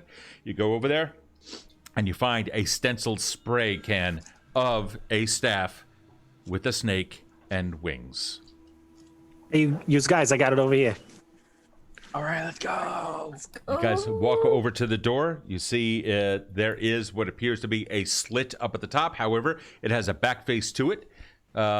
Presumably, someone would be able to look out there. By the way, an urchin was just cashed in for you. You guys, whoever wants to be able to do it, you guys can have it. Thank you so much for that, Johnny. So you guys do have a reroll for you. That is fantastic. So yay, thank you, Johnny. And wow, we are. Wait a second. Hey, Kath. We're $1,020. Yes, I did have another donation on my side a little bit earlier. Caffeinated's team raising all the money. That is fantastic. That was Catherine who had donated. I see that now. Thank you so much for that, Catherine. I think that was an hour ago that had occurred. When did you get yours? Mine was 8 minutes ago. It was an anonymous donor. So whoever you are, thank you very much. Thank you. That's fantastic. Yay, Extra Life. This is fantastic. Yeah, wow, you guys are amazing. Having said that, you are at the door. You can see that there is a slit. Presumably someone would be able to slide open that back wall and be able to look through to see who is there. Learning from your examples, you had take a look around. You do not see any cameras or anything like that. It looks to be okay. You're still in an alley. It continues beyond the door, and that also breaks off into a T in between the buildings. Off to your left, it looks like it would eventually dump out into a city street some 70 feet down. I mean, I say we knock. We ain't got nothing to lose, right? Yeah, let's do this right. Okay. All right. So who wants to knock? I'll do it. Okay. You do. You knock on the door. There's no answer. And you knock again, waiting. A couple minutes passes by. Doesn't seem to be anything, but you can hear some kind of movement just on the other side. No one is responding, however. Hello? I open it. You hear, yeah, you put your hand on it. It's definitely locked. Dr. Miles, would you mind? Yeah, I got it. Same deal. I'll check for traps to see if they got any protections on the door. Okay. And if I don't perceive anything, I will. It seems to be perfectly safe. I just rolled another natural 20 on thievery. Foundry's finally being nice to us. Catching up. That is fantastic. Adam Generator would like to know where Smiles got his PhD. But in the meantime, while you don't notice anything, you want to try to open that? Yeah. Let's do this. Okay, not a problem. You start working at it. Looks like that the lock is about to go. Yep, nice little clicking sound. And a flamethrower. Make a reflex save, please. Sounds about right. Reflex. Is that all of us or just? That's going to be him and anyone standing next to him. So if you feel that you were standing next to him, that would be the time to do it. I feel I was standing next to That's him. a 12. That's a 12? Oh, Yeah. That's not going to be good, is what what that's not going to be. Oh, it's actually not all that bad. You take 6 points of damage. Oh. Yeah, it's not a critical fail, but you did fail, so. 22. 22? Yeah, no, you're absolutely fine. You're I absolutely had a fine. 9. Oh, not good. Oh, no. That's going to be a No. 1, a 2, and a 3. All right, 6 points of damage to you. That's, oh, you poor guys. It's not your enemies that's going to kill you. It's our buddies. It's giving the little pieces of glass on the ground, paper cuts, a little bit of lemon juice and salt. Anyone Evindale else? kills us. Evindale alone. Yeah, exactly. Having said that, the door appears to be unlocked. What are you going to do? I'll open it and walk through with my shield raised, just in case there's anyone waiting on the other side. Is there anything else for us? Well, you go to open that door, you put your hand on it again, turn that knob, make a reflex save. Wait, so that I have was a long question. one. What's up? Because I thought we opened the door and the flamethrower shot out. So we Oh, closed no, the no, door I again? apologize. A gout of flame comes straight down from the top. I'm so sorry, I should have said that. Yeah, it's triggered by the action of turning the knob without disarming the trap. Yeah, I'll disarm it after we're done rolling reflexes. Okay, well, hold on. To be fair, he probably would not have done that if you knew that, right? Yeah. Okay, so yeah. Yeah. So go ahead, attempt to disarm that now that you see where 25? it is. That is actually going to disarm it. Yeah, congrats. You did a good job. And do I see the flamethrower mechanism? Can I steal any of that? It's actually built into the wall, but all you see is a tiny little spout. It's actually cleverly done. There are several bolts all across the sill, and it just looks like one of the bolt heads. Nice. Yeah, you can open the door. Yeah. All right. Let's 1, 2, 3, 4, whoop, and 2. All right, so that's a 1 on that last one, Squeak. Sorry. That's all right. You Can't win a moment. open the door, and you can see about 10 feet into a darkened hallway. There's a person there with a pistol aiming right at you. Cock.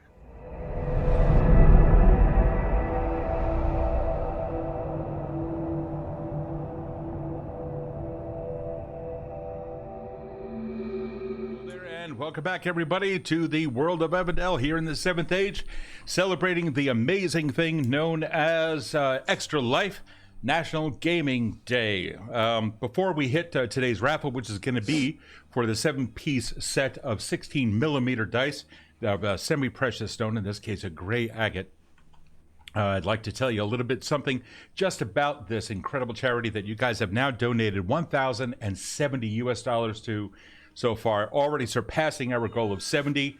But our job here is not yet done. Because you guys are so amazing, we have increased the goal to 1,500. We'd like to see if we can do that.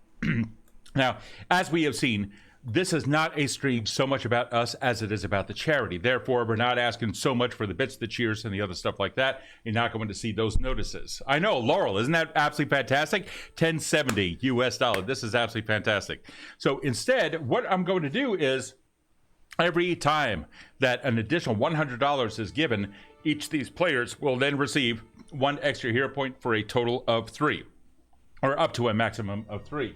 A hero point of Pathfinder 2nd Ed allows them to become true heroes, allowing them to get the medicines which are necessary. Yes, allowing them to become heroes in order for them to get the medicine for the children and elders back in the Settlement of Hope.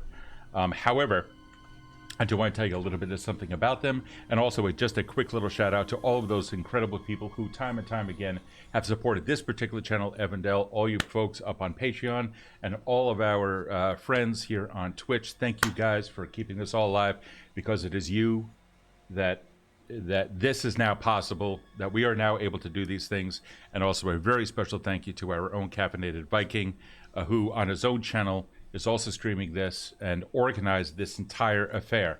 So really, kudos to you, Dave. You've done an absolutely fantastic job in pulling this thing off.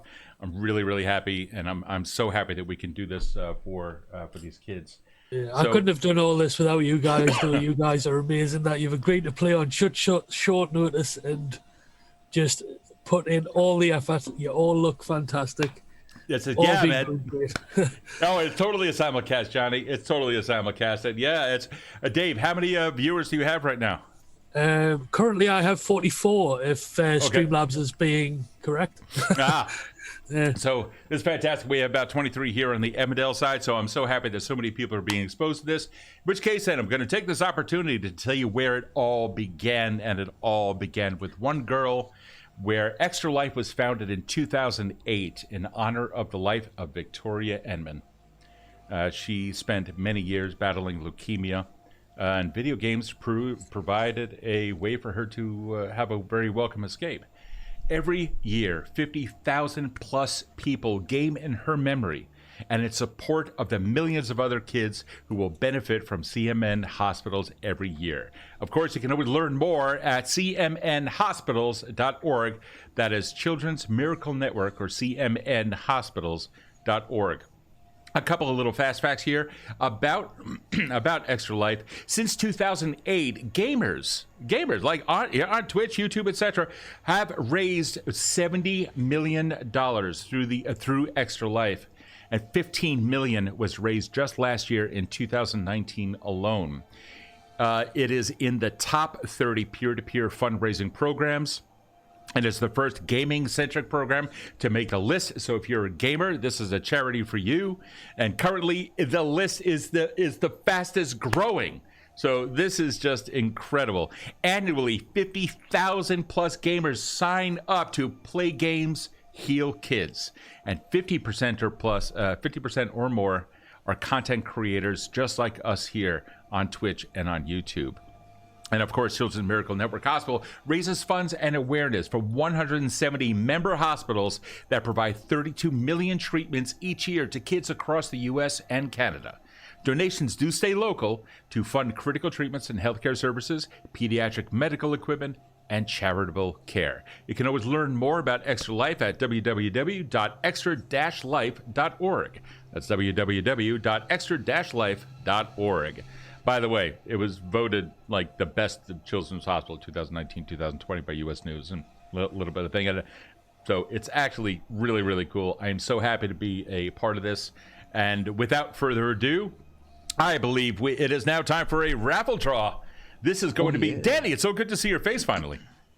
Yeah, started to get a little headache from Rat Daddy Mask, so we're going to shelf that for a bit. All right, good. Yeah, no, dude, you were wearing that for 6 hours. I can't believe it's been 6 hours already. Right? Yeah, time know. flies. I've been know. standing for 6 hours. Oh, wow. Oh, because you have the desk now. That's right. Yeah. Look at you. Yeah. Oh man, you even had the opportunity to lower that desk. So, Yeah, but I like to move. did we just get something here? Yes, we just got another $50 donation from Laurel there. Oh my God. Laurel, you are just constantly. It's $1,120 now raised. Laurel, thank you so much, honey. This is the reason why I love you. And that's not the only reason. It's just that you are an incredibly charitable person. So this is absolutely wonderful. Thank you, baby. Laurel and Mira, my love. Okay, so we've got, and you too, Mr. Mapus. I'll kick that down to you too. I love you all. Yeah. Got you, I'm man. Sharing is This is caring. just, yeah, I've been with the charity since 2008 when you mentioned it about Tory. I've been fundraising with them for the past 5 or 6 years, and this has just been record breaking. I couldn't have done this without any of you. Without you guys, it's just amazing. And I hope it's going to be the first of many. This will be a cool tradition. So Yeah. Adam's generator would be correct. Because of that, we are going to give you an additional hero point. So if I'm not mistaken, you guys should now have a total of 3, except for you, Dave. You have like none left or something like that, right? I don't know. It depends on how you put them in last time. Well, they're actually on your sheet. I haven't updated anybody's sheet with them, but everyone starts off the game with 1. We had a $100 donation since I kicked it in. I applied it retroactively, so everyone there should have 2. I believe you used 1, Dave, and we just got 1. So you should have 2, and everyone else here should have 3 hero points. However, we now have 15 people, and it's only 15 people so far in this giveaway. It's free. This particular one, this is a gray agate semi-precious 7-dice set. These are hand-carved stone dice. Absolutely beautiful. You can look them up. They are by Wiz Dice. Unfortunately, I don't have a picture of them, but I have seen them. That's me. I didn't prepare for it. They are absolutely gorgeous, and we are now going to do a giveaway. But what you can do is if you hit the link, I'm going to give you guys about 10 seconds or so after I see the link appear in the chat. I don't know why that didn't pop up. Oh, there we go. Is it giveaway 3? Let's see if that's it. That should be it.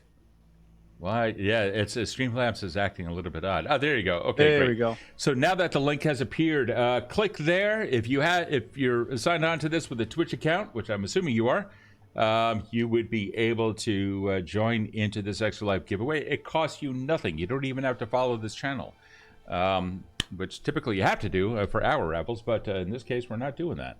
So this is all about the kids, and we just simply want to say thank you. These are generously donated by some of our own here.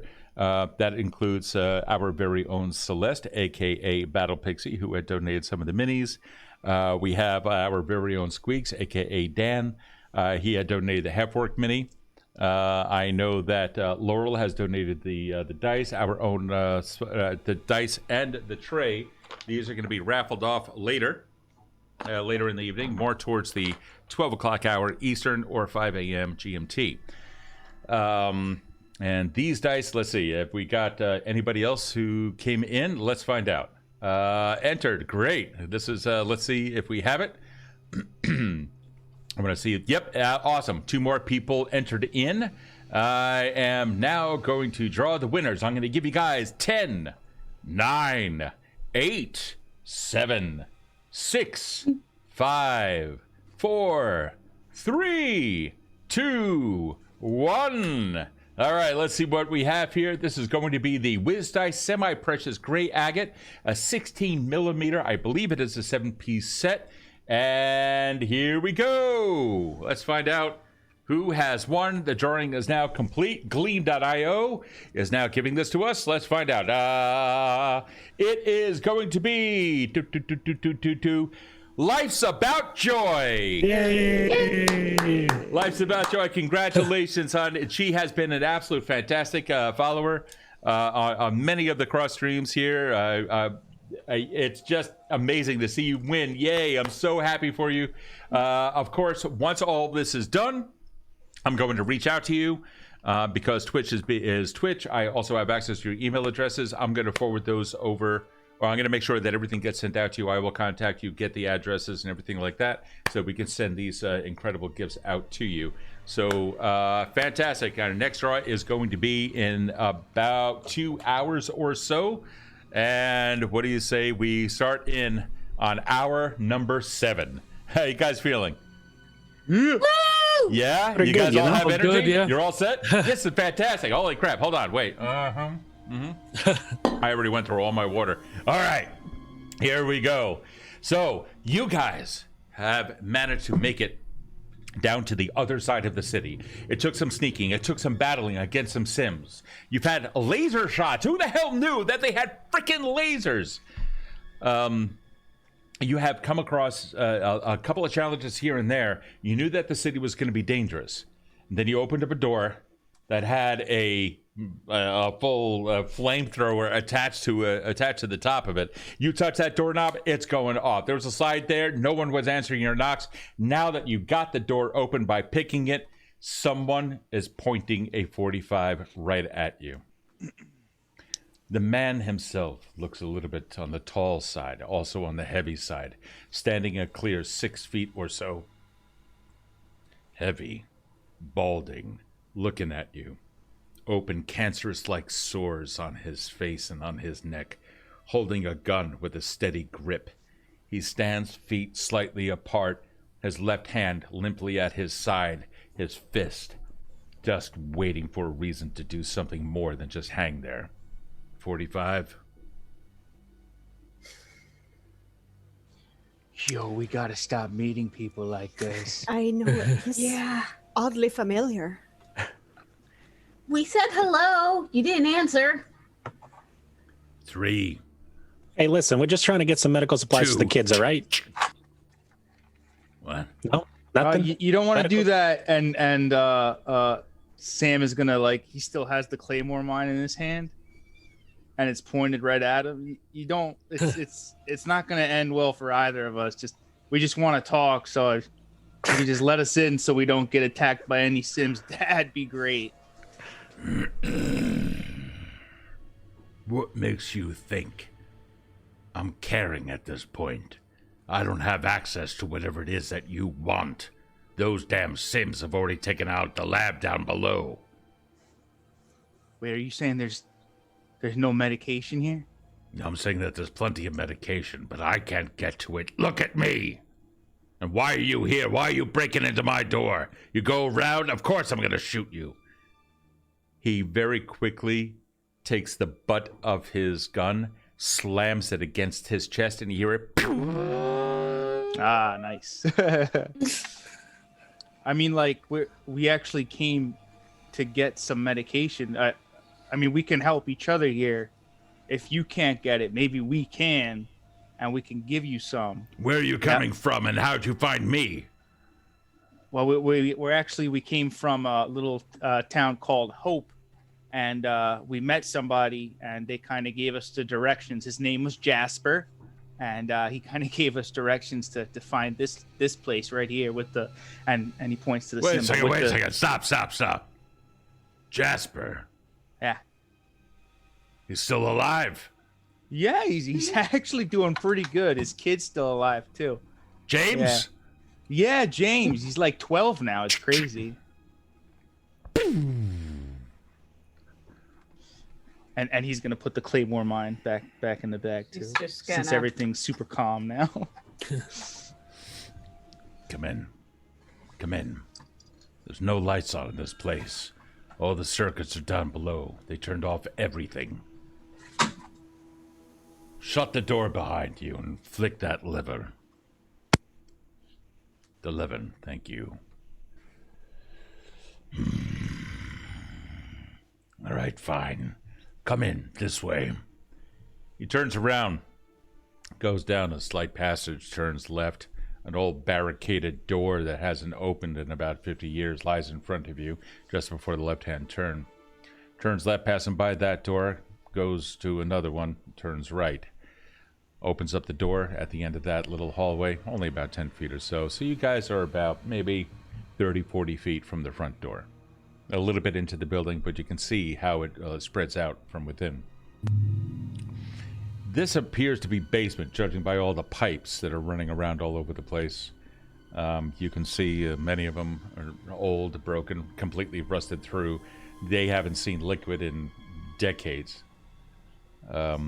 He opens up the door, and here you can see an expansive, excuse me, an expansive living area. You see something that looks like a little bit of a living room over there on the right side, a reclaimed couch, a stop sign hung for decoration up on the wall, a speed sign hung upside down with a red line going through it elsewhere.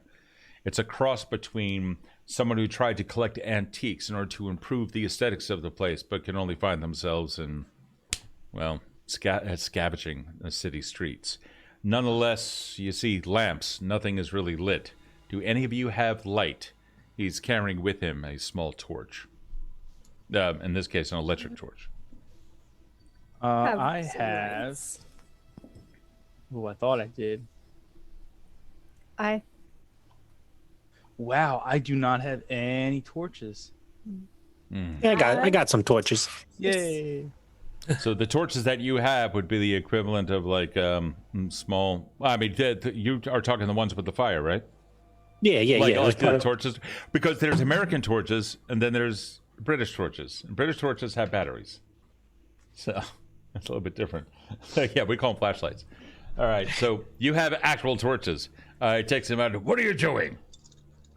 Well, these guys can't see nothing. I can see, but these guys can't. Yeah, I know, but you're not going to go lighting that indoors. What are you, insane? We'll asphyxiate. That's true. That's true. Yeah, there's going to be soot all over my pretty ceiling. You look up. There's like soot all over the damn place. Yeah, I wouldn't want to ruin the aesthetic. He turns around, moves into the room, accidentally bumps into the gnome a little bit. Like, this guy's a massive guy. He moves over to a desk, starts sifting around. I'd be able to turn on some lights for you, he says as he looks around by a flashlight. But I don't have any more power cells or batteries or anything. But if you guys are here for meds, I'll take you up on your deal. You clear out the lab. What are you looking at? How many do you need? What do you need? How many people are you caring for? Celeste, man, what's that? What's the shopping list say? We don't have a number on how many we need. And yes, we can get us. As many, yeah. How many people are you caring for? So Around 50. 50. Yeah. 50.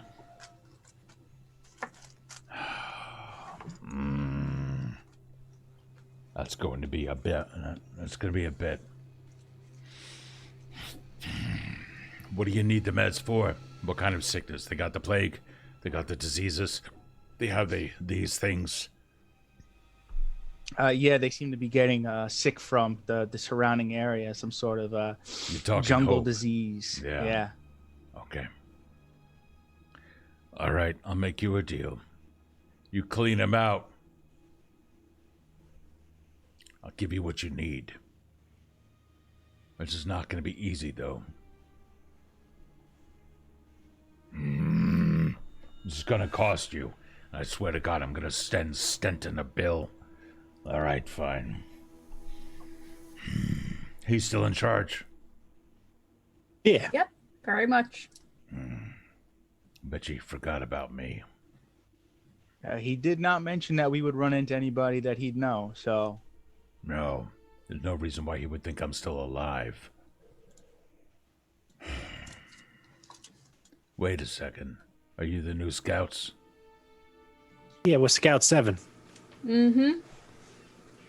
Scout 6. Yeah, he never made it back. Oh, wait! Whoa! Yeah! Wait, so what was the skull and spine that we found? No, it's not what you found. It's what was found after the rest of everyone else that went with us died. I was the only one who managed to get it out, and the blight ended up doing all this to me. Do you want to come back with us when we're done here? You clean out that lab, and then we'll talk about it. All right. As for me, I can't go in there. I tried doing it. One of them just exploded in my face and made all of this just so much worse. I know that there's at least 2 Sims. One is on the repair, on a bay, trying to convert it, see if I can turn it into something useful. I'm the only one here trying to turn it into something of a, not exactly a companion, but something that can help out with the inventory and the stock. I receive shipments from New Avar across the bay sometimes. There's a nice little arrangement going on there, but a little bit too much. Yes, so you like making a nanny droid? Trying anyway. Yeah. You've already got the crossbones up in here as well. Damn gangs trying to rule over this city. They ain't gonna survive. Too many Sims for them. But thank goodness for the gangs anyway. They might just take out most of the Sims. Still a couple going around. There's one small problem, though. If I from Hope, you can't be all that bad. Got a couple of skinned syndicate scouts that have come into this area. Trying to find out what's up. You come across any, you can't let them get to a radio or even use their comms. You gotta take them out all stealth-like. I know a couple of locations where they might be, so I've been hanging low this entire time. You get this out, I'll give you everything else I have in terms of info. Come on, I'll show you the way. He walks out of the living room, goes down the hallway, opens a door, and there you see some stairs going down, like you're in your typical office building. In this case, going down to what appears to be a sub-basement. The stairs themselves are narrow, winding, in a spiral fashion as usual, opening up to a fire door. No lock on that. Opens it up, and here you can see a lab, or rather a corridor of windows that peer into a lab. He opens it up, walks in. You see a waiting room. You see that there's lab equipment there in the front room, but not much else. He walks through the lab out to the back. This is where they used to conduct all the experiments and where I managed to salvage most of everything. The rest of this, while it looks pretty, doesn't work anymore. No more power cells in order to get things going. The Sims also have them, another reason why I tried to capture 2. Tried to convert 1. The other one just recently was reactivated, which tipped me off that the Syndicate is now back in some degree or another. Those scouts have the ability to reactivate the Sims. So, you see him with red eyes, in case you don't know, kill it. You see him with amber eyes, that's one of mine. This should be able to help you. Alright, we're coming up on this here. He opens up a door and he comes out into what appears to be a large warehouse area, a complete subterranean area. On the corners you can see stacked crates of supplies, all of the crates pretty much open, their lids just dangling off on the sides, all of them empty. Looks like whatever contents they had received, and you can see New Avar stamped on the sides there, New Avar shipping and what have you. Looks like that these are all of the crates. You see a large freight door that over on one side, but directly in front of you, a building. There's actual walls inside of this walled-in area. This is what they built. The people, all of us, over the past several years, we managed to build this area, kind of our own secret lab. We managed to get some stuff in there, but try to set up a little bit of a shop, a little bit of an underground hospital for people like ourselves. I tried treating myself, but it's not working. I wouldn't use any equipment in there. It's all in beta. It's not worthy of life just yet. But beyond this door, you're going to find the waiting area. It hasn't been used in a while. I can tell you this much. I've got 120 people in this city that I can count. They all have come here at one point or another. They all needed something. And when they Those things inside there got shut down. Well, rather, they shut everything down. We couldn't help anybody anymore. Glad that you're here. All right. Here you are. There's your door. It's locked. The key's inside. I kind of ran out when I found it, left the keys in there. So for that, I apologize immediately. But it is what it is. There you go, my friends. Good luck. He stands off of the door, takes out his pistol. If you can open the door, go for it. All right, let's give it a go. Okay? It's not trapped, by the way. You shouldn't have any issues. Oh, thank you. I will. Thank you for. Oh my God, that's a crit fail on trying to pick that lock. So I break a pick. Oh, man. Well, unfortunately, it broke off inside the lock. What are you doing? Messing up. Look, hold on. He reaches into his pocket. Here, take it out. Oh, thank you.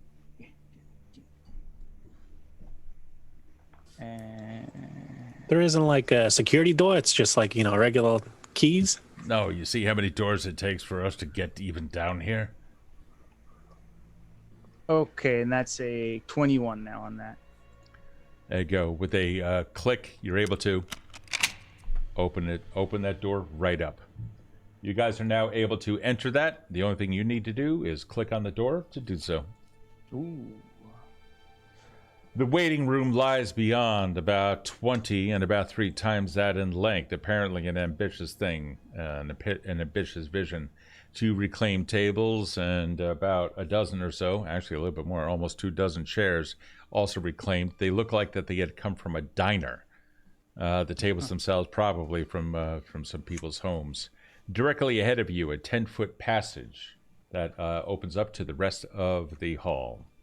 However, beyond, of course, you can hear something very, very familiar. as soon as I get my thing going again. What the hell is it? Here it is. Alpha, locate.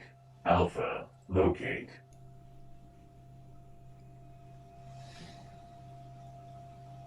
You can hear it coming from down the hall. What are you guys doing? The straight ahead hall there? That's where you hear it. Okay. These things are difficult. Keep in mind, you're gonna die if you're fools. I'm in trouble. All right. Thanks for the vote of confidence. I'm trying here, and I've already captured them, so I think I kind of proved my worth. Besides, I don't have to go in there. We made a deal. Okay. Let's get Good luck. Garuk in here. We'll shut the door so this guy stops monologuing on us and tell us how much he's done for everybody. All right. There was a time when I was the only one who... Oh, damn it. Okay. So, with that, here you go. All right, guys, what's the game plan here? We know there's at least one in here, except we can hear him. Well, there's a door here, and I am perusing for Those are anything. windows, actually. And Oh, really? Because of that, you can actually see in. At least you should be able to see in, yeah. Oh, yeah. Yeah. Little office looking over Yeah, here. the offices are actually Okay. empty at this point. Only semi-furnished, a couple of chairs, a desk, and some tables. Okay. Can I take point down the hallway? Yeah, sure. You do. All you right. go. Alpha, locate. Alpha, locate. Let's do this. What do you guys do? Oh, I'm gonna start moving up the hallway, see if anything pops up. it does! Roll for Knishes! Here we go. Issues. Yeah, Knishes. It's just a Oh. Yeah. So hold on for a second. Let me get the initiative system going. And there we go. The initiative order is going to be Squeaks is going to go first, then Celeste, Guruk, Ephra, and Smiles bringing up the rear. Squeaks, you go first. Have at it. All right. I actually don't even see it, so I don't know there's anything there yet. That's okay. Maybe What it I'm gonna sees you. Yeah. What I'm gonna do over here is I'm gonna cast. Be like, hey, Garuk, yeah, take this. It sounds like we're gonna need it, and I'm gonna cast haste on Garuk. Oh, Nice. so you start tapping into something which is simply brand new to most people. You draw the energy up from the ground itself, even collecting these energies, which is why you came to Hope, knowing that your unique abilities would be able to help you. You start collecting everything there, and finally launch it. You can feel, Garuk, this haste. Your heart quickens just for a moment until finally it begins to slow down, and time around you even seems to slow down as your brain enters into a hyper state. You now have an extra action that can be used for a strike or to stride. Are you doing anything more? That's going to be it, because I don't know where to go, and I'm just kind of being cautious. All right, very well. And with that, it is now its turn. Coming directly around the corner. This is going to be about 15 feet. And then here for a total of that. Simulant, looking right at Garuk, had come around the corner, had taken one action, going to strike once and strike again. Will a 27 or an 18 hit? Yes, both will hit, but I'll use reactive shield. Okay, describe the effect. It is just to bring my shield up into a block to. Fantastic! Snap shield into place to. It's a reaction to raise shield. Okay, that's fantastic. Yeah, it's a first level fighter feat, so you can snap your shield into place just as you would take a blow, avoiding the hit in the last second. You immediately raise the shield action and gain your shield's bonus to your AC. And let's see here. Okay, that is cool. The circumstance bonus from the shield applies to your AC when you're determining the outcome of the triggering attack. So that's going to be a 27 on the first one when you raised it. Okay, so that was an action to raise a shield. Fantastic. And what is your total AC now? It will be 19. Oh wow. Okay. So it didn't do a crit, but it did just a nasty one. And then the 18 would not hit. Well, the 18 is the second one, but you had that shield raised. Screw it. Shield AC does not work. You are going to take, let's see here. Oh boy. It would be a total of 15 points of damage to be applied to you, 5 of which is absorbed by the shield. If I'm not mistaken, your shield now only has 5 hit points left. Haven't taken 3 separate attacks previously. I've reduced your hit points, and it is done. We now move over to Celeste. All right, so hearing the combat. All right, crap. Excuse me, Squeak. Excuse me. And I'm going to use 2 of my actions to run up. Okay. Actually, I don't need to because I only one action. I didn't realize they were this close. Sweet. And then I'm going to take a shot at the stim. Okay, go ahead. Guys, feel free to make all of your strikes and roll out your damage right now. And this way you have the numbers when I call on you. Oh, that's a fumble. Oh, that's a critical hit, critical miss. I haven't shot well with this thing once. I know. Yeah, it's probably like it's just probably a toy. You may need to. So what are the odds? If this is a thrown weapon attack and the target can hold the weapon, the target snatches the weapon out of the air and wields it. If not a thrown weapon, unless you say that crossbows throw the weapon. Either way, the sim with eyes locked on Garuk before him reaches out with his left hand, grabs the bolt, crushes it in the hand, and lets it go down on the ground. Are you doing anything more? Loading another bolt and holding. Okay, you're not gonna take an extra shot? Doesn't it cost an action to reload? I don't know. I don't know what crossbows do anymore. Yeah, crossbows. Oh, it does. Okay, all right. No, never mind. All righty. Garuk, you're up, and then Ephra, you're on deck. What did the haste give me again? The fourth action was for Haste. Oh, it can be Yep. used for strike or stride. strike or stride. Okay, Yeah. no problem. I Right, recommend you just unleash. Yeah. That's all I really can do at this point. Yeah, I'll just go for it. Strike. Okay. Yeah, do 1, 2, 3, 4 if you want. Yeah, how do I do the fourth one? Do I just You're going to repeat click the- that third button twice. That's it. Right, You're just going to do okay. strike, -1, or negative the other, and that's it. Yep. So first is a 14, Yeah, just keep going. Bring them all out. Let's see if you hit on any of 19, them. and 16. So that is 1, 2, 3. Hit it and again. 8. Okay. All right. So we do have a critical fumble on that last one, on that 8. This if you're taking all 4 attacks. A 14, a 19, a 16, and an 8. Unfortunately, that is not going to succeed. The AC is 22 on these guys. That is not going to work. Do you want to do anything to change that? Like do we have any urchins or anything? I don't know if we have any urchins, do we? We do Let's have find hero out. points, I think, Yeah. from the. What's that? Hero points? Yeah, what would a hero point hero do for me points. at least? Oh, by the way, what kind of armor are you wearing? It's breastplate under the leather jacket. Breastplate. There's no way Yep. that you have. Yeah, I just read Adam's thing here. Let me just check out your inventory really quick. It's definitely in there. You're taking. Oh, it is definitely in there. Hold It on. might be an equip button. 1 second. I'm gonna take a look at the details. AC bonus. Let me take a look at your AC.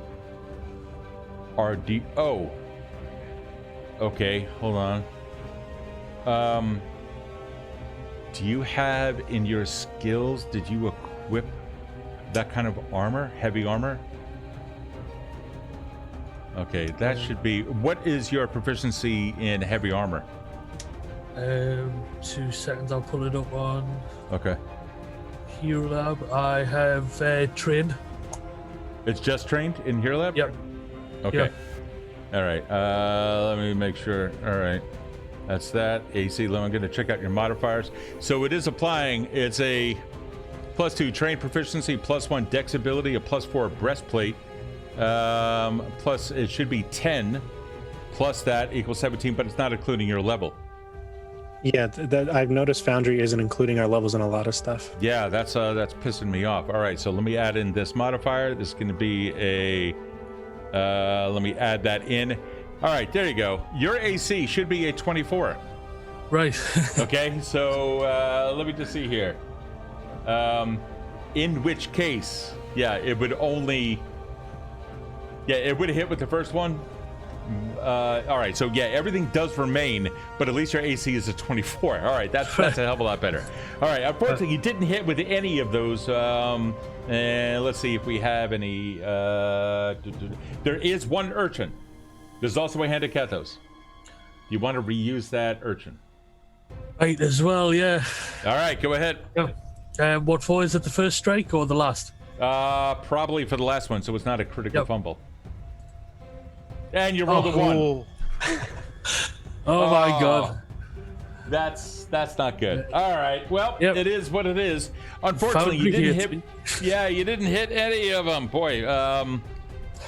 So you're using melee. You are. Oh wow. You bring that thing back. The haft of it. Something that the sim does as you came down from one of the attacks, it blocked it with one hand and with like a steel-like fist punched the haft itself, causing you to not only miss, but it then bounced back, hit you in the head. You are now stunned 2. And if you don't know what stun does, that condition is so you become senseless. You can't act while stunned. It includes a value which indicates how many total actions you lose, possibly over multiple turns. But in this case, you lose 2 actions from your next turn. And that being that, Efra, you're up. Smiles, you're on deck. Right. I'm gonna step in here. One action to. What? Yeah, here we go. I'm gonna step in here. Okay. So I'm part of the fight. Yep. I'm gonna use a focus point Ooh. and cast Interstellar Void. What does it do? I will call upon the frigid depth of the outer space and bring a terrible chill into my enemy. And the target will be cloaked in the freezing void, which deals 3d6 cold damage immediately and when sustained on future turns. And it lasts for 1 minute. Oh, that is horrific. Is there a spell attack or a DC that it needs to accomplish? It is a save. It's a DC 11 basic fortitude. Basic fortitude. Okay. Yeah. I roll. You can see this gets completely embodied with frost and just all of that. You can almost see like the interplanetary space open up around it and small pockets of absolutely frigid air come in and start causing frost and rime. Unfortunately, it continues to move all around, for they actually have an immunity to cold. Oh boy. Are you doing anything else? That was all my actions, and I'm done. Oof. Okay. With that, Smiles, you're up, and then we turn at the top of round 2 with Squeaks. Step 1, throw light bomb. Yeet. I got a 20. 20, and you need a 22 to hit. Do we have any hand of Kathos, or what is that? We do have a hand of Kathos. Yeah, let's cash that in. Let's see here. That is going to be a 4 minus 3. That's going to give you a +1. So still no. All right. Still no. Thank you, yeet Adam. Again. Okay. No, that's a crit fail. What happens? All right, hold on. Let's just double check you for a second. I'm going to take a look at your sheet too. Are the stats for the weapons and whatnot the same as they are in Hero Lab? Yep. They are. Okay, so it's just crappy rolling. Oh man, I'm sorry to hear that. So that's a +4, expert +4, item bonus. Oh, and the multiple attack penalty and -5. All right, I see what's happened. All right, it is what it is. And you are done? Well, that's a crit fail, I'm sure. So what happens? Yeah, that's right. Somebody was going to say something? Yeah, I just think that VTT screwed me over, and I actually have a DC 18 and not an 11 on that one. Okay, yeah, not a problem. He still has immunity to cold. Yeah, I know. So add in your levels on these things, guys. If you happen to see modifiers, add in your level, which is going to be a +7. All right, that was a ranged attack. Is that correct? Yep, throwing weapon. Yep, you lost the target. Garuk moves into, or really intercedes, and tries moving up, bringing his bulking size. You lose the target. You can't see him anymore. You're going to take a -2 circumstance penalty to attack rolls until the end of your next turn. Got it. So don't attack at all next turn. I'm gonna. That's it. I'm not gonna step anywhere forward. Okay, you got it. That's the end of my turn. Yeah. Alrighty. We now move over to it. It is going to launch a number of attacks against our friend here. Strike. Cutting in with a knife hand. Will a 26 hit? Is it to me? Yeah, this is to all you. Yeah. I thought you just said to my friends. I was like, which one? Yeah. No, sorry, buddy. Sorry. No, that is going to do. The first one will, the other two would. Yeah, no. Oh, this does not treat you kindly at all. Slashing across already open wounds, you get struck for 18 points of damage. Yikes. However, that is the end of its attacks. We now move over to Celeste and Guruk. You're on deck. All right, so I'm gonna.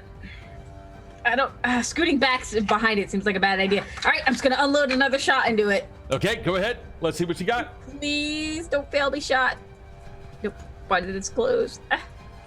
That's gonna be an 18. Unfortunately, that is not going to work. Crap. All right, then I'm going to devise a stratagem to look for a weakness. Okay, let's see here. Well, you do know where it is. If you can probably just like alter your position just a little bit by a couple of other inches so that you can get that clear torso shot that Garuk is now currently blocking, you might be able to score something, because you can see that apparently there is some kind of an operation stitch there that has already popped, and some of the skin has already started to like waver open. Okay. So then my last turn, I'm gonna clue in Ephra. In the torso. Hit like right here. There's an opening. Okay, and that is your last one? Yes. All right, Garuk, you're up. And Ephra, you're on deck. Oh, what's up, Danny? I go at the top of the round. I think you might have skipped me. I go before the guy. No, Squeaks. Yeah, didn't it? Oh, you didn't get to go? Yeah, no, I didn't get to go. Oh, I'm sorry. Go ahead, buddy. That's all I right. don't know how we missed that, but okay, go ahead. Let's do it real quick. All right, so he's hacking my little buddies up here. I'm gonna grab my bracers and kind of whir them up, and you see a bunch of little electricity going. I'll rub my hands together and I'll catch them with I believe it's electric arc, and that's a DC 25 reflex. Electric arc. I love it. Let's see here. That makes sense. I mean, we're benefiting Boston Children's Hospital, so electric arc. Electric arc. 26. I'm trying to find the damn die roller. Here we go. Alrighty. Reflex save. That's going to be a 25. You rat bastard. So he takes half damage, I believe. Give me 1 second, por favor. He saves half damage. He took half of 13, so 6. It's going to round down, down to 6. Okay, we got it. All right, That's the it. total is there. Having taken the damage, we now go to Karuk. Right, what can I do? Because you said I was stunned. Do I not miss the turn? Or Well, yeah, you were stunned, so you're going to lose 2 actions, but you are Two haste. actions. Yeah, so then you have a total of 4. That means that you still get 2 attacks. right. I think the best course of action with how I'm faring is probably to raise shield and take a step back. Oh, really? All right. You're the Yeah. only person so far that can give it a wallop. Oh yeah, no. I just saw how many Yeah. hit points you have. Yeah. Oh, that's not. Yeah, I just showed the audience. Oh boy. All right. Okay. All right. Oh, geez. Yeah. Go All ahead right. and do whatever you need to, buddy. Just take a step back to there, raise shield, and that's me done. Okay, you got it. And then Ephra, you're up. Smiles, you're on deck. Right, Got it. Okay. I'm gonna try something else. Cold didn't work. Let's try fire. Oh Christ. Yeah, I'm gonna cast a searing light. Oh. Yeah. Oh. Okay. Yeah. Describe the effect and give me the DC. It is a blazing ray of light, and it's with holy energy and fire damage. So, we attack. I just need. It's a ray, right? It's Yeah, spell it's attack a ray. against its So, AC. You're Let's see gonna what you send roll. it in there. Oh, that's gonna be a 16. That's not going to work. What? No, it's as Geruk had backed up, it begins to lurch forward, about to take a step forward in order to do so, and you happen to get it just over its shoulder, missing the shot. Okay. Are you doing anything more? That's all I can do. Okay, you got it. Smiles, you're up, and then we start off top of round 3 with Squeaks. Got it. I am gonna throw an elixir of life at Garuk. Nice. That's gonna do 20 HP back. I'm Nice. gonna do that again. That's 17, and Nice. then I am gonna actually move here so that I can do battle medicine at a later date. Fantastic. That is my actions. Yep. There we go. We start off at the top of round 3. Squeaks, you're up. 432. So I'm going to use 2 actions to prepare my heal spell, which will increase the range by 30 feet, and it'll give him a straight up max healing of 8. But since it's heightened, that's going to be 4, so that should be 32 hit points back to our big buddy there. Another 32. Correct. Yep. So I Holy- just do one of these and like, help me. You see the totality of his wounds completely, everything is gone and wiped off of him. He's back up to full. And I'm gonna then take. I'm just gonna move for my action, and actually, no, I'm not gonna move through everybody. Never mind. So, all right, go get him, big boy. With that, it does as promised, lurches forward and tries to unleash 2 attacks. This time, however, you can see its jaw, first off, looking at you in the eye. You have damaged this unit. Now you shall perish. You see him raise a hand in one attack, and on the second one, he comes in. The jaw itself goes opens up like a vice grip and starts approaching you, going in for a bite of some kind. Coming out of its throat in the back, you can see an other unit with like a teeth vice inside, also coming forward. Damn, Sims are nasty. I may have watched some Ridley Scott movies as well. I don't know. Just saying. All right, coming in for the first of which is going to be a strike and then an attempt to bite you. That's going to be a 26 and a 28. Oh, both will hit. Can I use a reaction to use reactive shield again? Yeah, go ahead. So this is going to raise your shield. The shield is going to take 5 points of damage off of you. Once that is done, let's find out what's done. That's going to come off of this 19 for a total of 14 points of damage applied. Okay. And the second one is going to be the jaws, which you, after that, your shield is now broken and useless. And then a total of 15 points of damage for a total of 29 being applied to you. Right. Boy. Yeah. That's not good. Describe the effects. What do we see here of our favorite fighter? What do you see bit into me there? Yeah, he bit into you. How does Garuk react? Just lurches back, holding where have I been in? Was it the shoulder? I'm guessing. Sure, yeah, that's pretty fine. much. Yeah. Just trying to rive this thing back off while it's clamped down. Fantastic. All right, let me see something here really quick. Oh, wow. This isn't even something I can do. Okay, cool. No problem. Alrighty. We have... That's that. And, all right. I'm just double checking to see if there's anything untoward here. And yes, it looks to be... Alrighty. May I have you make a will save, please? Make that fortitude save. Fortitude save. Yes. That's 17. going to be a 17. Okay, thank you. Is it versus a disease? No. Damn. No, it is not. All right. With that, Garuk, just keep in mind something's up, and you know that. You're feeling like you got a bite, and amongst all of that, you also felt something come into your flesh and pull back out.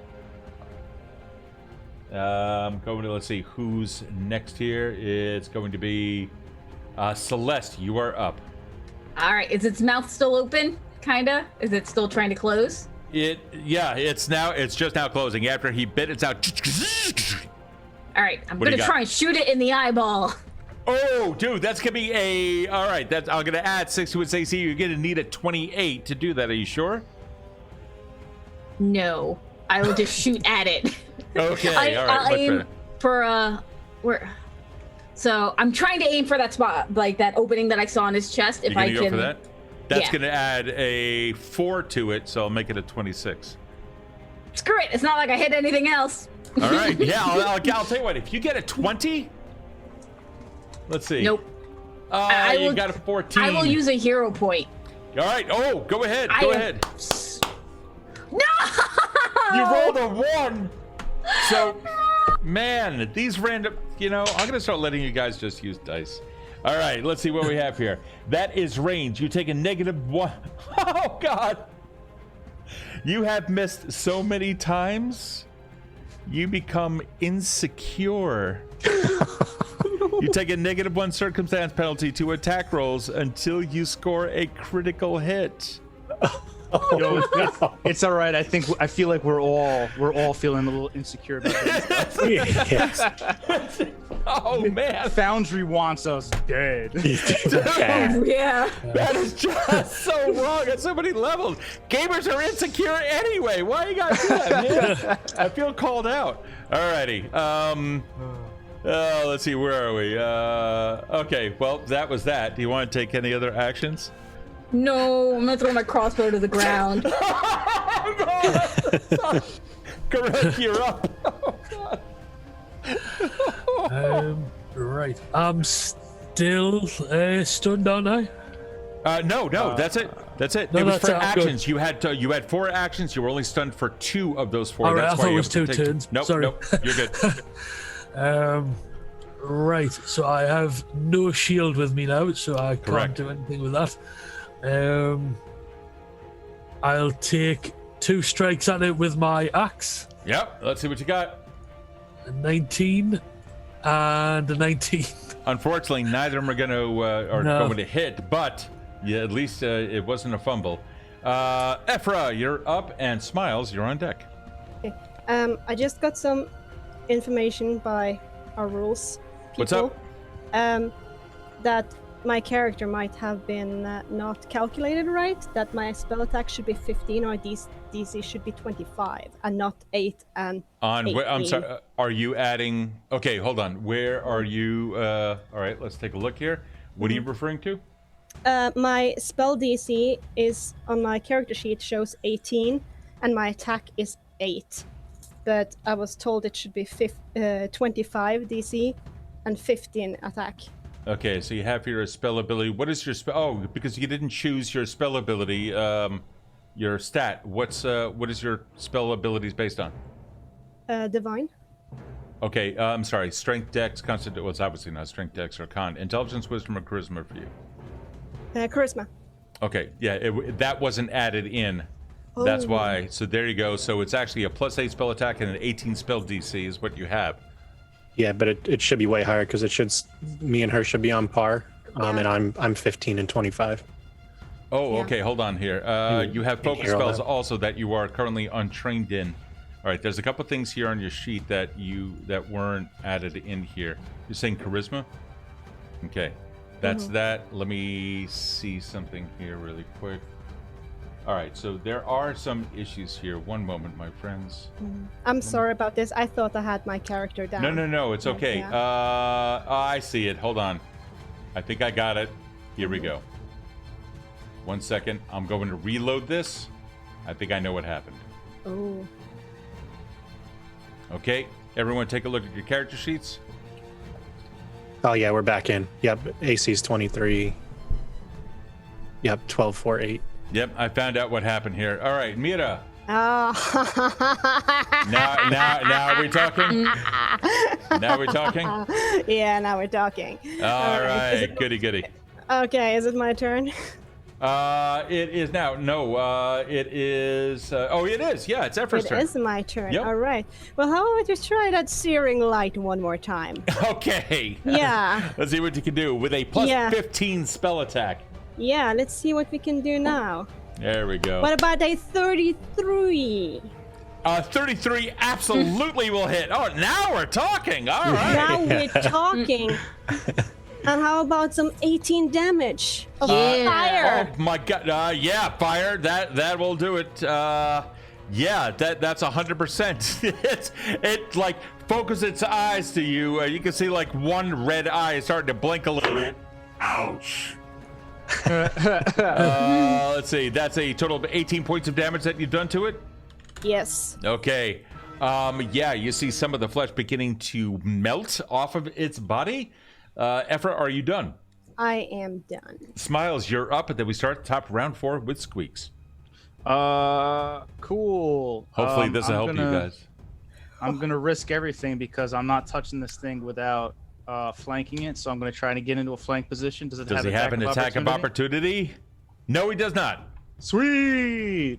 And then I'm literally just gonna yeet a blight bomb at its feet to splash it all over itself. All right. 27. Oh, I didn't even need to flank this time. I just got it.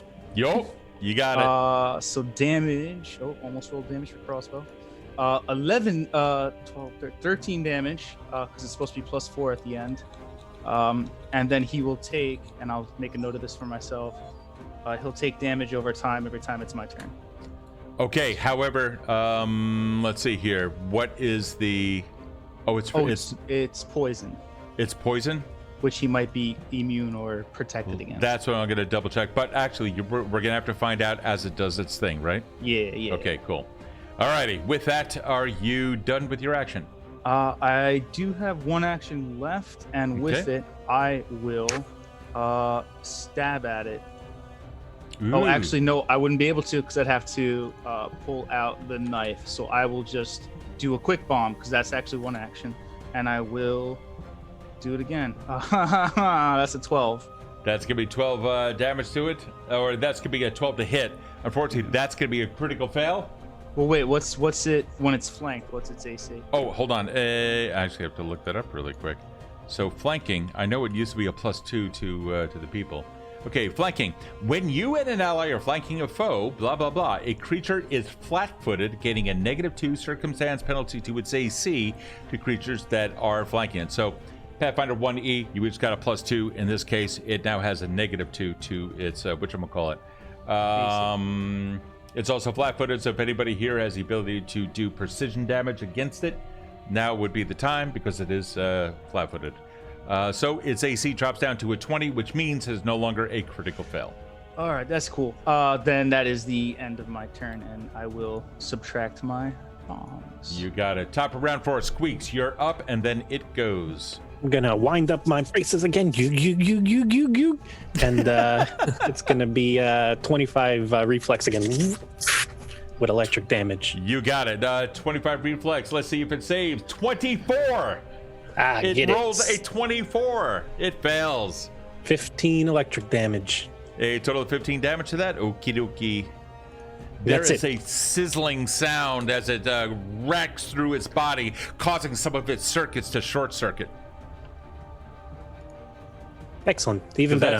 That's as much as I could think of. That's with a sizzle and a pop, I concede my turn. Okay, you got it. We now go over to it.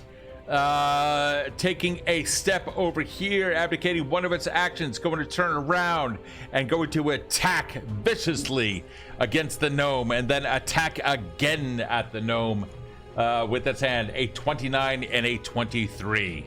So, weird thing, my character sheet just updated, and I now have 24 AC, so that's the thing. So the first one hits, but the second one no longer. That's right. That's fantastic. Yeah, because now everything updated. That is going to be 16 points of damage being applied to Smiles, and it is now done with its turn. We go over to Celeste after it hacked right into him, probably hitting you in the upper arm itself. Not feeling good, but at least it was in the meat, not against the bone. Celeste, you're up. All right, I guess I'll go pull out a blade as I'm walking up to it, and I'll try and stab it in the side. Okay, Not gonna go ahead. work. Let's see what you got.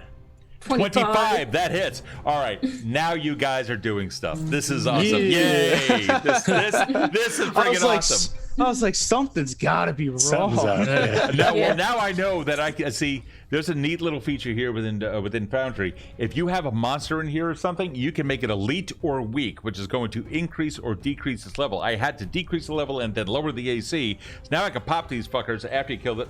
Sorry, F-bomb. I could drop. It's always me. I can drop these Dudes.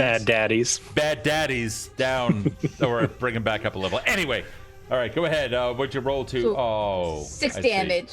Oh, you did do that. Yeah, you did 6 damage to it. I'm so happy for you. Okay. Yeah, it gets a nice little shiv there. You can feel the grinding against its metal interior. Are you done? Yeah. All right, Guruk, you're up, and then Effort, you're on deck. Right, I'll just take a step forward again and give it another 3 strikes with the axe and see what happens. There you go. Go ahead. Right, we have 25, Hits. 31, Hits. and 25. Hits. You hit all 3 times. Wow, it's amazing what happens when you have like excellent stats. This is a game now. We got it. Right. Yeah, go ahead and roll your damage. 13, 8, and 12. Dude, fantastic. With the first attack, describe the first attack. Now I'm just pissed off. And I bring my axe straight down into the base of the neck. Yeah, you Trying to do. It tear it lodges in there. You take it back out. You come in for your second attack. Describe it. And as I do, I'll swipe up and try to go straight into the torso. Oh, you do. In fact, yeah, you do that. You can see that flap that was there, granted easy access to its metallic sternum. You crack that thing, and already, like, with you under haste and everything, your brain is so sped up, you see the crack happening in slow-mo, and describe your third attack. And as I swipe it up, I'll come back and go for the other side of the neck. Basically trying to take this thing's head off. Oh, and absolutely you do. This thing comes flying off of its body. You have brought it down to, boom, negative good stuffs. This thing is dead. Negative good stuff? Sure, it works. As the head lands on the ground, all you hear is, Unit damage beyond repair shutting down. and with that, it stops moving as the power wanes, and in its core, a blinking red light. I'm gonna go ahead and. Do I need to disarm it? Is it beeping? Beep, Yeah, we're gonna Beep. disarm that. 32. beep. There you go. And, You got it. Oh, cool. I could just grab that. So grab. Yeah, no, you got it, man. It's all good. Nice. All right. Okay. All right. Let's see. I'm gonna pick the head up. We could use this for something. Probably. Okay. Well, you guys can go from here. The rest of the lab lies ahead of you. What would you like to do? How y'all doing wounds wise? Anybody need help? Anybody good? Everybody good before we step forward? A little hurt, but Took a nothing- little. Nothing bad. Nothing bad, nothing bad. All right. You keep me posted, and I'll pull out the tools right quick. But looks like we're good to move forward. Garuk, you wanna take lead again? Might as well, yeah. See if we find any other of these guys. Can we take a second to appreciate how these things announce when they die?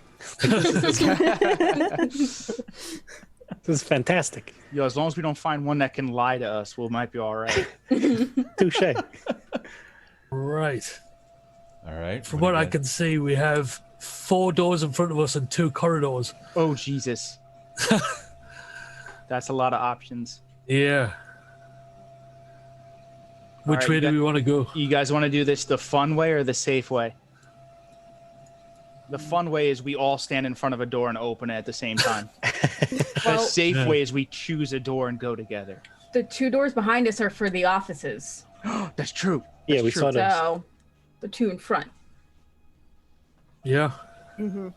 Curiosity killed the cat. I'll look down here. A whole bunch of more doors, and then it like loops back around. God, I hate office buildings. All right. So left or right? We're going right because it's the right way. Is that how we do these things? Give it a shot, right? Yeah. Okay, as soon as you guys open up a door, I'll let you know what happens. But in the meantime, you don't hear any footsteps or anything on the floor other than your own. So far, this place is quiet, almost eerily so. How do you guys feel about maybe just we'll go around the corridors and hopefully it kind of loops around and then we can kind of confirm there's no sentries walking the hallways, and then maybe we could start back here again and start doing doors if we can't find nothing.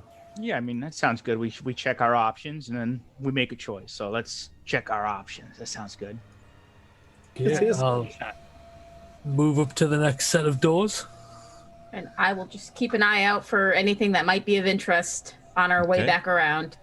All right, you got it. Sounds good. Oh, jeez, that's a long hallway. Yeah. So that you guys understand, this is how the PCs actually see things. You guys so far have been able to see pretty much everything. Oh God, it's more hallways. So many doors, so many hallways. This one looks a little different. You want to go to the one to the north here? I mean, it's like jutted out. Everything else is kind of like in a square.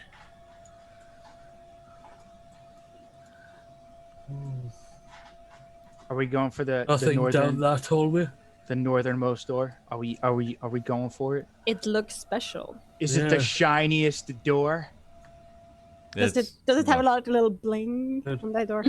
No, it does not have any bling or anything. It just looks like any of the other doors. I'm sorry. However, too. you can see that there are chains around the exit. There's like a push bar. There are chains around it, preventing it from something. Ah, All right, so they don't want something coming in. That's That's terrifying, seeing as there's simulants in here, whatever they're called. Or they don't want what's in here getting out. Yeah, maybe. But then the chains would be on the other side. That's true. All right, we got to pick a door. Let's open a door. Do we start back at the top where we were, or do we start opening doors here? My vote is this. You guys can't see my mouse. You see the brown section of the wall below us? Yeah, the one in the middle. Yeah, that one. That's my vote. Right? Let's do it. Go for it. After you. Yeah. After you. I will check that door for traps. Okay. As far as you My can tell, perception. it is not. Which is now a sweet plus 11. Right. And I will check. What the hell was that? Why are we rolling dice? Oh, go on. So I was gonna say, as I check the door, is it locked? It is locked. Go, Timmy. So here's the neat thing. You can click on a door to find out if it's locked. Oh shoot! All right. Boom! Roll for initiative. Dang it! Hiding out in the corner, you see something that is sitting there. Looks to have been a humanoid at some point. In this case, judging by its hat, obscured by its hat for the most part, its features do lie in a little bit of shadow, but you could swear that you see a thinning out of the ear towards the top, indicating maybe that this was someone of elven ancestry once upon a time. But peering out from under it, you can see sickening scars, all of which have been stitched up at one point or another, a bloodless condition resulting in a almost greenish tinge to the skin, but extremely pale nonetheless. In its hand, you see a simulant's head with its eyes still glowing and its hand touching sparking wires underneath in its neck. This is going to start off with Celeste, then Garuk, then Smiles, then It, then Ephra, then Squeak. Celeste, you go. Muted. I rolled a 17 on my initiative check. I just want to make sure that we're. Yeah, I have you with a 29. You guys didn't have to roll. I rolled. Oh, okay. Oh. Sorry, Yeah, because we all this rolled automatically and... rolls your initiative, so we can just hop right through All right. it. And it is nice. based on your perception in this case. All right, well, I'm gonna. I mean, if scoot you back don't want this the way. 29, I will. No, I will take it. So I'm gonna scoot behind because I don't actually see anything. So Okay. I'm just gonna ready a crossbow bolt and come on, actually shoot. And I'm gonna wait for it to show up in the door and ready in action. You got it. Garuk, you're up. I can't do anything from out here, so I will move just in the door to see Okay. what's going on. Yeah, you totally see that thing, whatever that is. Only it has peeled all of the flesh off of the simulant's head, leaving something that looks more like a somewhat plastic kind of material skull. Right, I'll take another move action. Okay.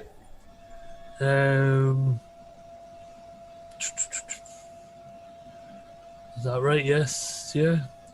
5, There. 4. Okay. Sorry, figuring out family stuff. I got you. And then can I Attack. make a strike from there? Yep. Yes, of course you can. It sits just on the opposite side of the table, now looking up, just as your blade starts coming down. What you rolled a 22. Will a 22 hit? No, it does not. This thing, you see it calculating the blade, and it goes, whew, turns, and your axe embeds itself in the arm of its chair. Now it begins to stand. Oh boy. Nice. Am I still hasted, or is that me done? I think that's going to be done. It only lasts 1 minute, right? Yeah, only 1 minute. Okay. Okay. There you go. Smiles, you're up, and then it goes. All right. So first thing I'm gonna do is Kobe. Does a 30 hit? I'm gonna throw a dread ampule. Yes, a 30 absolutely hits. Cool. So that is gonna do 12, 13, 14 mental damage. Ooh. Because it's mental. Ooh. And then it is frightened 1, which I don't know if it's immune to that, but if it's not, it's frightened 1. Oh, any no saves or anything, huh? No, it's just if it's a regular hit, it's frightened 1, that's and right.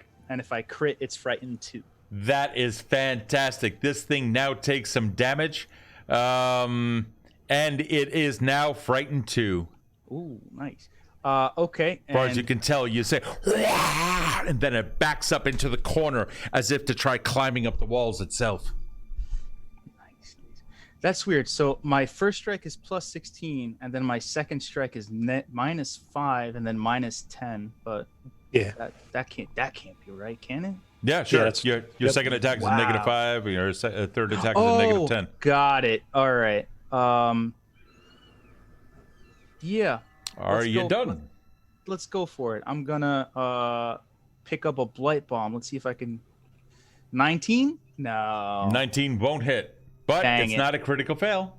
Okay. And then for my last move, I'm gonna kind of duck out of the door so that other people can get in. And let me just subtract my bombs. I'm done. Okay, you got it. Oh, this is cool. Hold on. I didn't know I could do this. 1 second. How does this work? If I do this, and I do that, I can do that. Okay. Can I do that? That? No. All right, Smiles, you are done. It now, let's see here. 1, 2, 3. Making sure. Okay. You see it. Let me get a condition on this. 1 second. Did someone just yawn? Don't do that. It's contagious. Good, now I have to yawn. You're gripped by fear and it's struggling to control its nerves. And this was a fear 1 or 2? 1, unless I crit, which I don't think I did.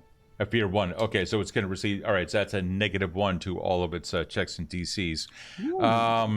It shudders in the corner for a second, taking a look at some of the light that is out there. You can see eyes now shrunken in their sockets begin darting around, looking at the various sources of light there in the room.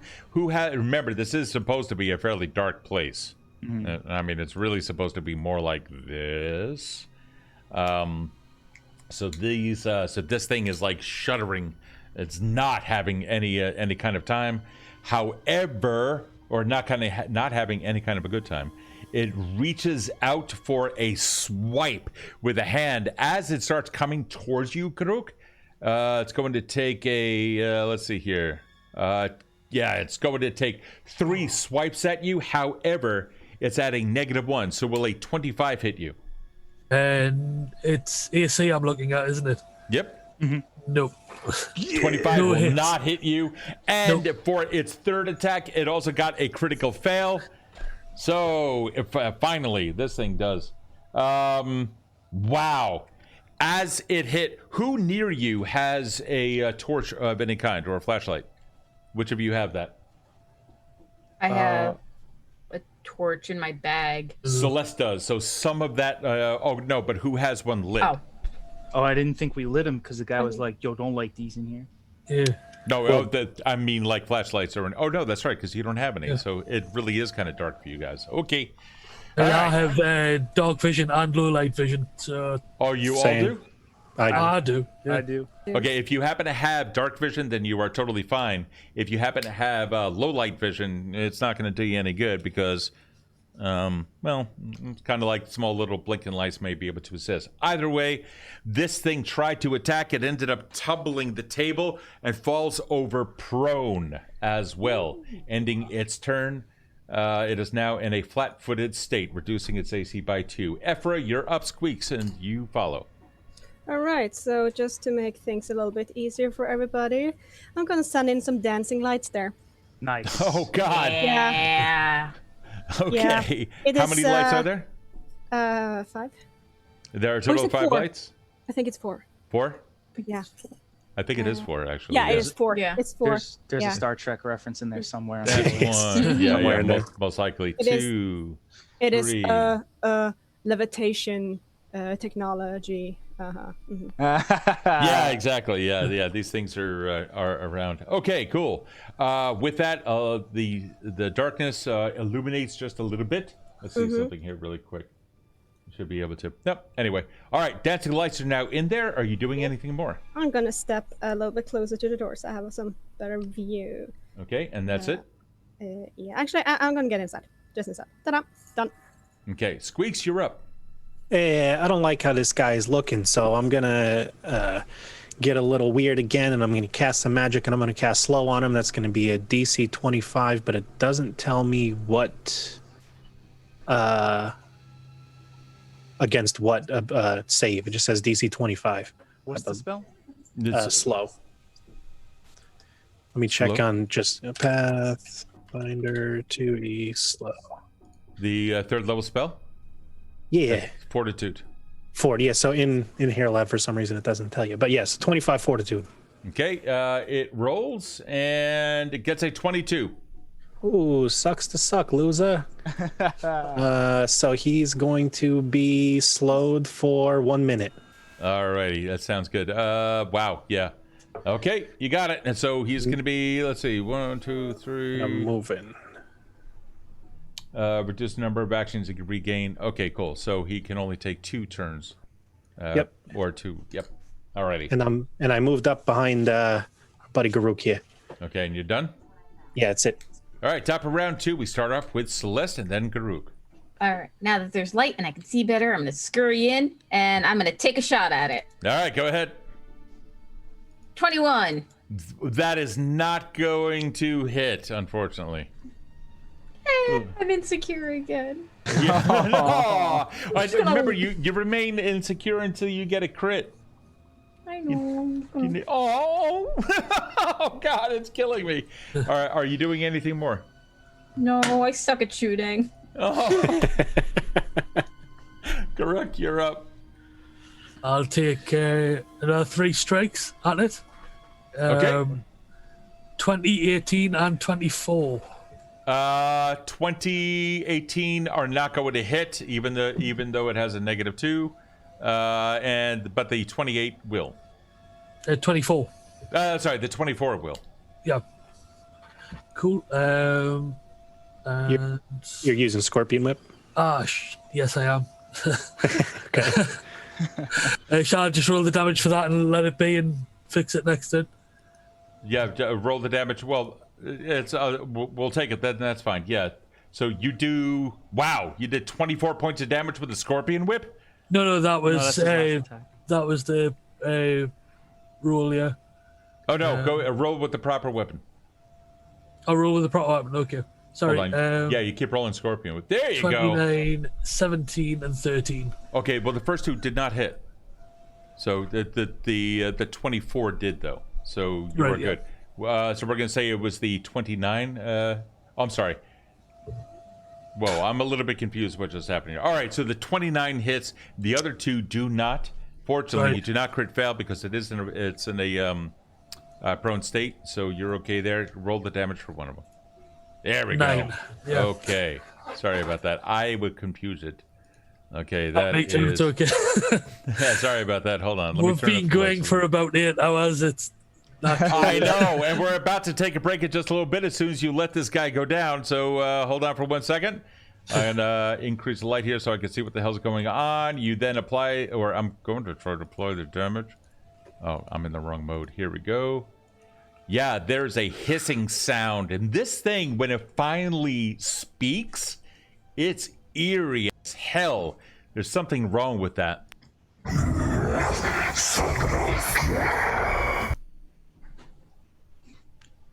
Oh, I didn't like that. Sounds like my grandpa. With that damage now done, let's see what you have. Who goes? Garuk, you're done, right?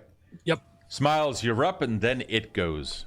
All right. I think I'm gonna save some bombs, so I'm gonna reload and I'm gonna shoot it. Okay. 22. 22 is going to hit. Sweet. Damage. Oh my God. One damage. One damage. and then I will. So let's see. I reloaded. I shot. I will reload and be ready for my next turn. But that is all I can do. Okay, you got it. It takes it. Looking down at it, it is none too happy. Finally, it is now able to go, shaking off its state, rising up. It comes forward or steps forward to here and lashes out with one attack. This is going to be here. Will a 23 hit? Dave. Going towards me, yeah? Yeah. No, it won't. It won't. Would the movement trigger my attack of opportunity as well? No, it's only a step, and the 5-foot step does not actually trigger it. No problem. Ephra, you're up, and then Squeaks. Right, we're gonna do this one more time because this time it's not a machine. Divine Lance. Ooh. All right, go ahead. Yeah. Let's see what happens. 25, does that hit? That's going to hit. All right, and then we got a 14 damage. Ooh, nice. Yes, Nice. absolutely. But yeah, see, now we're doing some stuff here. Yeah. Oh, yeah. I'm gonna start breaking out the real monsters soon. Okay, cool. With that, are you done? I am done. Squeaks, you're up. So I'm going to focus real hard, take 3 actions to cast the heal spell. That turns it into a 30-foot emanation. Everybody's healed 24, and he takes 24 positive damage. Wow, that's cool. Nice. Let me just see here. You see him. There is a brunt of energy that he gets slammed with, and you see some of it hit, and then immediately some of it gets buffed off of him. Almost like it got rebounded off by some kind of a protective shell, but still comes up all around his body. You can see a very positive glow start eating away at some of the flesh that is still there on his body. What is the total amount of damage? Oh, sorry, 24, and he has basic fortitude. Okay, you got it. Yeah. So there's a fortitude for 28. Yeah, he saves because it was a 25. And he just goes, and the rest of that gets shuttered off, but still some of his skin peeled off because effects. Alrighty, are you done? Yeah, so everybody's healed, but he doesn't take damage, correct? There you go. So the rest of you update your sheets by however many hit points he had given you. Let's see here. Okay, we are coming up on break time, but not until we are done with this. Celeste, top of round 3, you go. Yes! Okay. I'm determined! If Yes, the gnome you can are. do it, so can I! Shoot him! Shoot him! Yeah, you see that. That hits. That absolutely hits. It's not a crit, but it does hit. 3 whole damage! And you did 3 times more damage than I did. Look at you. The damage done. It looks down at its side and not happy at all.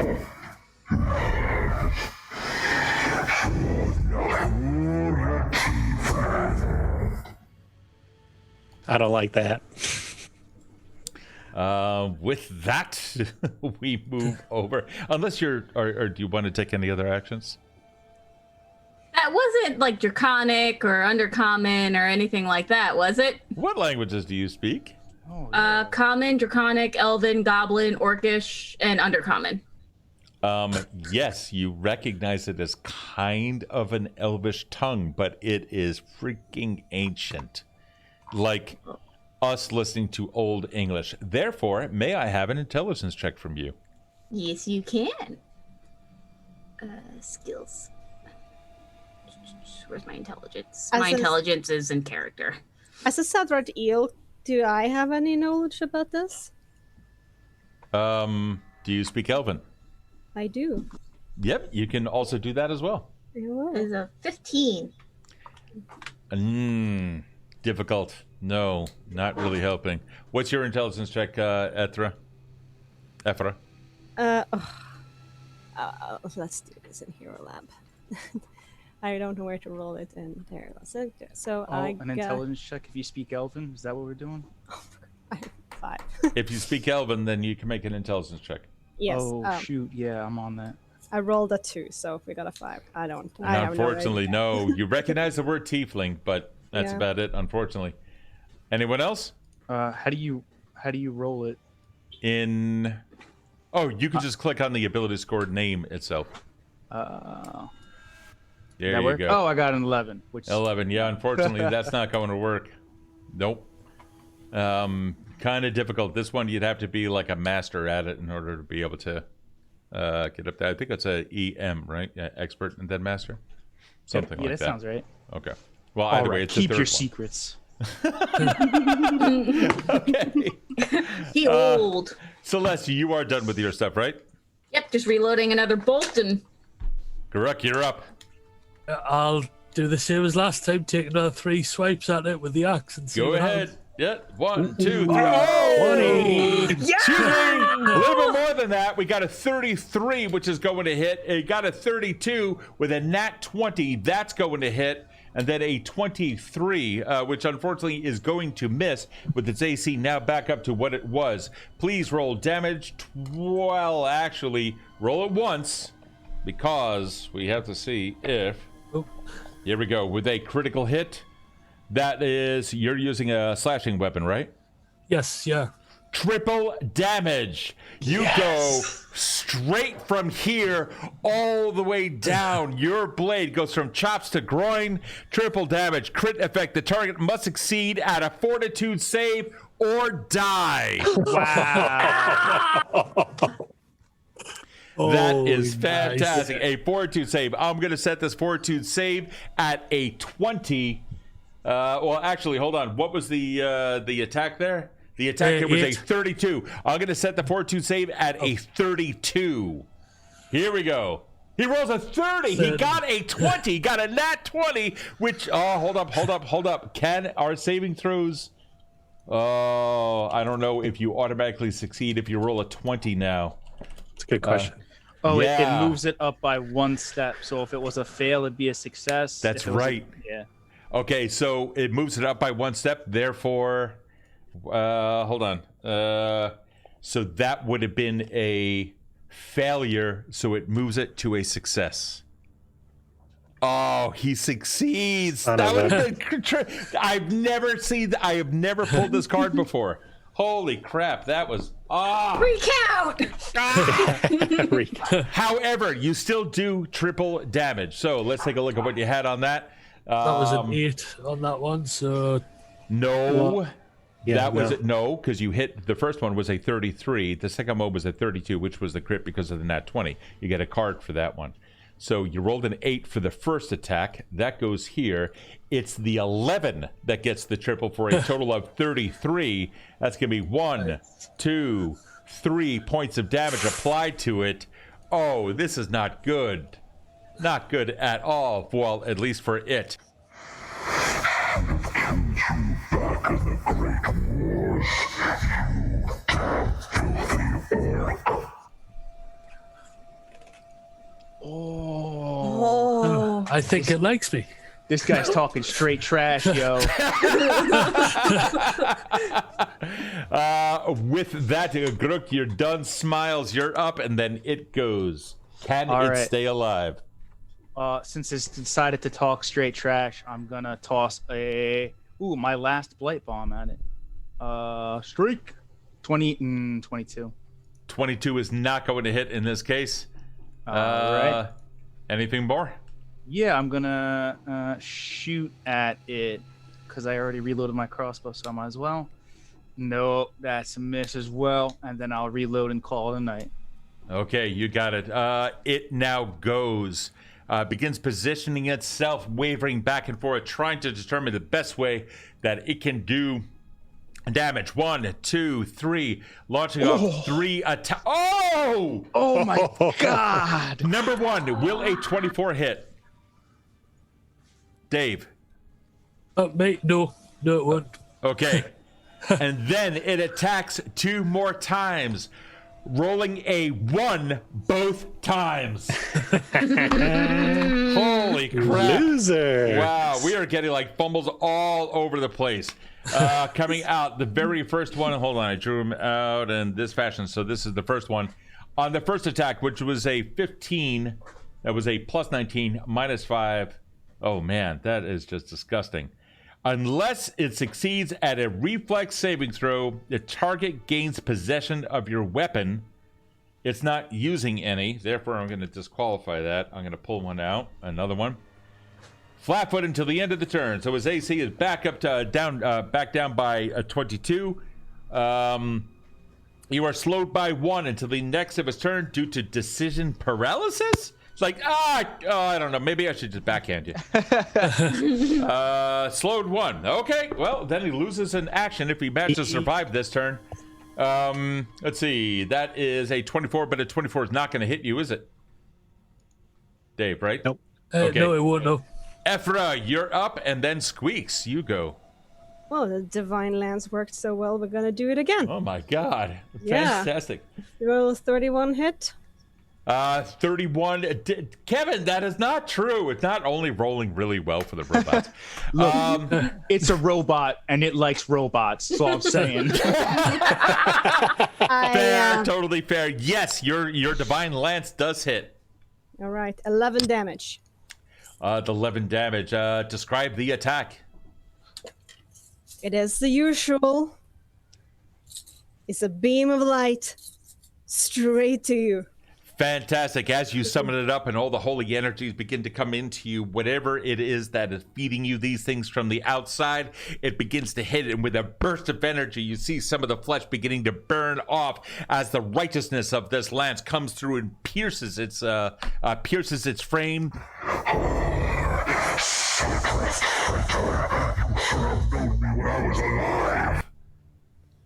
With that, we move on. Squeaks, you go.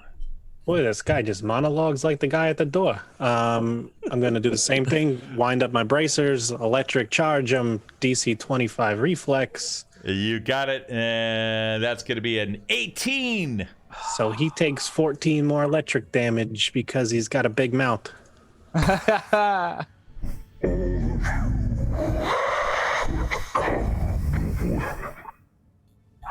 You have killed it as it fades off into non-existence. The Sim's head falling down to the ground, as well as its clothing, with nothing else in there other than some kind of a blacky, sticky ichor. Hi, tough guy. I would like to collect that sticky black ichor. Okay, and so you do.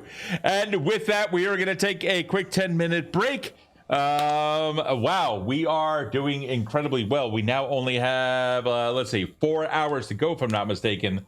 We are at 1,120 of our $1,500 goal for Extra Life and the Children's Hospital, the Children's Miracle Network, or Children's Hospital Miracle Network, or Children's Miracle Network Hospitals. Sorry, guys. Either way, we have been at this now for a total of 8 hours. We have 4 more to go. Looking forward to it, and we'll see you guys in about 10 minutes' time. Take care.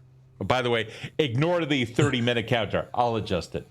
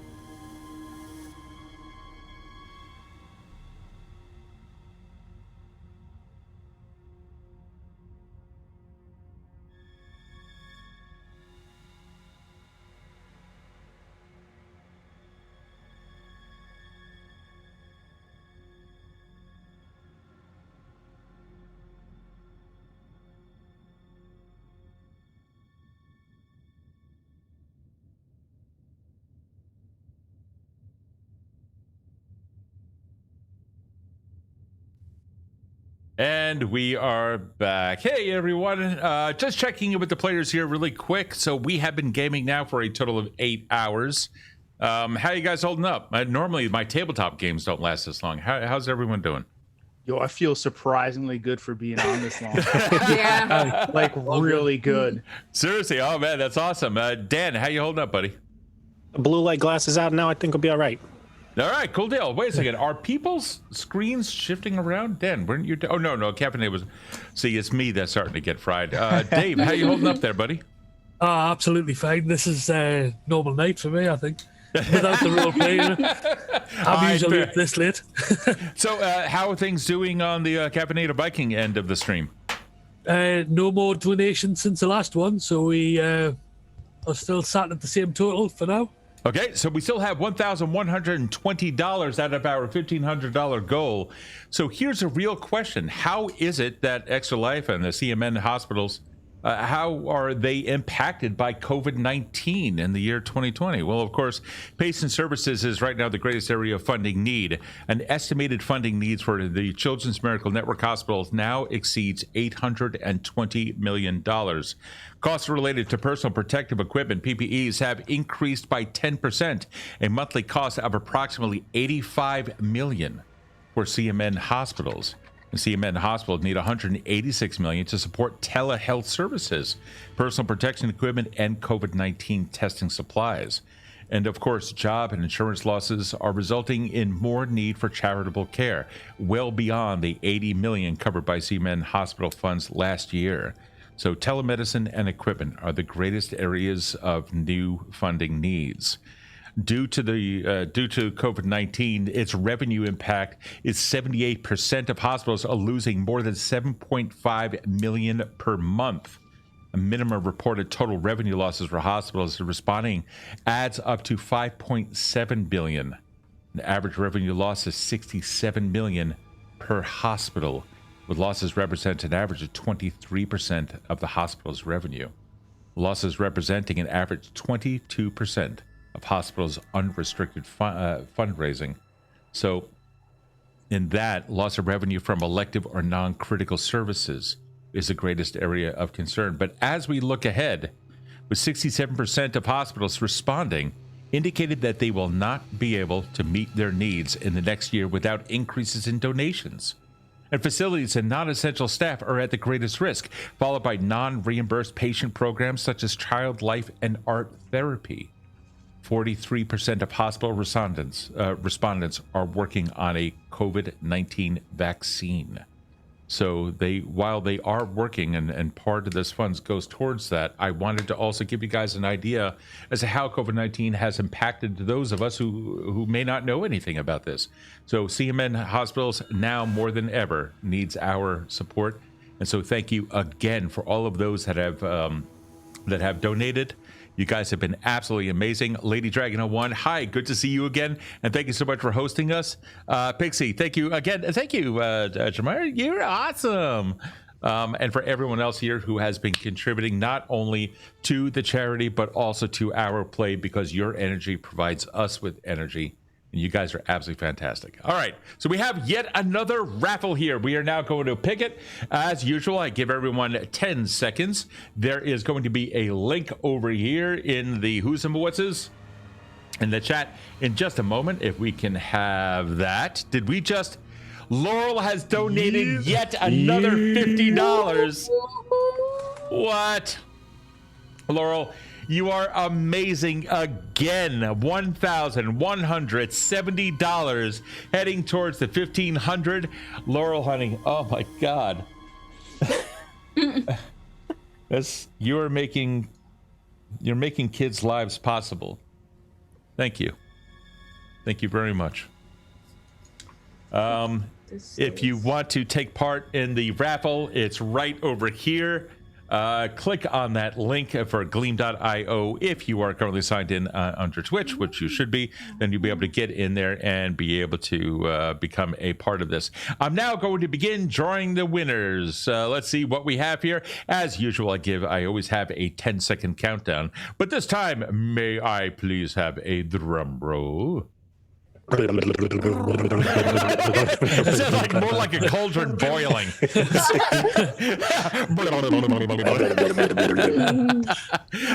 staying in theme here. So this particular one here, this is a Pathfinder Battle Minis, the Iconic Heroes Evolved. This is a total of 6 minis that are in that. I believe that these are the Iconic Heroes directly out of the Paizo rule set for Pathfinder 2nd Ed. And there you'll be able to see who they are. I think Ezrin is in. No, Ezrin is not in there, but we do have the Rogue. We have, I see the Oracle is in there. I think that's the Oracle. Yeah, there's a whole bunch of people that are in there. We're now going to draw that. And here we go. Then Illithid drum roll. How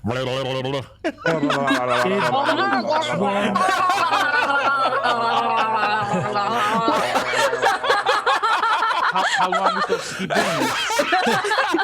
Holy crap, that was absolutely fantastic. Well, the person who has won this time is Nix Aiko, actually. Nix Aiko. So congratulations, Nix. Absolutely. Yeah. So here, I will clip that.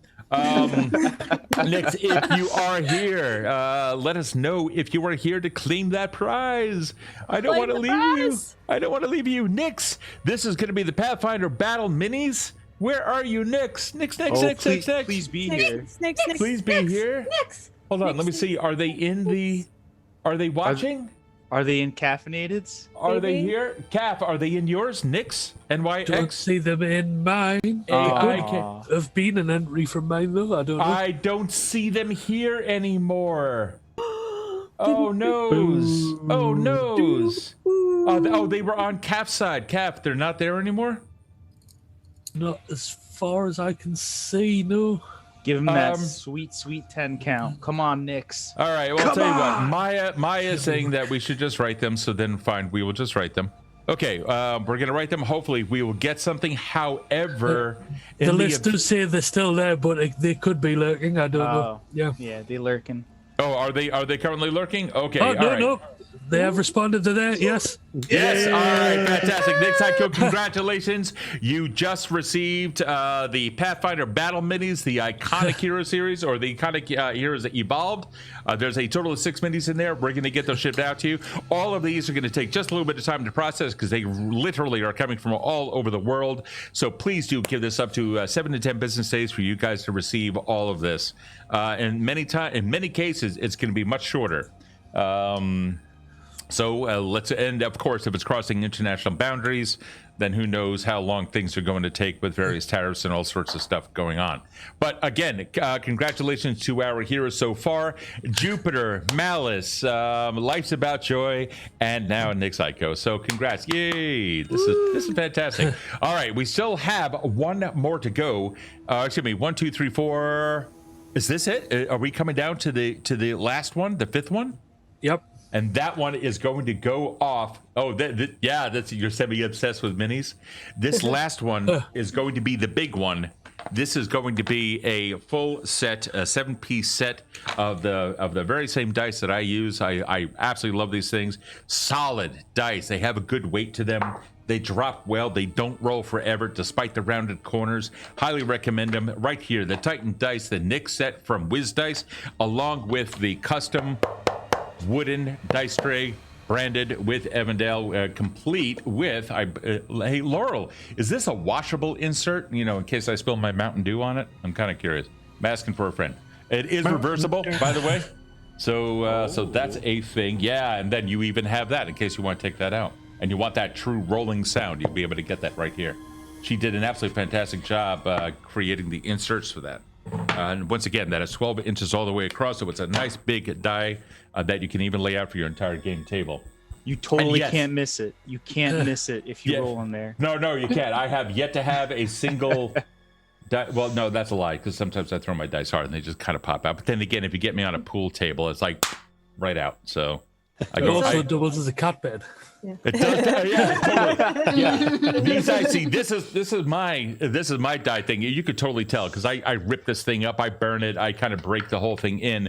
You can also tell that my cat likes to lay in it because I now have cat fur in it. He likes to hatch the dice. He thinks they're eggs.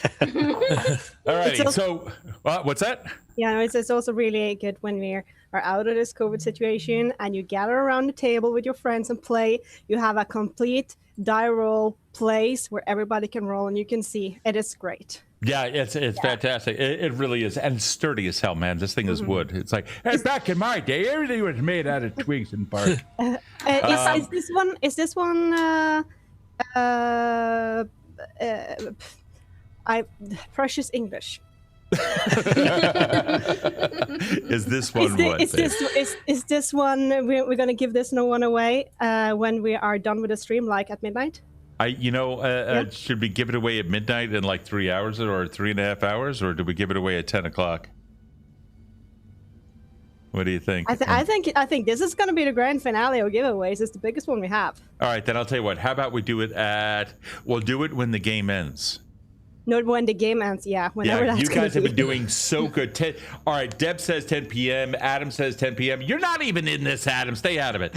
So it's Adam, you're chiming in over there. But we do have Deb that is saying 10 p.m.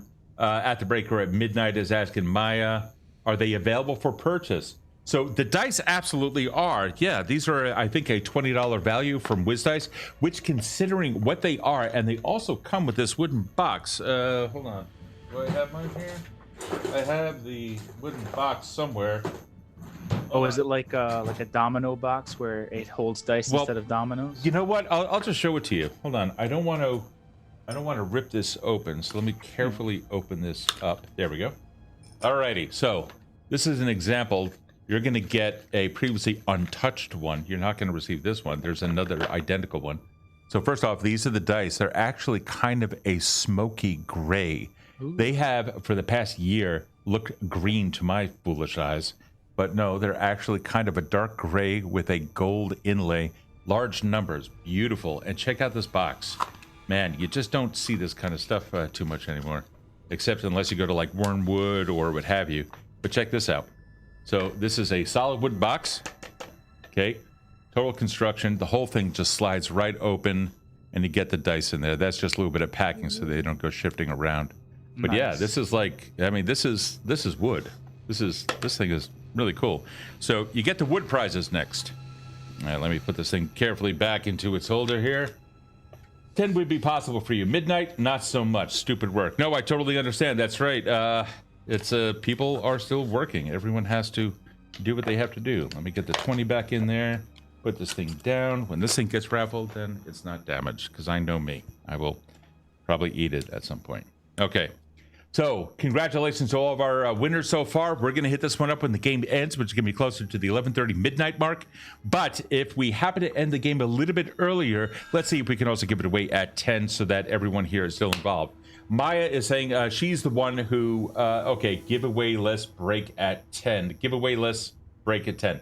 So, Maya, are we doing a... Wait. When are we doing it, Maya? The dice tray. Must have one. Tony, it's absolutely fantastic. However, you already won, my friend, and you can't win again. Also, not everyone is in the same time zone. Yeah, exactly. So 10 would be possible for me. Well, our original giveaway times. What does it say for the fifth and final one? It is the draw from the last break, scheduled for 10 p.m. So that was the original schedule, 10 p.m. All right. All right. And it is. Yeah, so it is actually going to be at 10 p.m. Then we will do it at 10 p.m. Eastern, 9 p.m. Adams time, 3 a.m. GMT, and other stuff like that. And let's see, that would be 4 a.m. Stavanger time. Stavanger time. Stavanger time in Norway. Alrighty, guys. So here we are. Hey, Brush Fiend, good to see you here. Everyone who's been joining, I'm so sorry that I've been ignoring the chat, but obviously we've got a lot of gaming to do, so let's get right back into it. My friends, you just took down whatever the I so want to. Heck, what kind of word is that? It has no like to it. Yeah. You just took down that thing that disappeared, and you said that you were going to then collect a little bit of its ichor. Let's go directly to the map. To the map. And here we are. So yeah, that little bad boy up there, you were able to take it down. Now still in this room. What are you doing? Well, is this like a little kitchenette area? What is this? It does look it. However, you can tell that the mold and the lichen that has been in this area, it has really not been taken care of in quite some time. Begging the question, how long ago did he set this thing up? Yeah. This must be the mother-in-law's apartment or something. That explains the ghost. I want to see what's on this table. There's something on this table. Right? Yeah. There is, in fact, something on that table. It just appears to be what may have been a book at some point, but seems to have been rotted away with time. Okay. What are you doing? No. Is there anything interesting in this room besides? Unfortunately not. No, it seems like that this was in fact a kitchenette or something like that at one point. You can see that directly in front of Celeste there seems to be something there that had four burners on it. But a counter space that is completely overcome with mold and nasty stuff, and even that dried up and died. Nothing. Hey, Doc, did you get your black goo there? Getting it. Oh, I can't go through there. Hold on. I gotta do like a step, and then like a shuffle. And give me that. Boom, ichor. Yeah, you begin collecting it up, scraping it up off of the floor, and even that begins to dissipate until finally you manage to get it into a vial. What kind of lures do you have, my friend?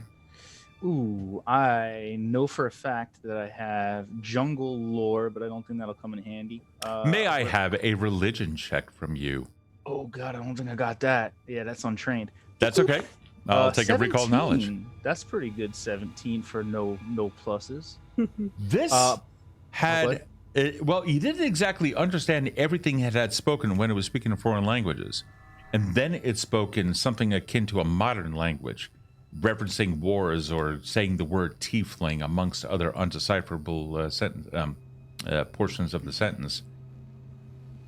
Judging by the clothing that's on the ground, it seems to have come from a much, much earlier age. Nonetheless, the creature's dead. No other real hints. And you said the robot head was it was holding. That's still on the floor. It was. Yeah, that is still on the floor itself. Yeah. Is it still active? Because you said it was holding an active head. It is still active. Oh my god, that's gross. I'm gonna just poke it and try to. Hey, you awake? Hey. You see its eyes kind of flickering faintly, as if to try to lock onto you, but no real assistance. Oh, I mean, no real anything. Yeah. But its eyes slowly fading. All right, I'm gonna leave that alone. I don't want to mess with that. That's it's too much for me. When you start putting it back down towards and you rest it, you can see his eyes beginning to glow a little bit more.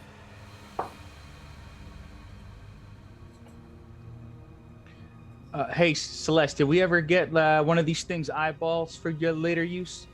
No, but I can grab one. Oh, I'm gonna try and get one right now, and I'm literally just gonna take my dagger and try to melon ball this thing.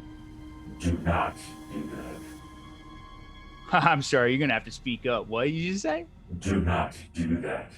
Oh, he's talking. you gonna help us out? Cause I mean, like that's what we're here for. You got some information for us? I am not programmed to harm. What color are the eyes there, Steve? Amber. Oh, this is my new best friend. And I'm gonna pick up the head, and you're coming with me, buddy. You okay with that? I am settled with this. All right, good. You didn't really have a choice anyway, on account of having no legs. But it's okay. I'm gonna be your legs. I'm gonna carry you. You're not heavy. You're my friend. And I'm just gonna keep it tucked under my arm for now. As Oh my God! Please. Hey, Doc, where do you find a head with no arms and no legs? I don't know where. Right where you left it. Got him. And then I'm just gonna look at the head and be like, "Hey, you wouldn't happen to know which door we should be looking around here, do you?" This depends. What is it you are seeking? Well, medication for one. We are looking for some meds for our people. You know which door has the medications? This would be the one with the storage cabinet. You will find it out of this chamber to the left. Hey, jackpot, guys. Once you have exited, I will supply you with more information. All right, so out of this doorway and to the left, we got some doors over here. Is it this one that I'm standing in front of right here, buddy? That is the negative. Oh. You will want to continue. Okay, all right. Hey, Garuk, come over here, man. I don't like traversing this and leaving you behind. Is it one of these down this hallway here, buddy? I cannot see at this moment. There's a piece of cloth in front of my face. Oh, sorry. I'm just gonna hold him like this now. This is a much more superior advantage. You may move forward. All right. Careful, guys. We got an open thing over here. Don't. You do not want to move that much forward. Please turn around. Oh, is it this one? Is it this one? This is one of the facility doors that I have come to understand contains the storage that you are seeking. Oh, okay. All right. And then I'm just gonna here actually somebody hold this guy. I don't want to tuck him away. I'll take him. All right, pass. Okay, all right, so you have him. And I'm just gonna check the door for any weird traps or surprises. Okay. Let me find out for you. Yeah. It seems to be okay.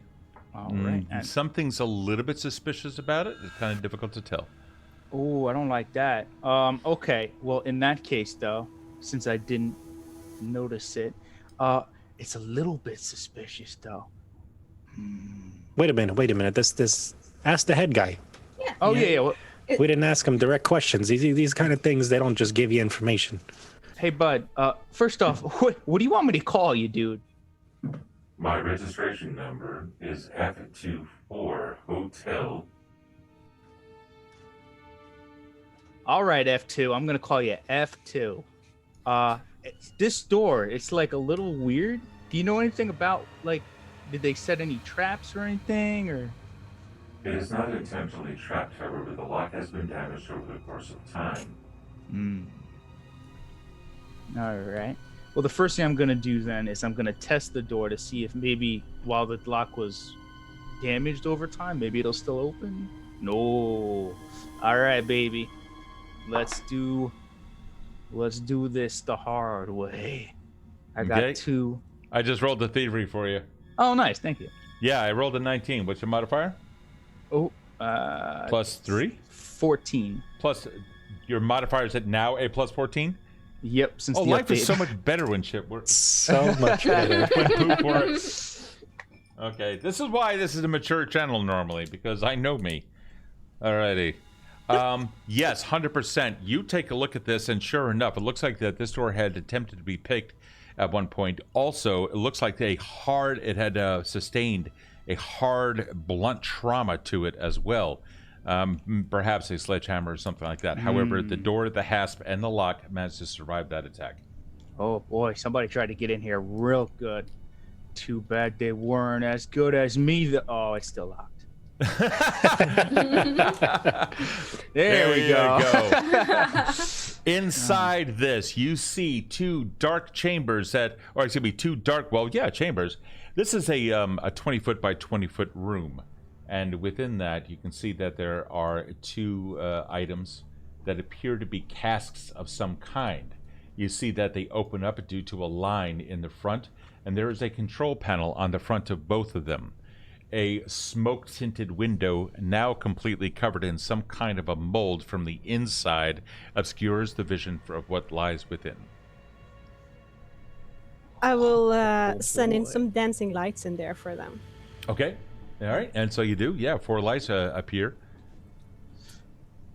So just so I'm 100% sure what I'm looking at, we got 2 what I can only describe in my head as plastic coffins covered in mold. Is that close? Not exactly plastic coffins. They look more like pods of some kind. Ooh. They are sealed, and there is a keypad on the front of each.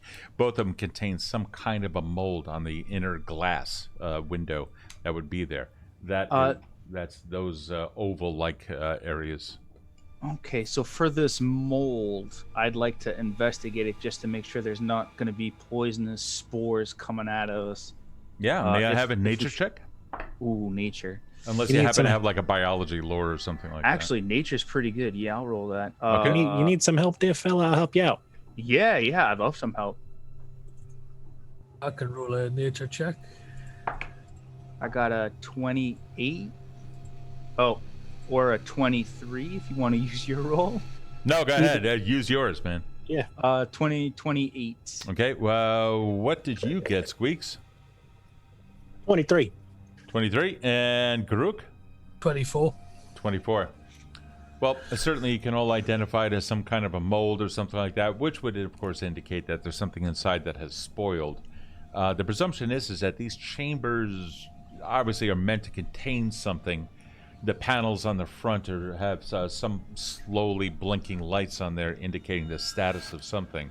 The exact nature of the mold, however, kind of difficult to tell, but you would guess that it's more due to rot than anything. Maybe a technology lore would be able to tell you what these things are. I'm perusing these machines to see what they are. Okay. So 25. Hard to tell. But you think, judging by the panel, you can also see that there is an O2 readout, a nitrogen readout, an argon readout. You see that there's something inside. It's apparently sustaining an atmosphere of some kind. You think they are stasis machines. Hey, Celeste, what about that that little gold thing you found? Is there any place to plug that in? Maybe that's something that can affect these things. Take a look around. Unfortunately, you don't find a slot where such a thing would fit. Yeah, these are more for like keeping something like a living thing, kind of like frozen in time, so to speak. Well, let's ask our buddy here. Hey, F2. I thought you said there was going to be some medicinals in this room. What's in these pods over here? These are stasis chambers meant to keep the freshness of the items within. My last recollection, according to my databanks, is that the medicine had been stored in here last, more specifically, the one to the right. All right. Is there, as I'm checking out the one on the right, is there any, besides the keypad, I guess, any other way I see where we could try to jimmy this thing open? Does not seem to be the case, no. You know the code, buddy? I don't suppose you would know the code. I am sorry, but they were constructed before I was. There's no hack skill, is there? Well, sure, thievery, perhaps. I mean, yeah, I'll try. It kind of falls into it. I'll try punching in numbers until something works. Celeste, Before what? I say before you lock the system out, because technology, if you punch too many codes, sometimes it will lock you out because you're not an authorized user. Oh, I didn't. But I have a thumb and an eyeball, and I'm gonna look for scanning or of any kind. Yeah, you take a look down at the keypad, and you can see amongst the numbers and whatnot, there is a very slight depression, and within that depression, it's a circular depression. Within that depression, there seems to be something of a lens upon closer examination. However, it seemed kind of odd considering that that's closer to the floor. So it may not be meant for eyes, but there does seem to be some kind of a lens on that, some kind of photo recognition, most likely, of some kind.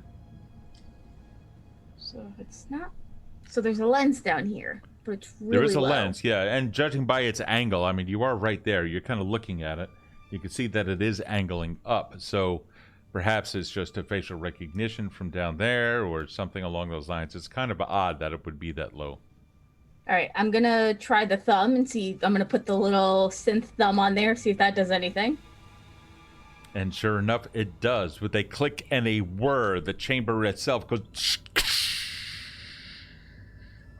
Oh, actually, I do have sound effects for that. Hold on. Ooh, nice. And it opens up just a little bit. Cracking. There is an immediate... You can smell the spores coming into the air. There's that nasty, moldy smell that comes out. Ugh. What are you doing? Hey, smells like home. You know what I'm saying? What's inside? What do we got here? It's only opened up partially. It looks like you're gonna have to get your fingers in there, potentially touch that stuff with Hey, your don't touch it. Don't touch it. Don't touch it. fingers, and then open it up. Get do we got? I got a staff, but I don't want to lose my staff in case this thing comes out and bites it. But find something to like poke it open with. You know what? Go back and grab that stem's leg or something like that. Something long, so we could just kind of use it like a stick. Or is there like a chair around? Anybody see a chair? Go back to the mother-in-law's apartment. Wasn't there a chair in there? A couple of chairs in there, yeah. Yeah, I'll go and grab a chair. Okay, you do? Yeah. Not a problem. Hold on for 1 second. When you grabbed the chair, can you show me where you went Oh no. on the map? Because that's kind of a thing, you know, when we have a Okay. map. I mean, it's just kind of... I'm going like down the hall and into this room. I grab a chair. I go back. I don't like that. Mwahaha yourself. Mom's I mwahaha. don't like games where the players like to all the monsters. Listen, she hears voices in her head all day. A little bit of cackling here ain't gonna shake her. All right, so you bring a chair back in. I bring a chair back in. Here, All right. have this chair. Lady Dragon 01 wants you guys to lick the chamber. I don't. Oof, that look, sounds awful. I'm just Ooh. reading it. I'm just reading it. I'm not. In these times, no. And I'll take the chair and I'll try to like stuff it under there and use the leverage to push the top. Okay, so you kind of jerry rig it. This thing is like this. It's kind of cracked open just a little bit, and with a little bit of effort, it opens up. Like, yep. Everyone here, make a fortitude save. Oh boy! I know it. I seen it coming. Is this against disease? Yes. Whoever had that antidote, you all got +3 on that. What's up, Ephra? 14. Ephra, you raise your hand. No, I had the disease thingy, so I get a +3. Alrighty, cool. So with fortitudes, give out your numbers in order. Go ahead. Smiles. 19. Ephra. 31. Celeste. 29. Squeaks. 28. Grook. 23. 23. All right, guys. I feel like I was the only one that should have drank that antidote. All right. Well, the DC for it is a 25. Oh wow. It should be a 20 on this. I'm sorry. It's a 20, which I believe everyone is going to pass. Smiles. Nope. Smiles. What was yours? 19. It is 19. You didn't have one of those antidotes on you? I gave them away. I only had 2. What was that? Wait, Ephra? I can quick alchemy one. I think it's a little bit late. That's like saying that you didn't actually inhale, but you know. It's kind Right. So. Hold on though. Let me see something here. Ephra, you were trying to say something? I'm just wondering if you had a hand of Katos for Dr. Miles. Oh, that's true. I could try to up the. Do we have a hand of Kathos out there? Anybody? Yeah, Lady Dragon's defending herself, saying, "I didn't say open it. I said lick it. Lick it." This is all right. Streams. This is for benefiting children's hospitals across North America. That's why I'm going to refrain here. So, do we have a hand of Kathos? Only a hand for me. Oh, nice. Okay. I will grant it to you, considering I just rolled a 6. So that is going to give you, of course, a hand of Kathos. Again, it's a random D6, -3 for a roll. You don't know how it's going to be. -2 to +3. In this case, a +3. So, alrighty, cool deal. All right, so therefore, everyone has passed. And within, you can see several cardboard containers, or several boxes, very thin cardboard, each of them containing a logo, as well as various stickers. The logo looks like, let me get this here, this here, comes back around. Normally, I do have professional stuff done, but it looks something like that. Well, it's actually more like an S and less than a Z. Okay. You guys all recognize that as the logo for Syndicate. Those bastards. Why is it I always got to be these guys, huh? Well, let's see what they were up to. And Lord Averin, by the way, has also granted a hand to Kathos for anyone who wants it. Nice. Yee. I'll reach in and I'll grab one of these boxes and just see what kind of contents we got going on. Okay, first off, the boxes themselves on the sides and on some of them, there is a little bit of this moldy kind of stuff. So, just an FYI. As you pick up a box, however, I'm sure you're being care not to touch the mold. As much as possible, yeah. Okay, sure. all right, cool. Yeah, so you reach in, you pick it up, and already you can feel that there are like tons of glass ampules inside of the box. Yeah, I'll take one out. What's it looking like? I got alchemical lore. Does that tell me anything? Yeah, you open this thing up and you can see that there are a dozen glass ampules, and judging by the number of boxes, you can have several dozen of these things. The name of the drug seems to correspond with the same one that Stenton had suggested that you get. Okay, guys, how many of these do you think we can carry? Because also, we should not be carrying these in the boxes they're in, because these things are covered in gross mold. Well, it's not only that, but as you lift up the box, you also see that there was something under it at one point. When you pick it up, there's a bone, a forearm, connected to a wrist. Hey, I'm pretty sure somebody jammed these in here and then cut their damn arm off to keep this stuff in here and away from somebody. Or they tried to reach in and it locked over their arm. That could have been.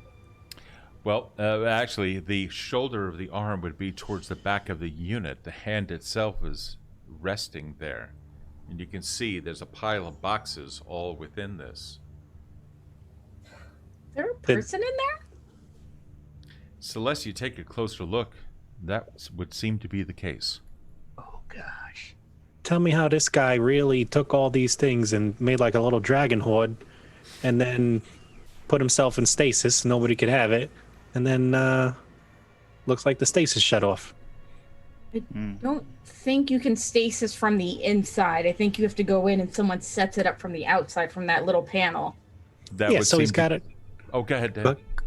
So he's got an accomplice. So this guy, now we got two guys we got to worry about being selfish. Or they were experimenting on him. Syndicate. They experiment on people. Touche. Yeah, they do.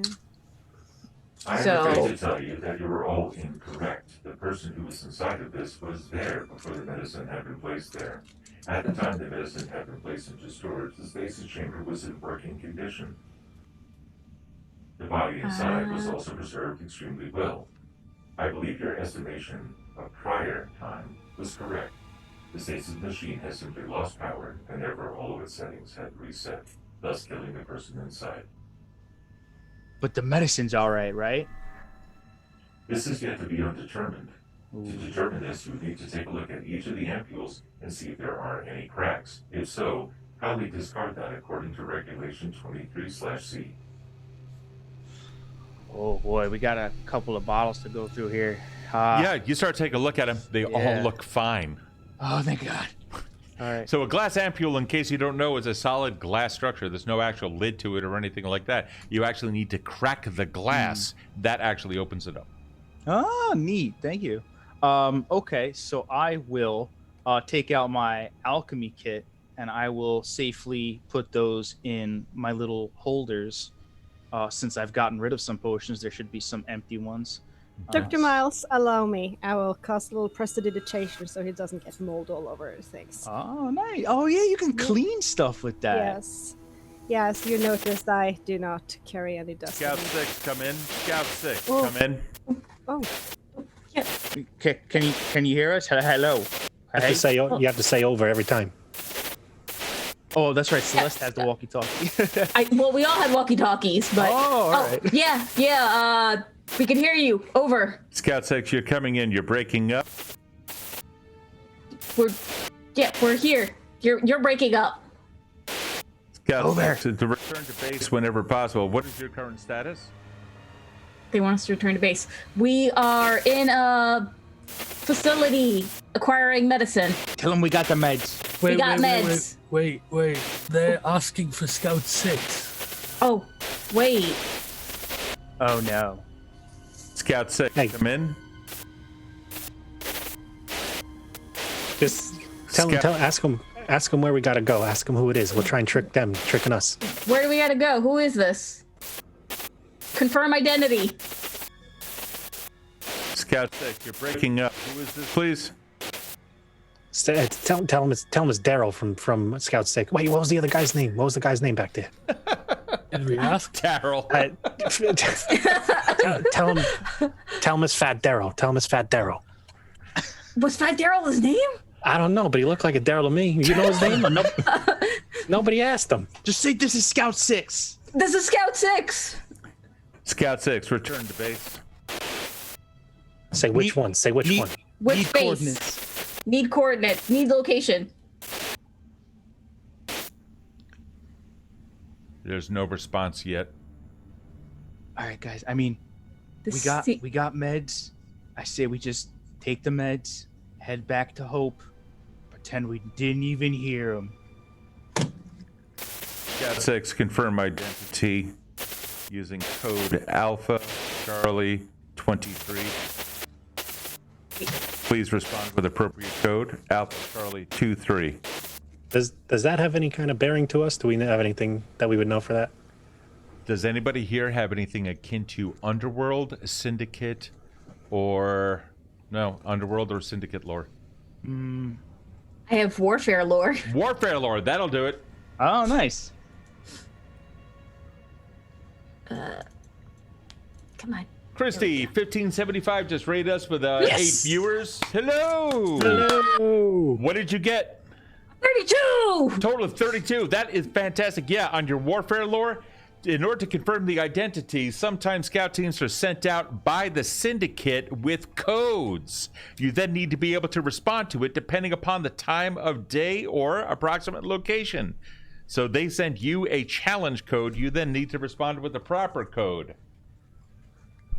Hello, Raiders! Thank you so much. I'm so sorry that, and thank you for following, Kyle. Definitely appreciate it. We're in the middle of a charity stream. It's for Extra Life. It is National Game Day. You are coming in, I think, on hour 9 now of a 12-hour stream as we gather adventures within the 7th Age of Evindale, a dystopian future, rather than the usual high fantasy that we normally have, or dark fantasy, actually. Coming back to you, Celeste. What do you got? Celeste, there was the gold card. Was there a code on it?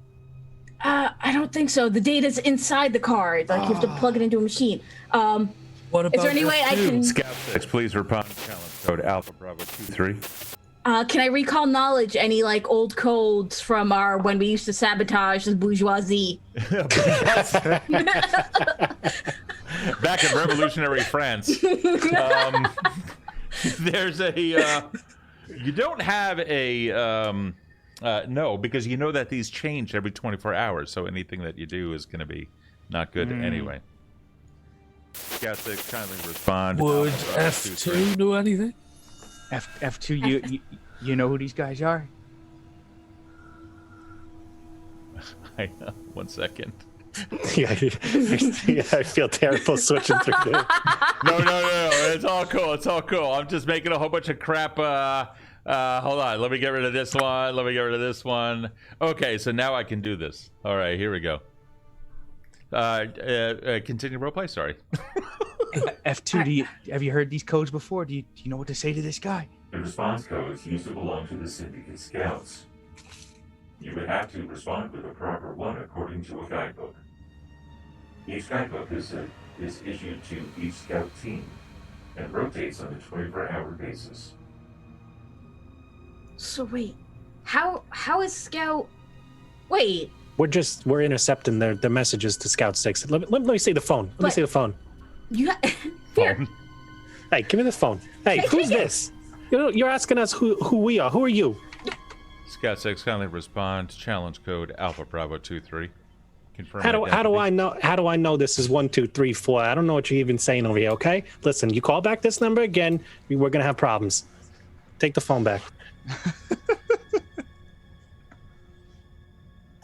Guys, I think we should probably get out of here. I mean, I don't know if they can trace our signal. No shit, they can! I'm gonna drop it and I'm gonna smash it. Scout 6.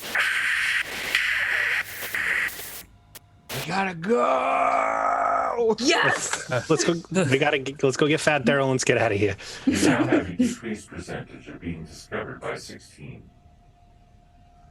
Oh, I don't like that. 16 sounds bad. Well, no, because we all got walkie-talkies, don't we? Did we all have walkie-talkies, or was it just one? He gave us 5. He each gave us 1.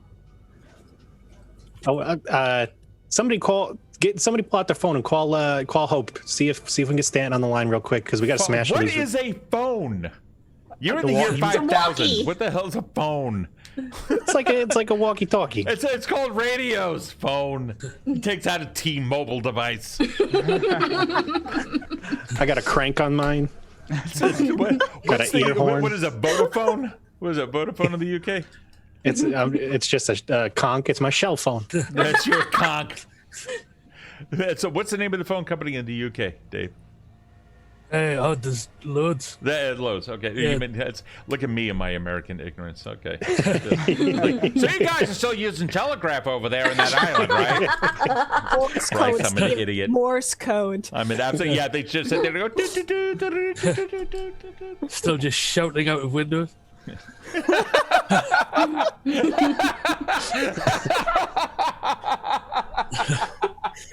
open up windows and shout. shouting at each other. Okay, can you relay this message, please? Thank God you don't have like Dick Van Dyke doing that. We're officially in the loopy part of this. Yeah, we are. This is hour 9, guys. We're completely we're screwed. Man, I keep wanting to say we're dead to F-bomb. The beacons of Coltrek are lit. This is it. We've now entered officially coffee hour. Alrighty, so here we go. All right, you guys are in this hallway, and you're all completely screwed because now you know that they're coming after you. Okay. Hold on, let me. Hey, Stanton, 1-2 over, Stanton. Whatever base to Stanton. Here, come in. Yeah, we got the thing that we were looking for, but we also got some problems, so we're going to be radio silent for a hot minute. Anything you can discuss? Yeah, not really. Do you know Fat Daryl from Team 6, from Scout 6? Who? Big guy. Looks like his name's Daryl. He bumps into stuff all the time. From Scout 6? Yeah, Scout 6. Is this guy an imposter that we got to kill him on the way out or what? Scout 6 is not a... Scout 6 is no longer around. Or is Yeah, there... no. Go ahead. Yeah, no. Sorry about that. I didn't say over last time. I got that, but we found him. He's alive. If it's actually him, we don't know his name. We're in play. Over. Head over. Oh boy, I think we gotta at least leave this building for a better signal if we're gonna try and communicate. King up. Can you... Yeah, hold on. Over. Let's boogie. Go. We gotta smash these things real quick. All right, where's Fat Daryl? Let's get him. I guess back the way we came, y'all. Is that what we're? Yeah, well, Okay. Yeah, straight up this corridor, wasn't it? Yeah, we got a boogie. what was that? Right there. You guys, as you're going down the hallway, Oh, I don't like that. that's coming from elsewhere.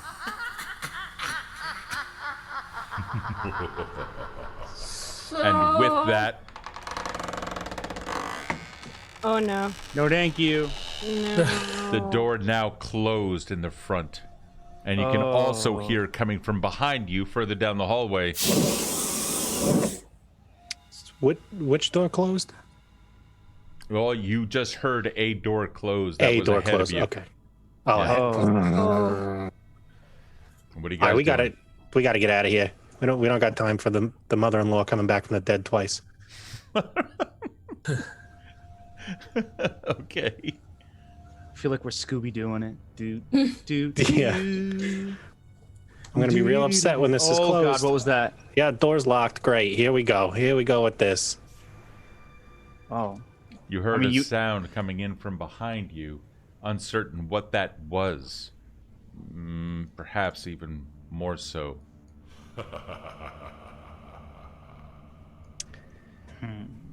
Hey Doc, you want to try and get this door open? let's done diddly do it. I'm gonna check the door real quick just to make sure like they didn't put a claymore mine on it. As far as you can tell, it is safe. Oh God, that's not a great check. 16 to try and pick the lock. You're working at it. This one's going to take you a little bit of time, and you're not going to know if you will succeed until the end of 4 rounds. Oh jeez. All right, guys, give me some time here, unless you want to try another way out of here. But they jimmied this lock real good. It's gonna take some time. is it an actual lock or is it mechanical? Oh, actually, I don't know. Can I look? Is there panels on the wall? There are no panels on the wall. No, it seems to be a completely mechanical lock. Hey, Steve. What's up, man? Since this is gonna take some time, and I don't want anybody sneaking up on us, do you see this hallway right here that I just walked to? Yeah. Yeah, I'm gonna jimmy a claymore mine right there. Okay, wait a second. Let me get to where you are. Okay, you're gonna place it where? Like right where you are? So, how do I describe this to you? All right, so you see the two You tiles. know what you that can are- do? Go on the left side of Foundry. You're going to see the L bracket. Oh, That's your yeah. measurement controls, and lay out a cone because claymores they explode out like that. Oh wait, that's an explosion. How do you change? Oh, cone. There we go. Yep. So, there we go. Like this That's just a blast, right? this one right here. Oh, there you go. Okay. All right. Let me get rid of that one. There you go. All right. So it's gonna be facing in that direction. All right. That's totally cool. What is this door made out of? Oh, I'm still on blast mode. Steel. Steel door, huh? Great. Yep. All right, Most of the other doors around here happen to be wooden. This one is steel. All right, guys, I'm gonna try some real quick. Stand back. Oh boy. I'm gonna yeah, stand back real quick. I'm gonna go to the. It's just a keyhole lock on a steel door. It's a keyhole lock on a steel door. Yeah. Just going for the door. I'm gonna put my hand up to the door, cast Shatter, so it ignores 8 points of hardness and takes 30 damage. Okay. Any saving throws involved in that? No, I imagine not. I think yeah, they got 'cause rid it's of just- item shows or item saves, didn't they? Yeah, so that'd be the hardness, but that's why it helps, subvert that. Okay. Let's see here. That's going to be negative. Hold on. Let me bring that down to here. Do this. Click there. Yeah, this thing goes off. There is a you cast Shatter? Yeah, Jesus, shatter okay. the door. All right. Yeah, not a problem. Yeah, you cast it and it blows up the door. You can see that the door is kind of buckled a little bit, but not enough. How damaged did it look? Did it look like it did a significant amount, or just Maybe- like Maybe 25%? All right, door ain't happening, guys. I ain't trying to burn us up on you. We got to get this door open though. All right, let me get back to this lock, and I will take those 4 rounds to try to. Can I assist to help speed it up? Because I also am trained in thievery and have thieves' tools. Yeah, we'll say that. Well, I mean, only one person can be on the lock Yeah. at any given time, just due to the space. But And enough tools. yeah, unless you're the one actually getting the tactile response, it's going to be kind of difficult to aid with that. If it were a larger lock, absolutely. In this case, though, I won't be able to allow that. Doc, you want to give her a shot? And then if it doesn't work, you go back to what you're doing. Yeah, sounds good. Okay, all right, cool deal. Let me do a thingy here. Let me just double check this for 1 second. This is going to go here. I'm going to do this, and the other thing. I apologize. One small thing failed on my part, so let me just get that here really quick. There we go. Yay. Now we're talking. All right, cool deal. All right, sorry. We're all set. Good to go. Are we though? Are we? Well, I mean, maybe. I don't know. Are you? Anyway, what are you guys doing? I believe Celeste is picking the lock while we stand guard, so we don't get jumped from behind. Okay, all right. I thought Smiles was. Who's doing it? Well, he tried, and he's like, it might take me a little bit. It's gonna take a bit. So I was like, hey, Celeste, why don't you give it a shot? If it doesn't work, you can put Doc back on it. So let's find out exactly how that's going to work. Let's go to Kanish's. Right here. Specifically doing- for Kanish's. That. Oh God. Oh God. And all right, so we let's get rid of that. Okay, so Squeaks. Yeah. You get a feeling that something's gonna happen. I don't know why, but you got a feeling that something's going down. Where are you standing? It is your move. I am right in between the two sets of groups here. A shield head has been released. What does that mean? Has been released. What does that A mean? shield head has been released. F2. I'm gonna A need you shield to head just has been F released. F2. Shh, on the hush D on the DL. Keep it on the DL. All right, something's after us, though, guys. I put down the claymore mine, so like don't get in that way. But Squeaks, maybe any movements? Yeah, no, I'm not gonna move or nothing. I'm just, guys, there's something coming. I got a funny feeling. Celeste, your go. What are you doing? There's something coming. I'm gonna. You can do your thing. Should I try picking the door or am I shooting, guys? Pick the door so we can get out of here. All right. I'm gonna heed my group's advice. I'm gonna try picking. Okay. It's a 28. That's a 28. Okay, it's going to take you about 4 rounds, and you just started. So on round 5, on your turn, you'll be able to do it. Okay. All right. Garuk, you're up. I'm going to move over to this side of the window, just in case anything comes through these doors and starts shooting out through there. Absolutely. And I'm going to hold position there for now. Okay, sounds good. Let me put this here and do this. 1 second. This is... I can't believe this is even a thing. Alrighty. Grook, you are done. Ephra, you're up. I will imitate Grook and go on the other side. Okay, that sounds good. Let me just see what this does. No, that is not. No, that's not. no, not Spooky. not what you were going for. I was starting to get the giggles. It's like Not it. Okay, FYI, not it. Let's see if we can do that for real. That's a little bit better. It's so much better than Alrighty.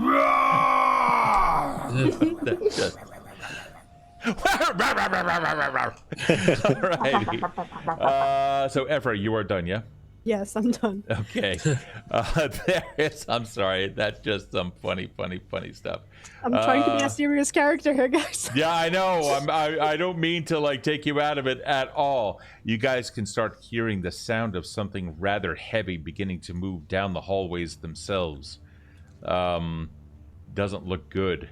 And then erupting right around the corner, something big starts coming your way, charging. This thing is a massive beast with a giant shield for a head. Lowering itself, it begins to approach after taking a look.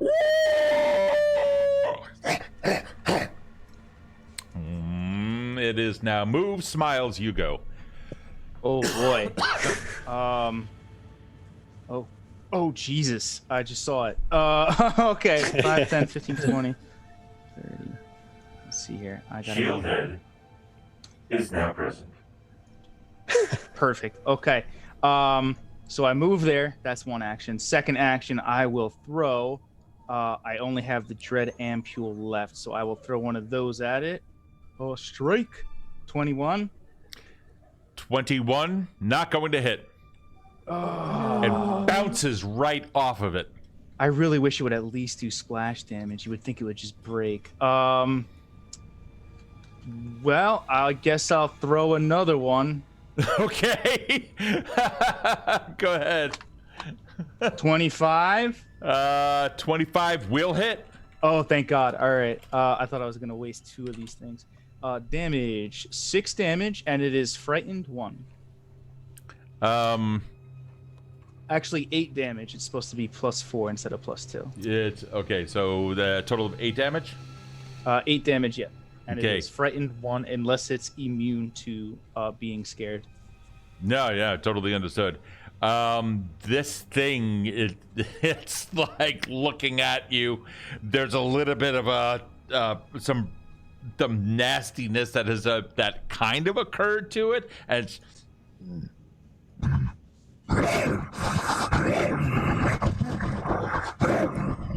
you see, this thing is not too happy at all. Gotta puff up, make noise. Be afraid of us. It kind of looks at you, lowers its shield head, scrapes the floor, Oh, and boy, it's not even working. puts a back claw up against the opposite wall as it backs up to do exactly that. Dodge. Actually, it can only do that on its turn. Smiles, you are done with your turn? Let me see. Moved, tossed. Yep, that's it. Okay, Squeaks, you're up at the top of round 2. Yeah, we're gonna have to fight fire with fire here. I'm gonna use 2 actions to wild shape into a giant bear. Okay. And I'm going to ready an action to attack if it gets near me. Okay, that sounds good. When you want to insert your... Oh, okay, so you are... Right, you're ready. Okay, cool. Celeste, you are up. I am going to town on this lock. Okay, oh, that's right. Yeah, you're still doing that. Then that's right. At your turn, at the end of your turn in round 5, then it's done. Crook, you're up. I'm going to hold for now. Okay, you're going to hold your action? Yep. All right, sounds good. Let me get you there. Okay, when you want to come back in, let me know. It's going to be after that person's turn. Ephra, you're up. Okay, I'm imitating Gurk. I'm holding my action. I want to see what's coming on in here. I'll go. Okay. With that, let me just double check something on my side really quick. Tip. Hold on. Okay, I'm gonna do that. And we've got a. Okay. Okay. We've got. All right. I need to just double check something here. One moment. This is gonna be. Okay, sounds good. All right. This thing comes up against the wall and feels it slapping that wall with its tail, puts one claw up against it, and starts lurching forward until it gets about here. Fuck it. So, you put that there. Is there a trip line connected to it? I thought it was active. No, it's a trip line. No, there's no sensors on it. It's a trip line. Okay. Remember, just like before. So, I mean, I said I set it up, but yeah, I don't know where the trip line would go. It's okay. Well, that's fair. So I'll tell you what. Do you have like give me a thievery check. You know what? Let me see something here.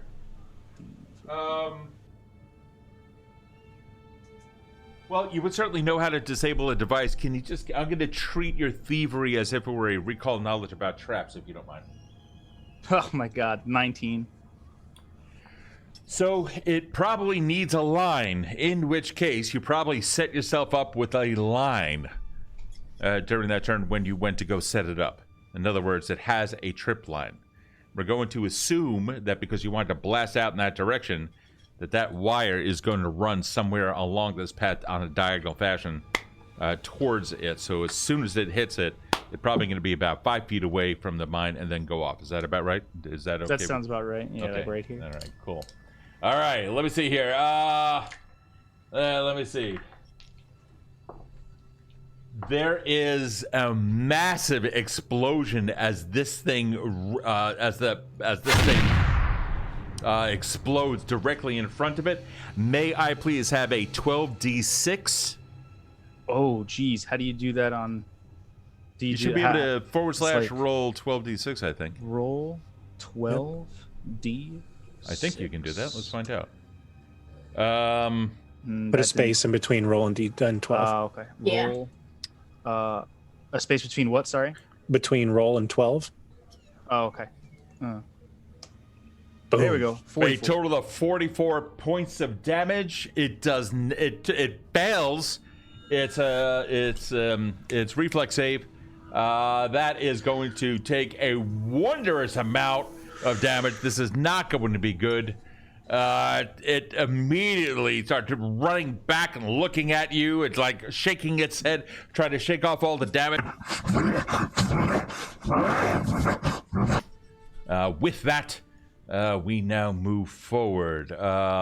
He now is starting to run through. This is going to be a trample action. His entire action was to trample. He's now coming through. I need the 3 of you. It's going to smash into that door.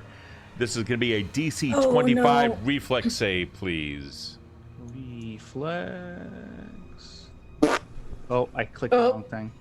Nope. Oh. Why is it? Oh, there we go. Okay, so that's a 24. So so close.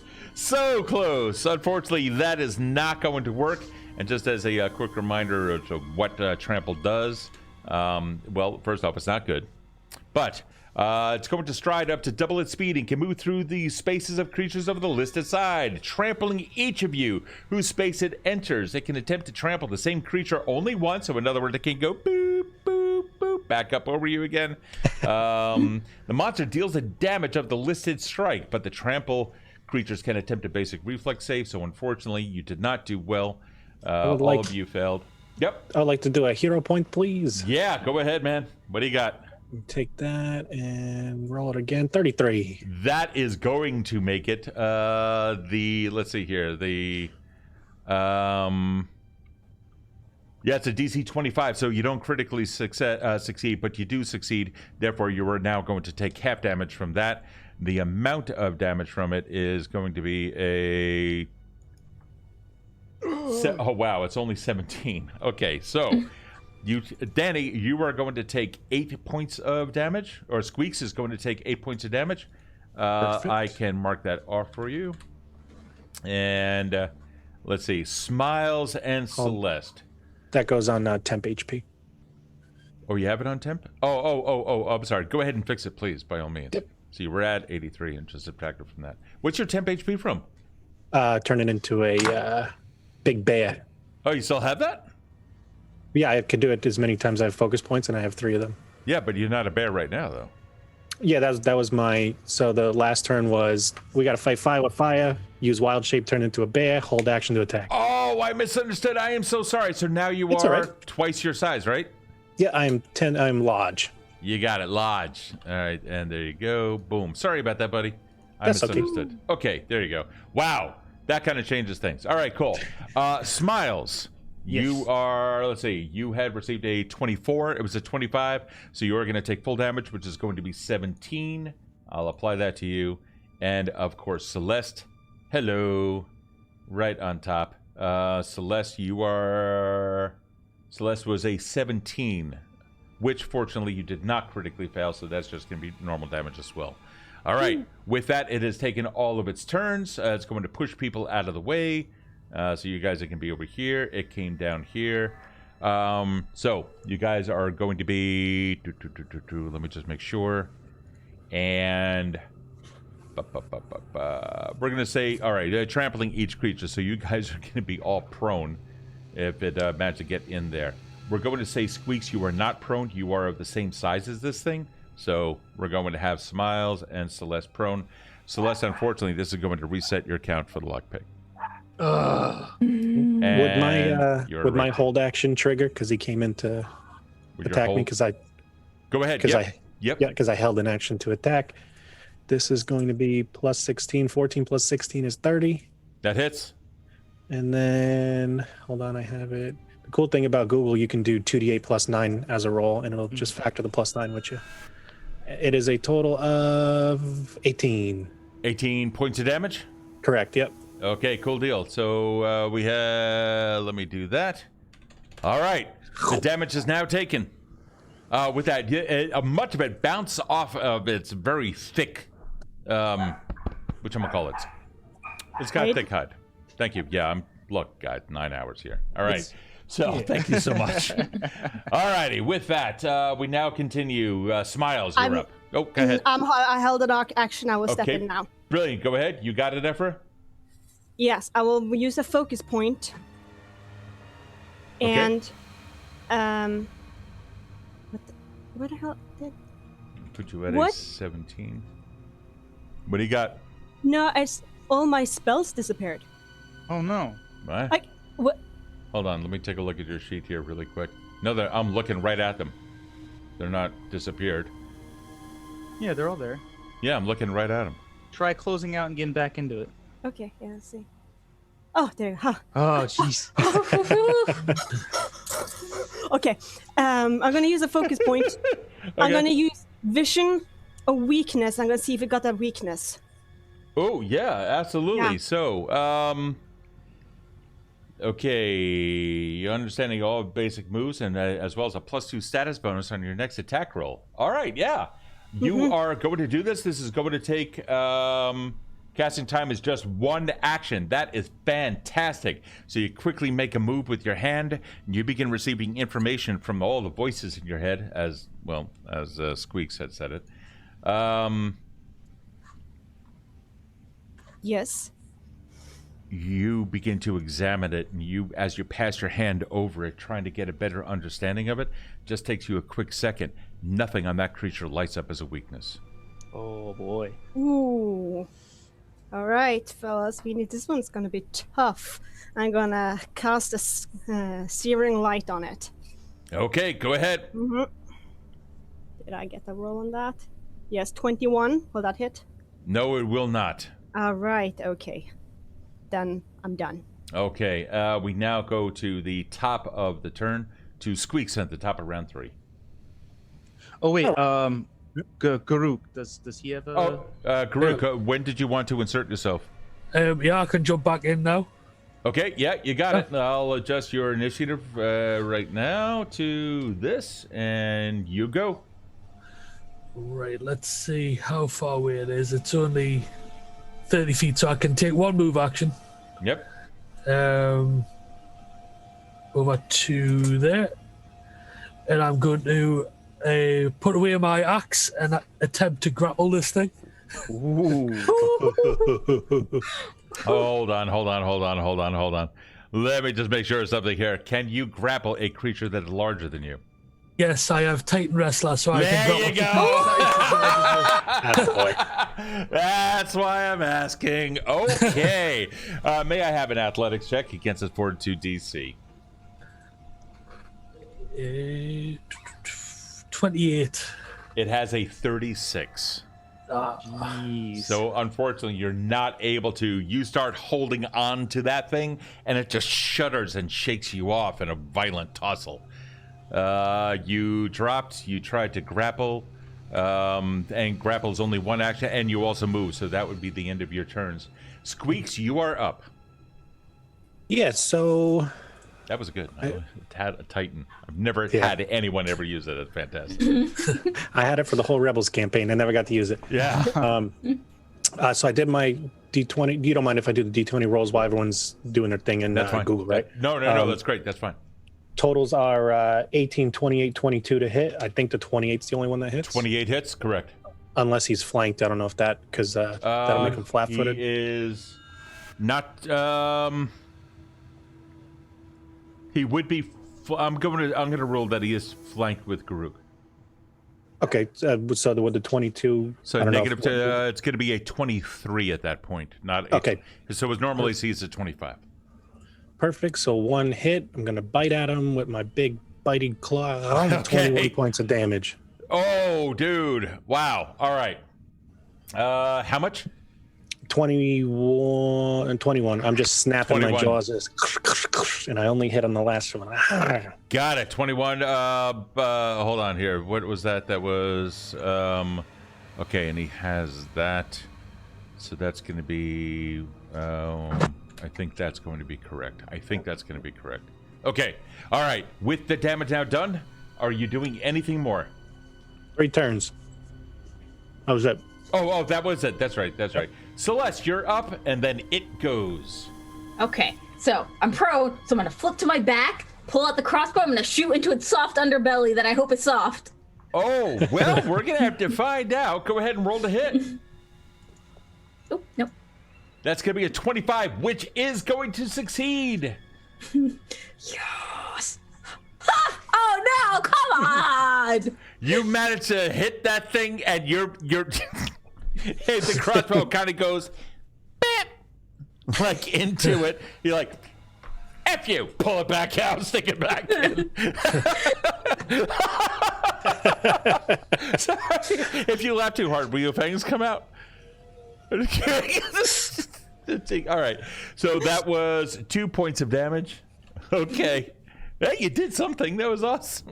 It's something. I love the tiefling with the crossbow. I will get you. You will die like a pincushion. You tried. Alrighty.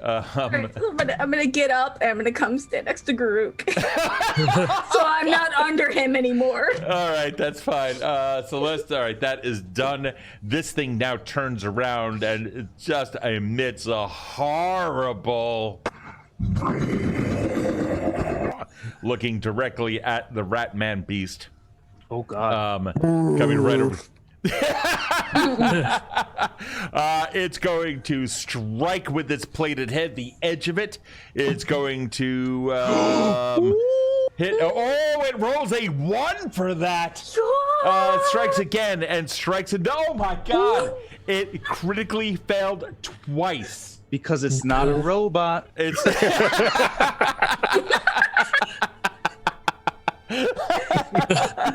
Myth busted.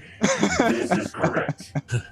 Let's see. Okay, so that is. So the first one, let's see if the first one's even going to take it out of action. Card is drawn. This is going to be melee.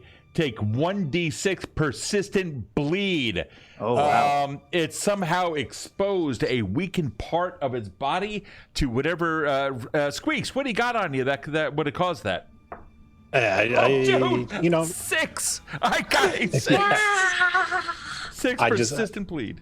I got claws and I got bitey teeth, but so maybe he just kind of like stubbed his pinky toe on a claw or something. I don't know. Yeah, he ripped out a nail, and that's just unforgiving. So, with the second one, he hits himself instead of the target, causing him to bash around. Okay, let's narrate the story. Let's find out exactly what happened. He comes forward and tries charging along with the edge of its giant shield head. Tries poking with some of the spikes up top. Unfortunately, that is not going to work, and instead you manage the counter strike on it, which has opened up a nasty wound on it, causing 6 bleed or 6 persistent. Okay, the second attack, will a 30 hit your AC? Yeah, it'll do. Alrighty, what is your AC right now? As a bear, I'm 25. 25, okay, so nowhere near a crit. This is going to do 23 points of damage to you. On its, that was a foot attack. A taloned claw came up and tried ripping open your belly. The last one was also a claw, I believe. Yep, that was also a claw, and unfortunately does damage to itself. So that is going to be 2. So it had picked up a claw resting back on its tail. Got one of those massive claws, hooked it into your flesh, and then tore it out. Then began to lose its footing, causing it to bash into the door itself. Going to rule something here. It bashed into the frame and the door, doing very minimal damage to the door. So didn't do too much there. But in its process, it managed to tweak its neck really bad, and also did some damage to itself. We now move on to Ephra and then Smiles. Right, I'm gonna move in here, and I'm gonna cast Bane. Whoa! Okay, describe the effect.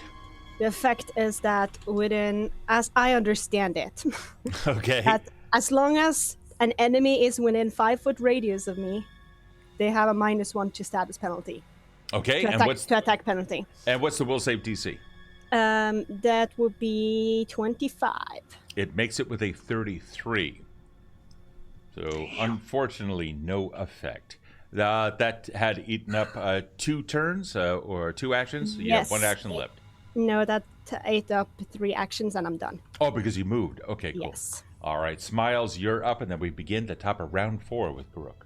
All right, Smiles is going to take just a safety step to back away. And he's going to just look at everybody and be like, I know I gave some of you all giant wasp venom that would come in handy right now.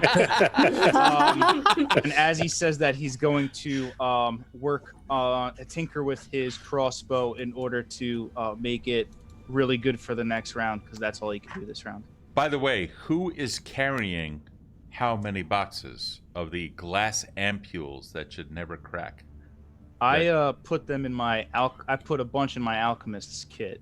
I don't think we grabbed the boxes. I think we just grabbed grabbed the glass? The bottles, yeah. And you put all the glass next to all the other glass inside your backpack that you just got trampled on? Yep. I would have put some in my healer's kit too or something like that. Where you also got trampled? Yeah, I dodged it though. I succeeded. Oh, that's true. Okay. Miles, if you don't mind, we're going to leave this one up to the audience. Hey, audience, if you don't mind, would someone kindly roll a percentile? So you can do that just by hitting exclamation point D100 or D%. So here's what I'm going to say. If it is a... I want you to know, alchemy kits, they're meant to protect them bottles. Well, yeah, sure. I would agree with that. Mind you, I'm not looking at the chat. I think the window has me looking at the chat, but I'm actually looking at my Zoom monitor right now, so I'm looking at you guys. The chat window's actually over here, so I have no idea what they rolled. I'm going to say that there is a 75%. No, you have an alchemist kit, which does protect those bottles. That's a really good point. I'm going to say that there's an 85% chance that they survived. So I'm going to say 86 to 00. Many of them were destroyed. Oh, geez. Is that fair to you? Yeah. That's percentages. That's statistics. We'll go with it. Okay, so 15% chance that they were destroyed. Did we get an 86 to 00? What we got? 8. You guys got 8. So that's it. You're fine. Oh, okay. All I was like, of the wait. appeals are okay. No, you need an 86 to 00 for them to break. You're absolutely okay. All right. You were saying. Oh yeah. So I jury rigged the crossbow, but that is all I can do for my turn since I stepped. That's 3 actions. Okay, so now we start off at the top of round 4 with Garuk. You're up. Right, I will bring my axe back out. Can I apply the giant wasp venom right now? Oh yeah, that's 1 action to do that. Yeah. Let me just. Yep. I want to make sure of something. I know that it used to be a. Yeah, I know where you're going with that. Yeah. I think there's like a chance they might cut themselves or something. Yeah, it's something silly. But let me just double check. So there is poison weapon. You're wielding a poison or slashing weapon ever free-handed. This is an assassin feat. I'm just double checking to see if only you can apply these poisons properly, and they expire the next time that you prepare. So if you try applying poison and you don't have that feat, well, let's see what happens here. So there's poison coat. Lady Dragon, one would like to know when it's her time to roll. Let's go with the poison here. Delivered poison, an item. Oh, with and poisonous. just to let you know, actually, I'm seeing. I just searched it. It's 2. It's an activate of 2 to apply it to your weapon. Thank you. What is that called? Activate rather. Sorry. Oh, it's an activate. It's an activate poison. Yeah. And is there anything if you don't have a feat that allows you to add it? That's the weird part. It doesn't seem to say it. Maybe because it's an alchemical poison. I don't know. Oh, it's your poisons that you created. Right. Oh, then you're fine. That's fine. Oh, cool. I'm sorry. It was my. Sorry, I'm clogged. Okay. You can show Garuk, so under your supervision, he'll be able to apply it correctly. Is that fair? Yeah, wax on, and then you wax off. But the wax off is when you stab them. Got it. Okay. All right, Garuk, so you've taken an interact action. That is 1. What else are you going to do? Oh, wait a second. You had to take it out of your pack, too, right? Yeah. All right, so that's 2 actions. So 1 to take out, 1 to apply. Then that would be it. Okay. All right. I drew my axe as well first. Oh, that's right. So 1, 2, and 3. Yeah, then there you go. All right. How do I apply it in Foundry? We're gonna use our imagination, and you're gonna roll the damage separately, and then we're gonna add it all together. Right, just I seen Celeste used hers, so I was just like, okay. If you have the ability to do it, yeah. Yeah. So, all right. Yeah, go ahead. Hey, Potchfad, are you cussing Steve? I love you. Potchfad. Oh my God, I was your biggest fan. All righty. It is now Squeak's turn. Yeah, okay. Didn't know we were on deck. Plus 16, so we're gonna roll 1. That's a 24. Next one. -5 is a 26. And the third. Yep. Third one is 16. Okay, so we have here, its AC is now 25. Yeah, so I think 2 of them hit, correct? Yep, give me the damage. Yep, bite. First one's 12. Second one is 23. Wow. So a total of, hold on, 12 plus 23. So that's 35 points.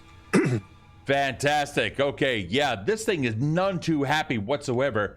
It reels back in a little bit of pain. Describe your attacks.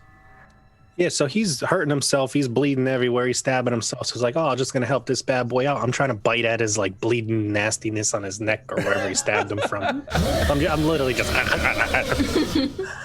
Yeah, this thing is not doing too well at all. Just picture a giant bear with rat whiskers. Oh, God. That's horrible. All right, Squeaks, are you done? That's it. That's all 3. Okay, Celeste, you're up, and then it goes. All right, so I'm taking the giant wasp venom and I'm pouring it all over the bolt that I have loaded in my crossbow at the moment. Okay. And then I'm literally shooting for its butt. Ah. Oop, I just closed that on myself by mistake. Okay. Sorry. Well, no problem. No problem. Did it, Sorry, I was looking up the rules for 22. All right, you got a 22 to hit. Unfortunately, that is not going to hit. Even with the bounces off of the flankage? hide. Well, it does. Oh, hold on. It reduced her from a 25 down to a 23. She rolled a 22. Athos. Hero point?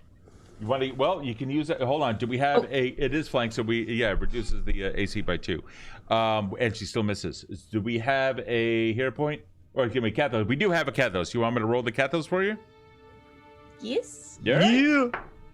That's a 3. Minus 3 equals 0. I was thought just it about to say. -2. Yeah, no, you still. If I had rolled a 4 or a 5 or a 6, anything but a 3. Well, maybe a 1 or a 2, but not.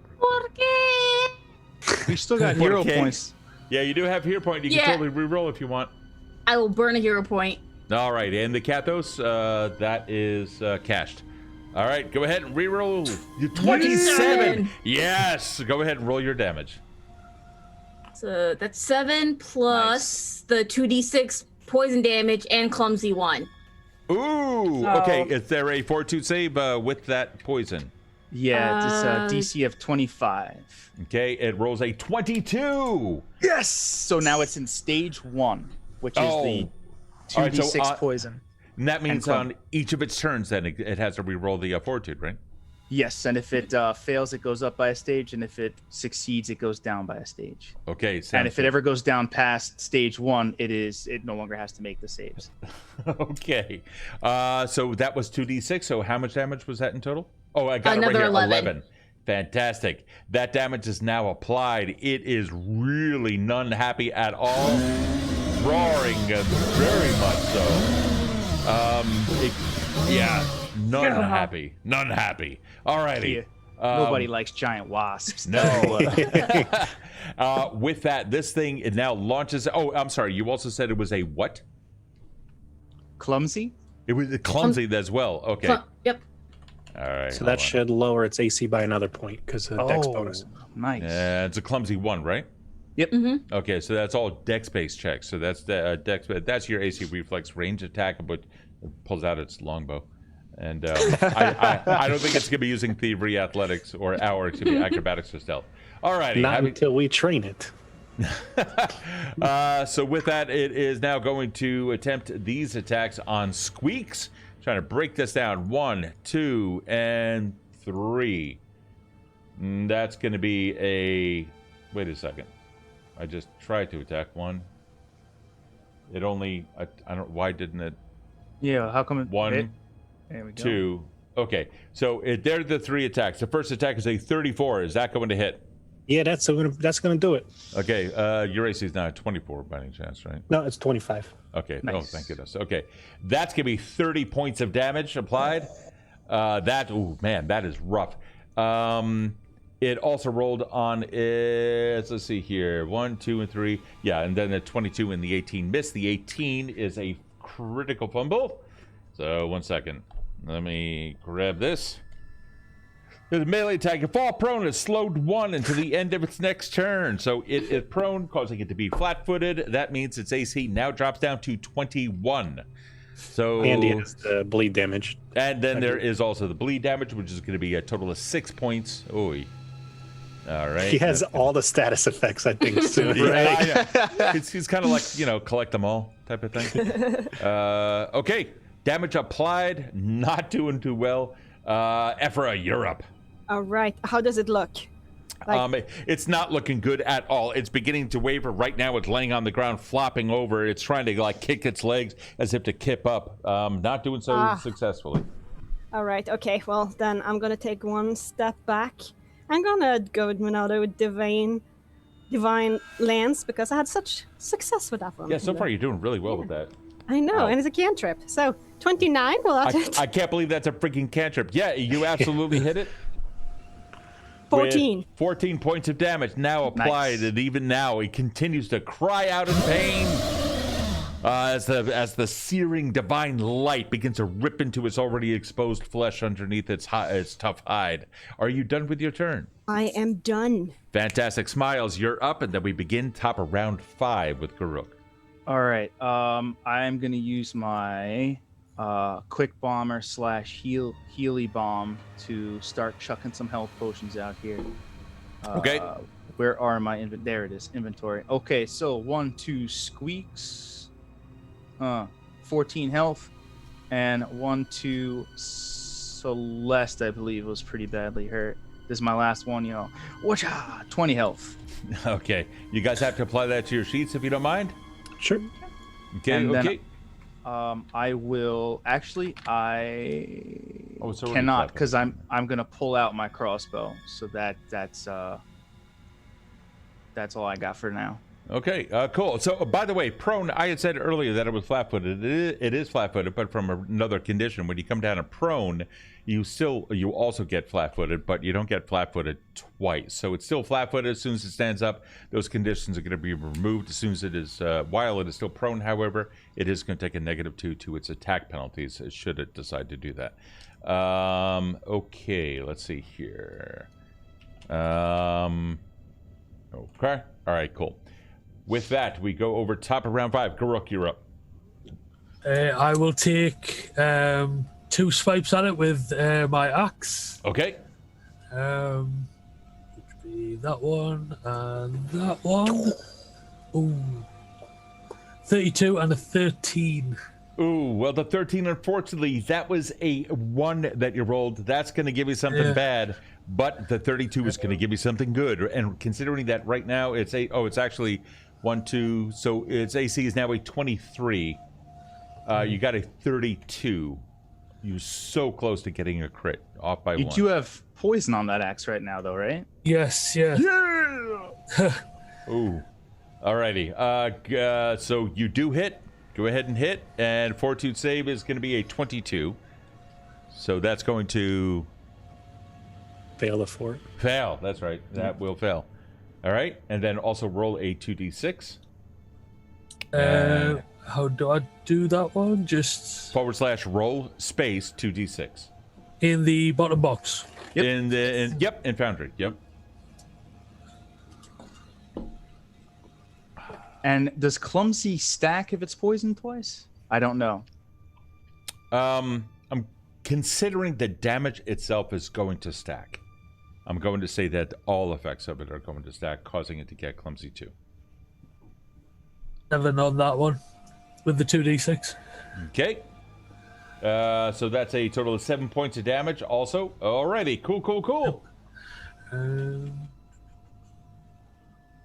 the other one field. We just, wow! And Laurel again just donated to Extra Life yet another 50. My goodness, Laurel, you are amazing, hun. Oh, mwah, I love you, baby. Holy crap, you are the baby. You're just so, thank you. Alrighty, here we go. Yay. It's good to have people like that in your life. Alrighty, it just, look how awesome she is. Okay, let us continue. We had The second one failed, didn't it? the right. second one Critical did fail. fail. That's right. It was a crit Yeah. fail. Ooh, this Can I not- use a hero point to re-roll it? Yes, by all means you can. Yeah. Oh, thank goodness. Yeah. Let's see what you get. That's gonna be 21 that time. Unfortunately, that is just going to miss barely. However, Squeaks, you are up. I believe you're done, right, Dave? I would still have one more action. Yeah, what do you want to do? Yeah. Question: would Titan Wrestle count on a grapple from a weapon? On a grapple from a weapon, what do you mean? Well, I have a scorpion whip that I could quick draw and try to grapple this thing. Oh, wait a second. A whip allows you to. Yeah. Is one of the property, one of the traits a grappling weapon? Mm-hmm. It is. Yeah. Cool. Hold on. Where's a? Here we go. Let me take a look here. So it's a series of razor sharp blades set along its tip. It doesn't have the non-lethal trait, making it deadlier but less effective when the wielder seeks to bring in foes alive. Critical specialization effect acts as a flail. The target is knocked prone. Yeah, well, you can disarm, finesse, reach, and reach and trip, but I don't see the grapple for the scorpion whip. It's not on there, is it? No. I thought it was. No, not. Oh well. In that case, I'll just throw another strike at it. Why not? Okay, yeah, go ahead. What do you got? Wait. He rolls a 1. Oh. He rolls a 1. Oh, okay. Here we go. This is going to be bad. Is the Kathos anything? Can I? Oh no, because I've already used it. Yeah. No, I used a hero point in that earlier in the turn. Yeah. Well, No, you I can use it. There's no limit. Oh wait, yeah, no, there is. You can only spend 1 hero point per round, unless it is a Death all effect, your right? hero points to negate a death effect. And there's no urchin I can use as well, or Is there an urchin? Let's find out. Is there an urchin? There is is an urchin. one urchin. oh, let's do it. All right, go Try ahead. to avoid this. All right, let's cash I'm that in. Let's cash not that going in. to get poisoned this time. Come on. Okay, 25. that hits. Nice. That's good, because otherwise he would have become clumsy too. Yeah. Is he? Yeah, man. Is he 23 with the clumsy or without the clumsy? The 23 with. with. Okay. And that is 14 damage, and then I need to roll another 2d6 for the poison. That right? Oh no, I think the poison Nope. only lasts for the one hit. Yeah, that's it. One It's hit. just, All it's right. just for that Okay. one. All right, can you describe your attack, please? I'm still behind it, aren't I? So I just start hacking at the back of this thing's legs, trying to put it down any way I can. You do. This thing begins writhing around. You smacking this thing. More and more blood is coming out of it. Are you done with your turn? Yes, It's I am, not yeah. looking good. This now has gashes, and it's just, oh god, whatever experiment this thing was, absolutely horrible. We now turn over to Squeaks. So we're just gonna keep doing the same thing. 28 to hit. This is going to be a 17. That's gonna miss, and this one is going to be a not good. That's not good. 20 minus 10. That's gonna be a 10 total. Okay, well, roll the damage for the first one, and then let's take care of that crit fail in a second. Yep. 2d8 plus 9. That's gonna be 22. 22 points of damage with an unceremonious whimper. It's dead. Congratulations, guys. You did it. Absolutely. Holy crap. I'd like to collect the sample. You know, excuse me. Good. Yeah, not a Can I problem, dude. take this thing's head? I need a new shield. That's awesome. Oh my god. You know what? Dave, give me a crafting check. Let's see what you get on that. I'm gonna set that because it's so damn awkward. It's also gonna take a little bit of time, but let's see if you can do something with that. Miles, yeah, you get some of its blood and a sample of its flesh as well. Only a 5 for that one. Well, a 5? Yeah. Yeah, no, you're going at it. You're like, no, this is gonna be a great shield, and then you wind up with a floppy piece of leather. And, Yeah. and not even leather, it's just kind of flesh. You just kind of throw it at people and gotta go. So wow, this is absolutely fantastic. You guys have been fantastic. Yankee Girl has also redeemed an urchin, so you guys have that as well. As we come back from the 10-minute break, when we are going to have the raffle for the Nyx dice from Wiz Dice and the custom dice tray right here at the 10 o'clock hour, with only 2 hours left, my friends. Can you believe it's already been 2 hours since our last break? It's been so quick. This has been just absolutely amazing. All right, everyone, hang out just for a couple minutes. We're going to go to the bathroom. We're going to take care of stuff. We'll be right back with our Extra Life charity marathon 12-hour Pathfinder 2E Hope of Dawn extravaganza. We'll see you guys in just a little bit. Bye-bye. And we are back for the final 2 hours here on our 12-hour marathon. I cannot believe we've been doing this for more than 10 hours. I swear, it just seems like about 10 minutes ago that we said this was 8 hours, and in 20 minutes before that, like 6 hours have only passed. You guys have been absolutely fantastic, and of course today we are, as everyone here knows, we are benefiting the Extra Life. Benefiting for the Extra Life National Game Day. Totally take advantage of that. But of course, there should never be an excuse to benefit children. And this is exactly why we're doing this today.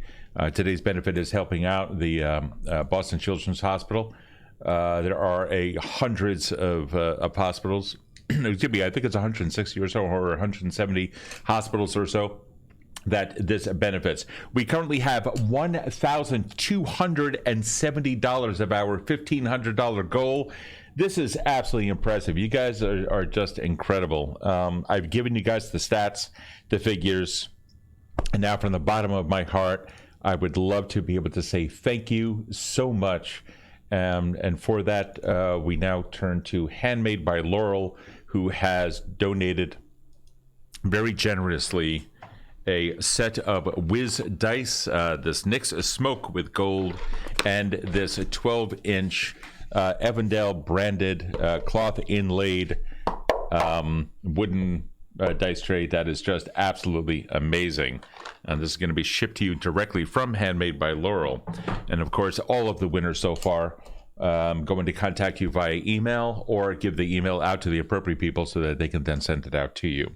So you will all be contacted probably within 24 hours after this, or definitely within 24 hours. And again, just please keep in mind that we do need about 7 to 10 days just to ship stuff out, depending upon where you are. Of course, if it's going international, it could take longer. All right, having said that, I see that we have here a wide variety of people that are watching. Thank you guys for being here with us here on the Caffeinated Viking channel here on Twitch, as well as the Evindale channel here on Twitch. We're kind of like simulcasting here. Dave, any news from your end? No, not really. I still have 37 lovely people watching.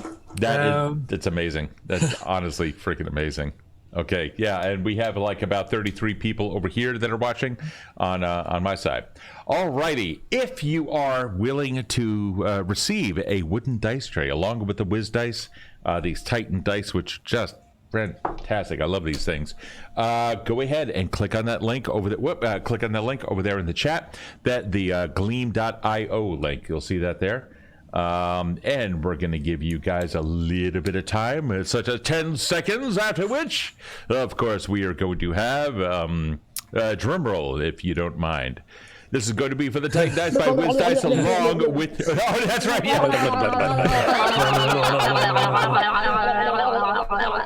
right, and here we go. You know what? Let me just back out. I see here that 23 people are in here. I just want to make sure that we have them all. 1 second. Let me just refresh that screen. I know it's going to be dice and a dice tray. It's going to be the same thing as what I use here. I absolutely love this thing, and you'll see why I like love rolling dice. All righty, let's see what we have here. A total of 23 people. Let's see which of you fantastic, awesome 23 people are going to get it. Let me select it, and the draw is... Mind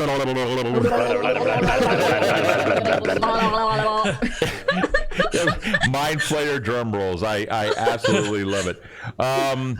This one is going to be... I have to re-roll it. Oh no! Why? Why? Because it's Atom Generator. That's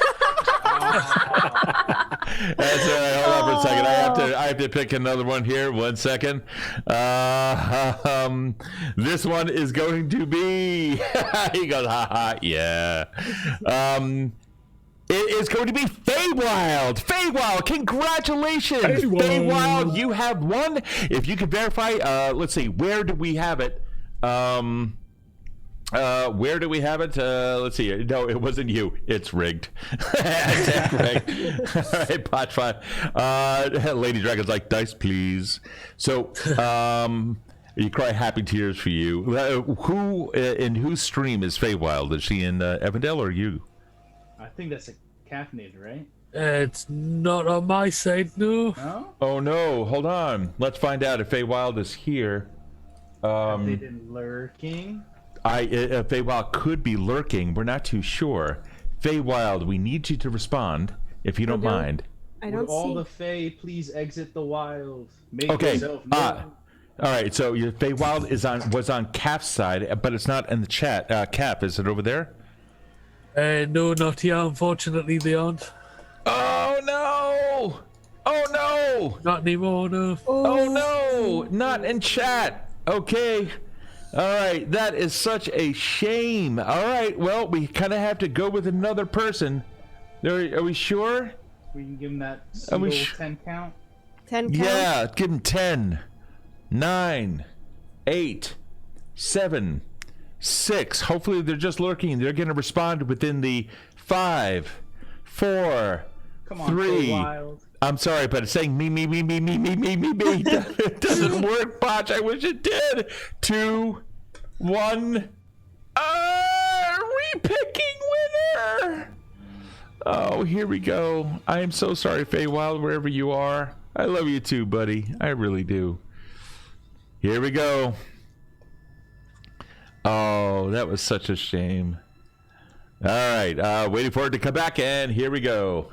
Drumroll. It is Brush Fiend. Rush Fiend. Okay, is Brush Fiend still watching? Let's I find hear out. it going. He's Let's see if I Brush see, Fiend is here. I see him in chat. I see Brush Fiend in the chat. Brush Fiend, I need you Yeah. to respond. Come Come on, buddy. on. He Come on, buddy. probably fell asleep. Oh no. Oh no. Brush Fiend, it is not sleepy time. It is collect your dice tray time. Come on. Yeah. Yeah, no, Lady Dragon, it already happened. We're now on Brush Fiend. I see that they're in the chat, but I need them to respond. Come on, Brush Fiend. Let's go, buddy. Come on. Why am I talking to him like a dog? Come on, buddy. Come on. I feel. Win your prizes, bud. Come on, you got this. You got this. Fight I think the he sleep. might be.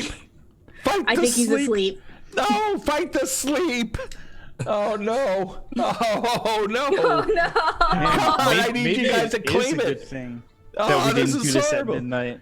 I'm not gonna claim it on behalf of him because that's not fair. All right, well, you're not going to claim it. Okay, so we're going to give him a little bit. All right.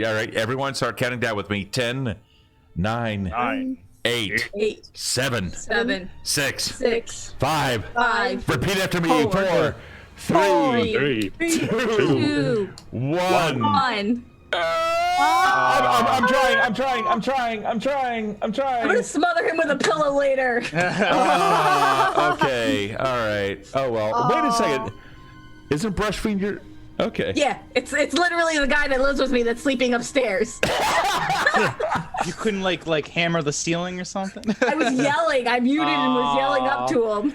Well, I would like to say that this one is going to go probably to one of yours, Calf. It comes in as Tina Ratty.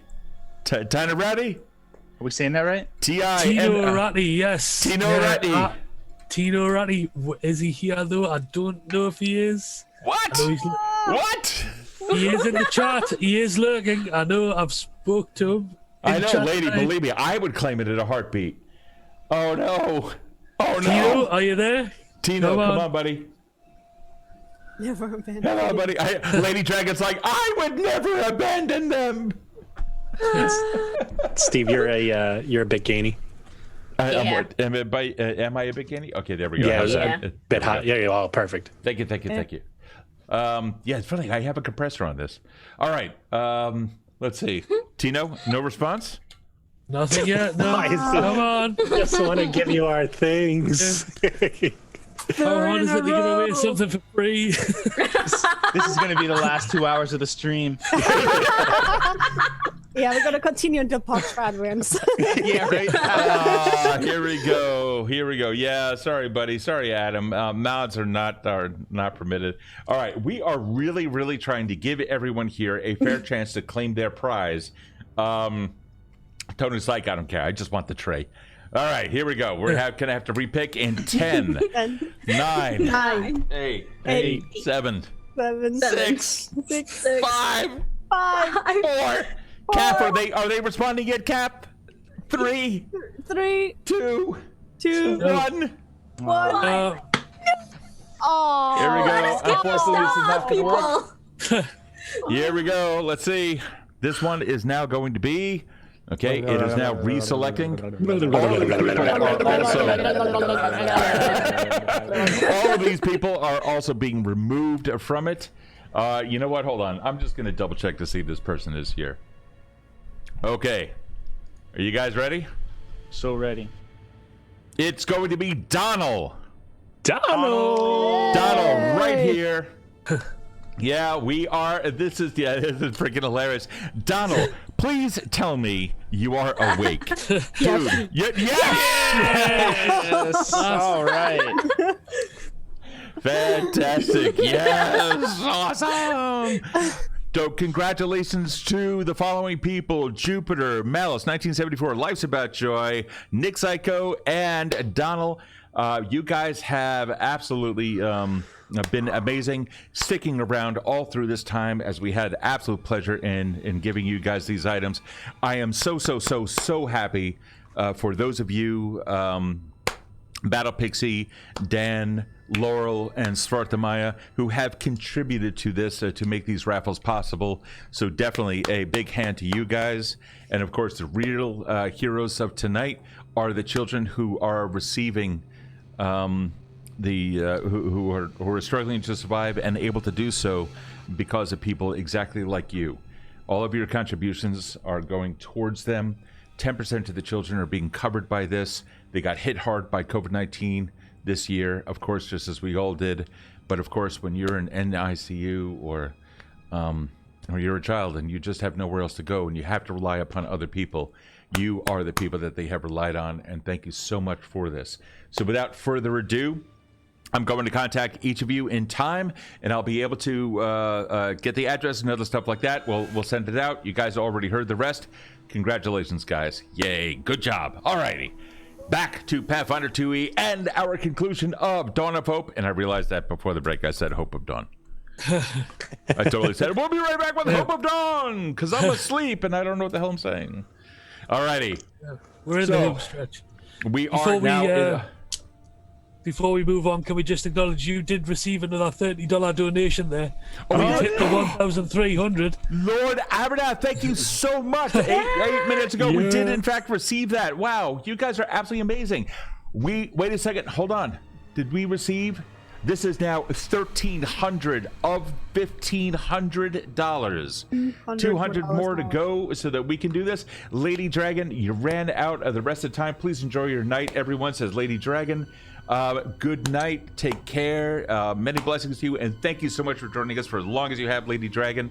Adam, will there be an after party? Wants to know. Guys, how are you feeling about a Discord chat after? Or you want to see how we do after this?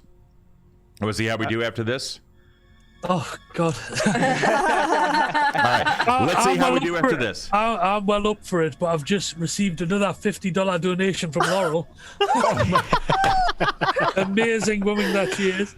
Thank you very much. So that appreciated. Is that actually $1,350 that we have raised tonight?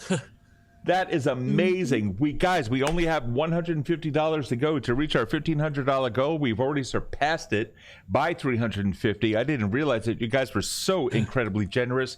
Thank you from the bottom of all of our hearts. Oh my goodness, total Laurel MVP, 100%. All right, guys, let's start this up. We only have an hour and a half to go. We've been doing this now for 10 and a half hours, my friends. Here we go. So we are going to take you back over to the map. Let's see the action. Here we are on the map. Let's get rid of that nice little blast circle there. Let's get rid of these things. Alrighty. With that, this dead beast lies in front of the door. Do I need insulin? No, I don't need insulin. I mean, no, I don't need insulin. Thank you, Lives. Thank you, man. I definitely appreciate that. Because everything's so sweet. So with this dead beast lying in front of the door, now blocking your egress, of course, you're going to have to move it. But I'm gonna just bite the damn thing and put it on, just drag it out of the way and spit it over there. Okay. All right. So you managed to move it out of the way. No, that's an explosion. We don't want the explosives. Hold on. I need to do the right thing. And we're just going to put it over there in the meantime. Having said that, what's the status of your giant form? It's 1 minute. I think we did 5 rounds or something like that. Yeah. So what do you want to do with it? I'm gonna dismiss it because I can't get out the door. Oh well, first, excuse me. What I'll do is I'm gonna wait until the door opens so I know we can get out, and then once we can, I'm fixing to dismiss it. Okay, so you know it's gonna be 4 rounds to open this up, or so due to the complexity of the lock. However, let me see something here. That lock did sustain a little bit of damage and also helped jam the doors. So it's gonna take 5 rounds to do. Let's see if you can do it. So only gonna take 5 rounds is only 30 seconds, so it's really not that bad. You guys are going through. Yep. I was just going to say the other option is going back, collecting any more medicine we can, and then booking it out the back door. I was going to say, let's get more meds. There was only a chain on that thing and a push bar. We could get out there easy, but we don't know what's waiting for us. This is very true. What do you guys like to do? Yeah, this is like the sure thing over here. I think didn't we grab as many ampules as we could? With I that, thought so. A full minute me pass too. with the conversation. Hey, somebody get on this door while we talk. Yeah. I didn't grab any because I thought you had it covered, but I can run back and get some. Yeah, I thought it was assumed that before we left we'd get as many as we could possibly take. Yeah, I just assumed. Okay. Yeah, we can say that that you guys managed to grab the entire bundle. Having said that, there was a door at the other end that had chains around it, and there are also plenty of other doors here in case you want to find other supplies, such as battery packs or batteries, etc. Should we go and scout a little bit while Celeste is dealing with the door? Yeah, I mean, Doc, can you bandage me up a little bit? I'm not too bad, but You know what? I could. Let me just get over there, and I will use battle medicine. Let's see. Oh, this doesn't have a rolling ability. Let me just check on Hero Lab what this does. Yeah, battle take your time. meds. I'm just bleeding. My intestines are hanging out. So I nat 20'd my thievery check plus 10, so I got a 30. Fantastic. Yeah, you begin working at it, and after a little bit of time, you can start hearing some clicks and some whirs. You also hear multiple footsteps beginning to approach the door from the other side. But you haven't yet opened the door. And you guys have been relatively quiet. There's footsteps. There's a bunch of feet.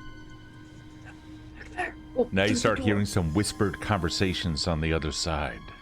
right, lock the door. Does the door swing into us or pull open to them? It would pull open to them, or you guys would have to push. Son of a bitch. I mean, son of a biscuit. Ken, You I'm hear listening something to the door. on the other side. That one hit the door directly. Looks like that they're firing something at the door itself. All right, guys, we gotta go. Go. Either way, go to the chain. Should we get out of there? Yeah, we gotta go. Yeah, go. The door slowly, you see it starting to get a little bit on the hot side. Already paint is beginning to smoke through the heat. But you guys have now yeeted yourselves out of that situation. You start coming through the area. What are you doing? Gonna try and get to the other door. Okay. Well, hold on now. Let's see. We're going to get to here. Okay, cool. All right. I'm now with you. So you are approaching the area that you have seen before. Okay, go ahead. Squeak! It's me. You see where you are? Yes, I do. You see that second pod has opened, and inside you see someone. You see a body, and there's no ampules, no boxes or anything. What do you do? Does it look alive or? I don't know. You're like 20 feet away. Hey, guess what? I'm gonna just take a quick look. Not that far. Sorry, I didn't mean to go that far. Yeah, you see a girl in there. She's alive. She appears to be also deep asleep. What kind of girl? Little girl? Like adolescent? A little girl. It's somewhere right around the age of like 10 or so. You believe that she's probably of human heritage. Ah, crap. Hey, little girl. She's deeply unconscious, and now you can see why. You see tubes coming out of her arms. You see one going into here as well. And I'm just the fluid within seems to be circulating. I'm gonna loudly whisper, Doc! Doc, get over here.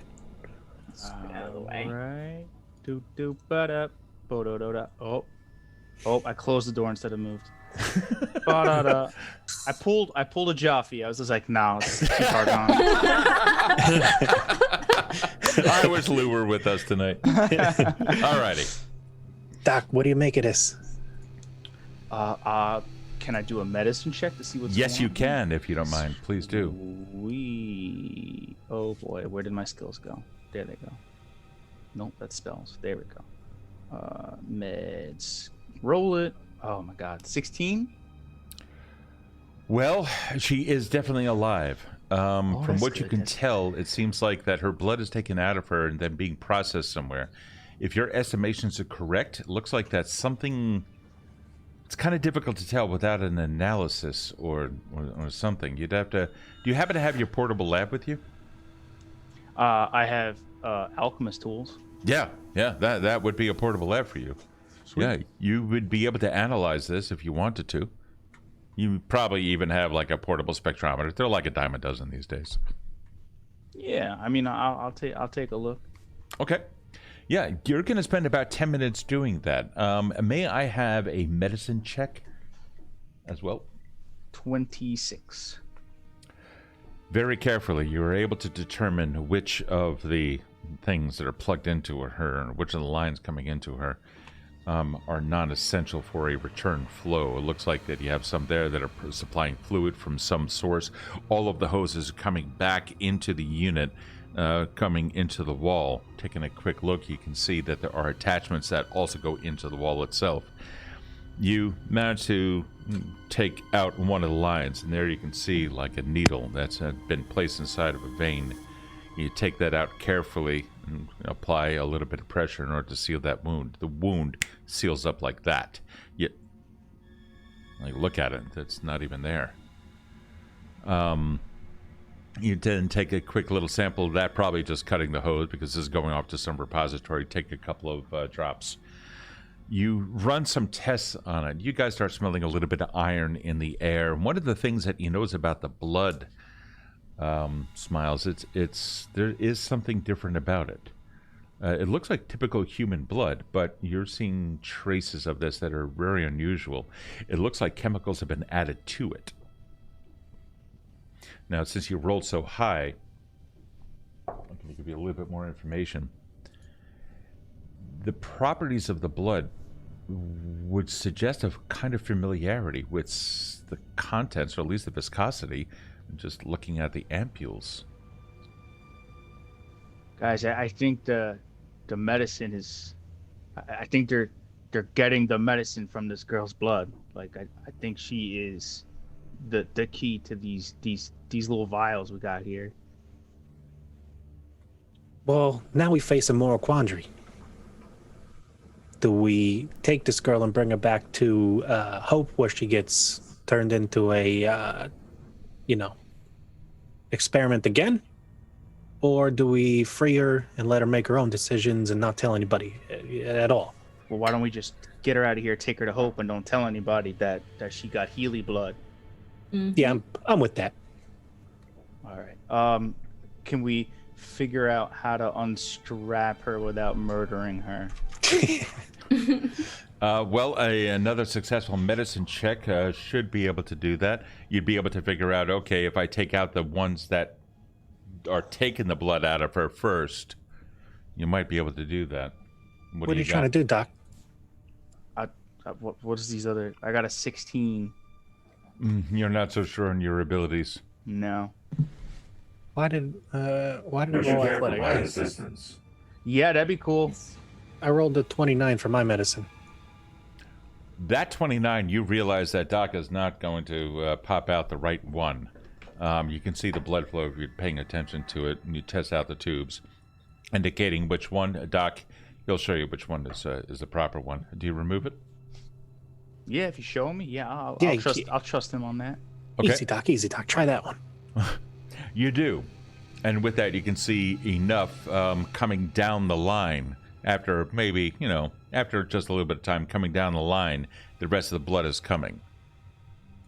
You will want to remove it before the air bubble enters your arteries. Oh God, get it out of there. After a couple of tense moments, you manage to unplug all of the hoses. The girl stirs just for a moment. Ephra, may I please have a religion check, please? I can absolutely give you a religion check. Oh my god, just pop chocolate in my mouth. Religious chocolate. Religious check. While the religious Religion. chocolate's getting digested, I finally found out how battle medicine works. So let me just see what I got with that going on. Medicine check. Oh my God, this. Ephra, I'm what'd not you rolling get? Great. I got a 23. You're sensing something that's present. Something is holding on to you. What is your curse? My curse is the cosmos. Describe it. Yes, I have. It's the sky's call, which means I will literally have my head in the clouds when it hits. And my body will be drawn towards the heaven and make me lighter and less substantial than it should be. Oh, wow. And my eyes will glow with light, and the hair and the clothes will start to float. And that is exactly what begins to happen. Wow. Thank you so much, Maya. She just contributed 50. Wow. Oh, yeah. Thank you. And thank you for that. That is amazing. Oh, my goodness. You people are just incredible. You begin to do that. And at first, there's this radiating energy that comes out of her. You begin to see her start floating into the air. And with that, you see the little girl's eyes open directly in front. Ephra, you begin to, as the little girl starts snapping out of it, you see that all of you are like, what the hell's going on? The little girl is still very much in a stupor. She's unsure what's going on. Her eyes are just beginning to flutter. Her hands are just beginning to twitch just a little bit. Ephra, you realize that there is, in fact, something about the divine in this one. I will. This is not something any of you have had. Only the Emperor is God. Oh, I will walk into the room. I can still walk, but it's going to be hard to interact with physical objects. Mm-hmm. So I'll walk into the room. Do I feel anything? You do. You feel a pull. You feel a connection. You feel as if you've been receiving conversations and powers from this very individual.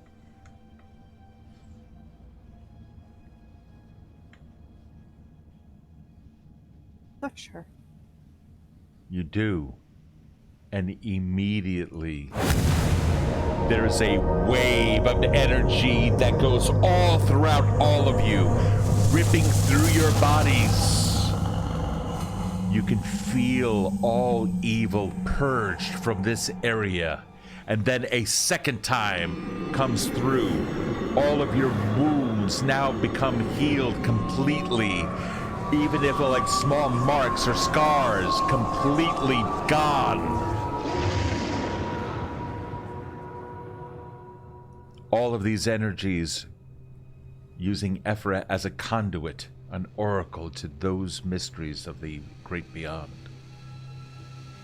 The girl's eyes flutter open. Hello? Efra, I think that's you. Hello?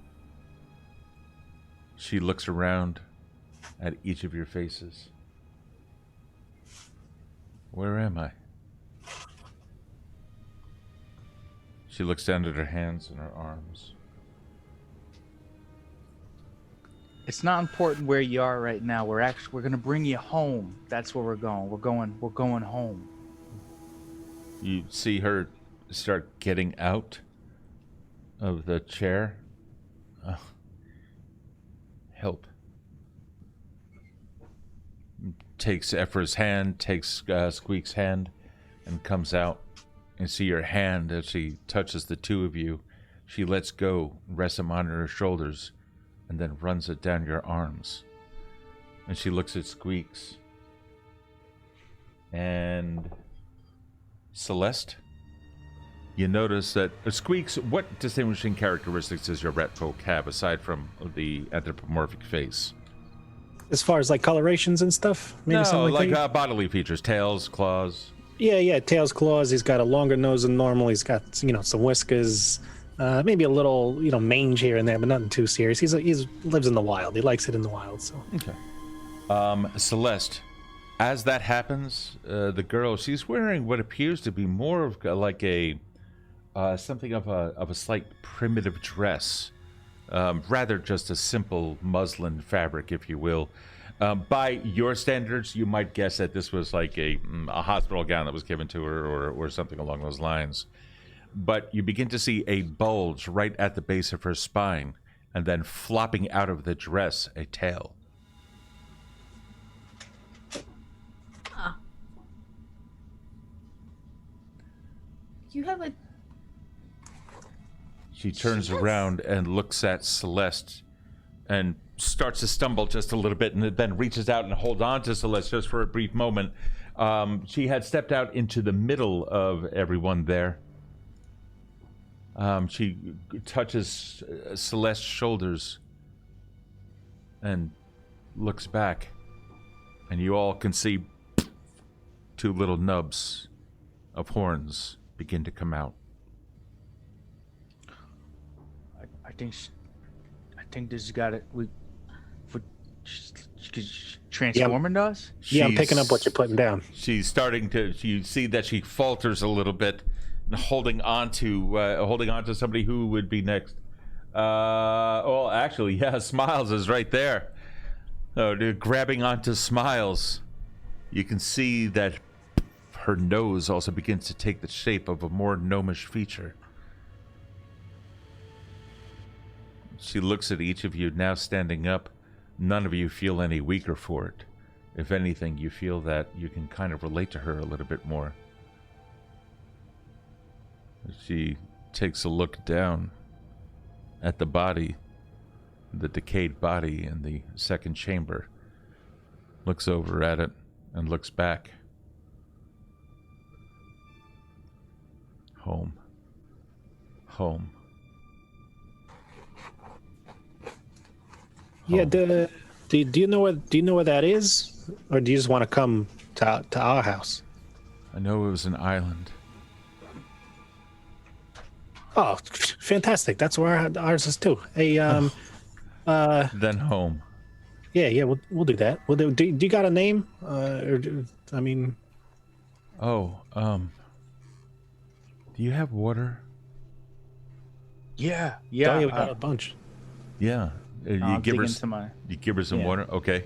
Yeah, she downs it in a gulp, but you can see some of it is just dribbling down her cheeks and onto her dress. She takes it and delicately wipes the corners of her mouth, and she stops and looks at her hands, and you can see small talons have grown, just small little claws. Her fingers otherwise looking completely delicate, and then hands it back and turns over to Smalls and takes even more water. She's looking completely dehydrated.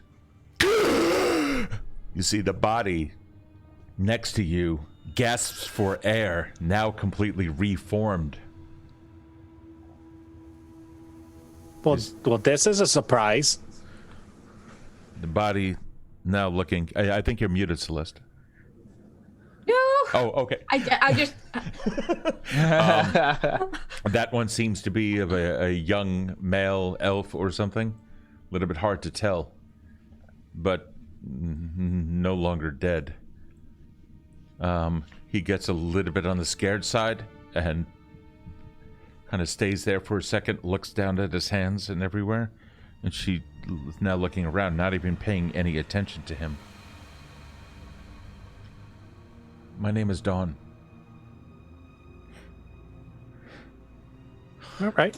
I think that's what they used to call me. I think it's Dawn. Do you want a different name? Because if you want a different name, right now it's a time where we can define whatever you want to be called. No, I don't feel that it is proper, but Dawn seems right. Do you know who this other guy is? No, but he was dead, and he shouldn't be. Wait, so you brought that fella back to life? I don't know. Fair enough. I feel like I've been asleep for a very long time. All right, listen, Dawn.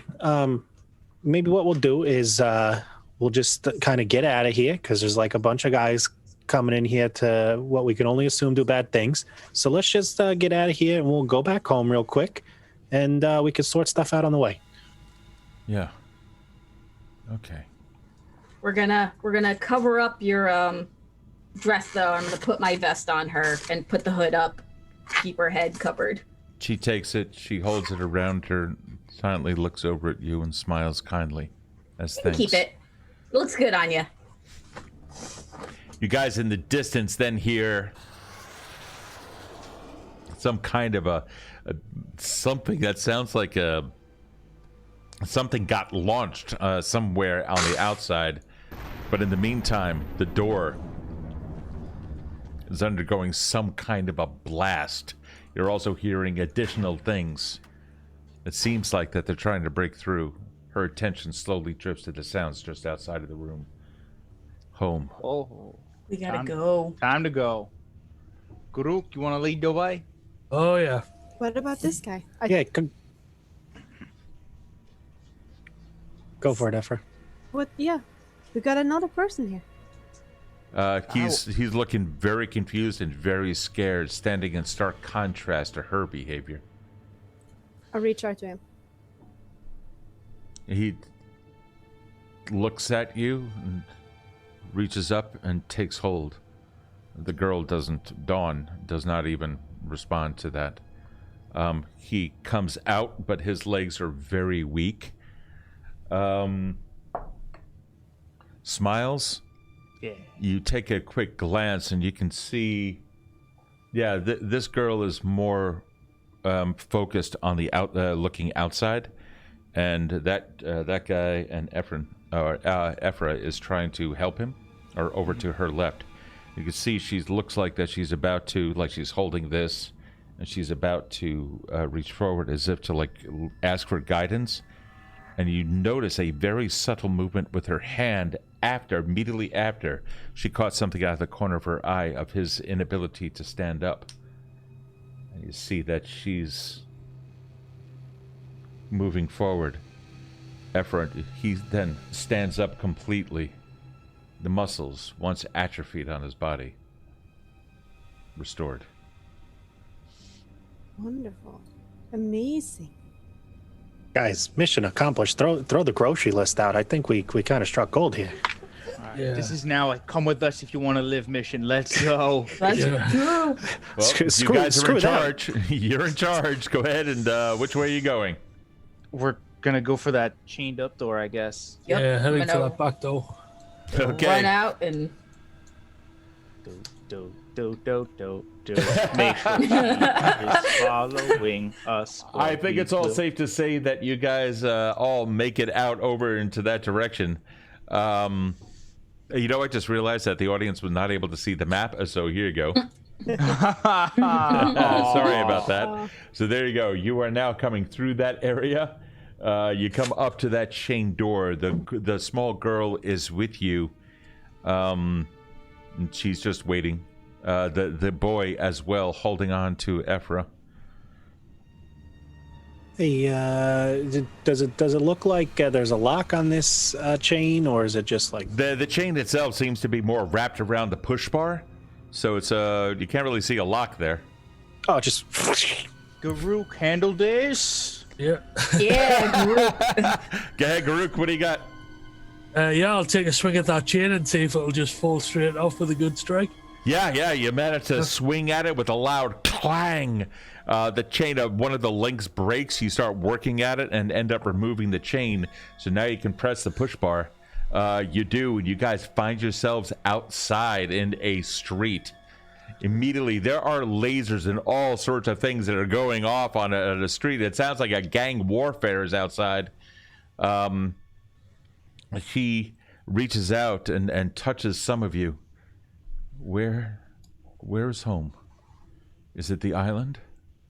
Yes. yeah, it's the island. We call it Hope now. Yeah. Hope. That's so much better than the Isle of Evan. She reaches out.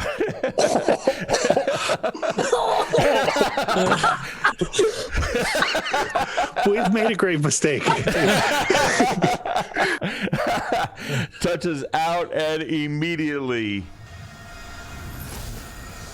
there is something.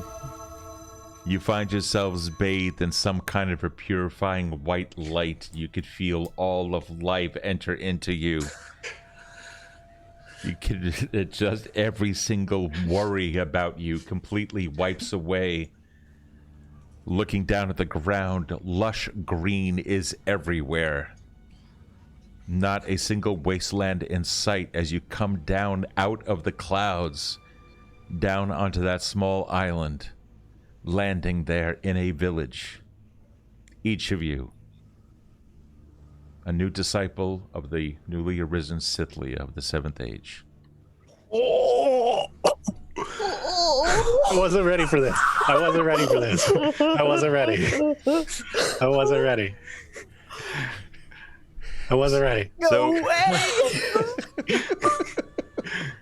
So, with that, Dawn of Hope is now concluded, and you brought back a little bit of hope, which is the true story of the Seventh Age of Evindale, that you have managed to bring it all back.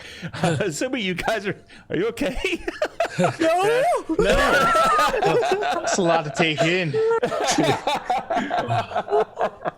Oh man, guys, we have been gaming together for the past 11 hours, and it is absolutely amazing.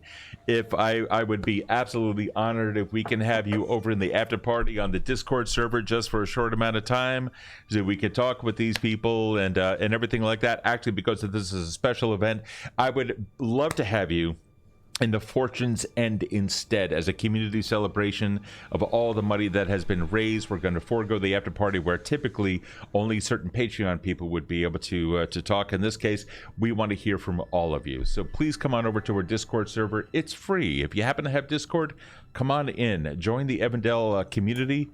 Become known as an Evan Dweller. Hang out for a little bit. Come and talk with us. Ask us questions, and we will ask questions of you as well. You guys have been absolutely amazing. We'll be over there in just a little bit. Dave, thank you so much for organizing this. I am so happy, and I think we're going to conclude. Oh, yeah, I know. We're only $75 away. Wow. It's wow. Holy cow. Yeah, wow. 1,425 out of 1,500. That is amazing. That is amazing. You guys have just been absolutely incredible. We're going to spend the remainder of our time in the Fortune's End, in the chat, in the voice chat. We would love to hear from each of you. In the meantime, my name is Steve Krause. We did it. This is Mira. Kevin. Yeah, what do you got? I have just received another $75. We just hit a $50 goal! Yep. Did it. Undercover T-Rex, thank you so much for pushing us to that target. That is very much appreciated. amazing. We Fantastic. hit a goal. My God. Oh my God. Oh, that is just absolutely amazing. We hit our goal. You guys are absolutely fantastic. Thank you so much. You have helped out children. You've helped out kids. This has been absolutely amazing, and each of you sticking out with me for the past 11 hours, you are also amazing. You guys in the chat, Caffeinated, and all of your folks over there in your stream, you guys are amazing as well. Thank you so much to those people that have rated. Thank you so much for throwing us those viewers and helping spread this incredibly positive message.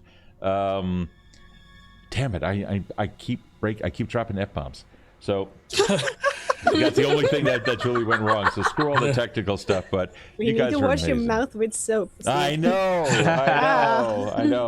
We got to go do that. You set the poll with more time than you imagined. Well, oh yeah, hold on. So what is the current poll? Would you like to see more of the Seventh Age? 2 people say, all hail the Syndicate. And 5 people say yes. Well, the good news is that the Atlas is being written. Come visit me on Thursdays. Now is not the time for me to talk about this because this is about something else, and I don't want to bust out the scope of this message. Anyway, my name is Steve Krause. This is Mira. That is Kevin. This is Battle Pixie. That is, of course, Caffeinated Viking. And that is our friend Danny. Guys, we are going to see you with a brand new campaign here on the Evindale channel here on Twitch called Crossroads, starting on Tuesday with the Game Zero. You're going to see some very familiar faces there. And this time around, we have 7 players. So come and join us for a brand new campaign set in Pathfinder. This is going to take place in the early 4th Age. In the meantime, Caffeinated, anything for your folks? Yeah, just thank you so much for today. It has been absolutely amazing. I never thought we'd hit the first target, let alone the second.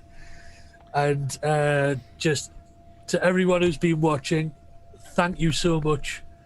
It has been an absolute pleasure to be playing with these guys for 12 hours and hopefully entertaining all of you. And thank you very much to Star and Sosa as well for being mods all day. Same with Maya and Atom, the guys over on both sides. You're all rock stars. And even though the game day is over, the links will still be down below. You can still donate. There's still plenty of time if you want to.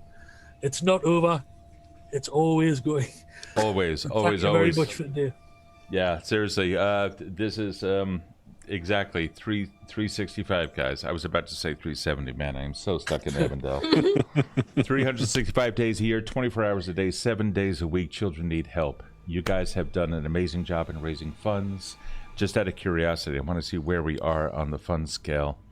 I don't know if I have access to that immediately, but I know that we have all done fairly well. Yeah, it's actually taking a while to load. We are in the top 1,000 teams. We are 921. Fantastic! Wow, and there's a lot of fundraising people today. Yeah, there are 10,000 teams, and we are in the top 10%. That is amazing. You guys have done fantastic jobs. Guys, go out there, enjoy your life, and remember that today you helped save others. We will see you guys later. Goodbye, everyone. Thank you so much. Are we raiding? Oh, yeah. You know what? Yeah. Let's raid. Hold on. Thank you for that. Let's see who we have here. Who's on? Is there anyone else that's doing some extra life stuff? We should raid some extra life people if there are. Yeah, I think we should raise extra life. Laurel, you are amazing. Thank you. Potchfad, you are also amazing. And one day I'll buy you dice. Yeah. Let's see here. We have... Is there a tag that I can look for extra life? Yeah, there's an extra life tag there. Yeah, it's just something that I can search on Twitch, though, in order to throw people... Yep. Okay, I see extra life. That's not it. That's definitely not it. Extra life, RNG. Here we go. Let's see what this is. They currently have 24 people watching. Let's see. Yeah, extra life 2020. Watch. Okay, so this is actually a video game that's going on, but they are celebrating. They have currently raised $1,140 of their $1,500 goal. Theirs is a 24-hour gaming marathon for the Batson Children's Hospital. They currently have 18 viewers. What do you guys say? You want to raid them and throw them some love? Rip tater chip. I'm not too sure who it is that these people are, but it doesn't make any difference. They're doing it for charity. Let's throw them a little bit of love. Oh wow! So Patrat says that that they know somebody who benefits from, who is extra live. Oh, you have someone who is extra live streaming. Who's streaming? Patrat, who's streaming? Do we need a drum roll again? I know there's I know that there's like a 4-second delay. Let's see if we can get Patrat to answer. THROHH. If this is coming from Patrat, I'm not even going to ask questions. I'm going to simply do it. So we have a brand new raid that is coming. All hail the Syndicate. Let me vote on that. We have one new, a raid with 25 viewers are now going to throw right now. Guys, you have been an absolute pleasure. We're going to send those people a little bit of love. Give them some Evindale love. Give them some Caffeinated Viking love. You guys are absolutely amazing. We'll see you guys next time. Bye-bye, everyone.